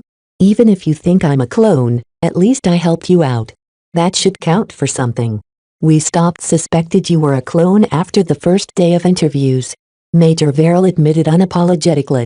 Still, we needed to make sure you aren't compromised by hidden CFA or Vision bioprogramming or the like. Captain Orphan strongly vouched for you, though. She told me all about how she's never be able to survive her deployment to the surface with your invaluable assistance throughout the journey. Your contributions have been noted. Oh, so you cleared your suspicion on Captain Orphan before me, sir? The Major smirked. Captain Orphan has a unique personality. That makes it easy for us to tell whether she's the real deal or not. Besides, we found out that she has somehow ascended into the ranks of expert candidates, through your aid she claims. Can you explain to me why a mech pilot who we long knew did not possess the inclination to advance in rank suddenly broke past a barrier that many mech pilots failed to pass? I can't tell you, sir. What? I said I can't tell you with the monitoring system and half the ship listening in on the conversation. This is really too sensitive for anyone else to hear. If you'd give me back my customized CFA combat armor, I'd be able to scramble this compartment so that no one will be able to eavesdrop on us. You're quite possessive of your loot, aren't you, Mr. Larkinson? You even went as far as stealing entire crates of nutrient packs from a CFA battleship. Hey, that's mine. Don't touch it. They're my souvenirs. In fact, all of my gear is key to my identity as a lieutenant commander of the CFA. Even if my identity is forged, my stuff is completely useless to the rest of you. We can always donate your shuttle and your gear to the Mech Corps for them to reverse engineer some of the principles. Ha! Good luck with that. Even if they're out of date, you're talking about genuine high technology. Even if you understand some of the principles, you can't afford to apply your new knowledge without bankrupting the entire Mech Corps. Even so, their value alone will pay for our Mech regiment's reorganization. We lost hundreds of mech and thousands of valuable personnel. It costs many billions of credits to recoup those losses. Don't you dare sell my gear. As a mech designer in the service of the Mech Corps, there is really no concept of owning your own personal gear. Every piece of equipment you make use of belongs to the Mech Corps. This is how the military works. Vez could accept losing his CFA shuttle. After all, it was just a means to go from one destination to another, though it held a lot of nifty capabilities that made stuff a lot easier. However, the thought of losing his valuable squalene with the Caddis's signal jammer, stealth detector, upgraded transceiver brought a lot of distress to him. All this time, he relied on his gear to survive. To be rid of all of those goodies while the remnants of the fleet were likely still in great peril brought him back to square one in terms of survival capabilities. Ha ha ha. Major Verrill suddenly laughed. It's a good thing you're with the flagrant vandals. We're not much of a stickler for rules around here. I like you, Vez. Even if your story is a little shaky at the end, you were pivotal in enabling Captain Orphan to complete the mission and return with a prize in hand. Vez saw a ray of hope. So will that mean you'll return my gear to me, sir?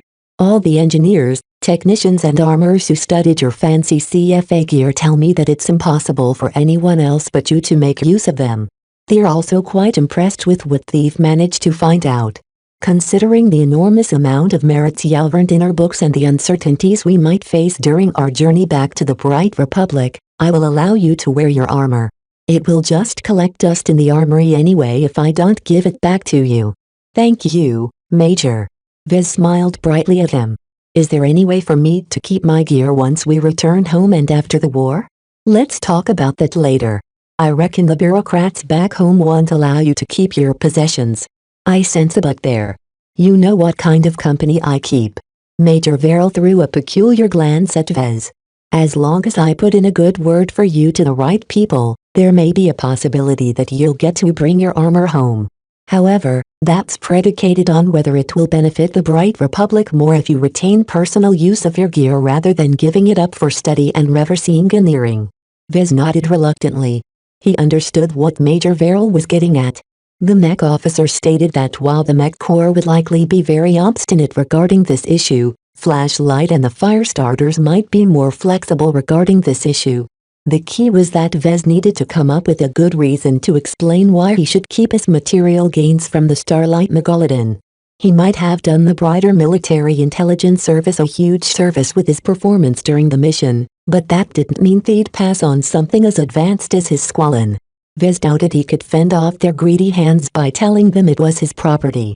He could tell that coming up with a good reason to justify his continued use and possession of his CFA gear would be extremely difficult.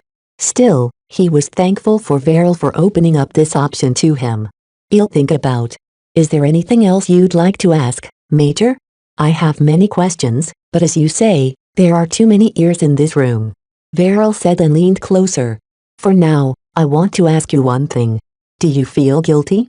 Chapter 943 Tech Envy. Major Verrill's question came out of the blue. What did guilt have to do with Vez? I don't understand what you mean. Vez replied while squirming in his seat. What's this question about, sir? His default dark green mech designer uniform made him feel awfully exposed and vulnerable. He badly wanted to get back to wearing the squalene. The psychoanalysis programs analyzing your expressions state that you are shouldering a considerable burden of guilt. Therefore I'm asking you whether you feel guilty. I don't. Vez answered simply. Truly? Vez shrugged. I have some regrets. I regret not finding a way to save the ground forces. I regret not being able to help the mission more. I regret. He regretted having to kill Venerable Carol Z in the eve of battle. Though it seemed unlikely that Z could have turned the tides against Venerable Relia Foster and her ridiculously extravagant Belisarius mech, perhaps Z might have still been able to mitigate the losses somehow. Though Vez hadn't pulled a trigger that put a laser beam through the expert pilot's head, it was through his insistence that made Calabist arrange for the expert pilot's death. He had blood on his hands. The blood of an expert pilot. Ha ha ha. Vez burst out an unhinged laugh without any regard for his audience. In the end, no matter what kind of excuses he came up with, he was guilty of the same crime that led the Skull Architect to flee to the frontier. If the MTA ever learned what Vez did, they'd probably put a bounty on his head as well. Got it out of your system yet? Major Verl asked. Ahem. Yeah. Thank you for your patience, sir. A lot of awful events happened on the surface. There was no time to stop and take the time for me to go through my experiences. There is help for you when you need it, Mr. Larkinson. Many mech pilots haven't gone through the trauma you must have undergone. No thanks, sir. Vez brushed off the Major's concerns. I'd rather just return to work, if I'm allowed to. Working with mech is the best therapy for a mech designer. You'll have to go through a more thorough debriefing as well as another checkup and observation period, but you are more than welcome to resume your post as head designer. Mr. Mercator, who has been filling your seat in your absence, has proven less than capable. Vez smirked. I can imagine. It takes a lot more than conceit to fill in such a big pair of shoes. Due to all the monitoring, Major Verl didn't take too long before he left. After his departure, the Vandals resumed their observation on him. Several days went by as Vez went through a more thorough medical checkup as well as going through various competence tests. His performance during most of these tests exposed how much all of his cognitive enhancements turned him into a freak in this regard. In fact, his record already included his abnormal cognitive functions, but all the experiences he went through matured him quite a bit since the start of his draft. All the treatments and operations he received on the Starlight Megalodon also comprehensively boosted all of his cognitive abilities by a small notch. All of this resulted in complete puzzlement on the part of the doctors and specialists administering the tests. Vez performed so far out of bounds in many physical and mental aspects that they simply couldn't judge whether there was anything wrong with his health or mental state. In the end, they metaphorically threw their hands up and took Vez at his word that he felt fine. Dr. Cusker blew out a tired breath as he held the data pad that contained the results of a thorough brain scan. Compared to an average baseline human's brains, yours is so far out of the norm that you could be mistaken for an alien species. Any problems, Doc? Hell, what do I know? I think someone who specializes in studying alien biology can tell you more about yourself than a simple doctor like me. You'll have to undergo a more thorough examination at a military hospital if you want to have any hopes of deciphering the impact of all your transformations on your health. No thanks. I trust in the CFA's work. There's nothing wrong with me, really. Though Dr. Cusker seemed skeptical about the quality of medical treatment a crashed battleship could provide, Vez just wanted to get this all over with. There was no way the Bright Republic's standards on medical technology could ever fathom the work of top-tier transgalactic organizations such as the CFA and the Five Scrolls Compact. After his examinations finally ended, he finally received his gear again, having been cleared to make use of most of his gear including his CFA comm, though such a decision was strictly against regulations. According to Chief Armorer Mandelson, who passed Vez back his gear, Major Verl himself overruled the rules concerning the use of foreign devices and technology. We've been going from one crisis to another, Mandelson remarked as she signed off on all the gear being returned to Vez. We're still gathering a slew of surviving ships and trying to find the best way to jump out of this forsaken star system. There's pirates, visions, and above all else the Sandmen lurking in every corner. If worst comes to worst, you'll be better off in your fancy CFA suit than the crappy goods us space peasants use. Vez raised his eyebrows at her cynical words. Oh, come now, Chief. I'm still a brider, just like you. You should call yourself space peasants. Isn't that what the folks from the CFA call everyone else who isn't a part of the Big Two and the First Earth Super States? In the eyes of the people at the top, most of human space only exists to mine exotics for them and occupy space that they disdain to take for themselves. This wasn't the first time Vez received this response. For some reason, when people found out that he underwent several CFA gene optimization treatments and received his own customized set of CFA equipment, they somehow believed that he transcended his origins and joined the CFA for real. Nothing could be further from the truth. The real CFA would never acknowledge his highly unconventional and outright fraudulent means of fooling the Starlight Megalodon to commission him as a lieutenant commander of the service. Vez would rather they didn't find out entirely. After he retrieved his squalene and immediately fitted into it, he finally marched to Major Verrill's stateroom and entered it. To Vez, it almost felt like old times. Take a seat, Mr. Larkinson. Am I allowed to activate my signal jammer here? Go ahead. Once he did so, the entire compartment became engulfed in a strong interference field.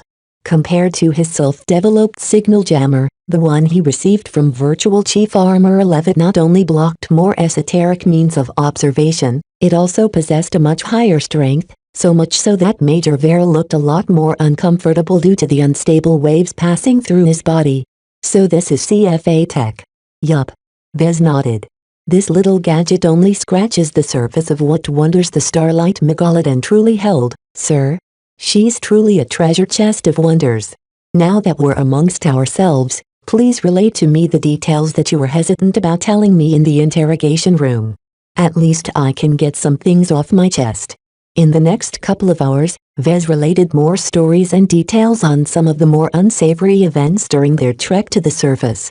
He mentioned the unethical experiments, Project Icarus, and the deliberate transformation of life on Ian Coronavidii, and briefly touched on his partnership with Miss Calibust.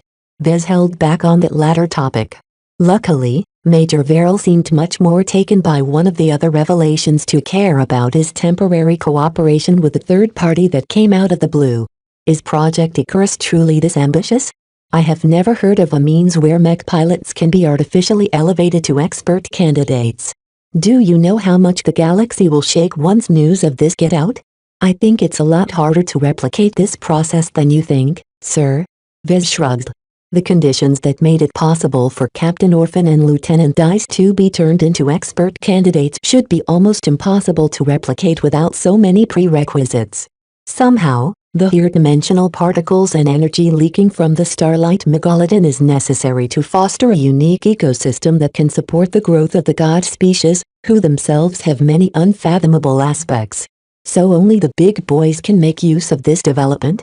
I'm not sure if that's even possible, sir. Right now, a laboratory and mainframe holding all of the files on Project Icarus has self-destructed due to the triggering of a trap, and perhaps the Sandmen will scour the entire planet of life. If the CFA ever comes, there won't be much left for them to reconstruct the conditions that made Project Icarus succeed. If the Bright Republic ever held the means to foster expert candidates, then they would certainly have to relinquish the method to the Big Two. Major Verrill wasn't truly serious about pining after Project Icarus research data. Still, the thought that something like this went on underneath everyone's noses in the deep frontier still astounded him. It made Major Verrill question what other profound innovations the Big Two kept under wraps. Much of the wealth and technology in the hands of the CFA is out of reach to the Bright Republic. There's no point in envying their power. Vez responded. They had a word for this phenomenon. Tech envy. Much of the galaxy lived in inferior conditions compared to what the citizens of the First Earth superstates and the people privileged to be part of the Big Two all took for granted. The galactic center was where all the magic happened. The extreme density stars and all the energetic reactions and collisions that took place there constantly generated an abundance of remarkable exotics and anomalies that could easily be leveraged to produce wondrous applications of high technology. Yet there were far too many hindrances involved with spreading the wealth. The less well-off galactic heartland and the deplorably underdeveloped galactic rim could only stare with envy as the so-called first-class citizens of the galaxy kept the best for themselves and only threw some scraps to the beggars outside their porches charity. You're right. Major Verrill smiled deprecatingly at himself. Chasing after the greater wonders of the starlight megalodon has always been a bit of a stretch for us. We should be glad that we obtained a lockbox from one of the battleship's vaults. The confidential discussion proceeded to move on to other areas. Even though Vez tried hard not to draw attention to his interactions with Calibust, Major Verrill wasn't so easily fooled. Now, you've already heard from Captain Orphan that the only reason you managed to gain entry to the Starlight Megalodon with the help of an alleged intelligence agent you encountered once before on Harkin-Senai. Is that correct? Yes, sir.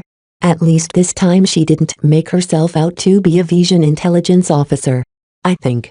She's certainly not on the side of the Visions, that's for sure. Major Verrill grimaced at Vez. It's obvious you're reluctant to explain your dealings with her to me. As someone who has a foot in the dark, I know very well how murky it can be to deal with these types of people. Nothing ever good comes out of collaborating with foreign intelligence agents. No matter how much the Major poked and prodded him, Vez kept his mouth shut regarding Miss Calibust. I'm sorry, sir, but I really don't want to talk about her. Could you leave this portion out of your report? I'll consider it. In truth, there are many aspects about the mission that the Bright Republic rather not wish to follow up on. Technically, we did steal CFA property though.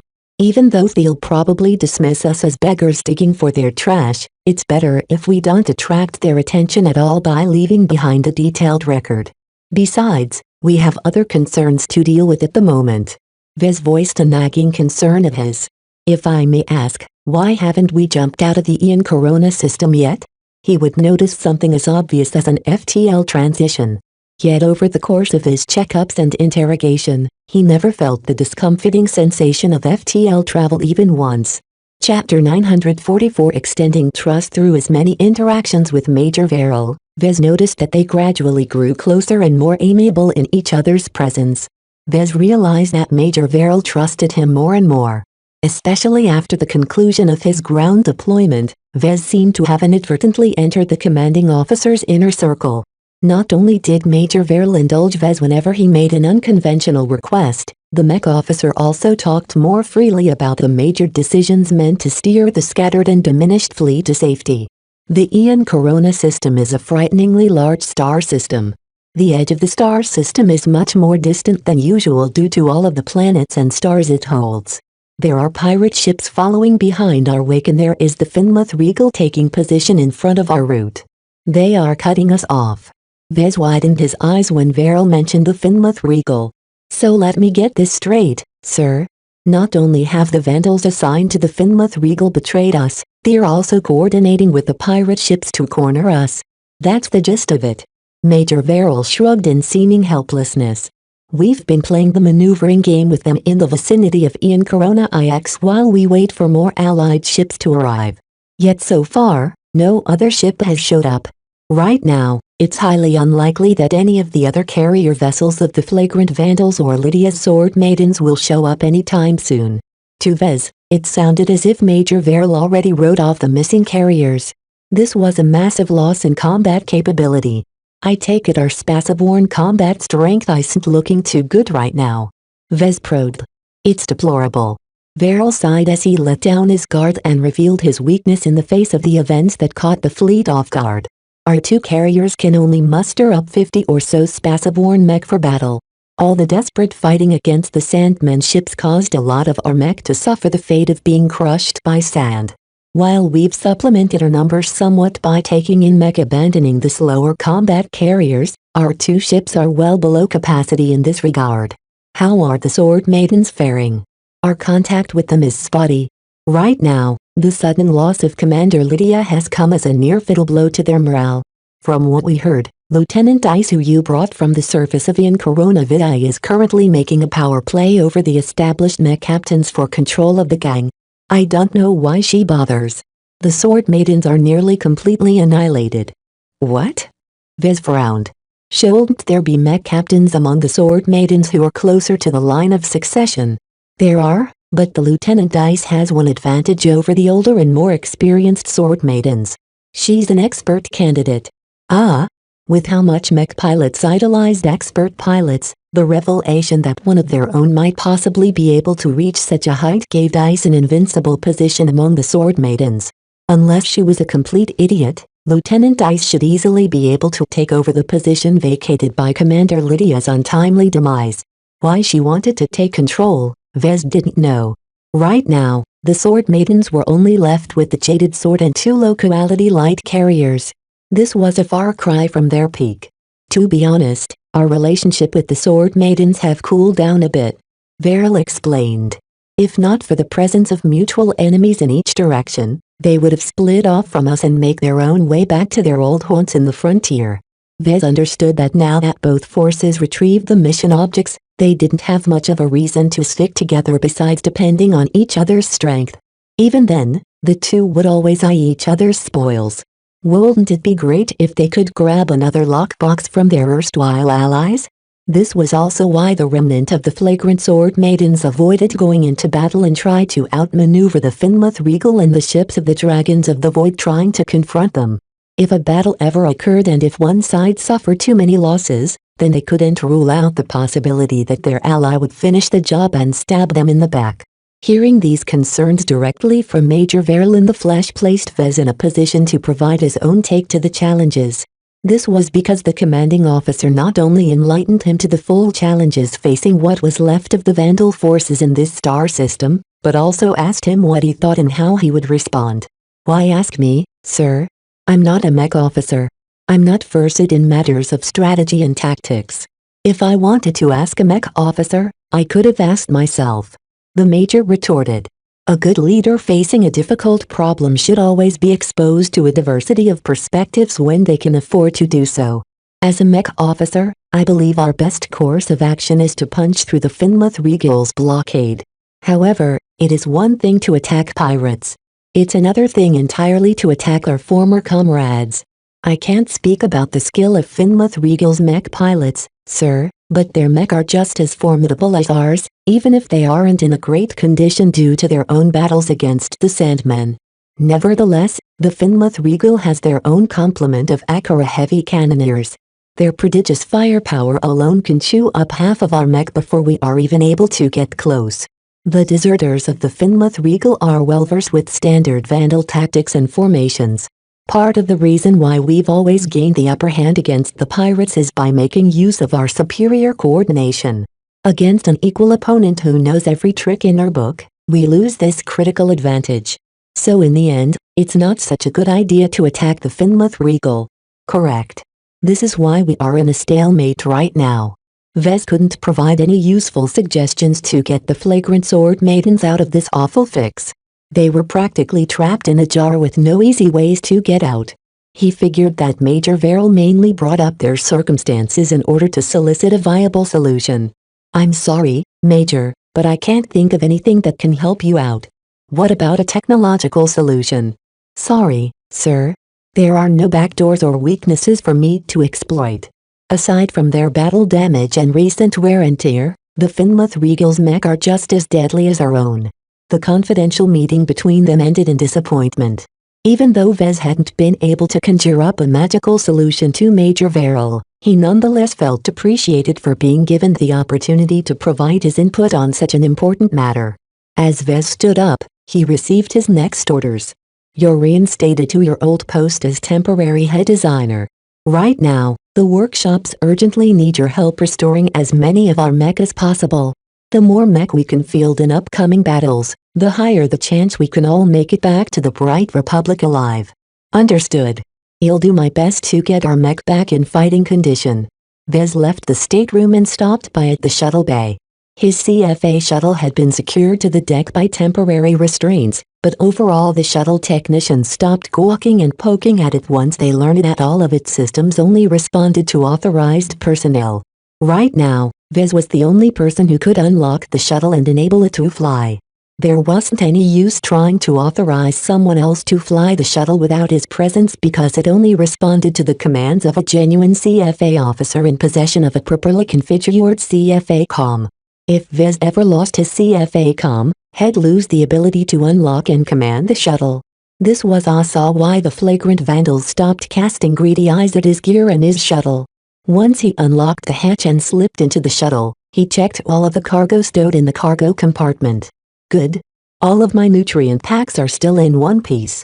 Evidently, the security officers hadn't bothered to perform more than a cursory sweep on them, dismissing them expired survival rations. Obviously, none of them even attempted a taste, thereby never finding out how sublime they tasted. Vez grinned. These vintage nutrient packs are all mine. While he didn't value the crates of vintage nutrient packs over the shuttle or the squalene, he did regard them as genuine treasures. There was no way he would relinquish them to the military. All mine. He huffed with greedy breaths as he took in his haul. I don't care what everyone else says. These nutrient packs are all mine. After indulging in his fancies, Vez slowly sobered up and checked the contents of one particular crate. Hidden right in the middle among the nutrient packs was a small and nearly undetectable container that held a Decius Longhorn's bio-implant. Looks like the security officers didn't search these crates closely. Who could blame them? They only contained some worthless nutrient packs in their eyes. Besides, the container as well as the bio-implant itself didn't trip up many alarms, unlike a pistol for example. Vez did not report this treasure to anyone else. A bio-implant, even an old one, wasn't common goods in the Bright Republic. Even though he didn't dare to have the Archimedes Rubal implanted in his head right now, he hadn't given up on it yet. So long as he found a reliable biohacker or other relevant specialist to update its bioprogramming, Vez would be able to augment his memorization capabilities to an enormous degree. The more he came in touch with a variety of alien, classified and high technology that even the system didn't include in its skill tree, the more the ability to instantly store a vast amount of information would be of enormous use to him. Aside from that, the bio-implant also offered a number of other useful functions. People ask too much of a mech designer. He sighed to himself. No wonder why there aren't many seniors and masters. As Vez took on the role of the deceased Mr. Longhorn aboard the Starlight Megalodon, he put on the shoes of a senior mech designer for a few weeks. It turned out they were very big shoes to fill. If there was anything Vez found out about senior mech designers, it was that they depended on accumulating an enormous amount of knowledge. Seniors are always pushing the envelope of what is already known. From a broad and deep base of knowledge, they jump off the beaten path and try to pierce what is beyond the fog of the unknown. In the perspective of Vez, a journeyman mech designer mainly concerned themselves with designing the best mech as their abilities allowed. Their design philosophies aided them in distinguishing and empowering their designs with their unique touches. However, once someone advanced to senior, the act of designing mech turned from a pivotal means to earn money and fame into a vehicle to pursue a near impossible goal. Senior mech designers aren't that interested in designing today's mech, but only cast their eyes towards tomorrow's mech. Original research became a vital component to their development as an advanced mech designer.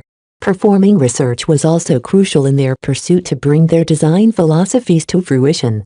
It's too bad that it's extremely expensive and difficult for senior mech designers to attain their goals. The transition from apprentice to journeyman was the first watershed of a mech designer. Yet the amount of seniors who successfully advanced to master was even less. Two main reasons lay behind their inability to pioneer a new path in the field of mech design. One was the lack of funding and resources. The other was the lack of knowledge and research ability. For now, Vez couldn't do anything about the former, but he always considered the latter to be his strong suit. The earlier he strengthened this aspect, the more distinct this advantage played out throughout his career. I am practically made to be a research-oriented mech designer. Kind of like the Skull Architect. Vez suddenly felt less jubilant about this declaration. Chapter 945 Remnant Flee. Once Vez left the shuttle bay and entered his office for the first time in a very long time, He noticed some changes since the last time he visited. It was as if someone else took over his home. Well, it's not like this office is my personal home. Vez shrugged. Soon enough, Vez keyed himself to the office and logged into the terminal. The first thing he wanted to find out was the disposition of the mech at the disposal of what was left of the flagrant vandals. The second thing he wanted to find out was their actual condition in space. Besides some short descriptions from Major Verrill, Vez hardly knew where the remnant Allied fleet still stood in the Ian Corona system. As Vez summoned up a plot of the star system, he studied the known and estimated positions of all the human and Sandmen ships in local space. Seems like Ian Corona VI turned into a hive of Sandmen motherships. He had no idea what really went on there, but for some reason a large majority of Sandmen ships in the system continued to converge in orbit of 7. They didn't descend to the surface nor did they chase after human ships. Instead, they just orbited the planet as if they turned into satellites for some reason. HMPH. I bet that dwarf lover has something to do with it. Vez threw out a guess. Vez only recently freed a sentient AI from its prison. Sigrand wasn't completely free of all of his shackles, and probably still needed some time to adjust his state. Then, he would probably leave and go as far away as possible.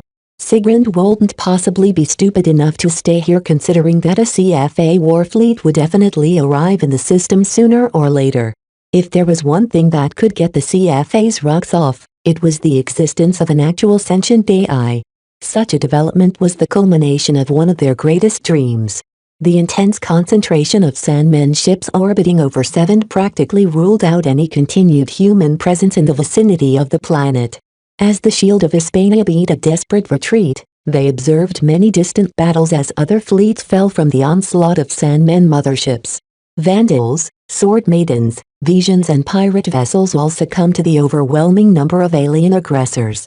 It didn't look good to the remaining cohesive force of Vandals and sword maidens.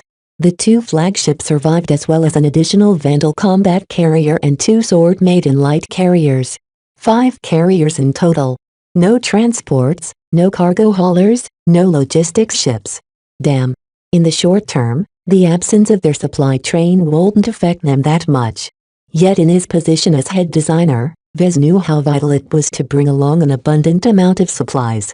This went double or triple for any operations in the frontier, where there was a dearth of space stations where the fleet could resupply. Vez already started to develop a headache at the thought of trying to keep the Vandal mech in fighting conditions as fuel, energy, materials and replacement parts began to dwindle quickly. Worse, each battle the Vandals fought accelerated the consumption of supplies. The Akara heavy cannoneers especially spewed bucket loads of laser beams and ballistic shells in rapid succession. Though the loss of so many carriers meant that the remnant fleet didn't have to support so many heavy mech anymore, what little they still possessed was more than enough to empty their reserves in a couple of intensive battles. He came to an important conclusion after making this observation. We need to avoid battle whenever we can. The more we fight, the faster we run out of supplies. It would be best if we didn't have to fight at all. Sadly, pirates and the deserters gunning for the remnants of the flagrant sword maidens did their best to force the opposite.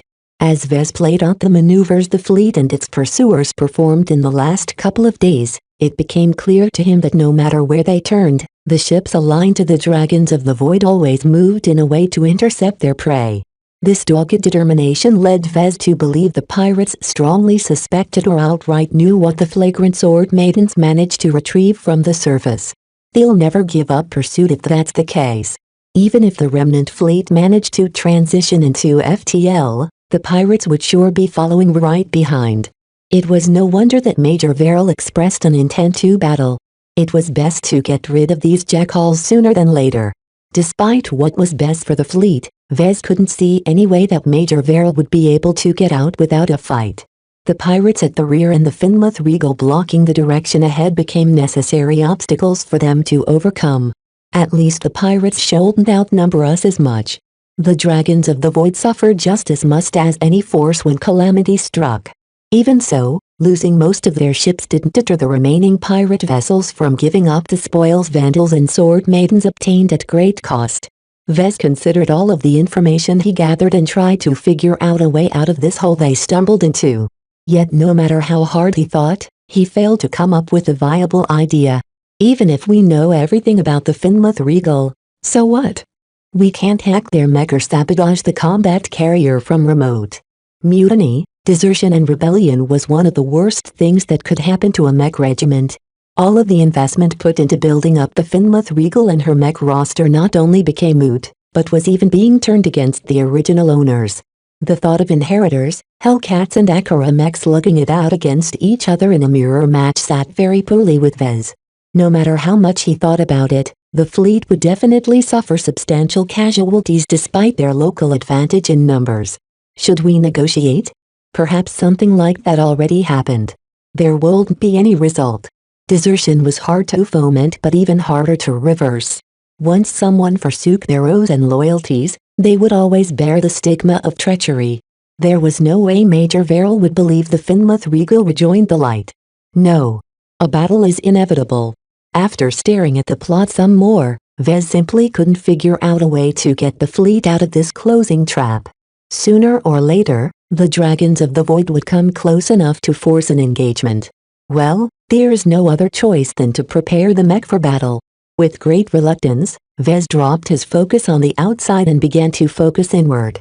As he studied the condition of each mech, he noted many deficiencies that slowed down repairs. I guess he'll have to clean up after other people's messes again. He sighed. Vez resumed his old routine as head designer. Back on Ian Coronavirus, Vez formed countless repair plans in order to cope with the breakdown effect. All of that practice made him extremely proficient in spotting faults and coming up with the most efficient way to address those problems. Roughly speaking, his repair plans were up to 50% less wasteful and time-consuming than before. This was an enormous boost in efficiency that only seasoned mech designers specialized in repair services could accomplish. As soon as he finished the plans, he distributed them to the maintenance crews of the two ships. After that, he considered his next steps. Making plans from my office isn't enough. I should drop by at the workshops. Vez left his office and went down to the lower decks until he sought out Chief Technician Haynes supervising the frantic repairs. What struck Vez immediately as he walked through the corridors and entered the workshop was that the Shield of Hispania faced a serious congestion problem. We took on too much crew from other ships. The life support systems of the ship must be straining right now to accommodate all of the extra people the combat carrier currently supported. More mech technicians also didn't necessarily mean the repair work finished faster. All the people in the way and the differences in methods, priorities and opinions that emerged caused many mech technicians to spend more time in arguing with each other than actually performing their assigned work. Chief Hayne. Vez yelled through the hustle and bustle of the busy workshop. Vez. You again. The familiar chief technician already chatted with Vez once earlier during the interrogation and interview sessions. Right now, Chief Hayne appeared a lot more frazzled and even started to show her age. Evidently, hurting all of these mech technicians exhausted her enormously. What brings you down to this pigsty, Vez? I came down to observe the condition of our mech. I didn't expect the mech workshops to be this lively. Chief Hayne scoffed at his description. It's a dump right now. I don't like this any more than you do, but Major Verrill doesn't want the refugees we picked up from the other ships to be idling by themselves. Bad things happen when you leave a huge number of defeated and unruly vandals by themselves. It will be a repeat of the Finlith Regal. Gotcha. Vez nodded in understanding. Even so, these mech need to be repaired so that they can get back into action quickly.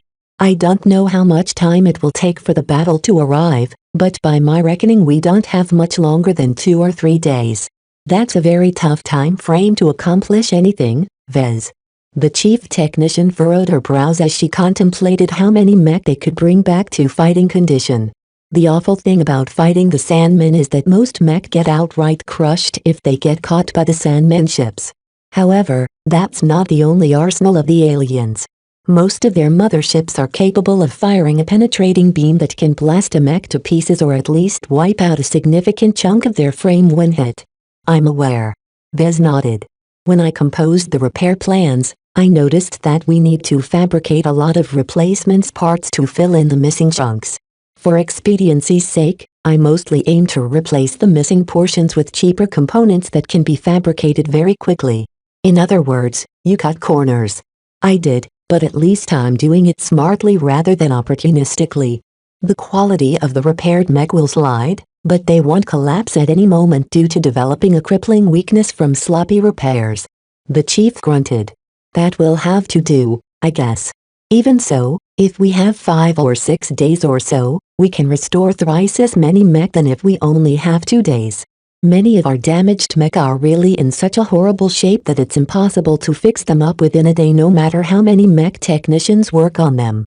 In fact, they're already slowing everything as you can see for yourself.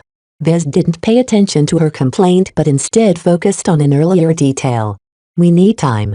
The more time we buy for ourselves, the more mech we can field in the inevitable battle against the pirates. Our odds of winning are much greater if we can field 10 or 15 extra mech. He knew what the flagrant sword maidens needed to accomplish in order to improve their chances. Though he hadn't been able to come up with a way to avoid a battle, he could nonetheless come up with a way to stack the odds in their favor. Still, how can we stall our opponents? For some reason, Vez was reminded of Miss Calabist. This seemed to be more up her alley. Chapter 946 Information Advantage. Once Vez ascertained the state of the workshops and saw the conditions of the damaged mech for himself, he mulled over the idea that developed in his mind. If a battle starts in 2 days, we can rush 5 or so additional mech back into the field. If we have double the amount of time, then it's not impossible to get 10 or more additional mech ready to deploy. Even if the condition of these hastily repaired and jury-rigged mech would likely be awful, every mech frame counted in a battle against a tricky opponent. The Dragons of the Void deserved their reputation as the most skilled and organized pirates in the frontier. Paired with the deserters from the Finlith Regal who knew every trick in the Vandal playbook, the Vandal and Sword Maiden survivors did not possess an overwhelming advantage in the upcoming battle. Therefore, Vez long thought about a means to tilt the advantage to his own side in an unconventional manner. It's not about courage. It's about survival. Certainly, the Vandal mech pilots aboard the Shield of Hispania all wanted to whoop the butts of the deserters. Mech Captain Bonnet and her ilk not only forsook their oaths, but more importantly turned their daggers against their former comrades. A stab in the back was a lot more painful than a stab in the front. When Vez thought about what delaying actions the flagrant sword maidens could employ, he honed in on the Finlith Regal. Didn't he scan the battered combat carrier thoroughly to the point of mapping out all of her exterior damage as well as the structural integrity of at least half the ship with his CFA shuttle? Not only that, he also obtained detailed scans about the condition of all of their spaceborne mech. We have an information advantage. While Vez did not know enough about starships to pinpoint their weaknesses, he knew at least one person aboard the Shield of Hispania who could easily school him in this field. After bidding farewell to a frazzled Chief Hain, Vez zipped out of the mech workshops and navigated the congested corridors all the way to the engineering bay where an abundance of engineers and technicians milled about core ship components. He sought out Chief Engineer Avana Ian among the crowd and drew him to his office. "What's this about, Vez?" he asked. "I'm busy supervising this rabble of stubborn engineers. Every one of them wants to do things the way they did back on their old ships. I need your help with a plan to deal with the Finlith Regal. As long as we can hinder or disable that ship, we might not have to fight an arduous battle against the Dragons of the Void." This caused Chief Avana Ian to look up. "What do you have in mind?" "We have detailed files and schematics as well as status updates on the deserter vessel, right?" "Yeah, but that won't help as much as you think. A combat carrier is a military-grade starship built for surviving the rigors of war. Combat carriers are next thing to a fleet carriers and taking a beating." Vez activated his Squallen's built-in comm and projected the detailed scan results of the Finlith Regal. Chief Avana Ian widened his eyes. He immediately recognized the Finlith Regal. This resolution. This scan penetration. Where did you get all of this? The quality and quantity of all of this scan data is extremely luxurious. In fact, it's even better than standing right next to a ship. CFA tech has its perks. Vez grinned. "I think the shuttle I lifted off the Starlight Megalodon probably did double duty as a vehicle for customs inspections and peacekeeping. Its scanners are remarkably good at scanning ships, mech and other vehicles of every kind." "Makes sense. Damn, the CFA has some really good stuff." After Chief Avana Ian went over his tech NV, He demanded Vez to transfer all of the files over to his terminal. Once he obtained the files, the chief engineer performed some quick data aggregation and analysis on the scan data. The older man became so engulfed in his work that Vez practically didn't exist anymore in his eyes. Knowing the importance of a focused state of mind, Vez stood quietly and let the engineer engross himself in the sheer quantity of high-quality scanning data. After half an hour, the chief engineer finally closed his eyes and leaned back against his chair. His hazard suit creaked as he did so. If you told me to come up with a plan to exploit the weaknesses of the Finlith Regal with archival data, I would have packed you off. Yet now that you brought me all of these up-to-date scan data, there is no way I can miss out on an easy opportunity to cripple their ship. What a confident boast. Vez raised his eyebrow. That sounds ambitious. Are you certain you can cripple the Finlith Regal? Vez, to a seasoned engineer like me, the Finlith Regal is a ramshackle combat carrier which depleted most of their supplies. Look at the scans of their cargo bay and material stockpiles to see what I mean. While her crew patched up the most egregious holes, their repairs aren't very thorough, and with the right application of force we can easily punch through them and damage the delicate components and compartments underneath. Even so, most of the surface components and compartments aren't very vital to the functioning of a combat carrier. Their core systems are always buried in the center with loads of compartments, hull structure and redundant armor layers in between. That's generally the case. Chief Avanian nodded, but then spun around the projection so that it showed the Finlith Regal's stern. However, the engineering bay is always placed close to the rear of the vessel and so isn't as well protected. The sublight propulsion system is especially exposed. This is where we should strike. In the next couple of hours, Vez and Avanian hammered out a plan of approach to cripple the Finlith Regal's sublight propulsion system. This encompassed trying to find ways to deal with its various subsystems, from the main thrusters to the engines to the fuel supply. Under the detailed scans obtained by Vez, they found several ways to affect these subsystems through expedient means. Even though they spent a significant amount of their limited time on this harebrained scheme to sabotage the Finlith Regal, at the end of the session they both smiled at each other for a job well done. Let's bring it up to Major Verrill. Even if the plan is a little risky, it's better than facing our opponents up front. When the both of them requested an urgent meeting with their commanding officer, Major Verrill regarded as if they were a pair of boys trying to show off something cool to their parents. This must be important if it involves my best engineer and mech designer. Spit it out. What did the two of you cook up? It's like this, sir. Avanian began. Vez brought over a large amount of recent, high-quality scans of the Finlith Regal. After poring over the combat carrier's actual state, we've found several ways in which we can impair her mobility for weeks with minimal effort, essentially taking her out of action for the foreseeable time. Oh. How does this minimal effort look like? Avanian activated a projector that showed the Finlith Regal's actual, damaged and partially repaired state and highlighted several sections of her stern. The battle damage that the Finlith Regal incurred against the Sandmen can't be fixed in a short time in the field, sir. What our crew has done is to patch over the holes and more vulnerable areas with easily workable but inferior armor plating.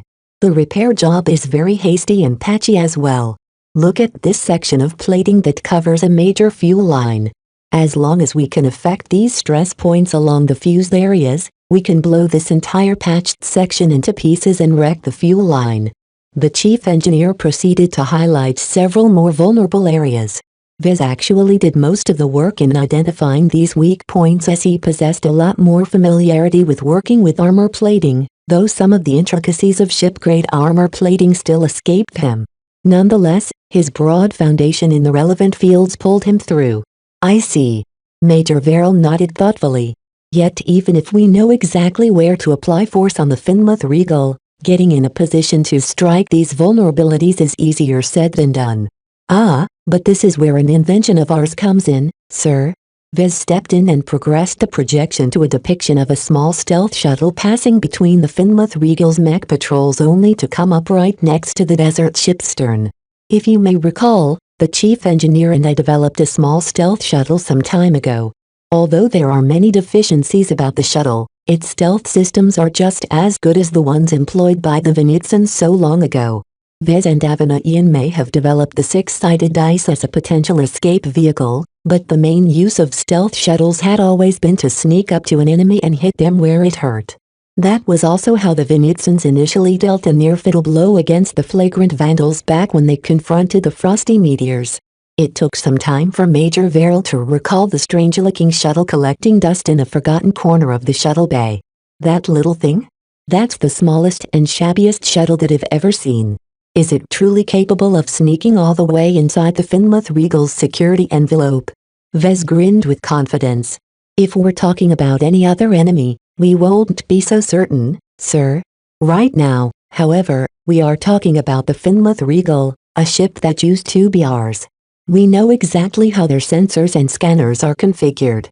With some additional tweaks, our stealth shuttle won't even be a blip on their most sensitive sensors.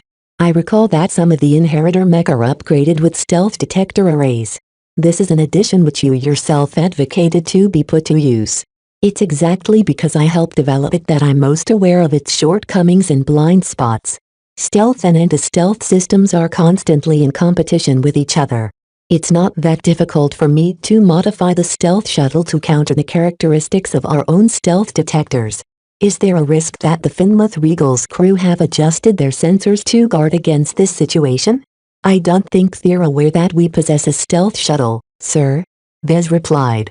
Besides, it takes a very high foundation in sensor and signals tech to be able to know what you're doing. I am not aware that there are any notable experts in this field aboard the Finmouth Regal. The typical sensor officer may be adept in using all of the capabilities of a sensor system, but they can forget about tinkering on them. It takes an actual expert to do something so advanced. Overall, while Vez couldn't rule out that the Dragons of the Void stationed some experts on the Finmouth Regal to do something like that, nobody thought they would do such a thing. As Major Verrill weighed the various risks, he concluded that this scheme was actually very plausible. I like it, but time is short. If we want to affect the Finmouth Regal in time, we'll have to deploy your stealth shuttle very soon. It'll take care of the staffing and the planning. Besides deploying the stealth shuttle, I also want you to go out and observe the proceedings from a distance with your CFA shuttle. Why? In order to provide up-to-date support. Are you up for it, Mr. Larkinson? The way the commanding officer stared at Vez subjected the latter to a peculiar kind of pressure. It wasn't the spiritual pressure that Vez once felt from attracting Venerable Foster Sire, but it was the kind of pressure that only existed within his imagination. This was the kind of pressure every leader was capable of subjecting to their subordinates. It didn't seem as if Major Verrill took no for an answer, so Vez graciously volunteered for the duty. I will do my part for the Bright Republic, sir. Knock off that facetious display. You're far too sketchy to come across as authentic. Now get out of my office and prepare the two shuttles for deployment. Chapter 947 Calculated Sabotage. As soon as Major Verrill approved the plan concocted by Vez and Ian, he took it to some strategists and fleshed it out. Not only that, he also selected the best shuttle pilot and a specialist in explosives. The six-sided dice was fairly small for a shuttle and possessed even less internal volume. It only fit 4 passengers in ordinary circumstances, and even after taking out all the emergency nutrient packs, oxygen tanks and water filtration system, they still couldn't stuff too much explosives inside the stealth vehicle. Nonetheless, if the calculations performed by Vez and Ian panned out, they didn't need to plant too much explosives on the Finmouth Regal to cripple her sublight propulsion system. Of course, a key part of the plan entailed the use of compact but extremely potent directional explosive charges. Much like any other weapon system, they came in various shapes and sizes. For this mission, the Vandals pulled out all the stops. All of the best armorers and bomb experts gathered together to custom fabricate a special batch of shaped charges. While Vez didn't verse himself too deeply in bombs and explosives, a shortcoming that he definitely planned to fix in the future, he knew that the shaped charges would do the job of penetrating through the weak points of the Finmouth Regal's patchy armor. With all the data at their disposal, the bomb experts calculated the force needed to breach the armor and have enough force left over to damage the vulnerable components and compartments underneath. Naturally, in order to damage portions of the core systems buried underneath, the shaped charges needed to be made of potent, high-quality materials.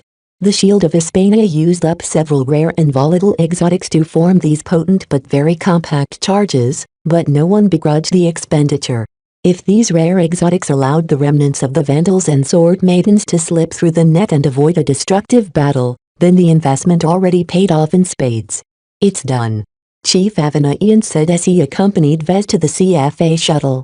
I thought my days of entering the fray were over. I feel kind of nervous depending on the ECM systems of this shuttle to keep us under their notice. Don't worry, Chief.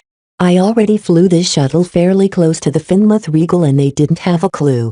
As long as we don't come close enough to be caught on their optical sensors or plain human eyeballs, we'll be fine. Due to various reasons, the two would be riding aboard the shuttle that would follow the stealth shuttle from behind and coordinate the upcoming stealth operation with the help of its pinpoint combuis and advanced sensors and scanners. Much of these systems couldn't be accessed without the availability of authorized personnel.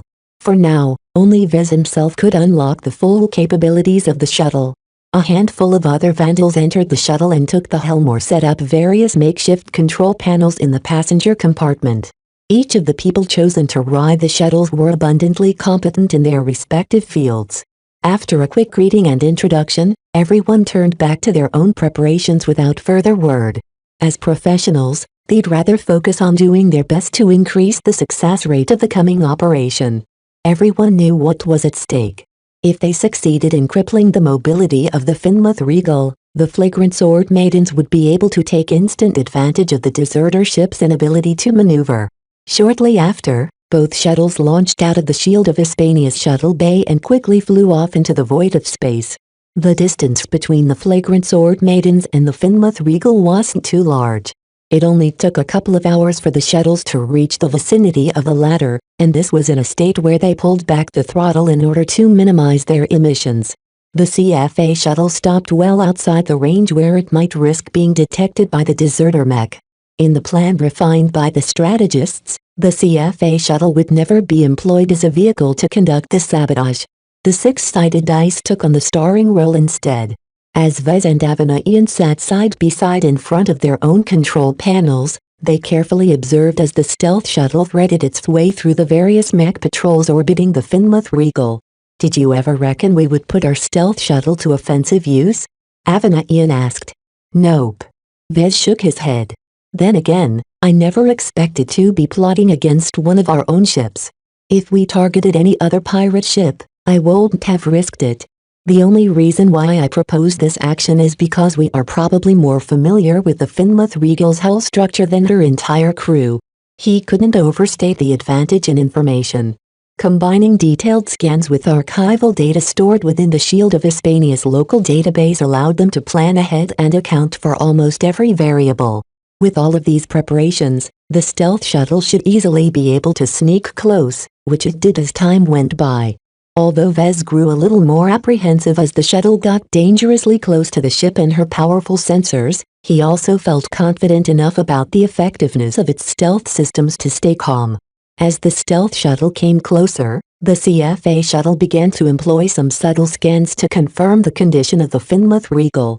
So far, the Finmouth Regal received a small amount of patchwork repairs. Chief Avenaian stated as he pored over the incoming scan data. It's not much, though.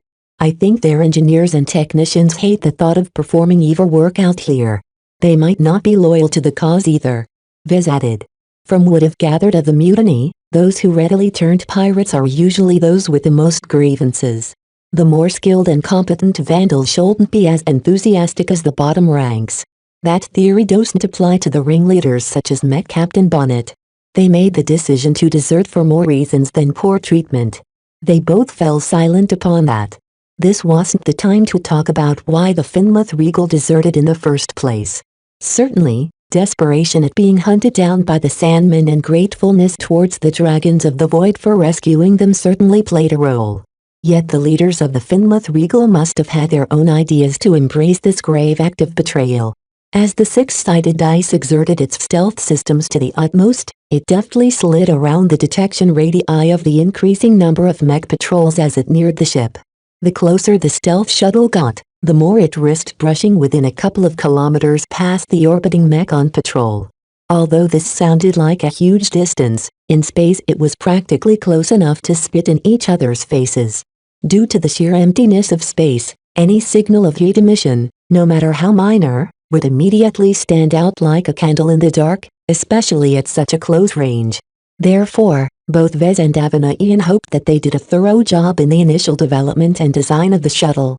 The most precarious part about their use was that even a single leak or gap in its stealth cover would be able to expose its existence. So far, though, everything went as planned. The Finmouth Regal hadn't put up their guard up at all against possible stealth incursions. The inheritors upgraded with stealth detector arrays kept the fragile and energy-hungry sensors dormant. For once, their plan proceeded without a hitch.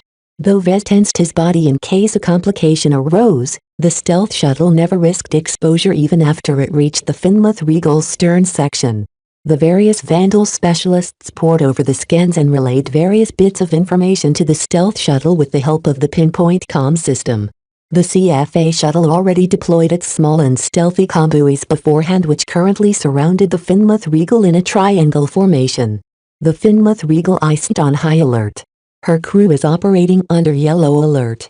No deserter crew members are near the target sections. The deserter mech are continuing to maintain their routine patrols at half strength. Scans of the mech stables and workshops suggest that no additional mech will be able to deploy from the Finmouth Regal within 3 minutes. The lack of vigilance on the part of the deserters enabled the stealth shuttle to open up a tiny gap and to fix the shape charges at the exact points along the Finmouth Regal's hull where they could do the most damage. This was the most delicate portion of the operation. It was impossible for the six-sided dice to perform their sabotage without exposing itself, only a fraction. If the sensor operators of the Finmouth Regal were a little more alert, or if its system was watching out for stealth shuttles from the start, then the six-sided dice risked immediate exposure. Fortunately, none of these possibilities came through. The Finmouth Regal maintained a steady course at low burn in order to maintain position in front of the path that the Flagrant Sword Maidens dearly wanted to pass in order to exit the star system. The bomb expert has finished planting half of the charges. The stealth shuttle is proceeding from the starboard side to the port side of the Finmouth Regal to emplace the remaining charges. Like most combat carriers, the Finmouth Regal possessed a lot of redundancy. In the case of her particular ship model, she possessed twin-mirrored propulsion systems that mostly operated as a single entity but could be used separately if needed. That meant if one of them got knocked down, the Finmouth Regal would still be able to maneuver at half propulsion. While knocking out one half of its sublight mobility would severely constrain the Finmouth Regal's ability to cut off the Flagrant Sword Maidens, it was best to be thorough. At this point, a complication finally occurred. Detecting a long-ranged signal from the direction of the pirate ships. The encrypted signal has reached the Finmouth Regal. Do we know what the pirates said to the deserters? We can't crack the encryption in a short time. However, the data transmission isn't large. I think the pirates just transmitted movement orders to the Finmouth Regal. Half of the Vandals in the CFA shuttle widened their eyes. Tell the stealth shuttle to cut short and pull back. The Finmouth Regal is about to turn. Too late. The huge combat carrier began to heat up as her main thrusters and maneuvering thrusters came to life. The Finmouth Regal began to rotate on her axis.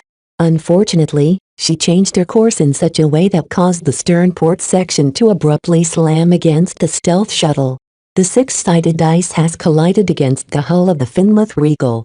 The sheer difference in size and mass caused the cube-shaped stealth shuttle to be flicked off into space in a nigh uncontrollable spin. The six-sided dice had never been a very tough and robust vessel, and its stealth systems couldn't handle such a powerful impact and shock. Stealth systems have shut down. It's exposed. The Finmouth Regal immediately entered red alert as her sensors detected a small object flinging away from the combat carrier. The mech patrols are alerted to the threat. A squad of mech are beelining towards the six-sided dice. Tell the crew to re-enter stealth. The entire shuttle is exposed. They can't. The collision has broken its active stealth coverage. Vez declared as he pointed the shuttle's scanners towards his own creation. The outcome was already set in stone as soon as the butt of the Finmouth Regal bumped against the six-sided dice. No matter how much Vez, Avinayan, Major Verrill and the rest planned this operation, In the end, a simple set of maneuvering orders transmitted by the pirates at an inopportune time jeopardized the safety of the stealth shuttle. The stealth shuttle won't have the opportunity to plant more charges. Detonate the existing ones now before they detect our sabotage. A Vandal officer aboard the CFA shuttle activated the detonation command. As a number of deserter mech approached the stealth shuttle, the shape charges abruptly exploded, directing most of its potent power towards the weak points, piercing right through them and affecting numerous delicate and important components and compartments.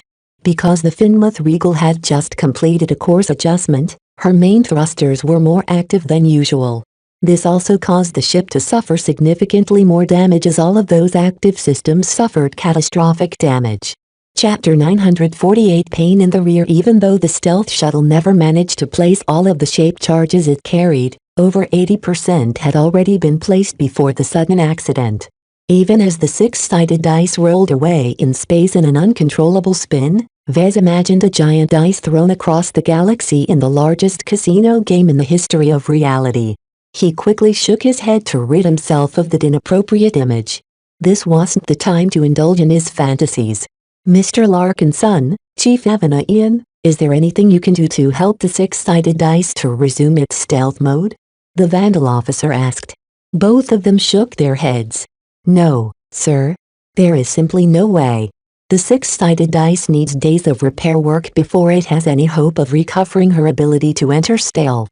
Let alone days, the stealth shuttle didn't even have seconds as a handful of deserter mech immediately arrived next to the spinning stealth shuttle. A Hellcat hybrid night mech piloted by Mech Captain Bonnet herself came closer in order to make sense of the strange metal cube. Seconds later, realization came through as she connected the cube's appearance to the damage the Finmouth Regal suffered. She opened up a channel to the shuttle. The CFA shuttle following in the distance listened in as well. Vandals. Bonnet spat acidly. No one else wants to take us down as much as my old pals. I know it's you. Heh. The stealth shuttle's pilot chuckled. Friggin' traitors. What now, traitor? Your ship is dead in the water. You're going to have to be towed to get anywhere.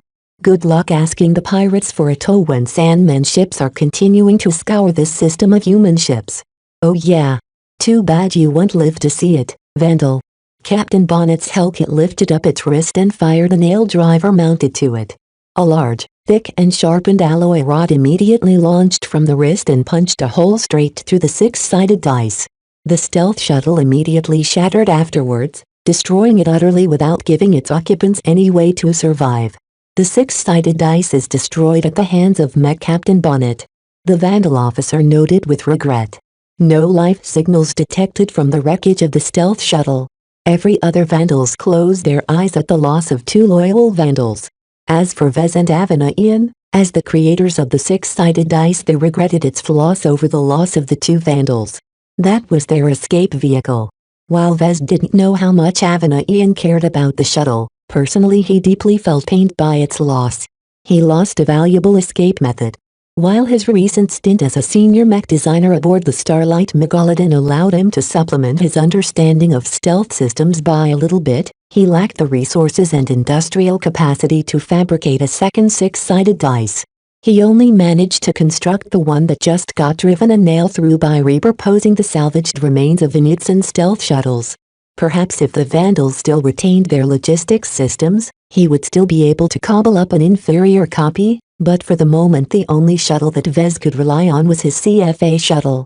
Thinking about the many capabilities of his CFA shuttle calmed him down a bit. Almost all of its parameters vastly exceeded the parameters of that sad excuse of a stealth shuttle. The CFA's standard ECM systems already approximated the functionality of an active stealth system. If not for its inability to hide itself from plain view, the CFA shuttle was already a nearly undetectable vessel in space. Vez sighed and refocused himself before he decided to move away from the loss of the six-sided dice. Although the loss of the stealth shuttle pained the Vandals, they quickly whooped in joy as they saw the Finmouth Regal being racked by various explosions. Her recently active propulsion systems suffered modest but incredibly focused and deliberate aim damage.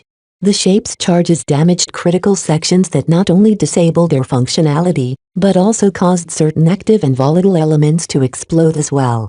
This meant that immediately after the short and underwhelming series of detonations, more than a dozen more significant and more destructive secondary explosions wrecked the stern of the Finmouth Regal.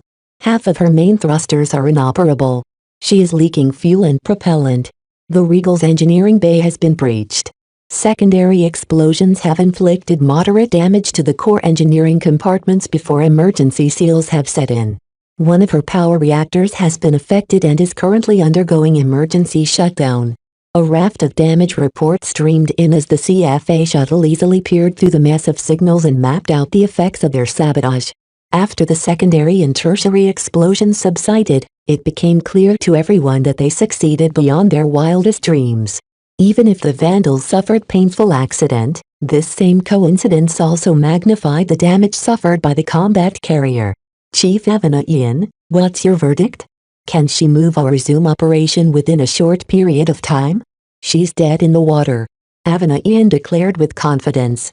No matter how good their engineers and repair crews are, the Finmouth Regal needs a dry dock or the assistance of a well-equipped logistics ship if she wants any hope of regaining her mobility. All the secondary explosions have not only damaged the sublight propulsion systems directly, they also affected the structural integrity of the hull sections around them. Her entire rear is shredded. This was all they needed to hear, because the Vandal officer quickly ordered the CFA shuttle to retrieve its combuis and discreetly slink back to the Shield of Hispania. During the journey back, Vez took note of the mood of the other Vandals. While they felt pained by the loss of the crew of the six-sided dice, compared to the thousands of comrades that never returned from the surface of Ian Coronavirus, the deaths of two measly servicemen hardly weighed on their minds for more than a couple of minutes. As soldiers, losing comrades and suffering casualties was a fact of life. The important point was that the two deceased Vandals didn't die in vain. They succeeded in their mission to cripple the Finmouth Regal, and did so to such an extent that the deserter ship and her traitorous crew could forget about participating in any hostile actions against the flagrant sword maidens. This opened a lot of options for the remnant fleet. Not only would they be able to escape through the hole in the net cast by the pirates, they also had the possibility to attack the Finmouth Regal. Avina Ian didn't think Major Verrill would go for such a satisfying but needlessly pointless course of action. The most important priority is to complete the mission. Hunting down pirates and deserters will only set us back on that front. While the Finmouth Regal has lost her legs, she still possesses a full set of teeth. Vez nodded in agreement. Captain Bonnet is a capable Spaceborne mech pilot and leader, and her subordinates are as trained and disciplined as our own mech pilots. We'll lose mech regardless how much of a local number advantage we are able to bring to bear. Certainly, if their foes stood in the way of making it back to the Bright Republic, then the Vandals wouldn't shy away from a fight. However, the entire point of this sabotage was to push the weakest link of their enemies out of the way. Now that they succeeded, Major Verrill would definitely opt for the rational choice and escape. As the CFA shuttle finally made its way back to the Shield of Hispania's shuttle bay, a small gathering of mech technicians and other folk to congratulate them for their success. Every Vandal already heard about the Finmouth Regal's painful injury. Can you pass me the footage of the moment the Regal's rear blew up? Ha ha ha. We sure went to town on the Finmouth Regal's butt. The traitors are sitting ducks. Let's go recapture the ship and executive those lowlives. Crude jokes about doing unsavory things to the Finmouth Regal's rear end seemed to be especially popular among the rank and file. Vez smiled ruefully and shook his head at the banter. At least everyone regained some of their cheer. After all of the losses the Vandals suffered, and after running across half the star system while being hunted like dogs, it felt good to hit back for once. Once Fez and the others came out of the CFA shuttle, they went through a round of debriefing. After reporting the events from his perspective and answering some routine questions, the man in charge summoned him up to his stateroom for another private meeting. It's unfortunate we lost your stealth shuttle, Mr. Alarkinson. You've underestimated its capabilities. We could have performed many sabotage missions with such as useful shuttle in our hands. Vez shook his head in regret. Though he already got over its loss, he would rather not lose it in the first place. Sir, I won't be able to build anything like it considering our resource shortages. The loss of the stealth shuttle and the 2 crew members is a painful price to pay in exchange for crippling the Finmouth Regal. Verrill smiled grimly at Vez. The lives of every vandal under my charge is precious. They are my responsibility. The mutiny that occurred aboard the Finmouth Regal is my responsibility as well, and I'll be sure to face an inquiry once we return home.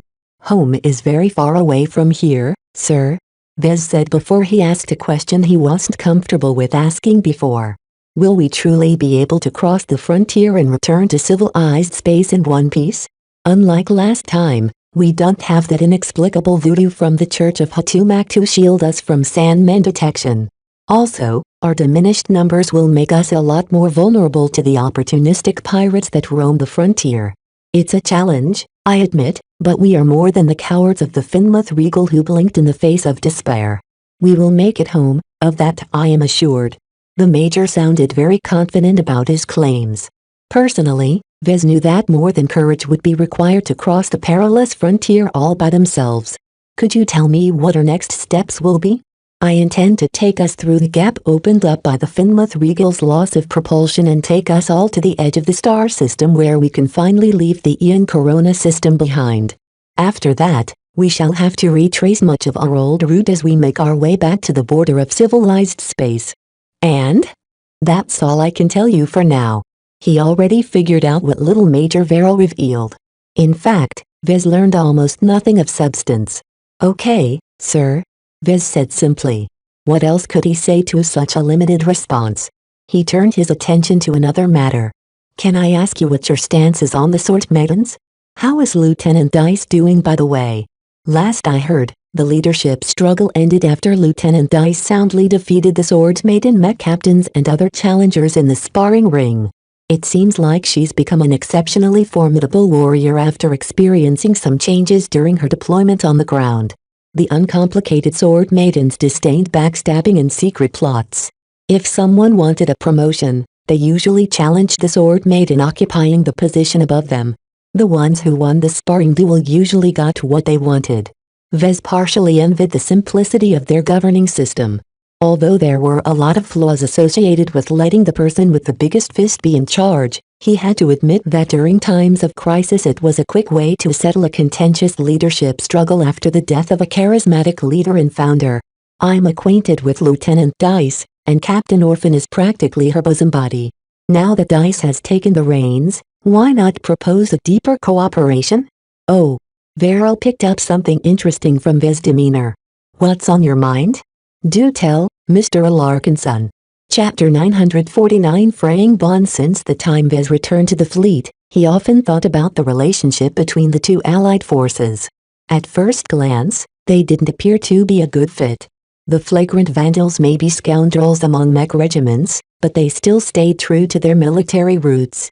As for Lydia's Sword Maidens, though their founder attempted to train elites among pirates, they still couldn't shed their unsavory background no matter how much they adopted their unique mindsets. A mech regiment and a pirate outfit should have been hostile to each other from the start.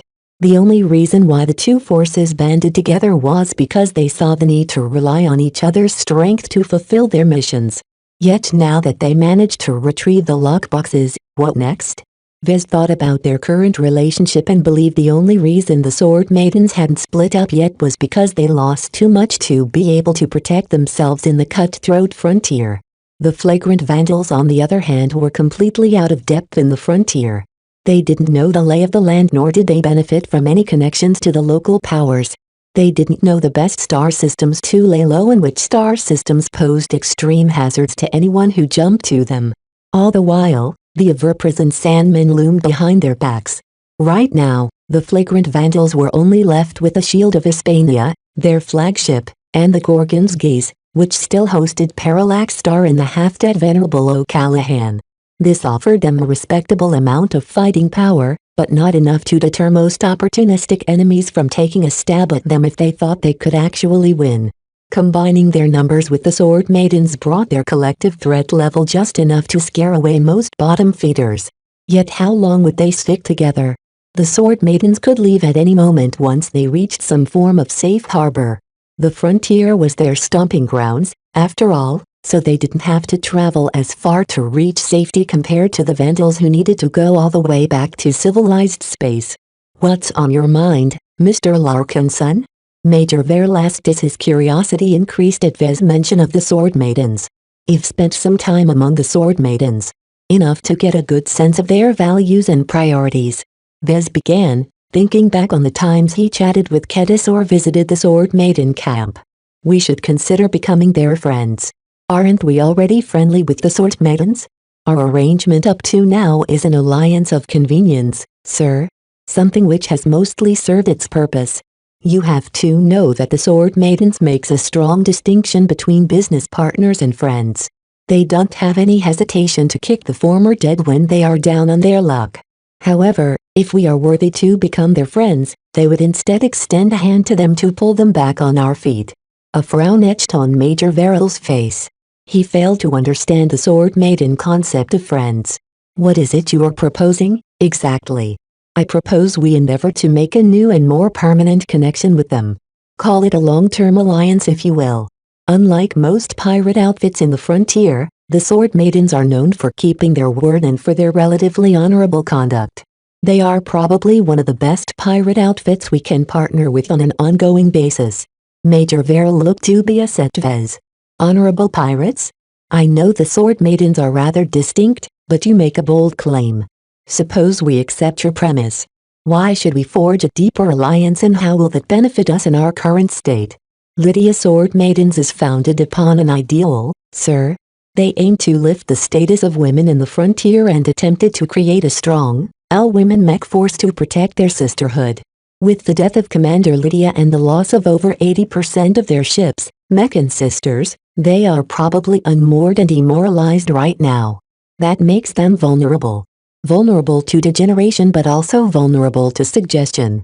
Go on. Verrill waved his hand for Vez to continue. Sir, it's like this. While our current forces are extremely meager, we are still part of a greater organization. If we can appeal to their ideals and offer them medium and long-term assistance in rebuilding and revitalizing the Sword Maidens, they'll surely accept such an arrangement because they won't have to give up and abandon the ideals they worked for all their lives. Let me guess this straight. In exchange for providing material support in the future, we are asking the Sword Maidens to stick with us and protect us through thick and thin? Yes, sir. There are many problems with your proposal. First, the flagrant vandals already crossed a line when we partnered up with a pirate gang for this mission. A single slip-up can be forgiven and swept up under the rug, but it's a different matter entirely if we continue to break the rules over and over again. The Mech Corps will certainly never approve of an ongoing relationship with pirates. Major, the Mech Corps might not approve, but other, more clandestine organizations might be interested in forging ties with a reliable partner in the frontier. For a moment, Verrill just stared at Vez. They both knew that Vez referred to Flashlight. Right now, Vez hadn't activated his signal jammer yet, so he didn't dare say the name of the military intelligence agency out loud. What you say is possible. The Major eventually conceded. However, such decisions need to be made in coordination with more senior authorities in the Bright Republic. Without a working quantum entanglement node anywhere on our ships, I can't make binding agreements. Why not just do it and ask for permission later? Isn't that the Vandal way of doing things, sir?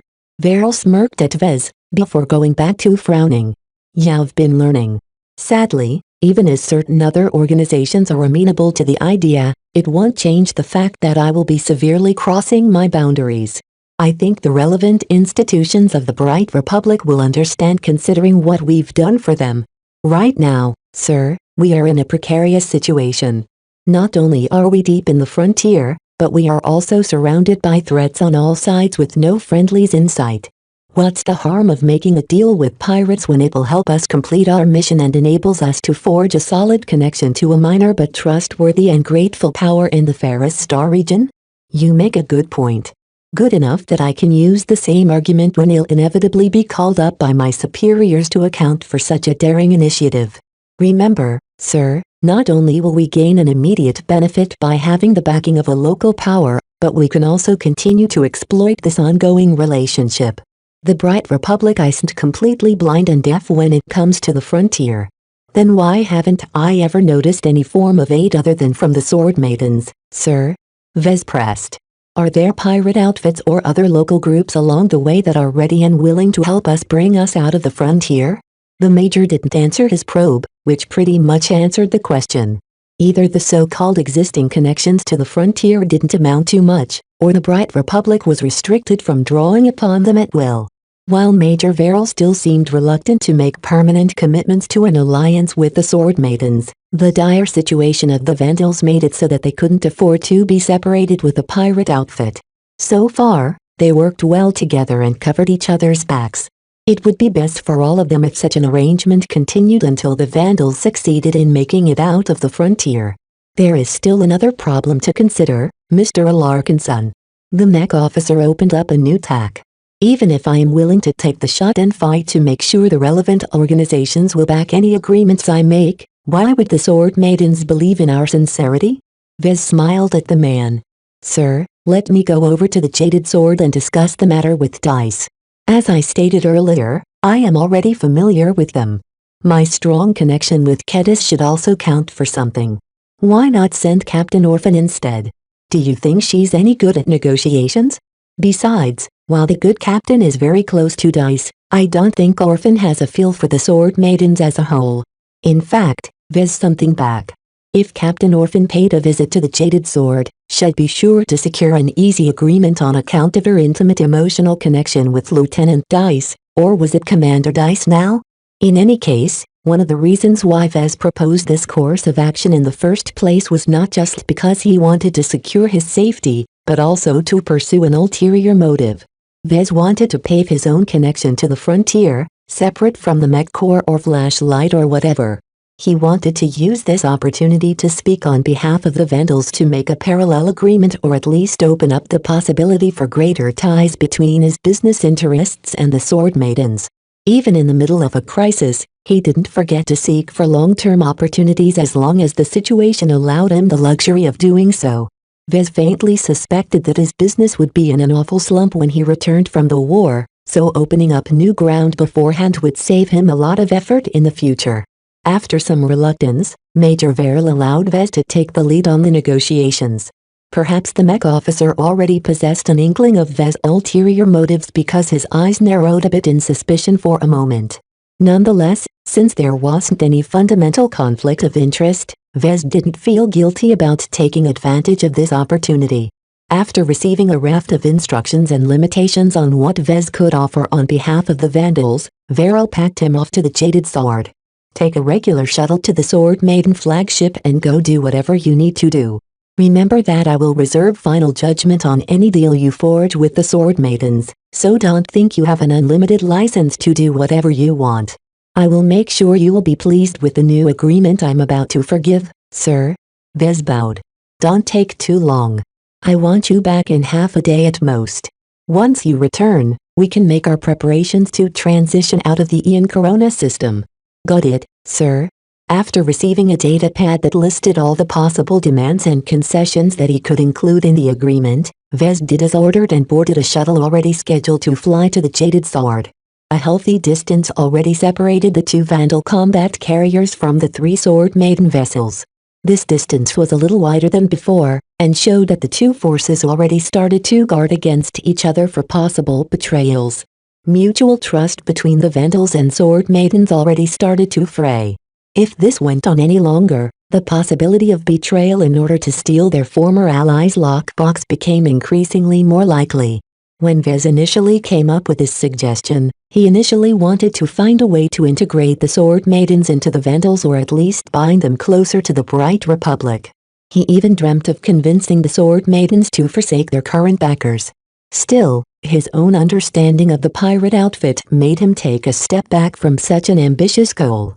They would never abandon their ideals and their frontier roots. Even if they don't show it very often, they are very sentimental people. Chapter 950 Private Interests to the Sword Maidens. Friendship mattered more than pure benefits. Nonetheless, that didn't mean they ignored benefits entirely. As pirates who roamed the frontier for decades, it was impossible for them to be duped and taken advantage of so easily.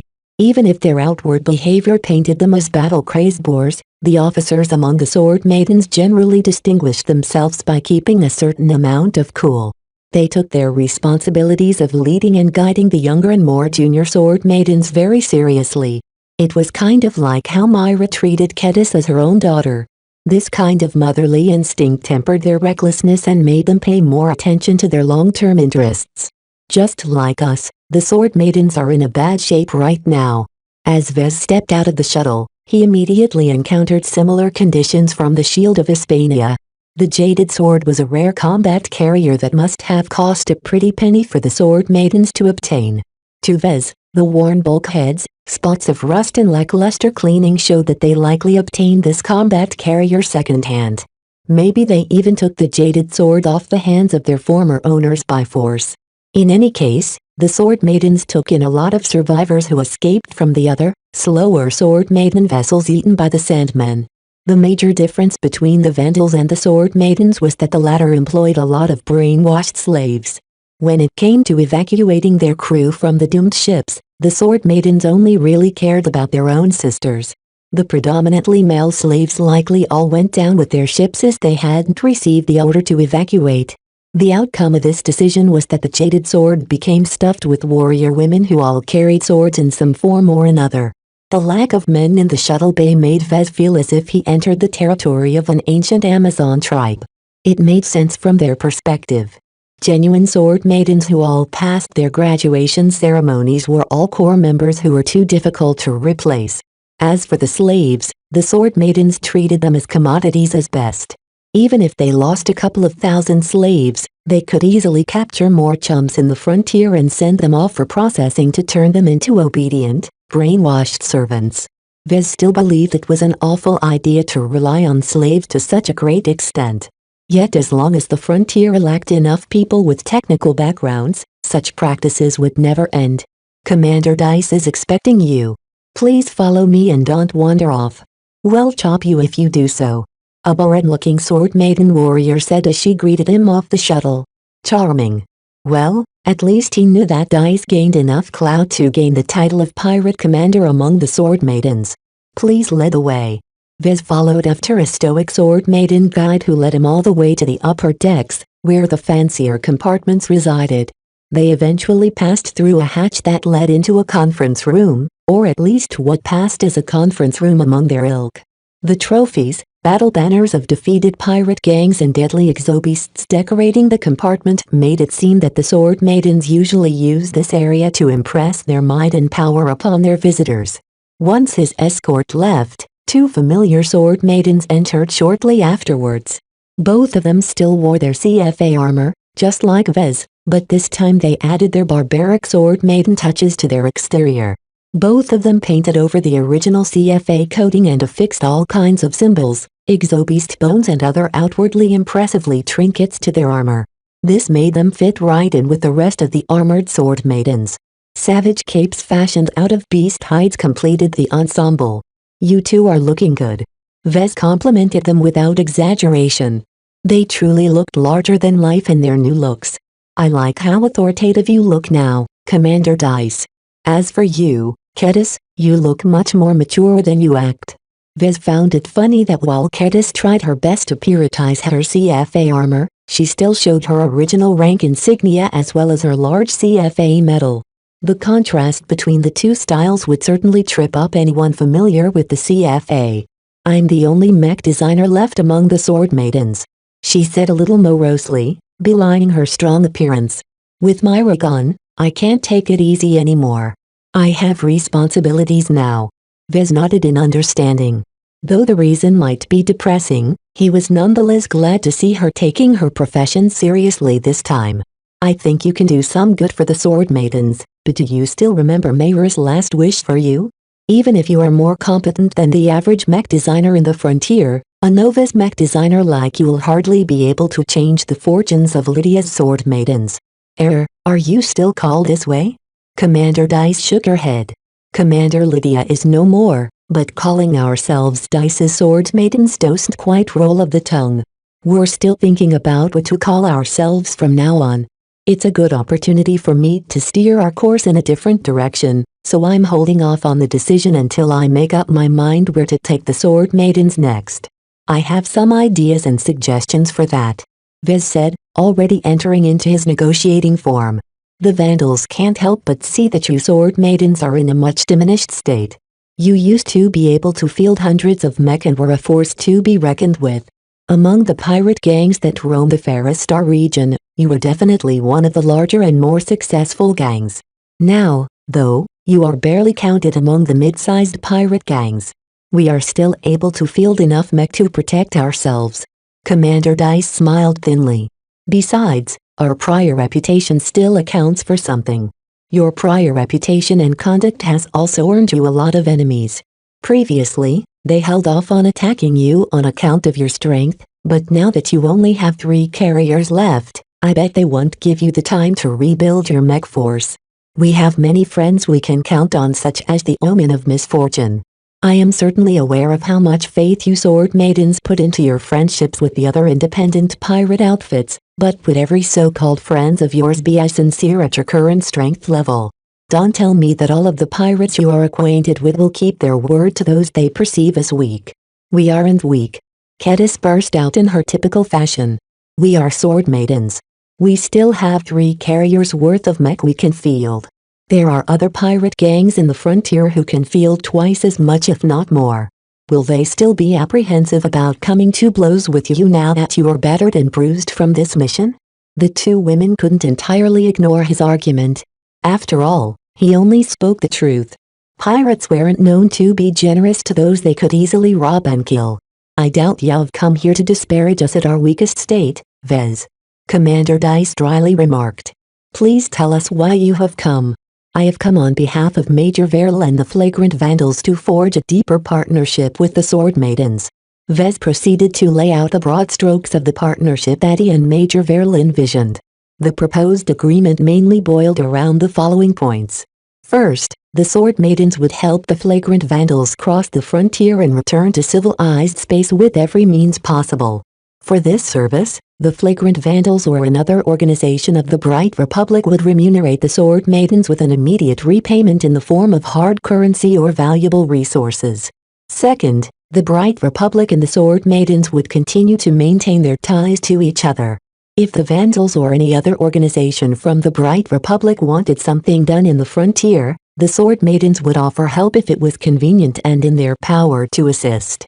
In exchange for this voluntary assistance, the Bright Republic would continue to pay back the Sword Maidens in various matters, such as providing them with funds and resources to attempting to fix up their faulty gene mod templates. Both of them grimaced when Vez touched upon this sensitive point. Kedis would have definitely passed on what she learned about that to Commander Dice.